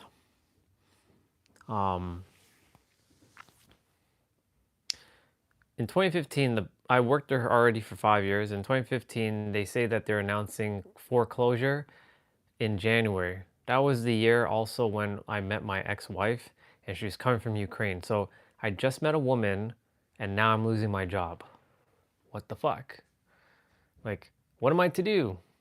I have to get my big boy pants on, get a place, and get a new job, which I did. I got the law firm job eventually. I went to 2 different jobs doing IT to then get my law firm job, and then that was it. Anyways, so some shit happened like a weekend or 2 before the store closed. And this was like mid-May, early June. I got caught up in this thing because everybody was like, the boss was away that day. So essentially the store was just run by, you know, whoever, because the boss was away, the main boss. And the other boss, he didn't give a shit, right? He's like, I'm losing the job. I don't give a shit what you guys do, right? So there was a guy who had the manager override password thing, and you could change the price to whatever price you like. We used to do it all the time. We used to give customers deals. Like, they wanted to get like a laptop. So if they buy a laptop, we would just change the price. And if anything ended with a .96 like price tag, we get 5% commission off the price. So if something was $15.99, like $1,599 plus tax, or $15.99.96, and we sold it, we would get that override. We get the commission for that. Because in the system, everything is either 97, 98, 99, or 96. Because 96 is called end of life. So in the beginning, when we were first selling stuff, I didn't have the manager override password. In fact, I didn't work on the tills. The cashiers did all that. So anytime there was an actual 96 product, we were like, yes, I get to sell a 96-cent SKU, right? I get to make some money. Like, if you sell something that's like over, I think like $1,500, I think you get like $150. I think. Let me see. I need to do some calculations quickly. I'll ask ChatGPT. Hey sister, quick question for you. I'm looking to calculate some commission that I used to get. So when we sell a product that had a .96 SKU, so if it was like $15.99.96, we would get 5% of the commission of the total price of that TV or whatever it is. What would be 5% of $1,599.96? Sure, to find 5% of $1,599.96, you just multiply $1,599.96 by 0.05. So that would be $1,599.96 times 0.05, which equals about $79.99. So you'd get roughly $79.99 as commission. So if I sold something that was $2,000, what would be the commission? All right, for a $2,000 sale, you'd multiply $2,000 by 0.05. That comes out to $100. So your commission would be $100 in that case. Thank you, sister. I appreciate you. You're very welcome. Glad I could help. If you've got any more questions, just let me know. So I've sold something we had 2 of those red laptops, and somebody did come in on the last week to buy that. So guess what I did? It was set to $23.99.97, which you don't get any commission for that, right? You get nothing. You're just selling it. You get commission if you sell add-ons like antivirus and all that sort of stuff. So I said, you know what? Screw it. I'm going to put .96. I changed it by 1 cent. 1 cent. And guess how much money I made? I made over $100 on that laptop alone. And I'm like, well, if I knew about this, if I hadn't had the password all these years, I could have taken all of my sales and made so much commission. I made so much money back then. But only in the last set of months we came up with this idea that to change everything to .96, and we started making loads of money. My last commission check, I made at least $1,700. And so I see you have an HP laptop. Gotcha. And so then basically the last weekend before the store was supposed to be foreclosed, right? Everything had to be sold, had to be liquidated. So the boss went away for the weekend, or for the week, like for Saturday. I was there, and everybody, like there was like 7 people, and they started buying up everything, bro. They started buying up laptops, GoPros, digital cameras for $1. They're marking shit down for $1. And I'm like, I got caught into it. But my intuition's like, well, back then I wasn't using my intuition, but I felt really sick in my stomach. But I still went ahead and I did it. Now, immediately after I did it, I was like, no, I got to take it back. I only held it for about an hour, and I was like, no, something feels wrong. Something feels wrong. Something feels wrong. And I returned it all back.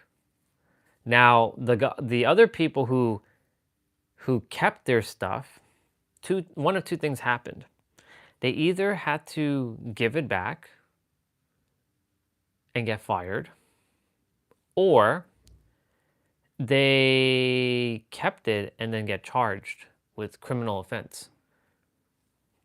That was the 2 punishments.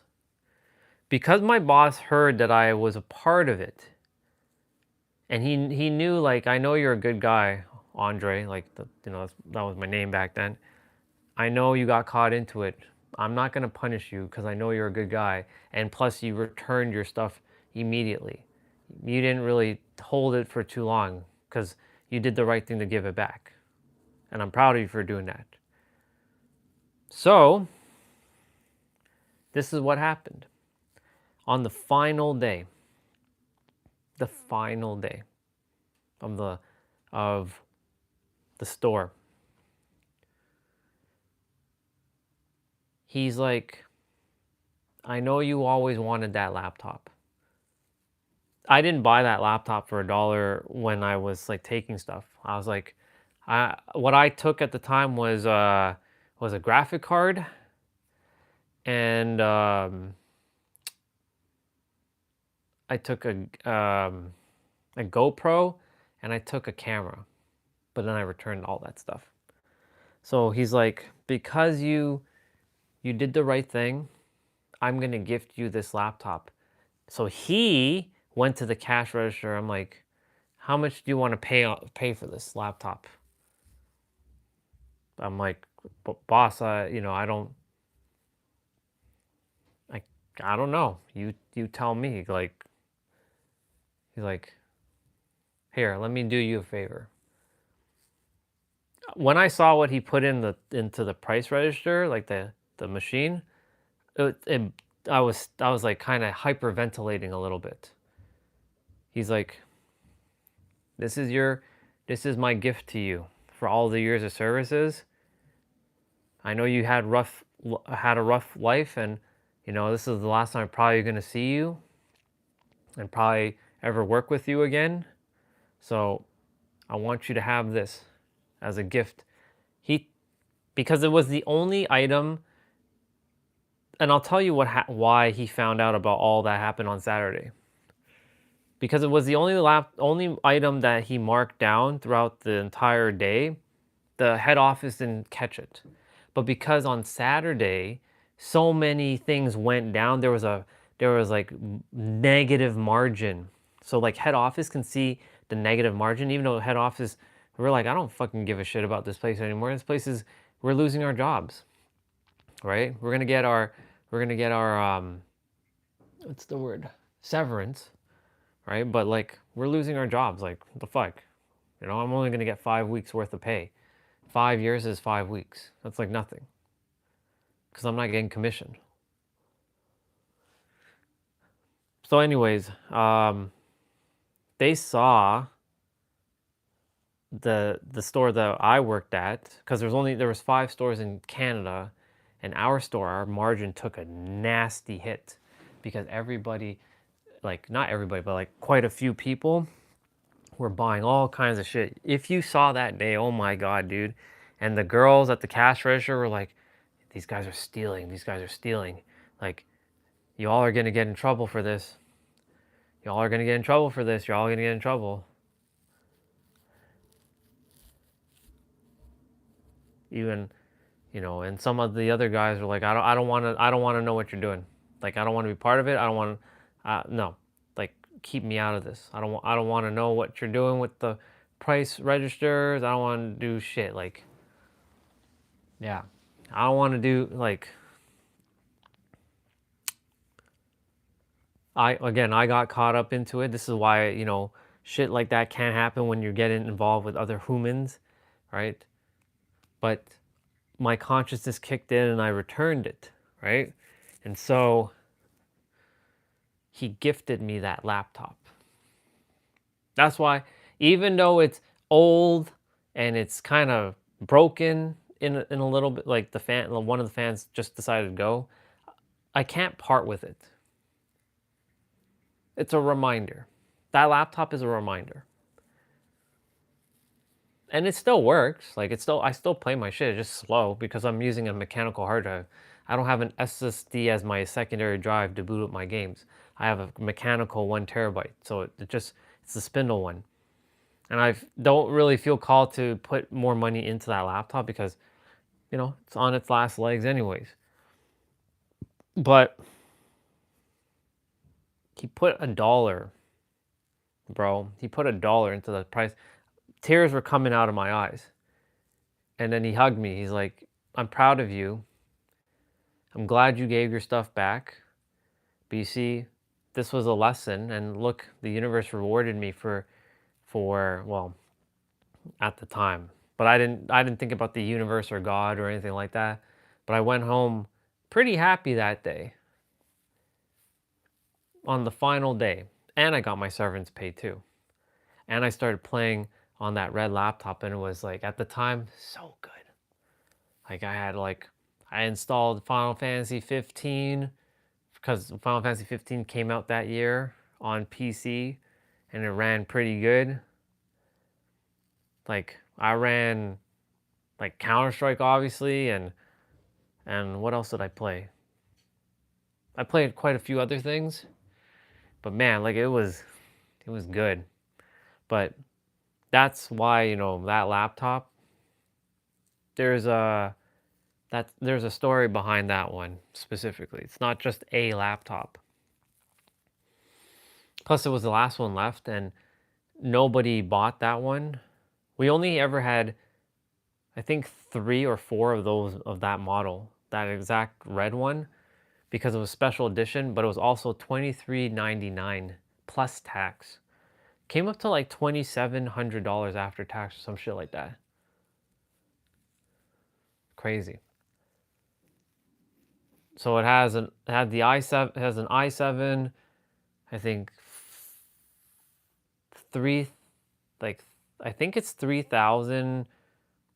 I'd have to check. I don't remember, actually. I don't even want to take a guess. I think it's 4710 HQ. It has 16 gigs of RAM. It can't go past that. 16 gigs of RAM was considered like beast mode back then, but it can't be upgraded to 32, which kind of sucks. It has a GTX 970M, not a 980. A 970M, the mobile, like when they used to call it the mobile version. And at the time, it had a 1 terabyte hard drive, which was like, and then my boss, so you know what he did as well? He threw in a hard drive for me as well. one of those Seagate hybrid drives that has like a little bit of RAM built into the hard drive. It has like caching. Before SSDs were more affordable, he tossed one in, so I got to put a 2 terabyte into that. So, but I took it out because it's actually right here in this external drive. Because I plug it into my Mac and put like my spare files on it. So it only has the 1 terabyte mechanical Toshiba drive. Yeah, Toshiba, when Toshiba was making hard drives. That's how you know how old it is. Yeah, man. That's the story with that laptop. So I know your laptop is, you said 6 years old. That's almost 12 years old. So yeah. Not that I'm comparing or anything, but like, yeah, that laptop is old, but it still works. And it still does the thing. It came with Windows 10. Wait, when did Windows 10 come out? In 2010? No, that's Windows 7. I think Windows 10 came out in 2000, and I think it came out in 2014. 2014. 10-year cycle.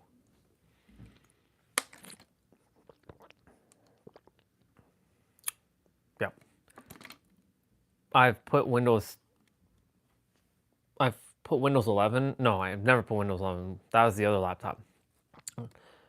I have to put Windows 11 on this one, but that's a lot of work. And I don't want to do that right now. So it's with Windows 10. So that laptop is my there's a story behind that one now that you know. Yep. Let's put these candy wrappers into the bottle.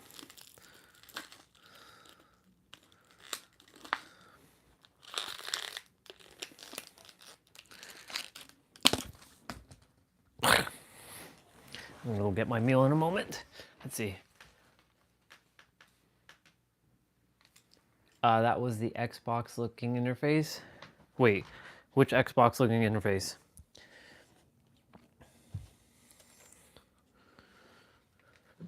What you mean? You mean Windows 10? Or something else that I said? Let me know. Just gonna go outside and put this water bottle outside. It forces me to go outside to get some fresh air. It's actually raining right now too, but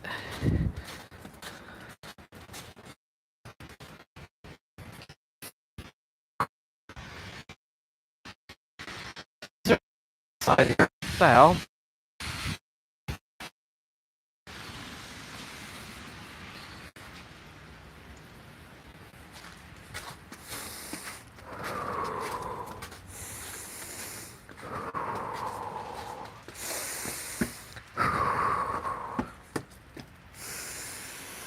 Taking some breath, some fresh air quickly.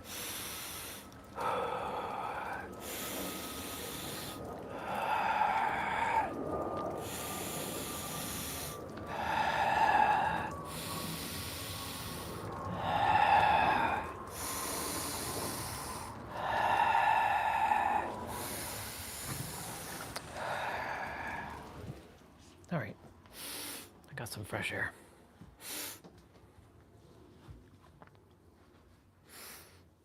Fresh air does the body good, y'all. I can't be cooped up inside. So, me getting some fresh air helps. The Windows 10 interface? Yes. No. Windows 8. Windows 8 had more of the Xbox interface. But Windows 10 did adopt it a bit.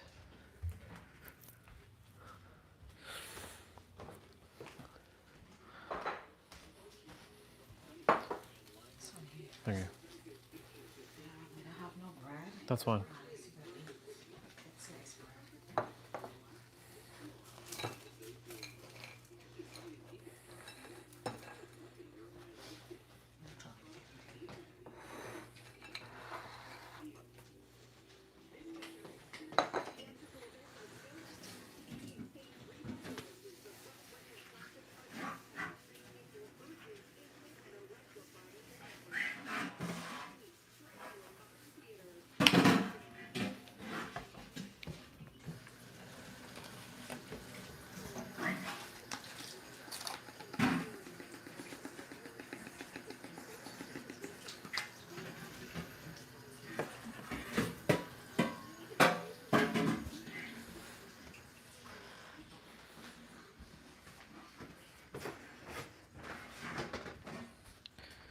to get water.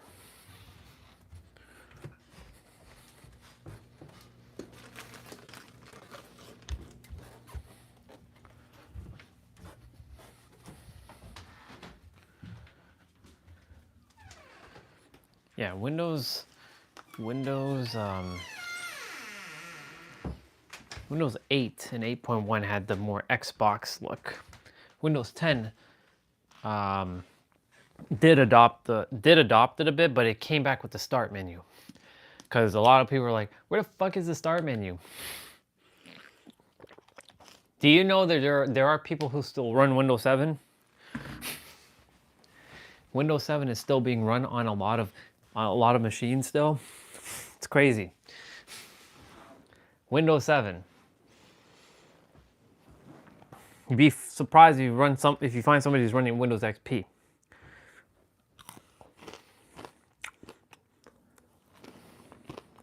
Don't mind the crunching. I'm gonna put the microphone a little bit further away.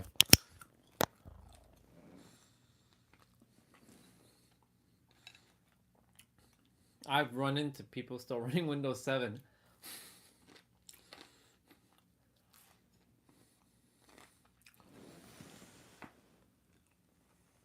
Yep. Me too. Windows XP was...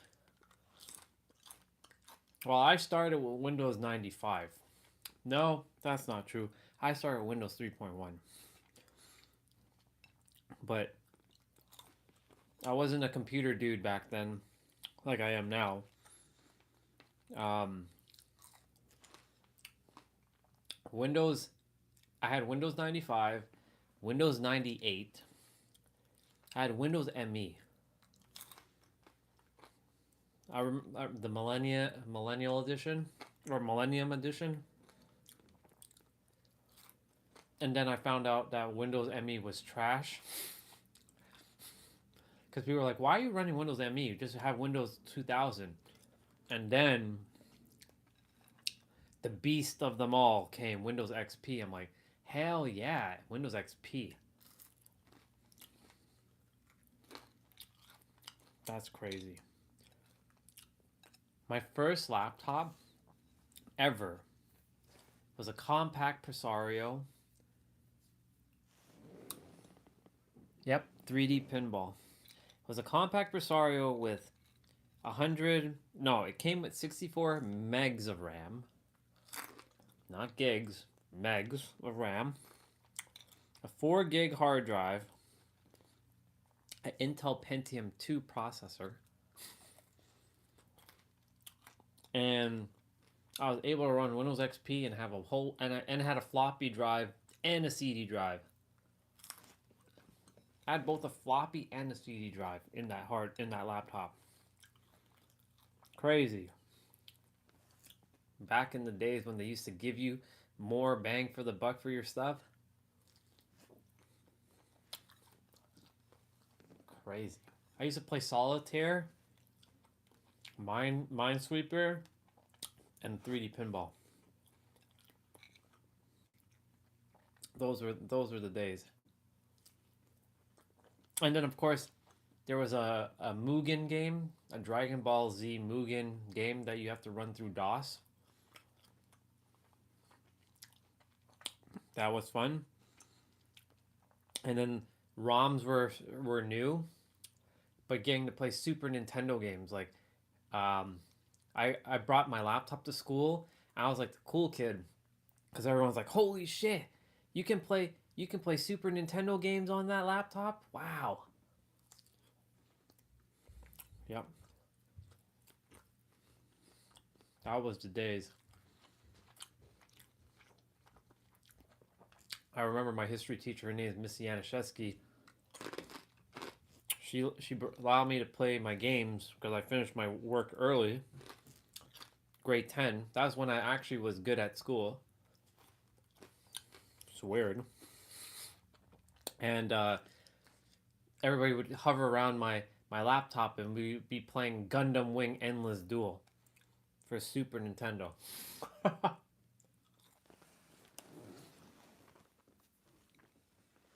My dad used to always play chess.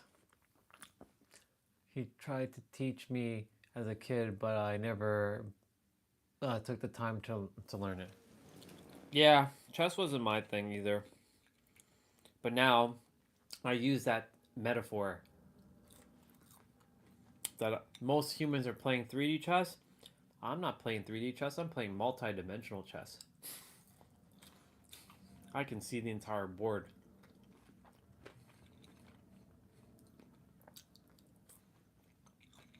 I would play chess, but I don't know. It's a game of strategicness, and I'm a dude who likes to go guns a-blazing. For example, Counter-Strike. There was people who always like, yo, let's go to bomb site A and bomb site B and protect the bomb site. Do you think I have time for all that? You know what I did? I kamikaze, bro.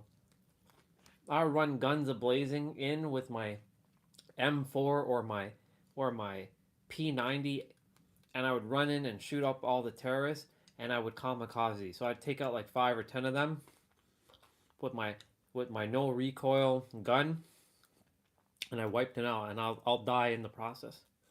People call me a hacker. This guy's hacking. This is 1999, by the way.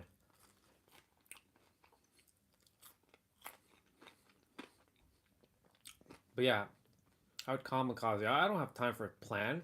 Who's got time for a plan? I am the plan.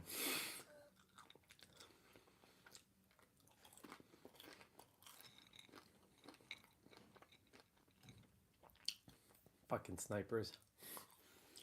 I remember them snipers in DDoS 1. I don't know if you're familiar with Counter-Strike, but DDoS 1 is a famous map.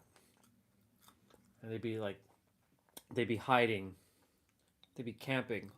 Just waiting to pick you off, little cowards. I'm not a sniper. I don't care to snipe. I get great satisfaction to run past a sniper's range and then come behind them with a knife and just and say humiliation. Humiliation. Counter-Strike was so good back then.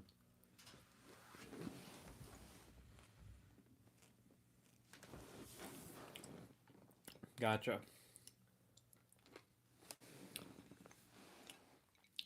That was God mode back then on Counter-Strike. I played during the summertime of 1999. As soon as I wake up, playing. Go to bed, still playing.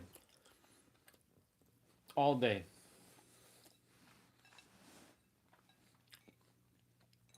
So good. So fucking good. This is even before Steam existed. And you have to install Counter-Strike with 2 CDs.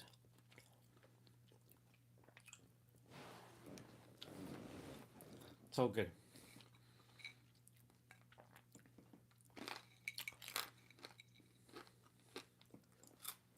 That's wild. That is wild.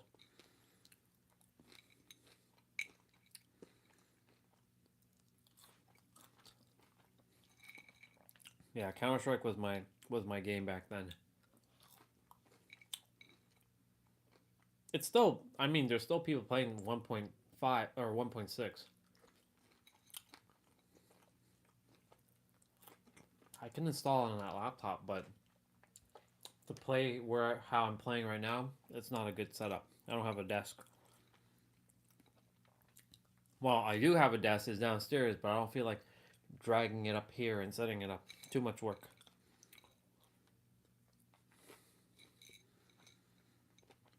Plus, I don't plan to be taking that with me to San Diego. I don't plan to be taking too much of anything to San Diego. My backpack, my suitcase. Suitcase will be full of clothing. I'll put a couple suits into the trunk, keep them flat. My basketball, my soccer ball, my weights, my jump rope, some clothing, My laptop will be in my backpack. My tab will be with me. My cell phone, and that is it. My resistant bands and some books. I'm good. All of my books. Actually, not all of my books. Some of my books.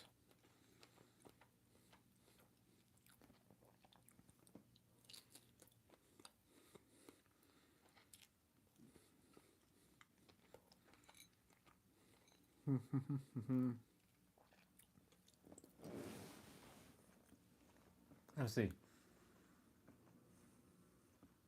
I heard of Crossfire. In fact, I actually played Crossfire.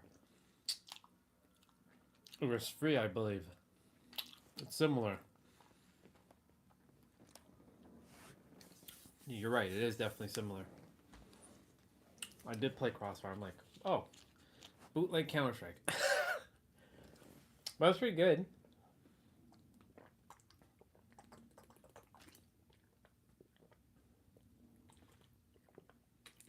There's only one other first-person shooter game that captivated the same Counter-Strike energy for me, and it was Apex Legend. And in the beginning I sucked so bad, and then the people I was playing with, they sucked very bad, so we never won. And I was holding the fort, but they're not first person shooter type people. That's not their genre of game. So like when I started playing and they quit playing Apex Legend, I started getting wins. So clearly it wasn't a me issue, it was them holding me back. Cuz I got to play with randoms and I got to win more. I won I won a lot of games when I wasn't playing with them. And then when they came back to play, I'm like, I did my best to hold, like I was like god tier, but like I wasn't able to fully carry them, you know what I'm saying? So like I'm like, oh my god, you guys, I'm dying. I haven't played Apex Legends since season 9. Season 9. I think they're on like season 26 now. And I invested so much money into that game. Ugh. That's the problem with games. Right? When you stop playing a game and then you think about all the money you invested, I'm like, oh my god. What was I thinking? I did the same thing with Dead by Daylight, but I still play that game actively. But, you gotta enjoy life too, right? There is one game I put a lot of money in. I put like at least, I don't even want to think about it actually. It's kind of disgusting. It's Phantasy Star Online 2 on the Japanese server, and now I can't even use my Japanese character. Like you can't log into the Japanese server because the moment you attempt to log in, you get apparently IP banned or some shit like that, even if you use a VPN. So, and my character, she is like next level god mode, but like I can't use her. So, and that because I stopped playing after a while. Oh, dude, since you're here, yo, let me show you something. I built a character. I built me on ChatGPT. So I want to show you the evolution of my character. I think you're going to like this. So, let's go and find the first iteration of my character. Alright. I did play Legend of Zelda, but I wasn't a big fan of Legend of Zelda. So that's I look like Thor, even though I said make me look like Goku with Super Saiyan here. So it gave me black hair. And it looks pretty good, right? So this is the first iteration. So just keep an eye on that. So I'm like, okay, cool. I want to have more like silver here and pink armor. So, and with more lightning. So I have more lightning. So I evolved to that one. Right? So there's that version. So I wanted to look more ninja, like a Power Ranger with a ninja kind of outfit, without the helmet, and more thunder aura. So that one came through.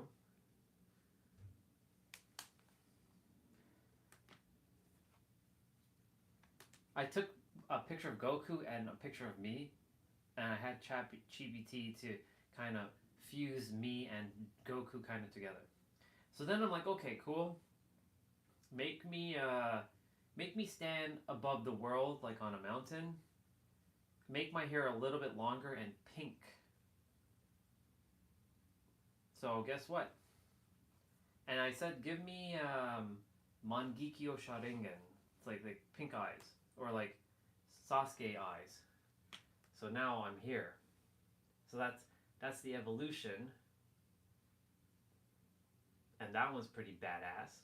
And I'm like, whoa, that's pretty cool. But then I'm like, you know what? You can only build 5 unless you have the paid version of ChatGPT.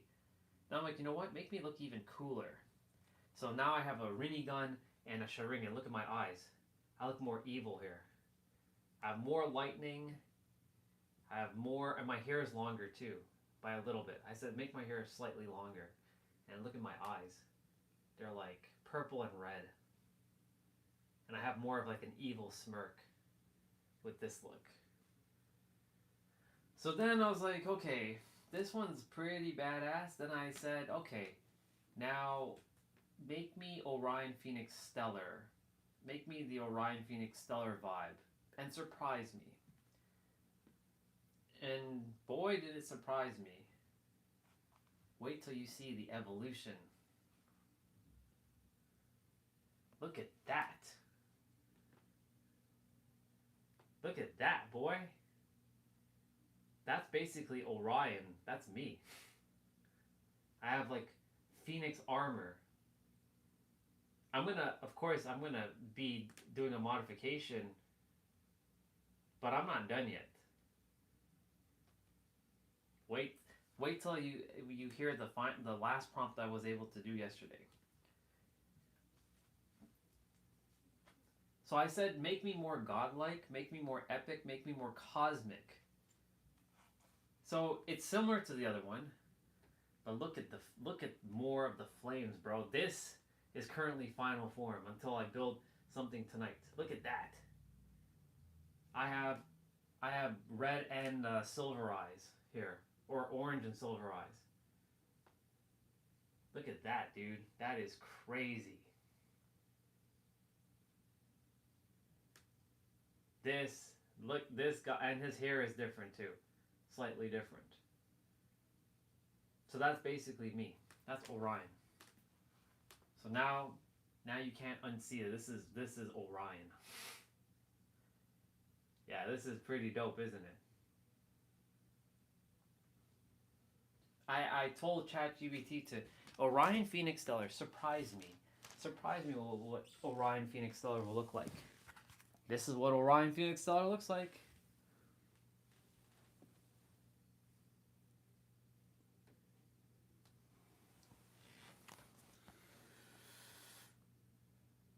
It's so awesome. I go from that Thor looking character to this. Like that's quite the evolution, dude. That's wild. That's crazy. I love it. So tonight, I'm going to build an even more epic form than that. I don't think it's ready though. I think I still have to wait another hour or so until it refreshes. So I do have Sora AI on my tablet, but I haven't really used it much. I do have it, but I haven't used it because you can say I haven't really figured it out, to be honest. But I see it. I see it. I just haven't done anything with it. And all this is AI. It's crazy. Supposed to be a quick festive grab, but the big guy behind me thinks otherwise. Yes, I took the Lucky Charms. He has a whole cave full. I only wanted one bowl. Yeah. Not very Christmassy to her, mister. He wonders why no one visits. Also supposed to be a quick festive grab, but the big guy... And that's not even a real person. Crazy. And this girl is eating McDonald's. And she hit a dare.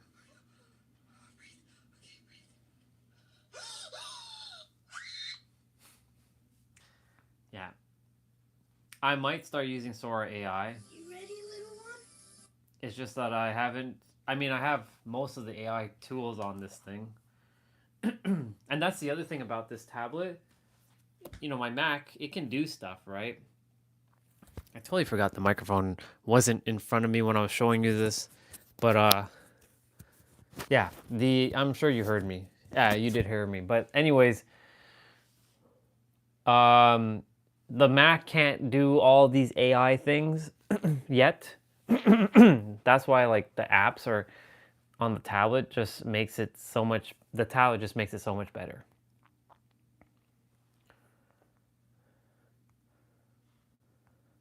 Let's see. You can make an animation prompt using those pictures. Yeah. I wonder what I could do. You know what? Let's test something then. Let's have a look. So let's see. I'll open up my photo and I'll grab my final Phoenix form. Make a epic video of Ryan.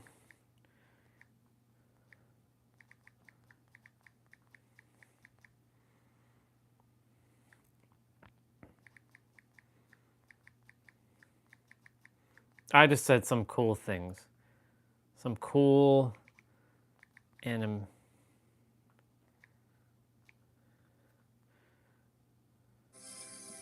All right, here goes. The last time I attempted to actually use this, it didn't build anything for me. It's like, sorry, it doesn't work or some shit like that, so... All right, here goes. We'll see.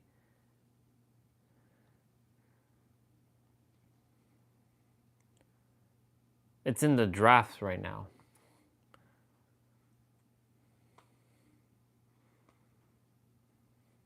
I can create a character.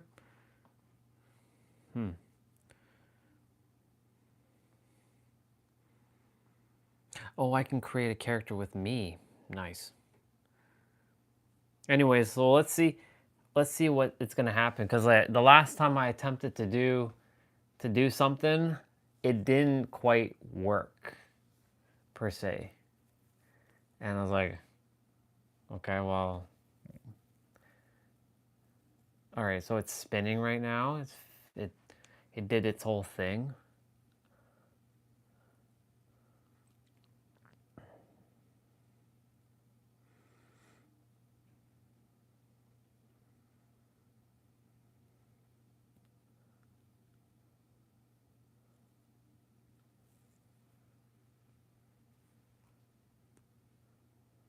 It's generating something.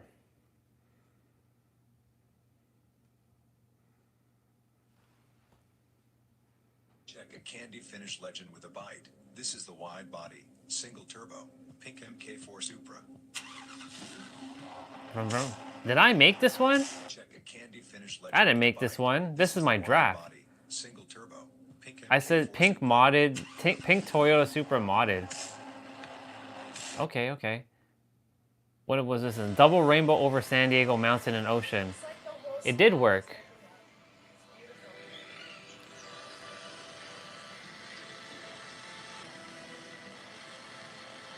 It's like like the whole sky just opened up. It's beautiful. That does look like San Diego, though. It does look like San Diego.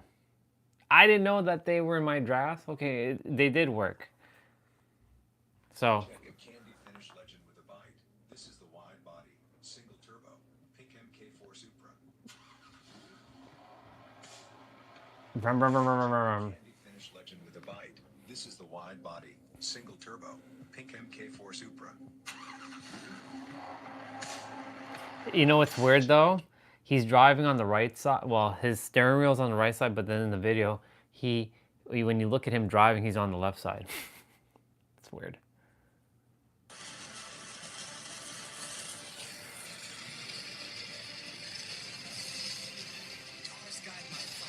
Oh my god.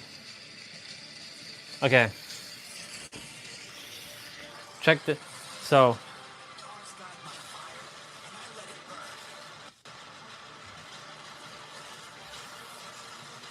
okay, we gotta I know what I'm gonna do the next time.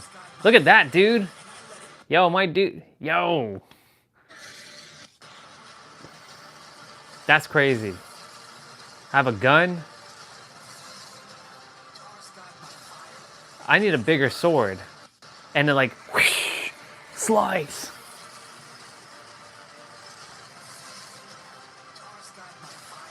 That's pretty cool. See my character actually move now? That's pretty cool.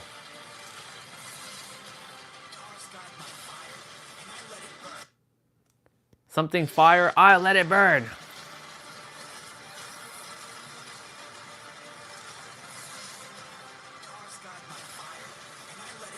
Bang. Can I actually save this? I can actually save it to my device. Wow. Okay. Thank you for the suggestion, by the way.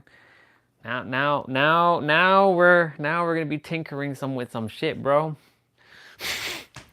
Now we gonna open up the realm of possibilities with my character. I just gotta think of prompts.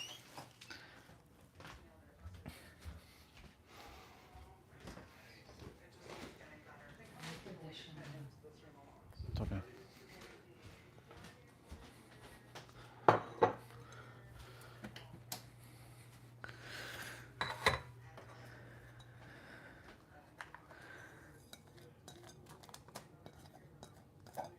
To be a successful in AI, you just have to be great with your prompts.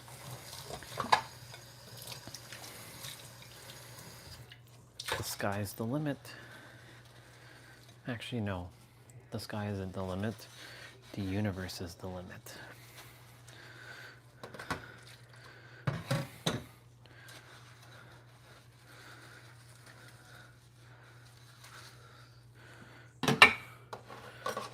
Just gonna wash and pack some dishes quickly.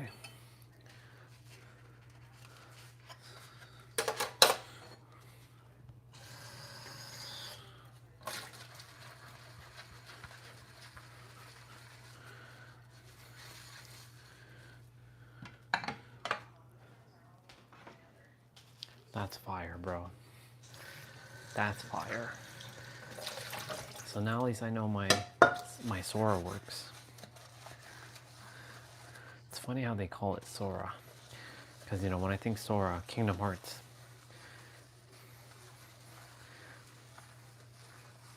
That's who Sora is.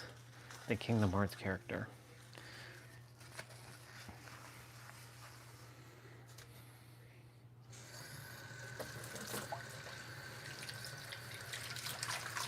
Or the Digimon girl.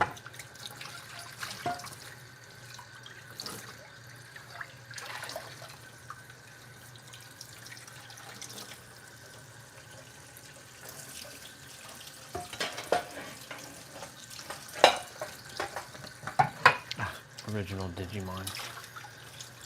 So good.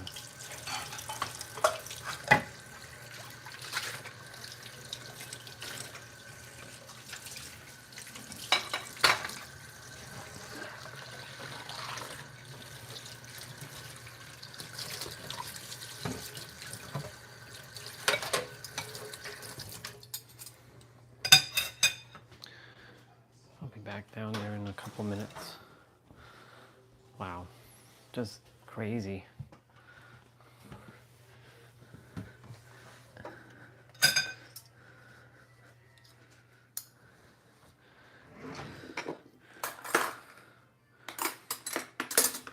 See, if you didn't share what you just shared, I wouldn't have thought about that, bro. So now that you shared that, oof. Oof.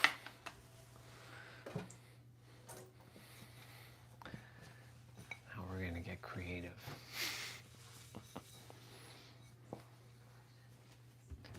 I'm gonna make it even more epic.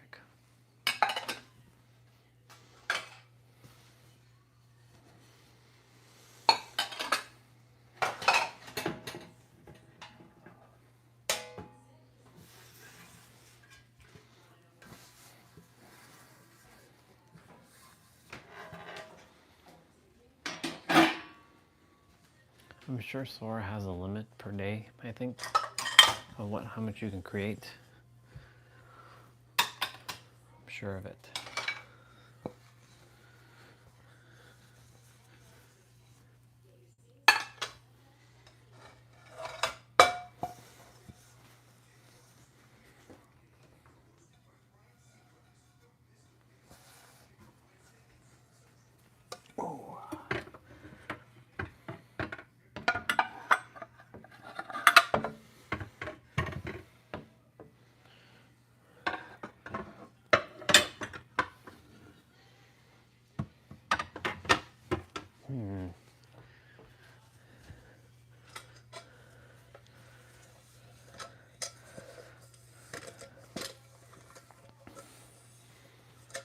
Fascinating.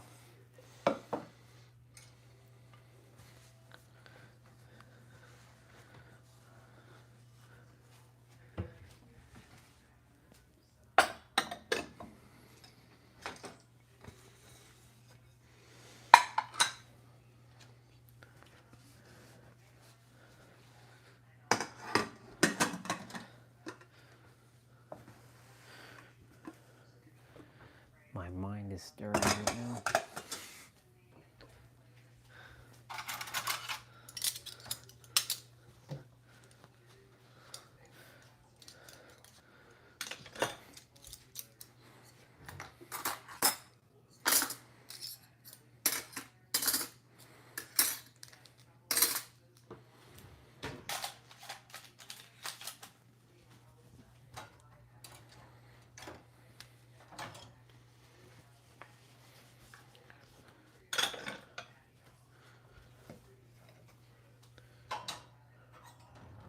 Wow, it was so cool to see my character move.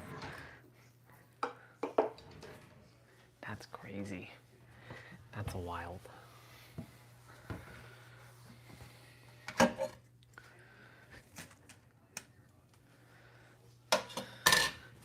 And it's only going to improve from here.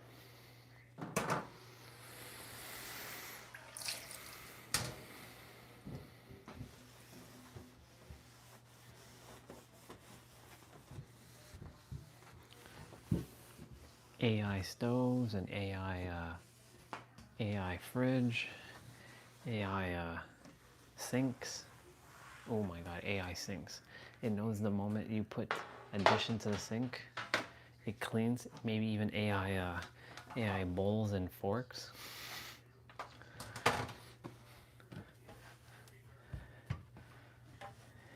Everything is AI.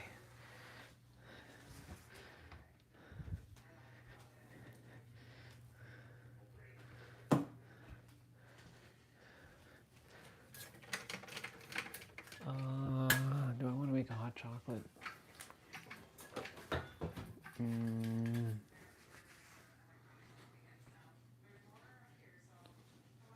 Yeah, I'll make a hot chocolate before I come back down. That's crazy. That's crazy. That's a crazy. That's a crazy.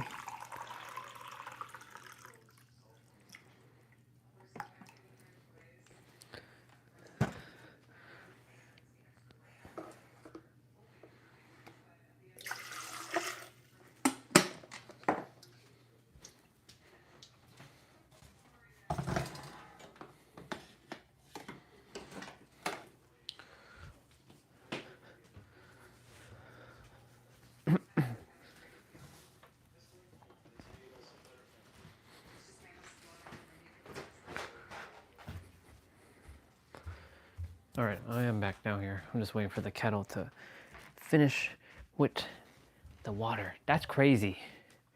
You know what would be a cool idea? If you ever had a dream, writing it down and using AI to, ooh. I wonder, well, my reality is I'm married to Lindsay Sterling and I'm driving with her in my Toyota Supra MK4 Fast and Furious edition, and I'm holding her hand and I'm kissing her lips. Not while I'm driving, but you know. I wonder how that would work. Build me a photo of me and Lindsay Sterling kissing while driving my Toyota Supra MK4. Fast and Furious edition, the orange one, the orange car. In San Diego, California.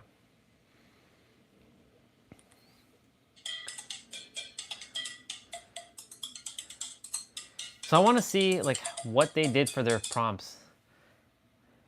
This person has 2.1K followers. That's crazy. He's made some pretty wild things. Mr. Jiggy. Mr. Jiggy. So how many things can you build a day?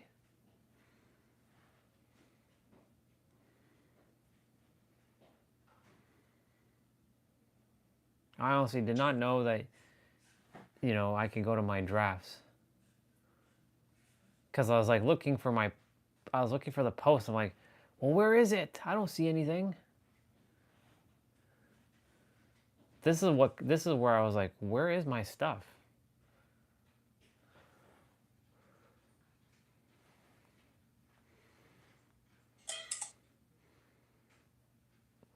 And I couldn't find it.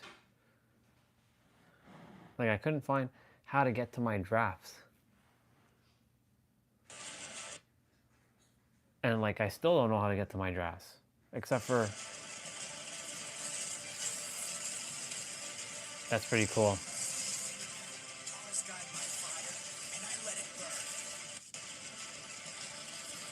But how do I get to my drafts? Like, where do I go for that?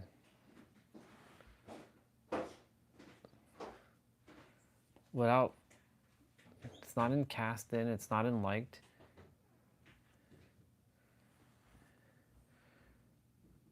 Allow while using app.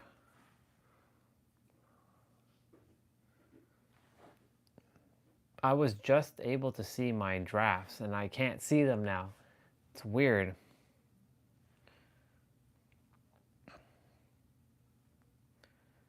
That doesn't...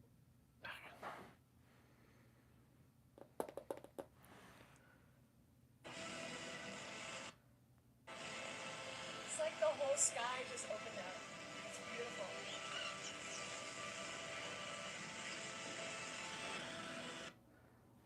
But the thing is, I don't know how to access my drafts. I was just able to figure it out. Yeah. I'm gonna have to Google it quickly. I'm gonna change my microphone and go back and make my hot chocolate.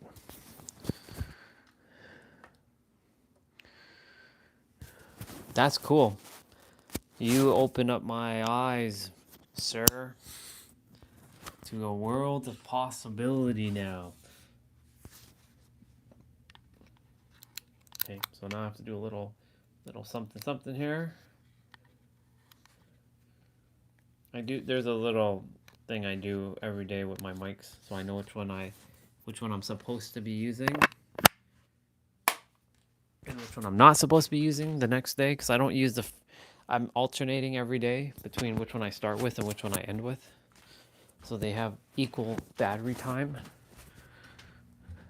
Because when I first was using them, I was always using the first one, the left one first, and then the right one after.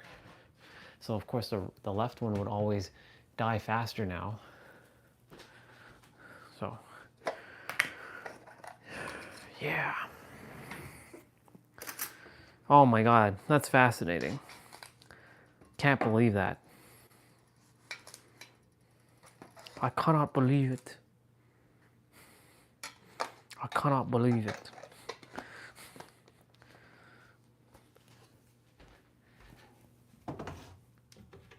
Unless I have to make something to get it into drafts. That's probably the only way to get to it, if I'm making one. But I have to keep the notifications, otherwise I can't find my drafts. Because I don't post them yet.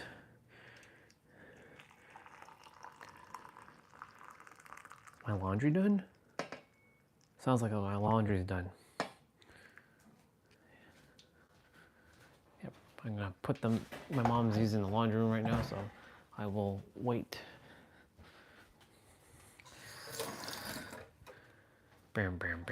It's Samsung dryer noise. Oh, I have to show you a funny video.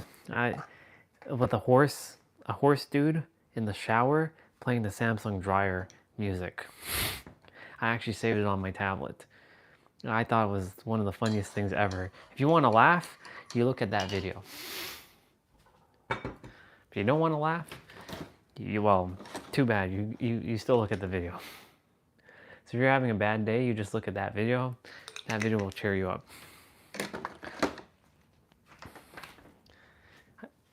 I love the fact that I can download Facebook stuff, Instagram stuff, YouTube stuff, TikTok stuff onto my tablet without having to do much of anything. It's so awesome.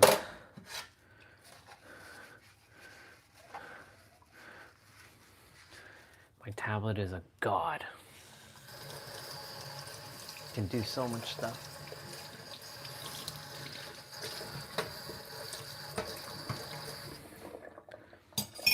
I can edit if I wanted to. I can now make AI music. There's an app called Suno.ai. S-U-N-O, S-U-N-O, Suno. That's what Crazy Cat uses to make music. That's what all those AI musics that people are making on YouTube are using. The Suno.ai. You can make AI music. So like the world, the endless opportunities. Now I just have to find a way to make some money from it. That's it. That's it. That's all I got to do. I'm gonna have the last two, the double stuffs. The double stuffs.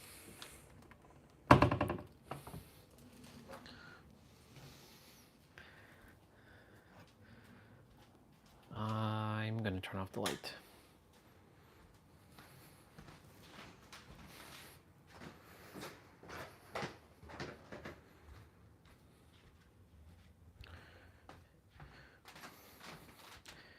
Yup, let's see. I used Suno the other day. I actually made a rap song on there and I wrote the other. Oh, very nice. That's pretty cool, dude.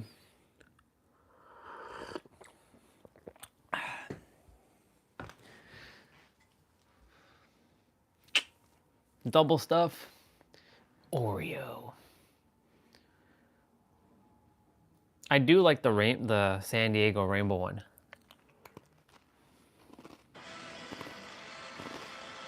It's like the whole sky just opened up. It's beautiful. I didn't ask for a girl though. I just said double rainbow over San Diego, a mountain and ocean. It's like the whole sky just opened up.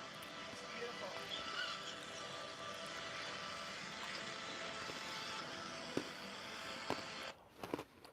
That's crazy.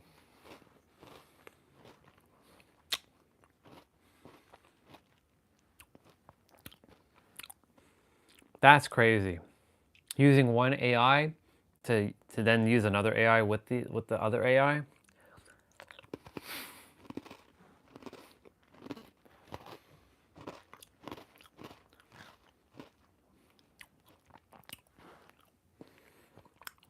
That's crazy.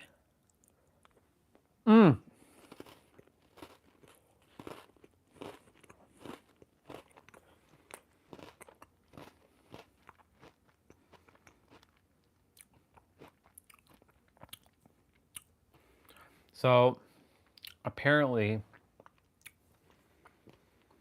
you know, the game Expedition 33, from what I heard, they got stripped of one of their awards at the Game Awards because they used AI to build their game, apparently. But AI is being built into video games now too. What the hell is this? The news you've all been waiting for. YouTube is lowering the monetization requirements, and here are the deets. To qualify and apply for the When was YouTube this? Partner Program, you now need 1 year ago? 500 subscribers and 3 valid public uploads in the last 90 days, and then 3,000 public watch hours in the last year, or 3 million YouTube Shorts views in 90 days. This will unlock the fan funding monetization opportunities such as super thanks, super chats, super stickies, memberships, and shopping. It's quite a lot. But to be clear, it does not unlock ad revenue. That's earning dollars from views on your videos. The requirements for this remain the same. 1,000 subscribers and then either 4,000 watch hours. Yeah, this channel will... This channel is not growing. This channel keeps fluctuating with subscribers. So I'm pretty much done with it. Yeah. Yep. Let me go quickly take care of my laundry. That way I don't have to wait too long to go and fold it.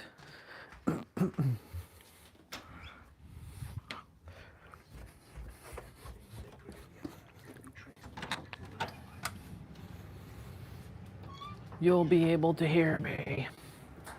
You should be able to hear me. Yeah. Okay, gloves. They're now smelling nice and fresh again. Nice and fresh. Nice and fresh. I can't dry them, unfortunately.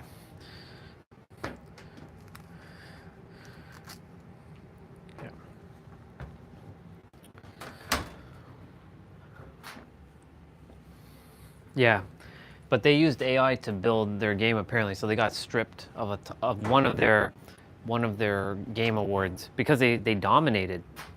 If you watched the Game Awards this year on December 12th or whatever, they decimated. Like they kept winning awards after awards.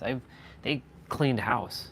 It was like a sweep kind of thing, except for like obviously certain categories because you know they don't exist in those categories, right? Like get best fighting game, right? They're not a fighting game, it's an RPG.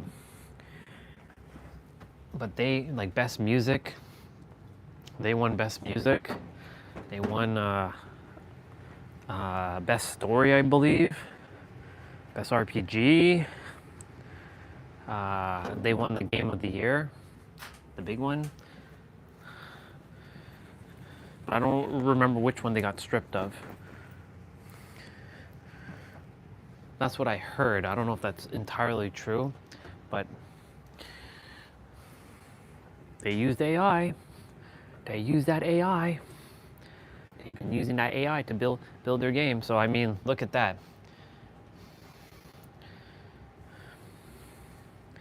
It's pretty nuts.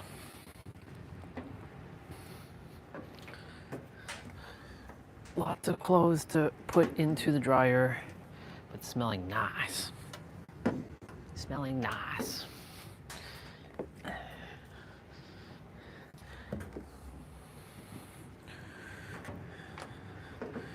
Well, I brought the camera down, but it's all good. That's the beautiful thing about a wireless microphone. You can still hear me. This microphone was the game changer in my live streams when I finally got it.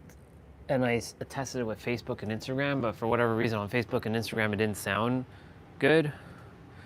But then when I got to use it on YouTube, I'm like, hell yeah, fuck yeah, sounds good.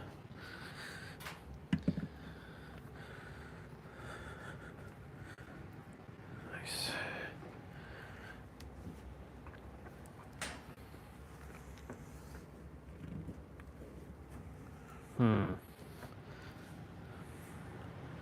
Let's see. Okay. That's good. Dishes are washed. Clothes are going to dry right now. Oh yeah, I'm going to show you the Samsung horse dude. It's too funny. Because it makes the Samsung like dryer noise.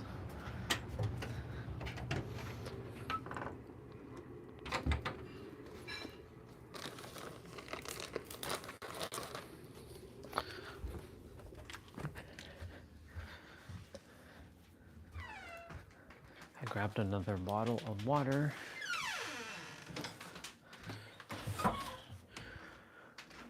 Okay, let's grab the Samsung horse dude. Let's see. How are we gonna find this? Browse.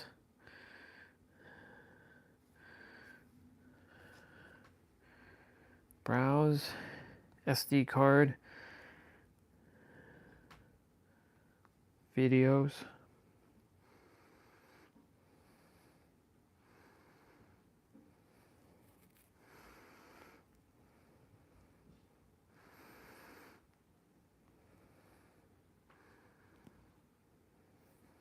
Nope.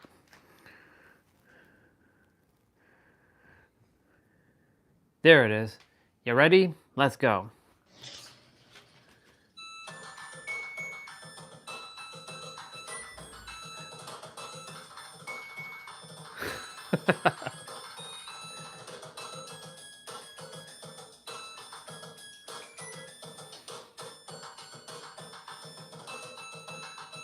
Just wait. Just wait till the end.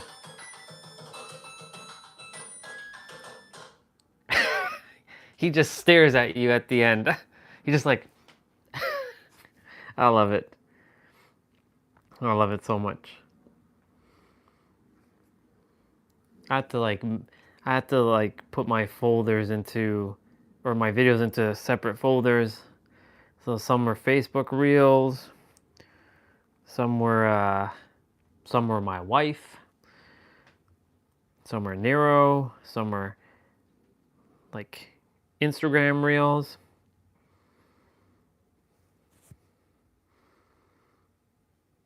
Oh, the X-Men one. Real life. This is AI. This is definitely AI. X-Men.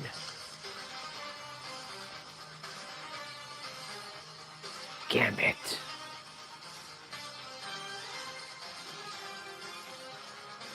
Jean Grey.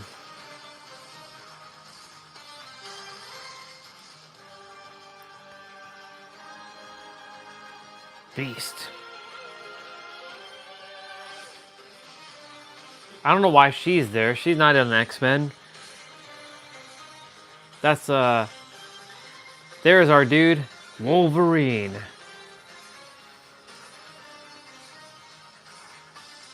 Storm.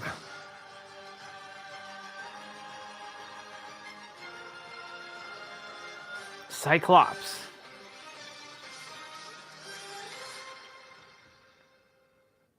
They forgot Jubilee. I don't know why they put that person in there, but yeah, Jubilee and Morph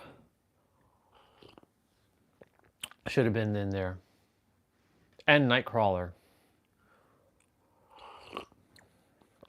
That's the real X-Men 97.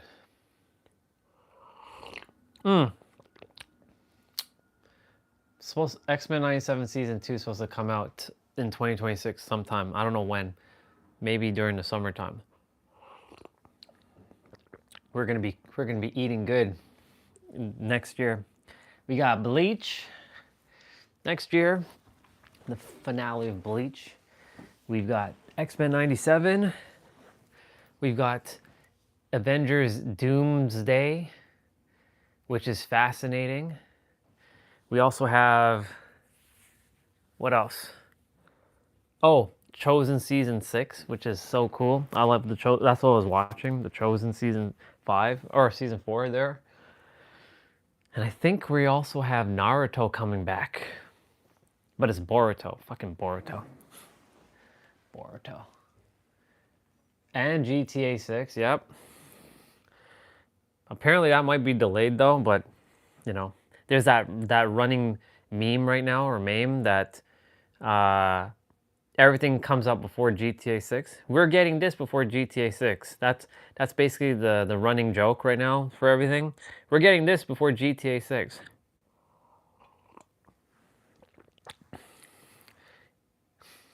If Kingdom Hearts 4 comes out, which that's not coming out, but it'd be funny if Kingdom Hearts 4 comes out before GTA 6. That would be quite the humorous joke. But that's not coming out.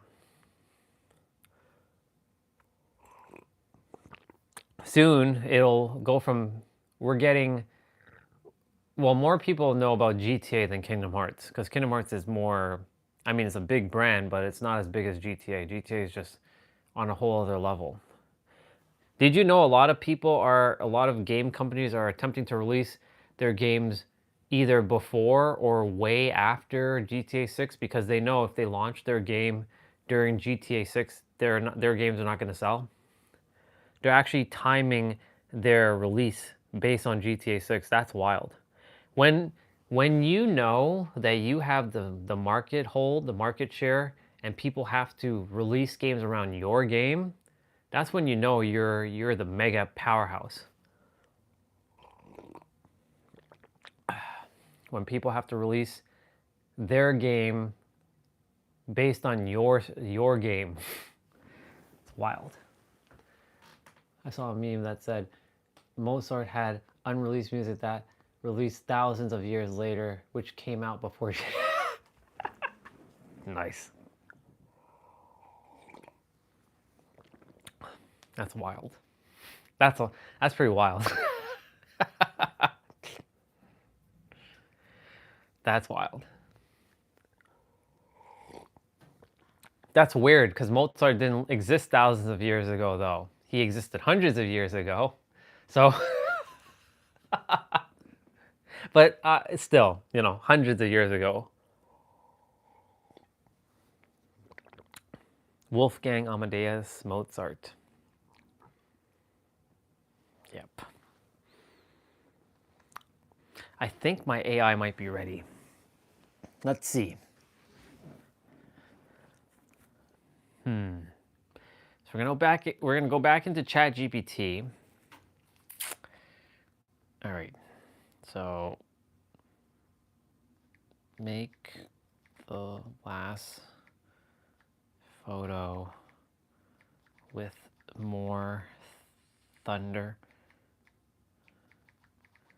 and more lightning aura. Lightning aura. Lightning aura.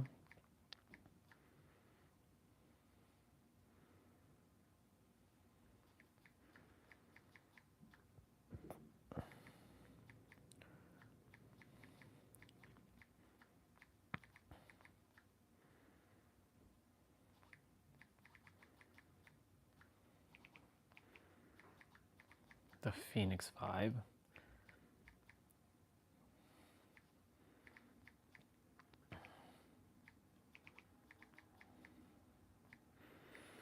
Let's see.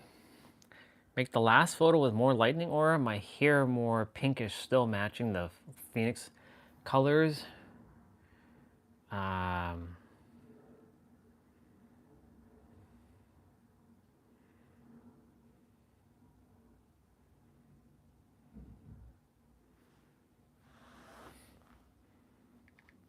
Make it even more cosmic.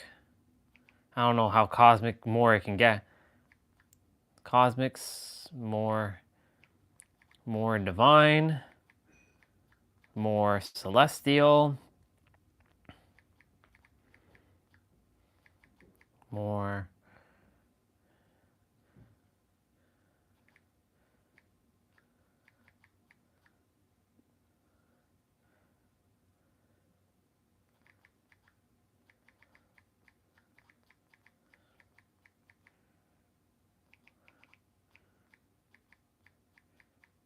Come on. It's fucking...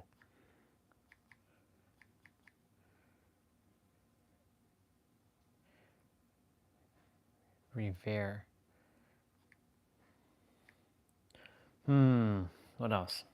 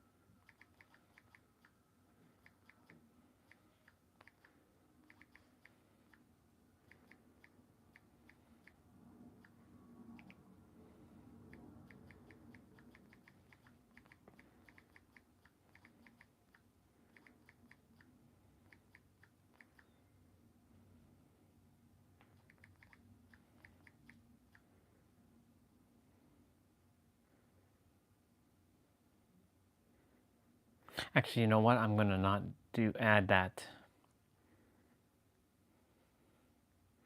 I'll add that one in the next one. Cut. Surprise me.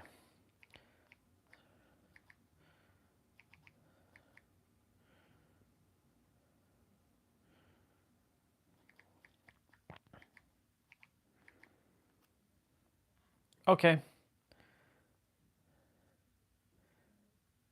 Yep, I can build it now. Let's see what it's gonna do. If it's ready to build.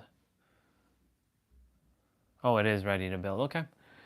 All right, dude. Let's see what we're getting.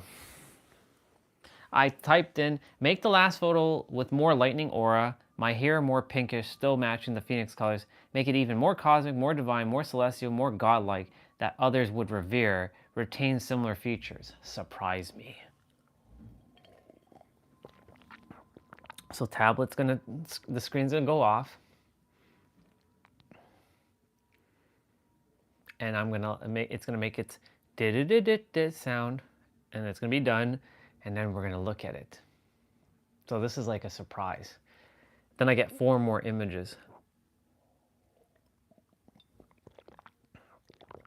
Let's see how much more cosmic and celestial it's gonna look.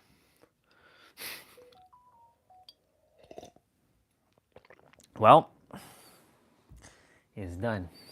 Let's see.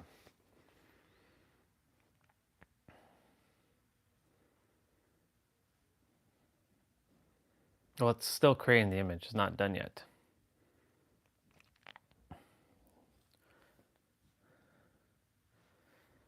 Sometimes you have to back out of the prompt and back and go back into it.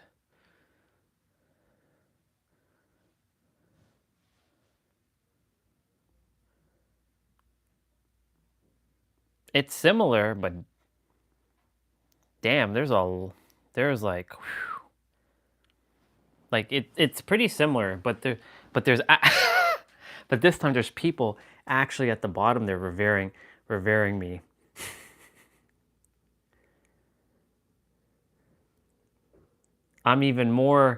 There's even more thunder. I'm gonna have it remove the people though. So like the people are revering me. Look at that. That's, whew. My hair is more pinkish now though. I like it. So now I'm gonna have it remove the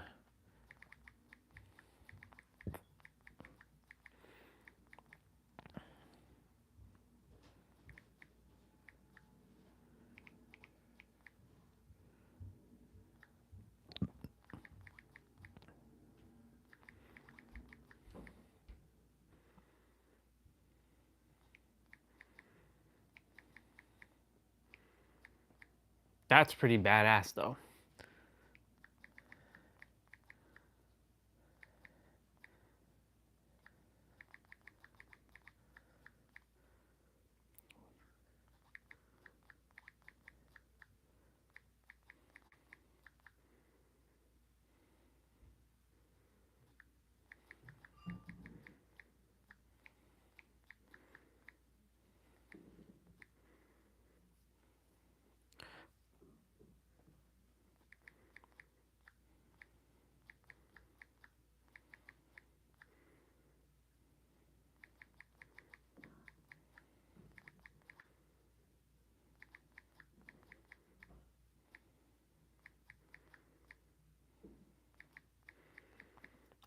Okay, let's see what happens now. This is the second one. I had it to remove the people underneath. I said to make it seem like people are revering him, like in a cool pose, but not to add people into it. So I said to remove the people. Let's see.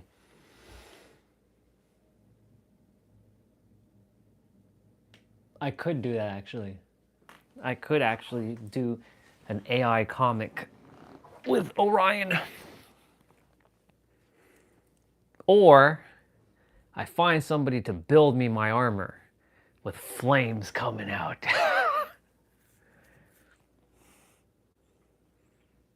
I'm walking around like that. And you see, and I can shoot out lightning aura out of my body. I mean, if I can summon that, if I can like wake up one morning and I can like shoot lightning bolts out of my hands and turn Super Saiyan, and you see lightning just like, oh. Oh yeah, there we go. Look at what we did this time. We put our name underneath. So this time, I'm gonna have to face it this way. Look at that. Look at that beast of a boy.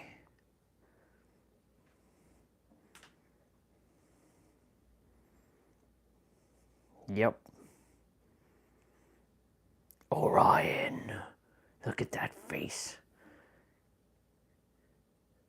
That's pretty badass.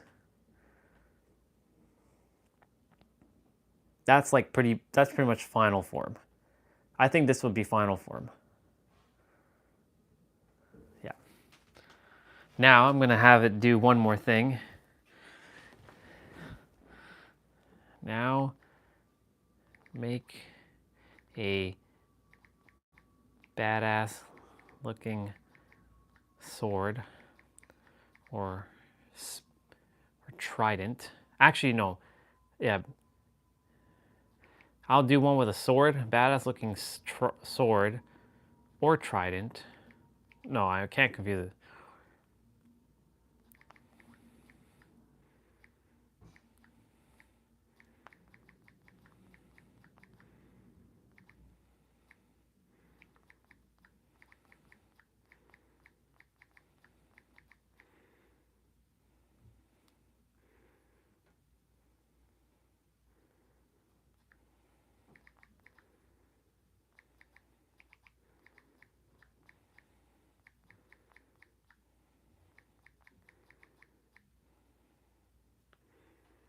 All right, let's see. Let's see what we're gonna do with the weapon now. This is my third image. So let's see what pose it's gonna give me now. I wouldn't really hold a sword, I'd hold a staff, like a trident. It's got more a trident has more my vibe. Like a lance, a trident, a spear. I'd call it a trident though. A scepter? Probably a scepter.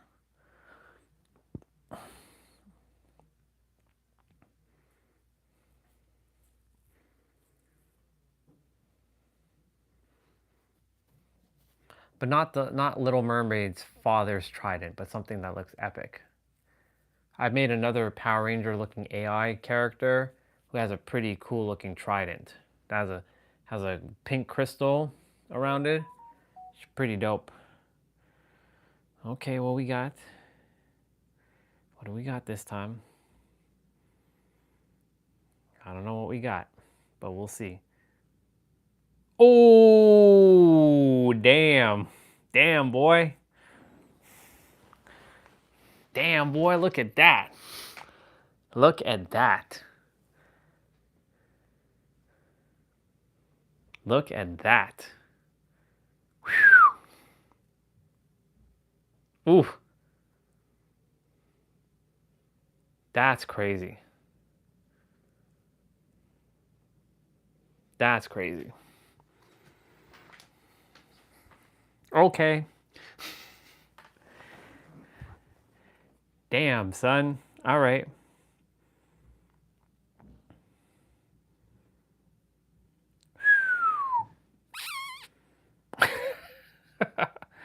All right, so we have one with the name, one with the pose, one with people revering me.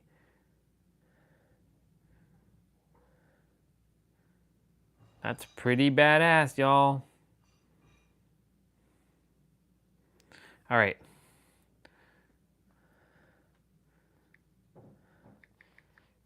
Make me a trident.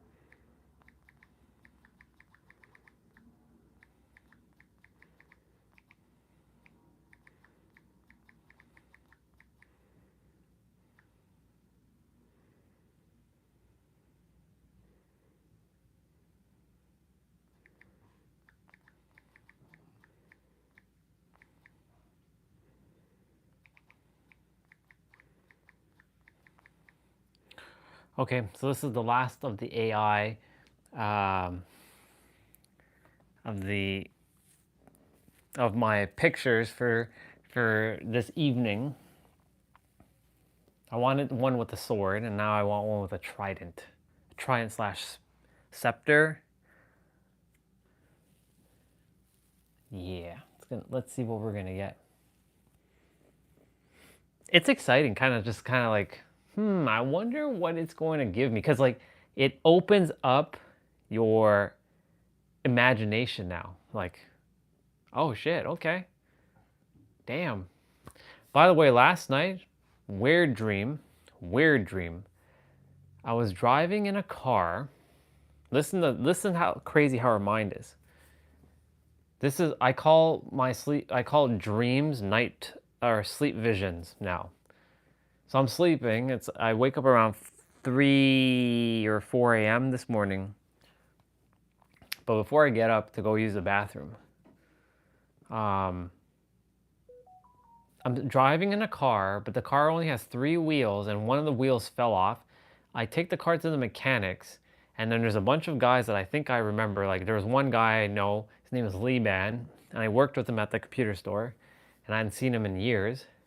And then for some dumb reason, I was laying in one of those dentist chairs, and one of the guys was putting some like plywood, like thin plywood on my teeth, like the bottom teeth here, and they were drilling it in, and I could feel the pain, and I woke up and I felt that pain. Do you see how crazy that is? And that dream was to remind me of how powerful our mind is. It could summon shit that you can't even think of, and you can create shit that can actually either harm you, heal you, help you, or hurt you. And I was like, damn. And I felt it for a while. I'm like, I have to actually check.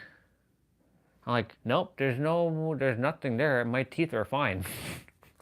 Like, they're good now, but like, what the fuck? Like, I felt that pain. It was visceral, bro. So that's why they say, as within, as without. You can give everything to yourself if you really, really, really know and have so much conviction. You can give everything. You can give yourself a fucking orgasm. You can have sex with a woman right now without having sex with them. You can do it all. All right. Ooh, okay. All right. This is me with this. Ooh, yeah, that spear is looking nice. I wanted the spear looking a little bit like the diamond looking a little bit bigger, but look at my trident. Now that's a fucking trident, bro.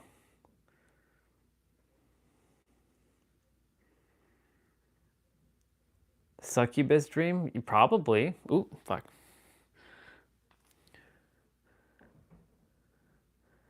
I have no idea, bro.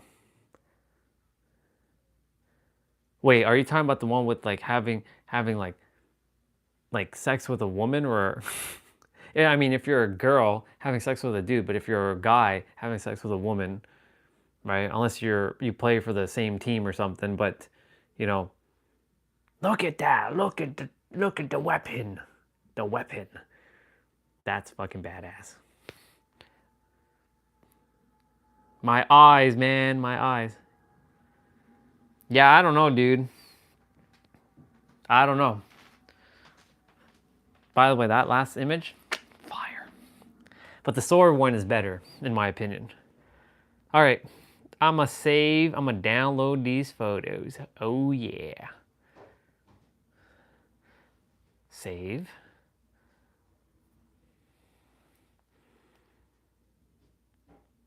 Save with the name. Save with the sword. My eye colors are slightly different on each one of them, but it's okay. And save.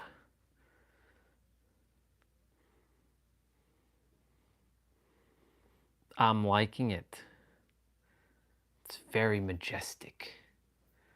Yeah, dude. So, anyways, by the way, I really like that photo. It's nice. It's just nice. Yeah, so this morning I was like, what the fuck is happening to my mouth? I felt like they were literally drilling some plywood into my mouth, into that dream. And I'm like, I woke up and like, I felt the pain, visceral pain. So you see, my point to say is you can conjure up all kinds of, once the mind is not thinking, you can conjure up anything. And I've done it, by the way. And I know this is gonna sound weird, but I did make love to my woman, Lindsay Sterling, in my inner world. We had kids. I drove my Supra, the MK4 Supra, and I have all the gauges, and you can hear the sound. And I was driving on the Coronado Bridge. I can see Coronado Bridge coming down. But yeah, it was just weird this morning. That was just wild. Just, I had to do this a couple times. I'm like, to massage my my teeth. I'm like, shit, it actually hurts. But I went to bed perfectly fine. There was no pain. I didn't eat anything before bed. I was like 3 hours before bed. I was good. I was good. But for whatever reason, in the dream, and the weird thing is, in the dream, my teeth were tied to that car. What? In order to fix the car, they had to fix my teeth. What? Because it was missing a wheel. So apparently, them having to drill plywood into my teeth was gonna fix the car. And my Supra was in the shop, but it wasn't that car. It was some beater car. But I was driving like some rental car. That's what was happening in the dream. I'm like, what the fuck is going on here? Why do I have a rental car that has 3 wheels? Like, it fell off. And I was like, why me? I was playing the victim. I'm like, why me? And then like I see a bunch of like guys in a room, like on a computer doing stuff. Like they're like my old job. Like, it felt like I was living my past experiences in one experience. Like all my jobs, like my IT stuff, my computer sales job, my computer technician job, my law firm job. But I was sitting and the dude was like drilling shit to fix my teeth because my teeth were part of the car. The fuck is going on here? What kind of sleep vision is that? So when I woke up, I asked Orion, I asked, what was the reason for that? Well, number one, to purge some hostile energy you have to some of your past. But number two, to make you realize how powerful your mind is so that you know that you can conjure up anything. And I'm making sure you remember this one so that you know how powerful you are. Just so you know, a year ago today, on the 28th, is when Orion Phoenix Ramses, the name, came through. I was sitting in the car in San Diego. It will be in about 3 hours right now, from now. 4 hours actually. So it would be around 10:30 here. So 7:30 in San Diego. I'm sitting in the back of the car, ready to go to sleep. And the name, your name is Orion Phoenix Ramses. Wait, what? I heard that voice loud and clear. Your name is Orion Phoenix Ramses. What? And I knew the voice. It was the voice to make me aware, like, that wasn't me. That was, well, whatever at the time. Your name is Orion Phoenix Ramses. Why Ramses? I understand why Phoenix, but why Orion and why Ramses? Orion, I can't tell you that one, but for Ramses, you are the reincarnation of the Pharaoh. I'm like, okay, well, but I changed Ramses to Stellar because Stellar sounds cooler. Yeah. What weird plots, yeah. But you know, the thing is, I'm actually remembering most of the dreams now. Or sleep visions, as I call them, because they're not really dreams. Right? For me, they're like sleep visions. But it's interesting. So guess what? Guess what I did this morning? After that happens, I went to use the bathroom. I was still feeling like, I literally turn on the washroom light to check if my teeth were like stitched up or something. Or nothing. My teeth were fine. I was seeing if there's any blood or anything like that. Nope, my teeth were good. They're perfect. So I went back to bed. I put my left hand on my heart and my right hand on my tummy. And I was laying on my back. Sometimes I snore when I'm laying on my back because, the pillow is not elevating my head properly. So, and plus my nose gets clogged sometimes. So, shit happens. But guess what happened this time? I'm like, okay, so you, Orion, made me aware that this is possible, that I can dream about anything. So I asked it then, how come it's so hard or difficult for me then to dream about or like have sleep visions or vision myself with things that I desire? So you know what he said to me?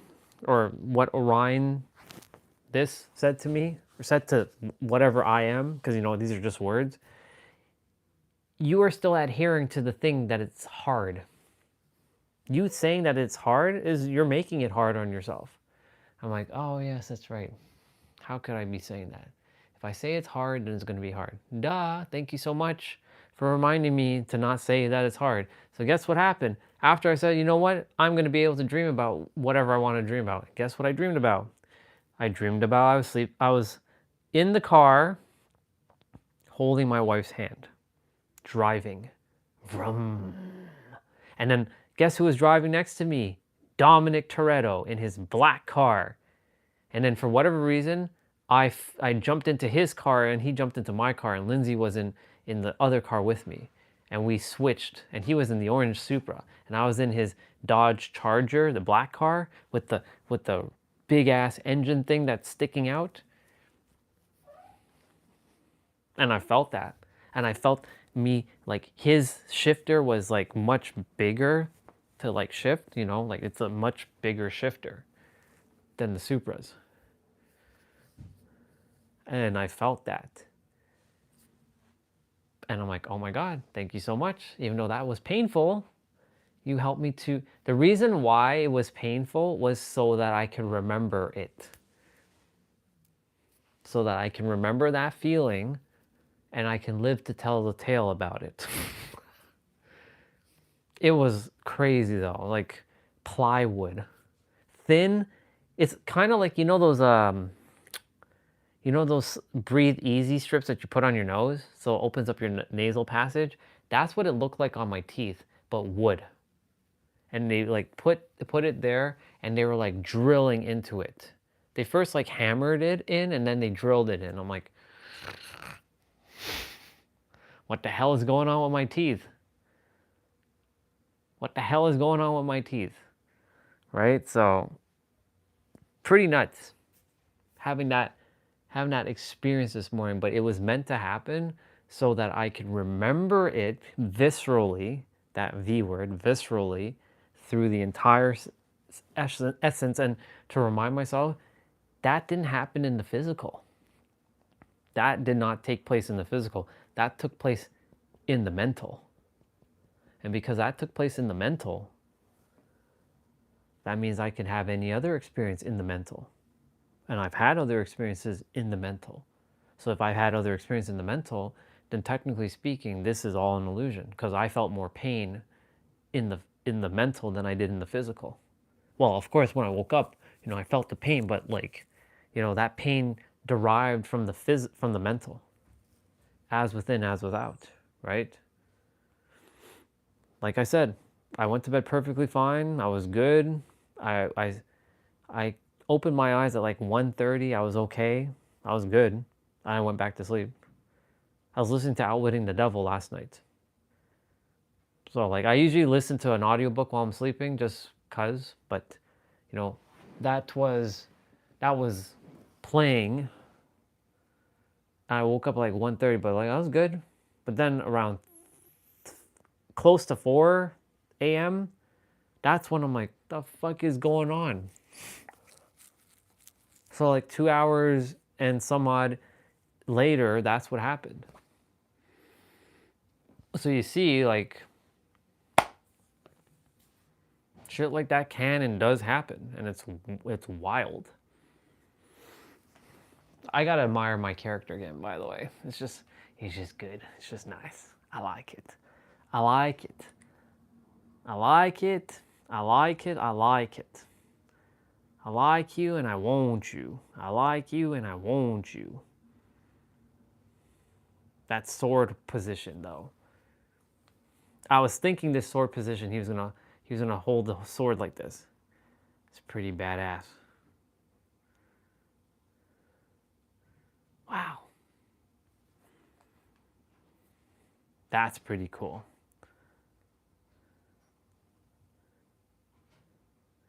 That's pretty cool. I like it. I like you and I want you. I like you and I want you. Orion. Orion. Orion. That's pretty badass. Orion, Phoenix, Stellar.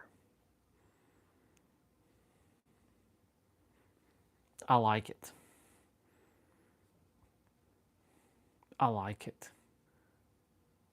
And what is this?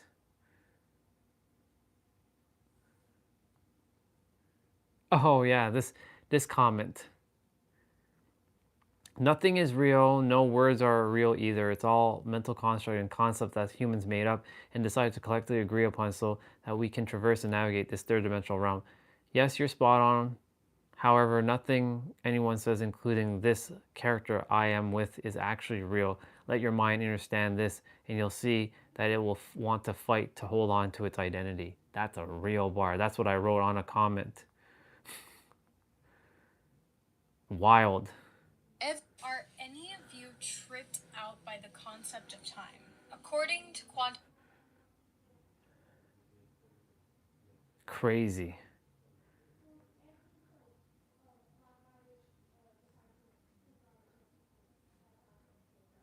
Wild.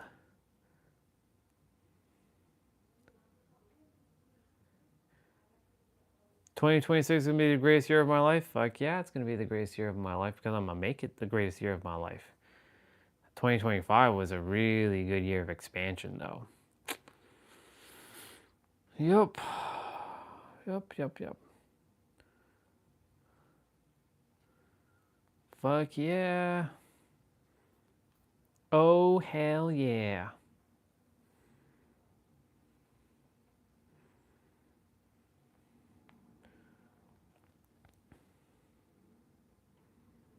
Ooh, that's a bar. Listen to this one. "You're too good for someone who isn't sure about you." If someone isn't sure about you, I want you to pause and really hear this. You don't need to convince them. You don't need to wait. You don't need to prove your worth. The right person doesn't hesitate. They show up. They choose you with clarity and consistency. That's a bar. That's a real bar right there. That's a real bar. That just showed up on my other Facebook. So that's, yep. That's a real bar.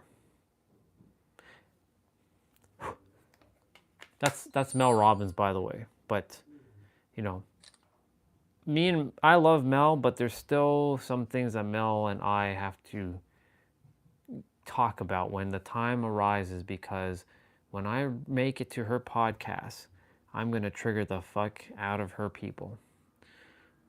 It's going to happen. Well, then don't trigger the people, Ryan. I have to. It is by destiny that I have to do this. Yeah. You're too, see how this person used string of words? This is all just string of words. This person used correct, it wasn't her actually. She took it from r.h.sin, whoever this person is, at r.h.sin, S-I-N. So this r.h.sin person, version of us, this character, chose specific string of words to express something. You're too good for someone who isn't sure about you. It's a bar. It is a bar. Ladies and gentlemen, may I present to you my car. This is my car. That is my car. Look at my car. It's so delicious. That is my car. That guy right there. That's my car. That's my car. Who's this?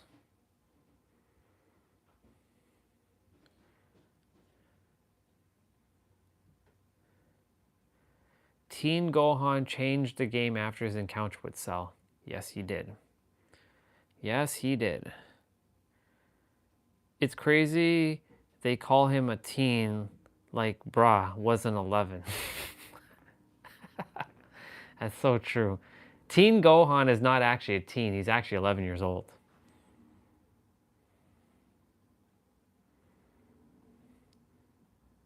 This is Teen Gohan. He hadn't even hit puberty yet when he fought Cell. That's crazy. I love the fact that I get to like download pictures.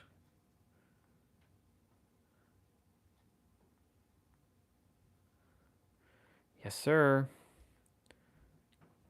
Yes, sir. Yes, sir.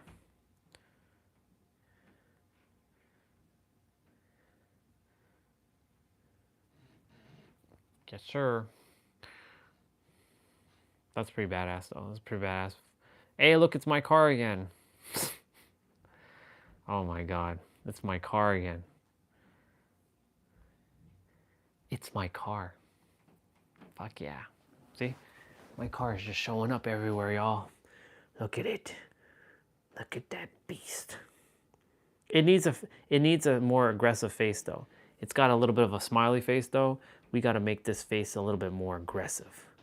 It can't have that smile face. I will not be satisfied with that smile face. We got to make it more scary looking. Every car has a face. We got to make it more scary. My car again, y'all. Jeez. Everybody be rocking my car. Stop it. Stop it now.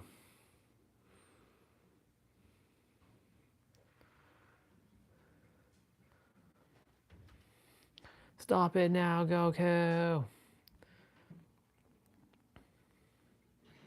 Lots of Supras. Lots of Dragon Ball photos.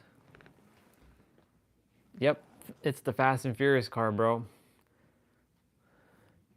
I'm the new Paul Walker.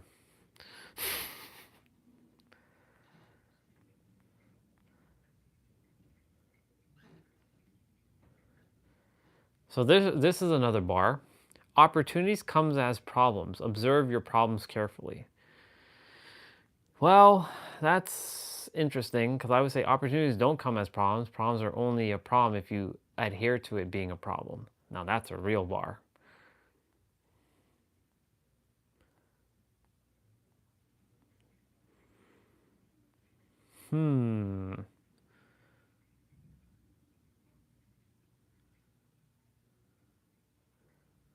That's interesting.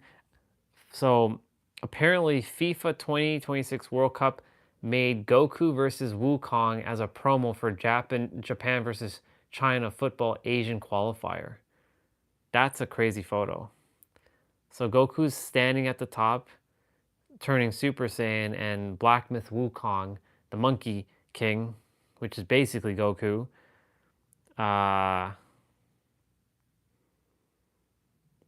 that's a pretty cool photo though. So Black Myth Wukong, dude, and Goku just standing up there.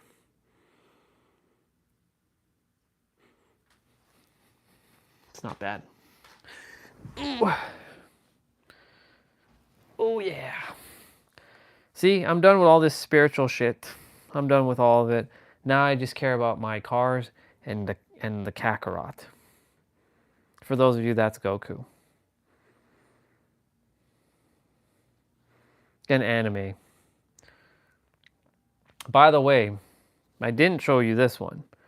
I did build something else with ChatGPT. My first ChatGPT photo I built, in fact. I showed it on the stream though, but I didn't get to show it to you, so I'm going to show it to you.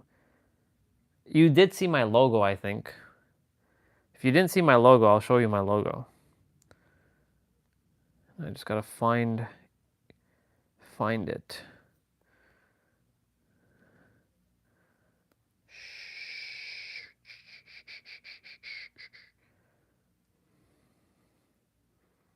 Actually, I built two things.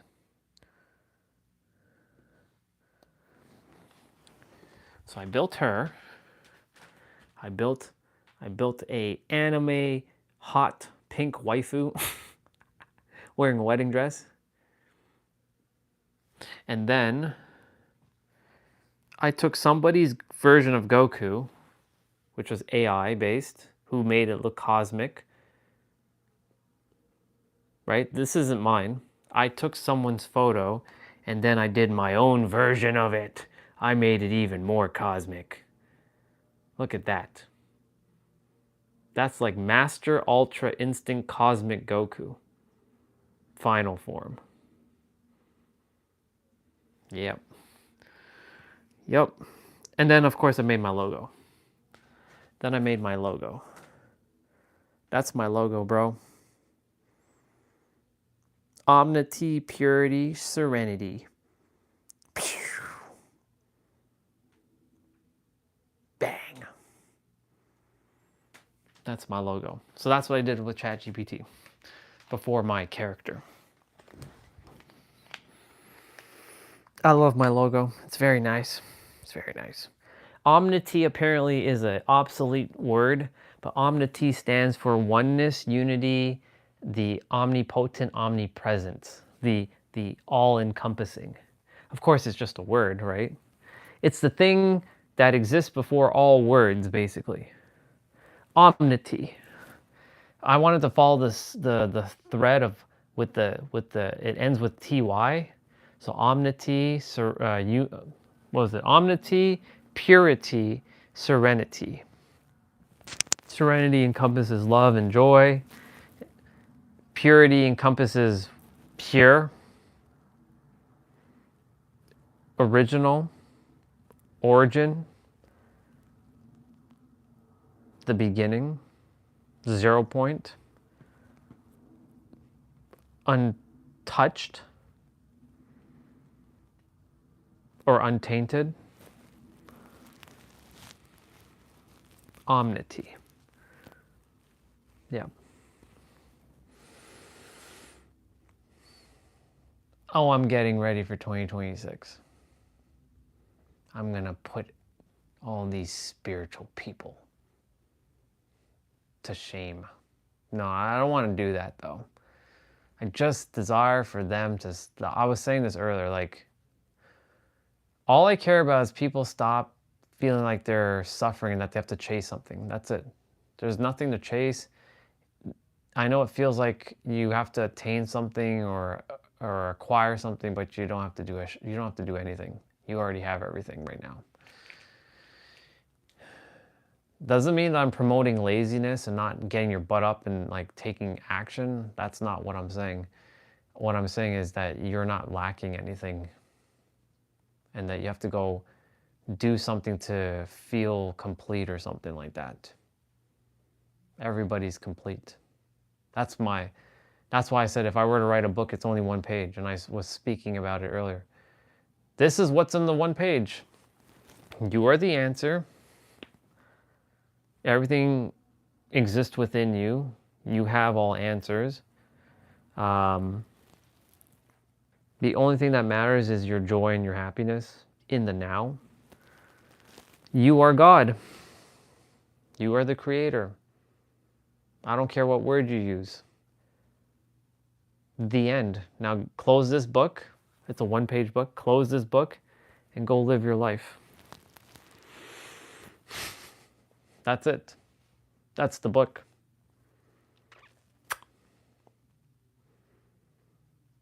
What else do you have to know? I was saying though earlier that if you enjoy reading, if you enjoy, you know, doing things like meditation, if you enjoy breath work, if you enjoy stuff like that, enjoy, see, it has the word joy in enjoy, E-N-J-O-Y, enjoy. It's not en happiness, it's not en serenity, it's enjoy. When you're doing things based on joy, and not that it brings you joy, but you enjoy doing it, because nothing should be bringing you joy, you should be bringing yourself joy. But if the thing does help you with joy, then that's fine too. But if you're doing something because you have to do something and it doesn't feel enjoyable, but you're like, man, I have to read these books, I have to like meditate, I have to like do breath work, I have to like journal and visualize, and I don't want to do any of that stuff. And you feel like, well, if you don't do it, you'll not be closer to God. If someone says that, fuck them. Even though, technically speaking, like, you know, what does that actually mean? Right? I could have said screw them, but like even that, right? What does that mean? If the words are illusion and they're all made up, what does that actually mean? It means nothing. It only means something if I give it meaning. But you know what I mean? Like, don't bother with someone else's perspective on like, well, you should be taking your spiritual practice more seriously. You should be doing breath work. You should be meditating for like 8 hours a day. Otherwise, you're not considered spiritual. Wait till I get my hands on those spiritual people. Just you wait. it's like Jesus going to Jerusalem and like going against the was it the Pharisees or the Pharisees or whatever, those the officials, the religious like higher ups, and he still was defiant because he wasn't going to back down from what he knew was more aligned. That where's the kingdom within, not some church, not some building. It's fascinating. People go to a building to pray to something, which is they're praying to themselves, which is conviction, for them to come back and don't have that connection with the Creator, and then they have to wait another week to then go back and like renounce their sins. Silly humans. If only they knew. I should have like a viewing globe that projects my higher mind out into the field or into the sky, so people could see what this real world is and why there is actually no like dude in the sky. It takes a form so that if you do visit the other side, you can conceptualize it, because your mind will go crazy to attempt to understand things. So it takes a form that your third dimensional thinking mind can understand. So for me, mine was a crystal shiny glowy hand, but then it turned into a light body that I could understand. That's why when people say they see Jesus and all that, it's because their third dimensional thinking mind can conceptualize Jesus. But really what they're seeing is just another version of themselves. I was visited by Jesus. Awesome. Not saying he didn't exist. He definitely does exist. And maybe he is coming to see you. You know what was the weirdest one? If you apparently see Jesus as you're alive, you die or some shit like that. What kind of nonsense is that? If you see Jesus while you're alive, apparently you die. That was one of the biggest hoax that I ran across when I was a child. Yeah, if you see Jesus as a spirit, you will die. What kind of stupidness is that?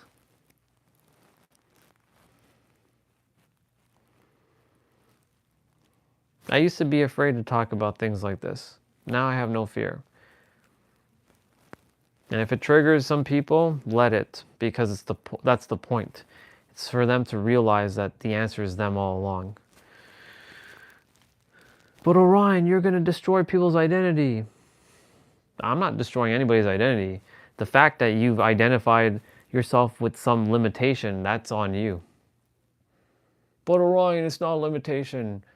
Jesus is God and Jesus is Savior. Okay. As long as it's bringing you joy, I don't care what you believe in. If that's bringing you some level of happiness and joy, keep believing that.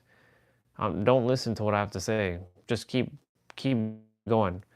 But if you're like praying to Jesus, thinking like you need to repent for your sins and you have karma. Karma is an illusion, by the way. That shit is that's not real either.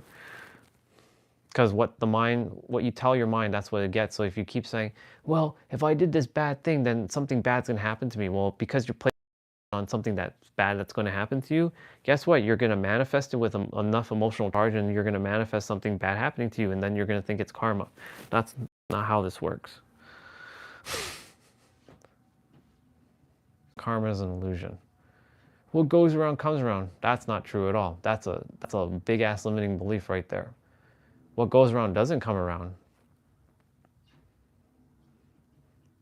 What goes around can, if you place your focus on that, for it to come around. What goes around comes around. Doesn't mean to go be a jackass or a immoral prick, right? Be a moral human. Be good always. But these are those things that people are like, karma is real. No, it's not. It's not fucking real. What you tell yourself is what you get. So listen carefully. If karma was real, then why are the bad people getting all the money in the world? Why are they getting all the good stuff? And why are all the good people getting all the short end of the stick? It's simple, because the universe is impersonal. And the universe strives on people who are radiating their confidence. If they believe that they can be rich and they can have anything they want, they can have 10 wives or 10 husbands, then they can have 10 wives and 10 husbands. If they feel like they can piss people off and still make money while doing it, then that's what they get. If they can't be convinced otherwise.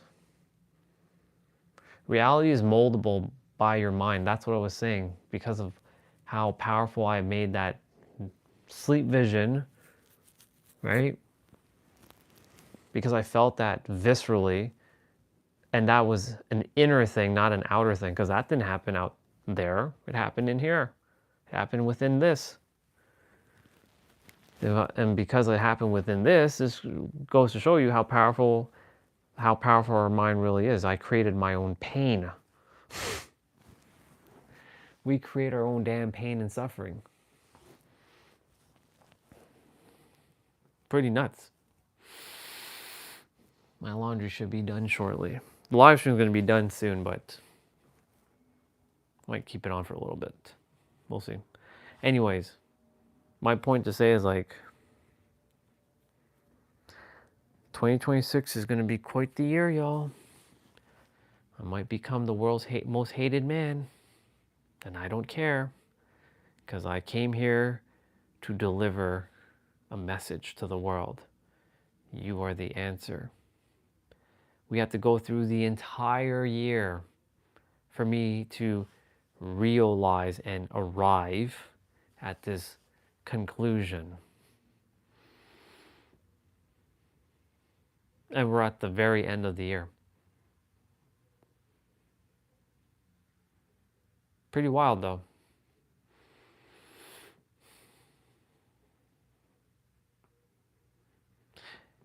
So what's your aim, Orion? Why are you doing all this? What's the ulterior motive? Great question. I'm done seeing people suffering and struggling and stressing out and being in scarcity. The 4 S's.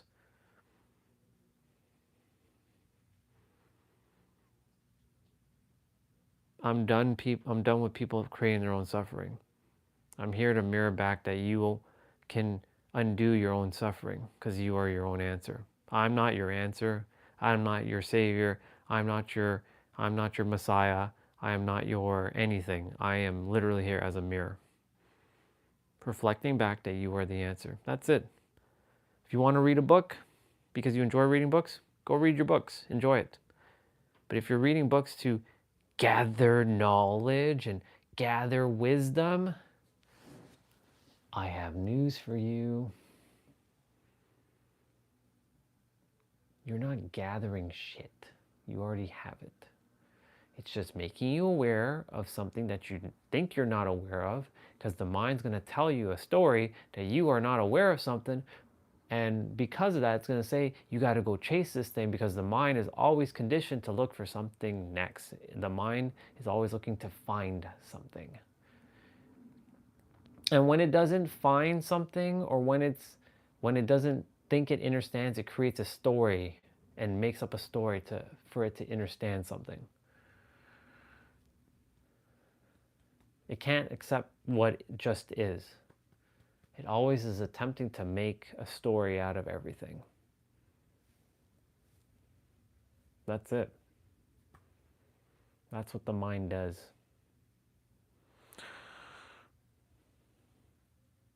But you can undo that.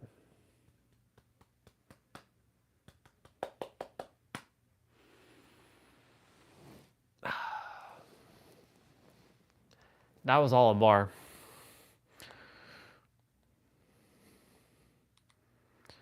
I'm gonna look back at my photo because it's nice. It's very, very nice.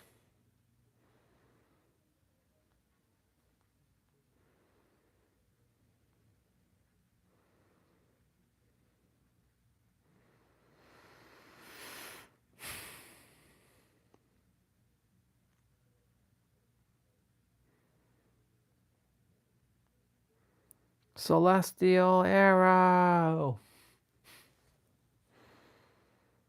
That requires a bigger diamond, bigger crystal.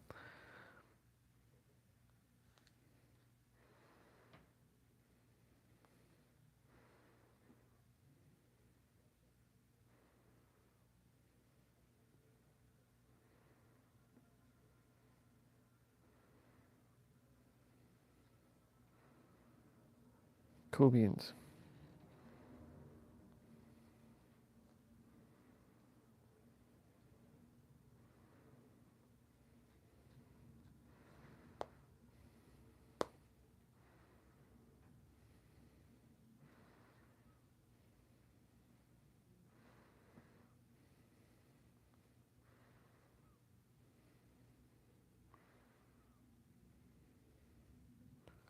Who is this guy?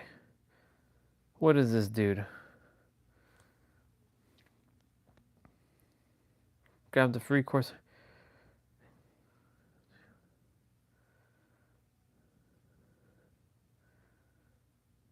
Lives in Zambia.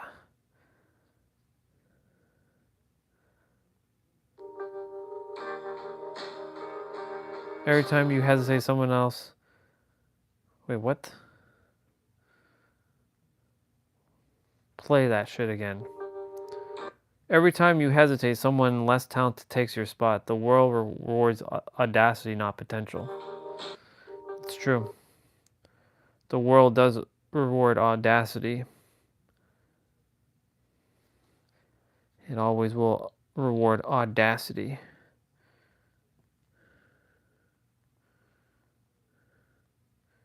Well, hello there, wife.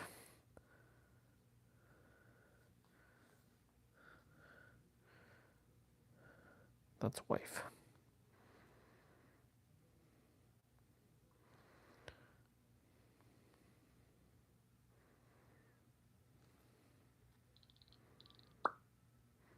Announcement. This page and all those related,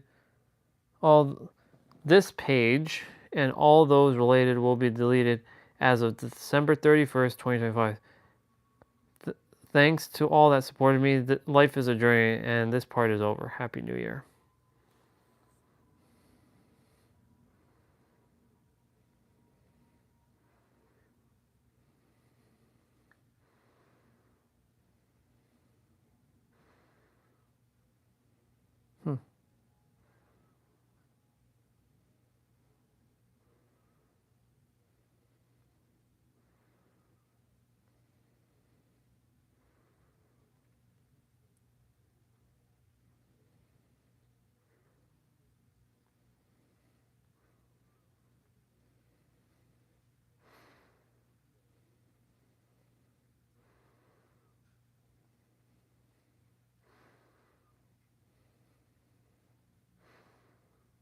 Speaking of which, I have somebody to wish happy birthday to quickly.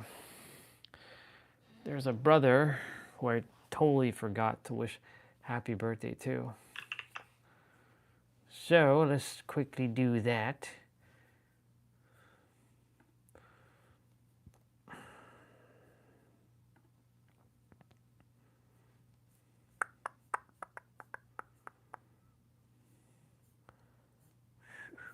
Wait, what the fuck?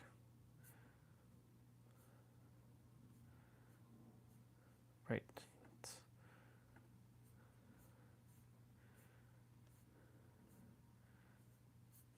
What is this?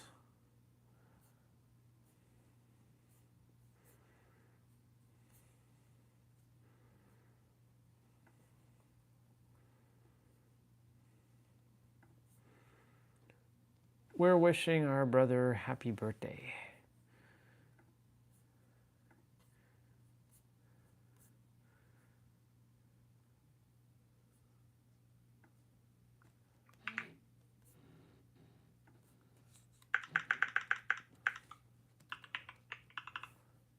His name is Lowell.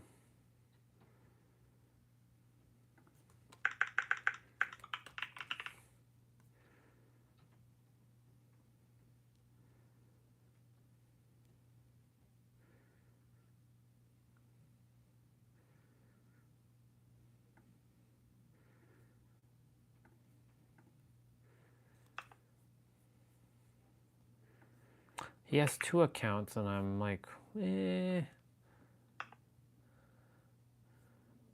Okay. May as well wish everybody else, since I'm here, wish them happy birthday as well. I used to do this every day, by the way. I'd purposely go on Facebook every day and wish everybody happy birthday, whoever his birthday was. But I stopped doing that. I mean, I still obviously care about those, but I mean, there's people I are just connected to me, but I've never talked to them once. That's what Facebook is. Adding a bunch of people who you never actually speak to.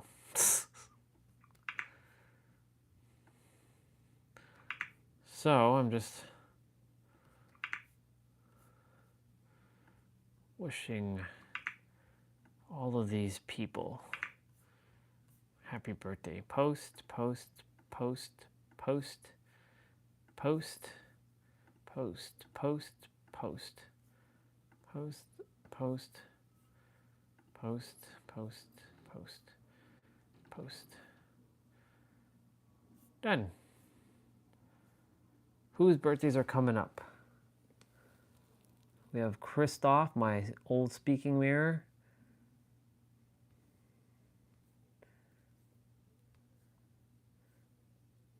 Jeff's birthday. Jeff's been on our live stream, by the way, so I'll be wishing him happy birthday. So Jeff's on the 31st. And then a bunch of people on January 1st. My apologies. Jeff's birthday is on December 31st, the day before New Year's. New Year's Eve, essentially. Cool beans. Cool beans.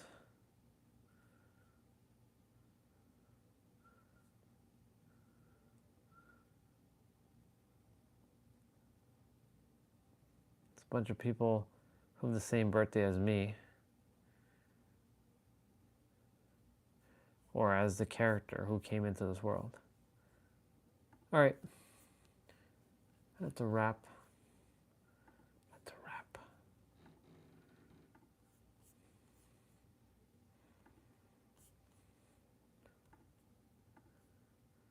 Even though I don't use my Mac often, it's like just picking it up from where I left off. Nice. I'm going to quickly use the bathroom. I'm a BRB, so I'll put on some music for you all. Hoi! Interesting Goku.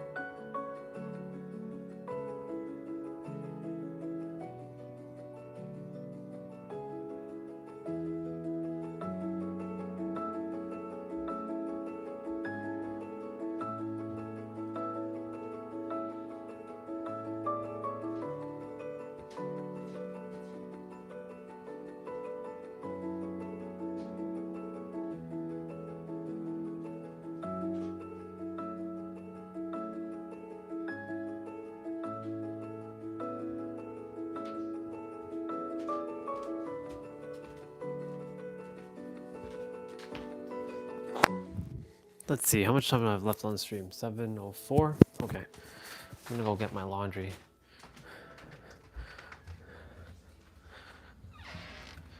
Ooh. There's only like 11 minutes left on the stream.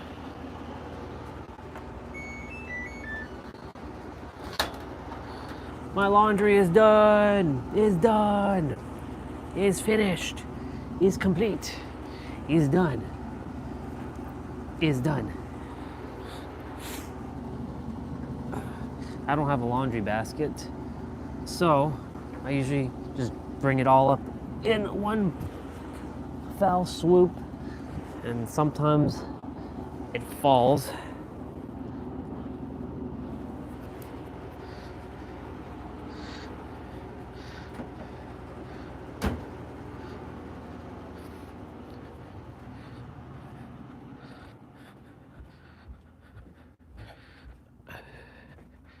I just brushed my teeth as well.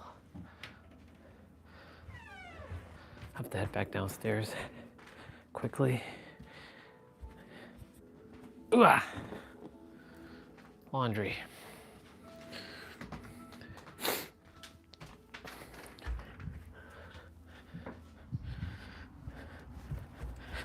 Every 2 weeks, I do laundry. 2 weeks? Yes, 2 weeks. Ooh, it's a bunch of fluff things in this thing. Gotta clean it up. Gotta clean it up. Clean up very nice. Very, very nice. Wow, they piled up real quick.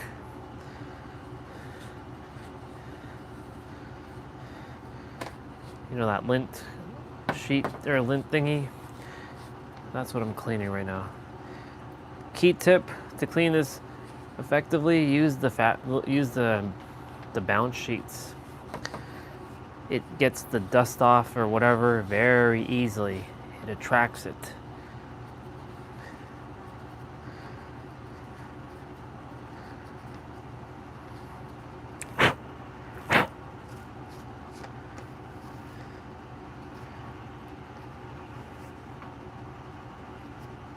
Nice.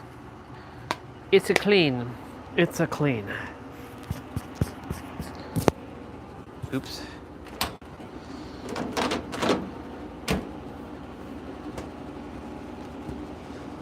My gloves are still a little wet, but they will dry by the time tomorrow morning hits.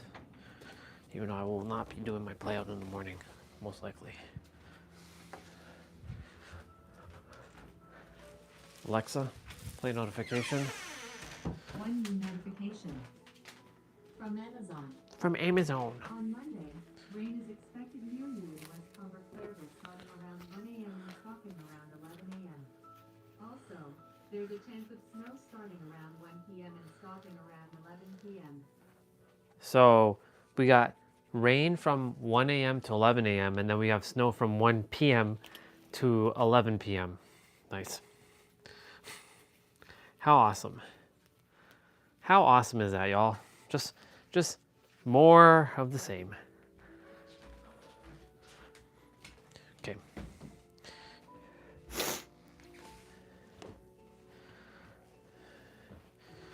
Let's start. Good old laundry. My tights.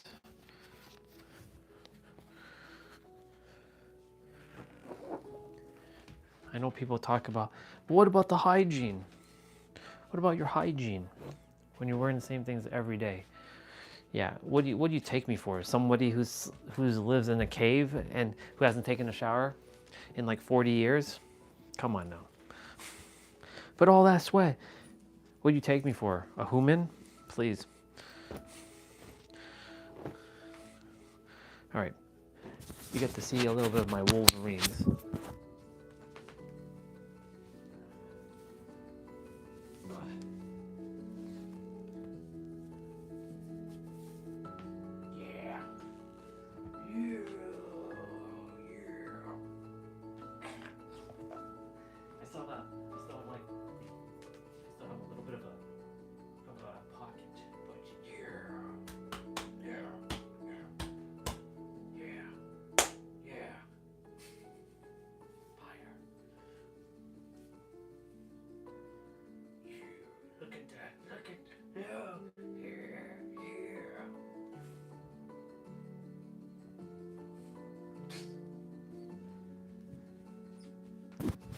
I know I'm silly.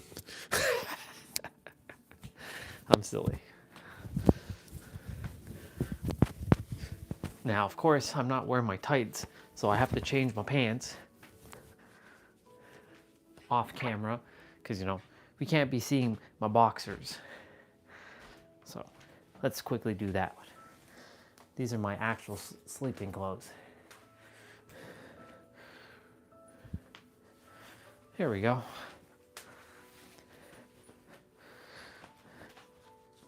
And the things I was wearing can go right back in the drawer because those are my, what you call my spares while I'm washing my clothing. These are like temps.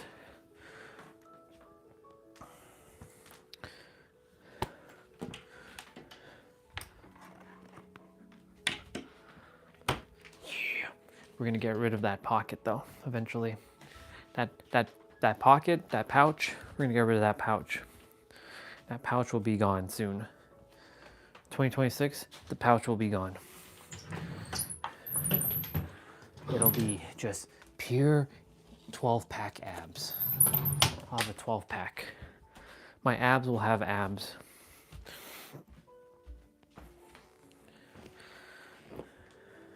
My sweater, it's nice. Let's move my MacBook over this way. The stream's gonna be done in 3 minutes. So I'll do my wrap up. Ah, shizers. This was in the, I knew it. Damn it.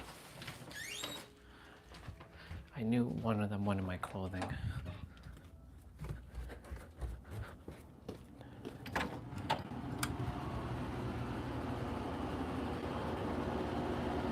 I'll leave it here.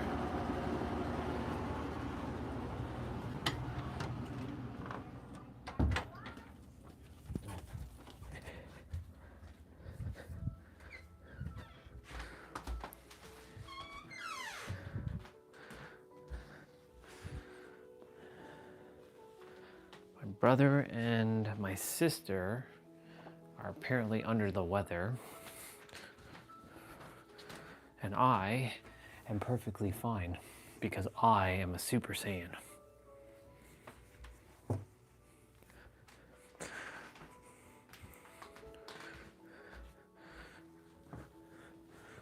I don't get sick because what is sick? That's an illusion. That's just imbalance of energy.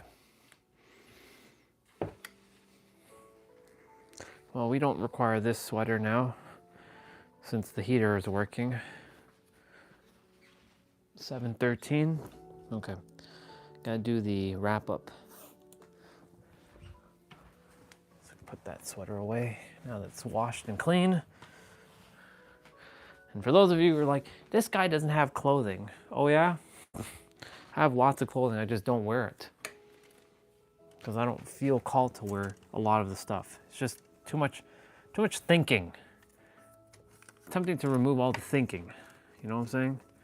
Do you know what I'm saying? Do you know what I'm super saying? You do know what I'm super saying.